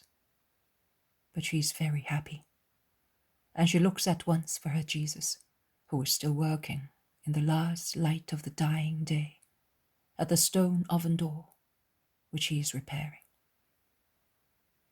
Simon opens the door to her, and after greeting her, he wisely withdraws into the workshop. I do not see Thomas. Perhaps he is out. Jesus lays down his tools as soon as he sees his mother, and goes towards her, cleaning his greasy hands. He is oiling hinges and latches to make them run smoothly on his apron. Their reciprocal smiles seem to brighten up the kitchen garden where it is growing dark. Peace to you, mother. Peace to you, son. How tired you are. You have not rested. I did, from dawn to sunset in Joseph's house. But if it had not been so warm, I would have left at once to come and tell you that Aurea is yours. Yes! The joyful surprise makes Jesus' face look even younger. It seems the face of a man about 20 years old. And as joy rids him of the gravity which is generally on his face and in his gestures, he resembles even more his mother, who is always such a serene girl in her deportment and looks. Yes, Jesus, and I achieved that without any effort. The lady agreed at once. She was moved, admitting that she and her friends are too corrupt to educate a creature for God. Such a humble, sincere, true avowal. It is not easy to find people who admit they are faulty without being forced to do so. No, it is not. Many in Israel are not capable. They are beautiful souls, buried under a crust of filth. But when the filth falls off, will that happen, son? I am sure it will. They tend instinctively to good. They will end up by adhering to it. What did she say? Oh, only a few words. We understood each other at once. But we had better have Aurea here at once. I want to tell her this, but only if you wish so, son. Yes, mother, we will send Simon. And in a loud voice he calls Simon, who comes immediately. Simon, go to Simon of Alphaeus' house and tell him that my mother is back. Then come here with the girl and Thomas, who must be there finishing the little job which Salome asked him to do. Simon bows and goes away at once. Tell me, mother, your journey, your conversation. Poor mother, how tired you are because of me. Oh no, Jesus. It is no trouble when you are happy. And Mary tells him about her journey and Mary of Alphaeus' fear, their rest in the house of the boatman, the meeting with Valeria, and she concludes. I preferred to see her at that time, since heaven allowed it. She was freer, I was freer, and Mary of Clopas was comforted sooner, because she was terrified at the idea of two women being all alone in Tiberias, and only her love for you and the thought of serving you overcame her terror. And Mary smiles, remembering her sister-in-law's anxiety. And Jesus smiles, saying, Poor woman, she is the true woman of Israel, the ancient woman, reserved, wholly devoted to her family, the strong woman according to Proverbs. But in the new religion, women will not be strong only at home. Many will exceed Judith in jail, being gifted with the same heroism as the mother of the Maccabees, and our Mary will be such. But for the time being, she is what she is. Did you see Johanna? Mary smiles no longer. She is perhaps afraid of a question about Judas, and she replies quickly. I did not want to cause more worries to Mary. We remained in the house until half of the time between the 9th hour and the evening, resting, and then we left. I thought that we shall soon be seeing her on the lake. You did the right thing. You have given me proof of the feeling of the Roman ladies with regard to me. If Johanna had intervened, we could have thought that they were yielding to their friend. We will now wait until the Sabbath, and if Martha does not come, we will go to her with Aurea. Son, I would like to stay here. I can see that you are very tired. No, not because of that. I think that Judas may come here, as it is right that someone should always be in Capernaum to wait for him and give him a friendly welcome. It is equally right that someone should be here to receive him with love. Thank you, Mother. You are the only one who understands what can still save him. They both sigh, thinking of the disciple who causes grief. Simon and Thomas come back with Aurea, who runs towards Mary. Jesus leaves her with his mother and goes into the house with his apostles. You have prayed very much, my daughter, and the good God has listened to you, begins Mary. But the girl interrupts her with a cry of joy. I'm staying with you! And she throws her arms around the Virgin's neck, kissing her. Mary returns the kiss and holding Aurea in her arms all the time. She says, when one does a great favor, it is necessary to reciprocate it. Is that right? Oh, yes, and I will repay you with so much love. Yes, my dear. But above me there is God.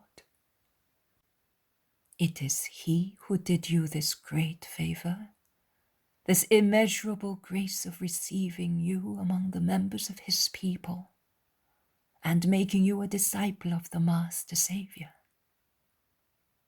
I have been but the instrument of the grace, but He, the Most High, granted the grace. What will you, therefore, give the Most High to tell Him that you thank Him? Well, I don't know. Tell me, Mother. Love, that is certain. But love, to be really such, is to be united to sacrifice, because a thing has more value if it costs, has it not? Yes, Mother. Then I would say that with the same joy with which you shouted, I am staying with you, you should shout, Yes, O Lord, when I, His poor servant, tell you the will of the Lord concerning you.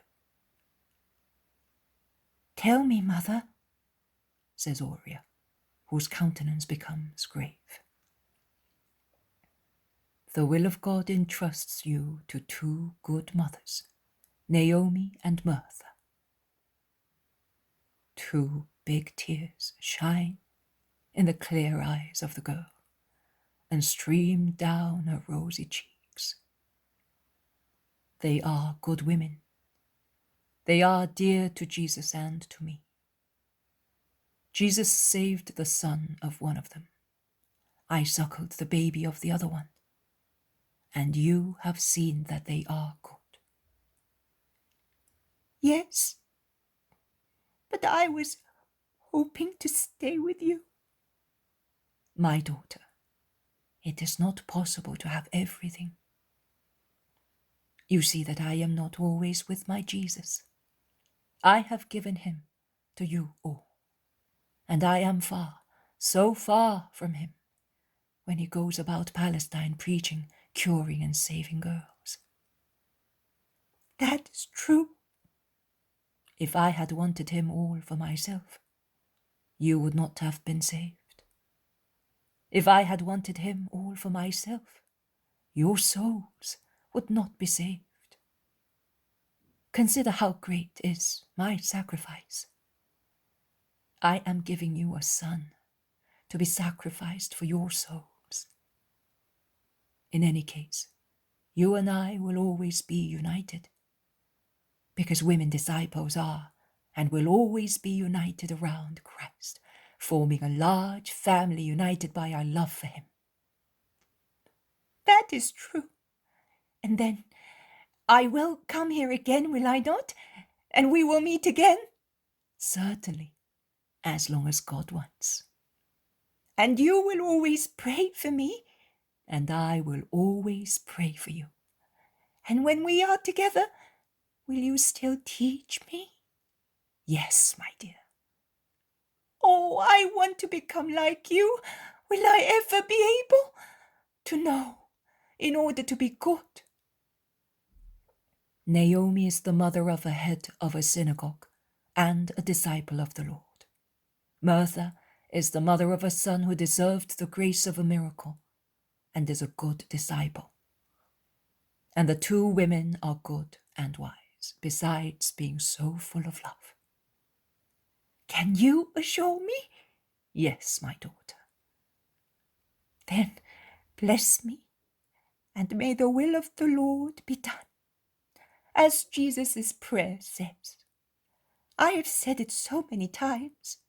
It is only right that now I should do what I said to obtain the grace of not going any more among the Romans. You are a good girl, and God will always help you. Come, let us go and tell Jesus that the youngest woman disciple knows how to do the will of God. And holding her by the hand, Mary goes back into the house with the girl.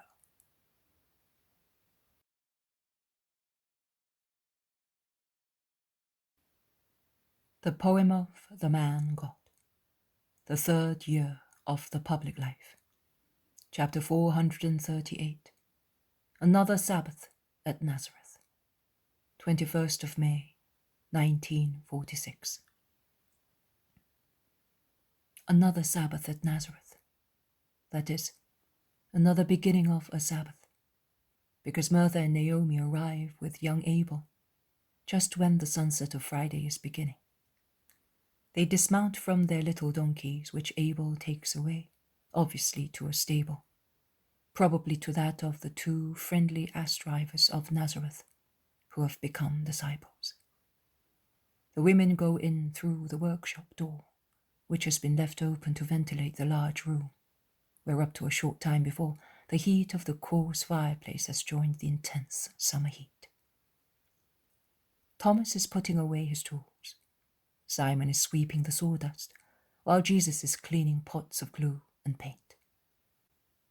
Peace to you, Master, and to you, disciples, greet the two women, bowing low as soon as they enter, and then, after walking across the workshop, prostrating themselves at Jesus' feet. Peace to you. You are very faithful to come in this heat. Oh, nothing. One feels so well here that one forgets everything. Where is your mother? She's in there, finishing a dress for Aurea. You may go in. The two women walk away with their knapsacks, and one can hear their clear voices, which are rather deep, blend with the shrill, rather strident voice of Aurea, and with the silvery voice of Mary. They will be happy now, says Thomas. Yes, they are good women, replies Jesus. Master, Martha has not only kept the son she had, but she got another child, and in a little more than 1 year, says the zealot. Yes, in little more than 1 year. It is already over a year since Mary of Lazarus was converted. How time flies! It seems yesterday. How many things last year? The lovely retreat before the election, then John of Endor, then Maxiam, then Daniel of Nain, then Mary of Lazarus, and then Syntyche. But where is Syntyche? I often think about her, and I cannot understand why. Thomas stops speaking to himself because Jesus and Simon do not reply to him. On the contrary, they go out into the kitchen garden to wash themselves, and then join the women disciples.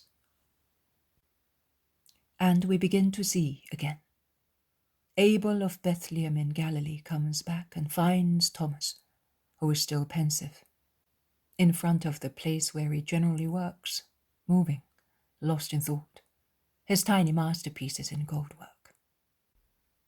Have you found work? Asks the disciple, bending over the tiny objects. Oh, I have made all the women in Nazareth happy. I would never have thought that there were so many buckles, bracelets, necklaces, and lilies to be repaired.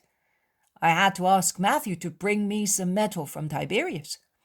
I have more customers, ha ha ha ha, he laughs happily, than my father has.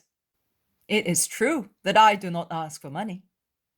You lose everything. No, I charge only the value of the metal. My work is a present. You are generous. No, I am wise. I am not idle. I set an example of industriousness and detachment from money, and I preach. Be quiet. I think that I have preached more by doing so, without telling a parable, without saying a word in the synagogue, than I would have done if I had spoken incessantly. And then I do a bit of training. I have promised myself to propagate our faith with my work when I will have to go and preach Jesus among the infidels, and I am training myself. You are wise both as a goldsmith and as an apostle. I strive to be so for Jesus' sake. So you have acquired a sister. Treat her well, you know. She is like a little dove in its nest. I am telling you, because in my trade, I am accustomed to dealing with women. She is a candid dove who was scared to death by a hawk, and who is looking for motherly and brotherly wings to defend her. If your mother had not wanted her, I would have asked to have her for my twin sister. One child more, one less. My sister is so good, you know. Also my mother. She lost a little daughter when she remained a widow. Perhaps her milk had gone bad, grieved as she was over the death of her husband. I can hardly remember my little sister, and perhaps I would not remember her at all if my mother did not mourn her death so often, and if every poor girl in Bethlehem were not entitled to some food and clothing in our house in memory of the dead baby.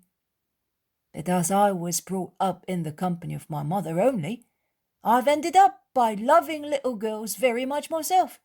I realize that this one is not a little girl, but I will consider her such because of her heart. If she is, as my mother Naomi and you say, you can be sure. Let us go into the other room. In the other room, that is, in the dining room, are the women, Jesus and the zealot. And Martha, who came full of hope, is winning over Aurea by fitting for her a linen dress, which she made for the girl. It fits you really well, she says, taking it off her and caressing her while she adjusts her dress, which has become crumpled when putting on the new one. It really fits well, and everything will be all right. You will see, my dear daughter. Oh, here is my Abel. Come here, son. Here is Aurea. She will be a member of our family now, you know. I know, mother, and I'm happy with you. He looks at the girl. He studies her. His dark eyes stare at and get lost in a large, pale blue ones. He is satisfied with his examination. He smiles at her. He says to her, we will love each other in the Lord who saved us. And we will love him and have him loved. And I will be a brother to you in spirit and in affection. I'll promise it in the presence of the Master and of my mother. And with a beautiful limpid smile of a pure youth, well advanced in high spirituality, he holds out his strong, tanned hand to her. Aurea hesitates and then, blushing, she puts her left hand into the right hand offered to her and says, we will do that in the Lord.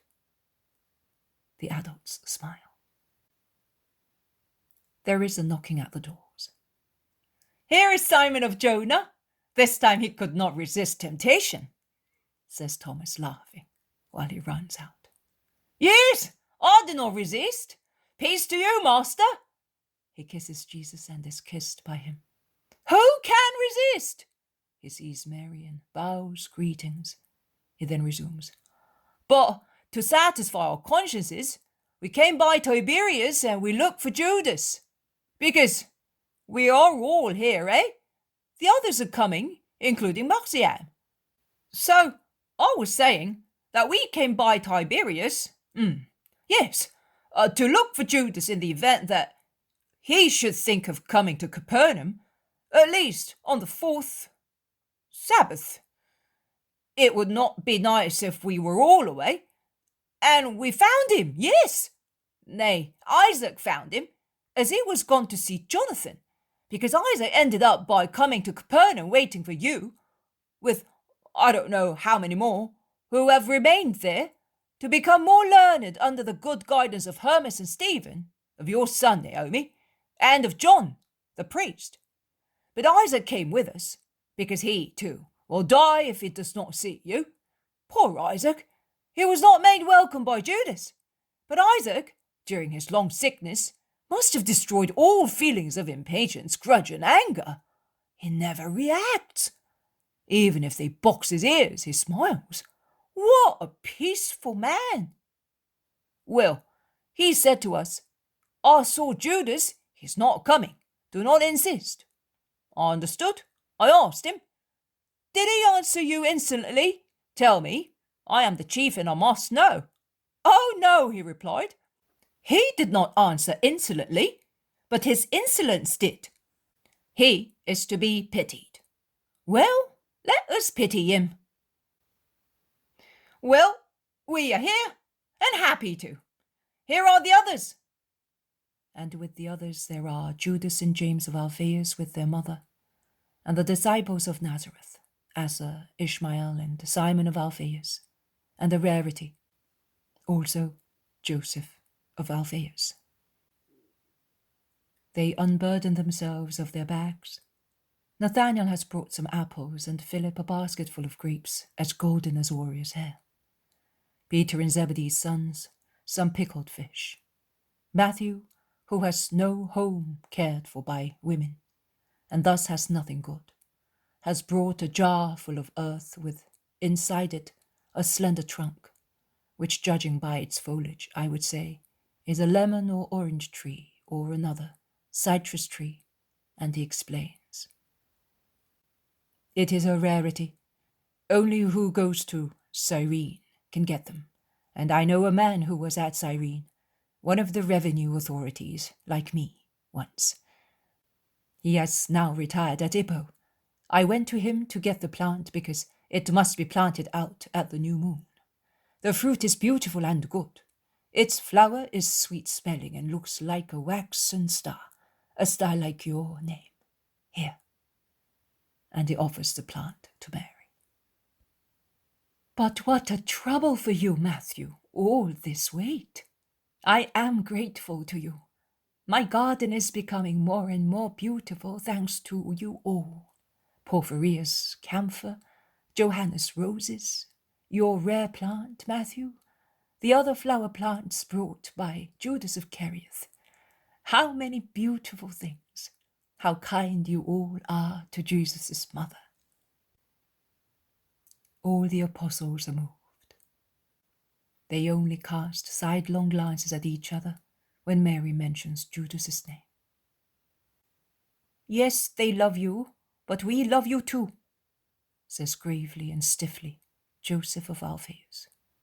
Of course, you are the dear children of my dear relative Alphaeus, and of Mary, who is so good. And you love me. It is natural. We are relatives. These, instead, are not our blood, and yet they are like sons to me, like brothers to Jesus, as they love him so much and follow him. Joseph takes the hint immediately. He clears his throat, searching for words. He finds them. He says, Of course, but if I am not yet with them, it is because I think also of the consequences for him, for you, and, well, I love you too, you especially, poor woman, as you are left all by yourself too long. And I have come to tell Jesus that I am glad that he has remembered also the needs of his mother, and has done what was necessary here. And satisfied with being the head of the kindred, and thus in a position to praise and admonish, he deigns to commend Jesus for all the work of carpentry, painting, and other jobs done in that month. That is how it should be done. One can now see that this woman has a son, and I am happy to be able to say that I have found again my wise Jesus of Joseph. Bravo! And the wise Jesus of Joseph, the most wise divine word, humiliated in our flesh, meek and humble, accepts the praises mixed with the authoritative advice of his cousin Joseph, smiling so kindly that it helps to check any untimely reaction of the apostles in his favor. And Joseph, having set off, seeing that they listen to him, does not stop, but he continues. I do hope that from now on Nazareth will no longer see a poor woman forlorn, while her son unwisely leaves the trodden path to beat paths which are uncertain, both with regard to their ends and their consequences. I will speak to my friends, to the head of the synagogue. We will forgive you. Oh, Nazareth will be happy to open out her arms to you as to a son who has come back, as an example of virtue to all the citizens. Tomorrow I will take you to the synagogue myself, and Jesus raises his hand, imposing silence. And calmly but very resolutely, he says, I will certainly come to the synagogue as a believer, exactly as I went there on the other Sabbaths. But it is not necessary for you to plead in my favor, because 1 hour after sunset, I will set out again to evangelize, as it is my duty to obey the Most High. A bad letdown for Joseph. A very bad one. All his good-naturedness is shattered, and his hostile intolerance comes to light again. All right, but do not look for me in the hour of need. I have done my duty, and your certain misfortunes will not fall on me. Goodbye. I am one too many here, because I cannot understand you, and you cannot understand me. I am going away with no grudge, but very sad. May the Lord protect you, as he protects all those who are simple-minded, incomplete. Goodbye, Mary. Take heart, poor mother. Goodbye, Joseph. But I must take heart for you, not for him, because you are the one who is out of the path of God, and you grieve me, says Mary calmly, but sure of herself. You are a fool, that's what you are. And if you were not the head of the family, I would have given you a thrashing, as you were a creature of my blood, but not of my spirit, shouts Mary of Alphaeus. And she would have said more, but Mary implores her, be quiet, for my sake. I'll be quiet, yes. But tell me, if I have to see a rascal like him among my sons. The rascal in the meantime has gone away, while good Mary of Alphaeus unburdens her soul with regard to that stubborn son. And she ends giving vent to her feelings by bursting into tears, and sobbing she expresses her greatest pain. And I will not have him with me in heaven. I will not have him. I will see him in torment. Oh, Jesus, it is for you to work the miracle. Yes, Mary, do not weep. His hour will come too, the 11th perhaps, but it will come, I can assure you. Do not weep, says Jesus, comforting her.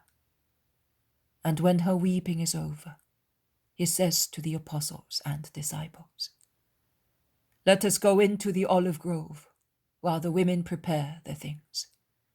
We will speak among ourselves."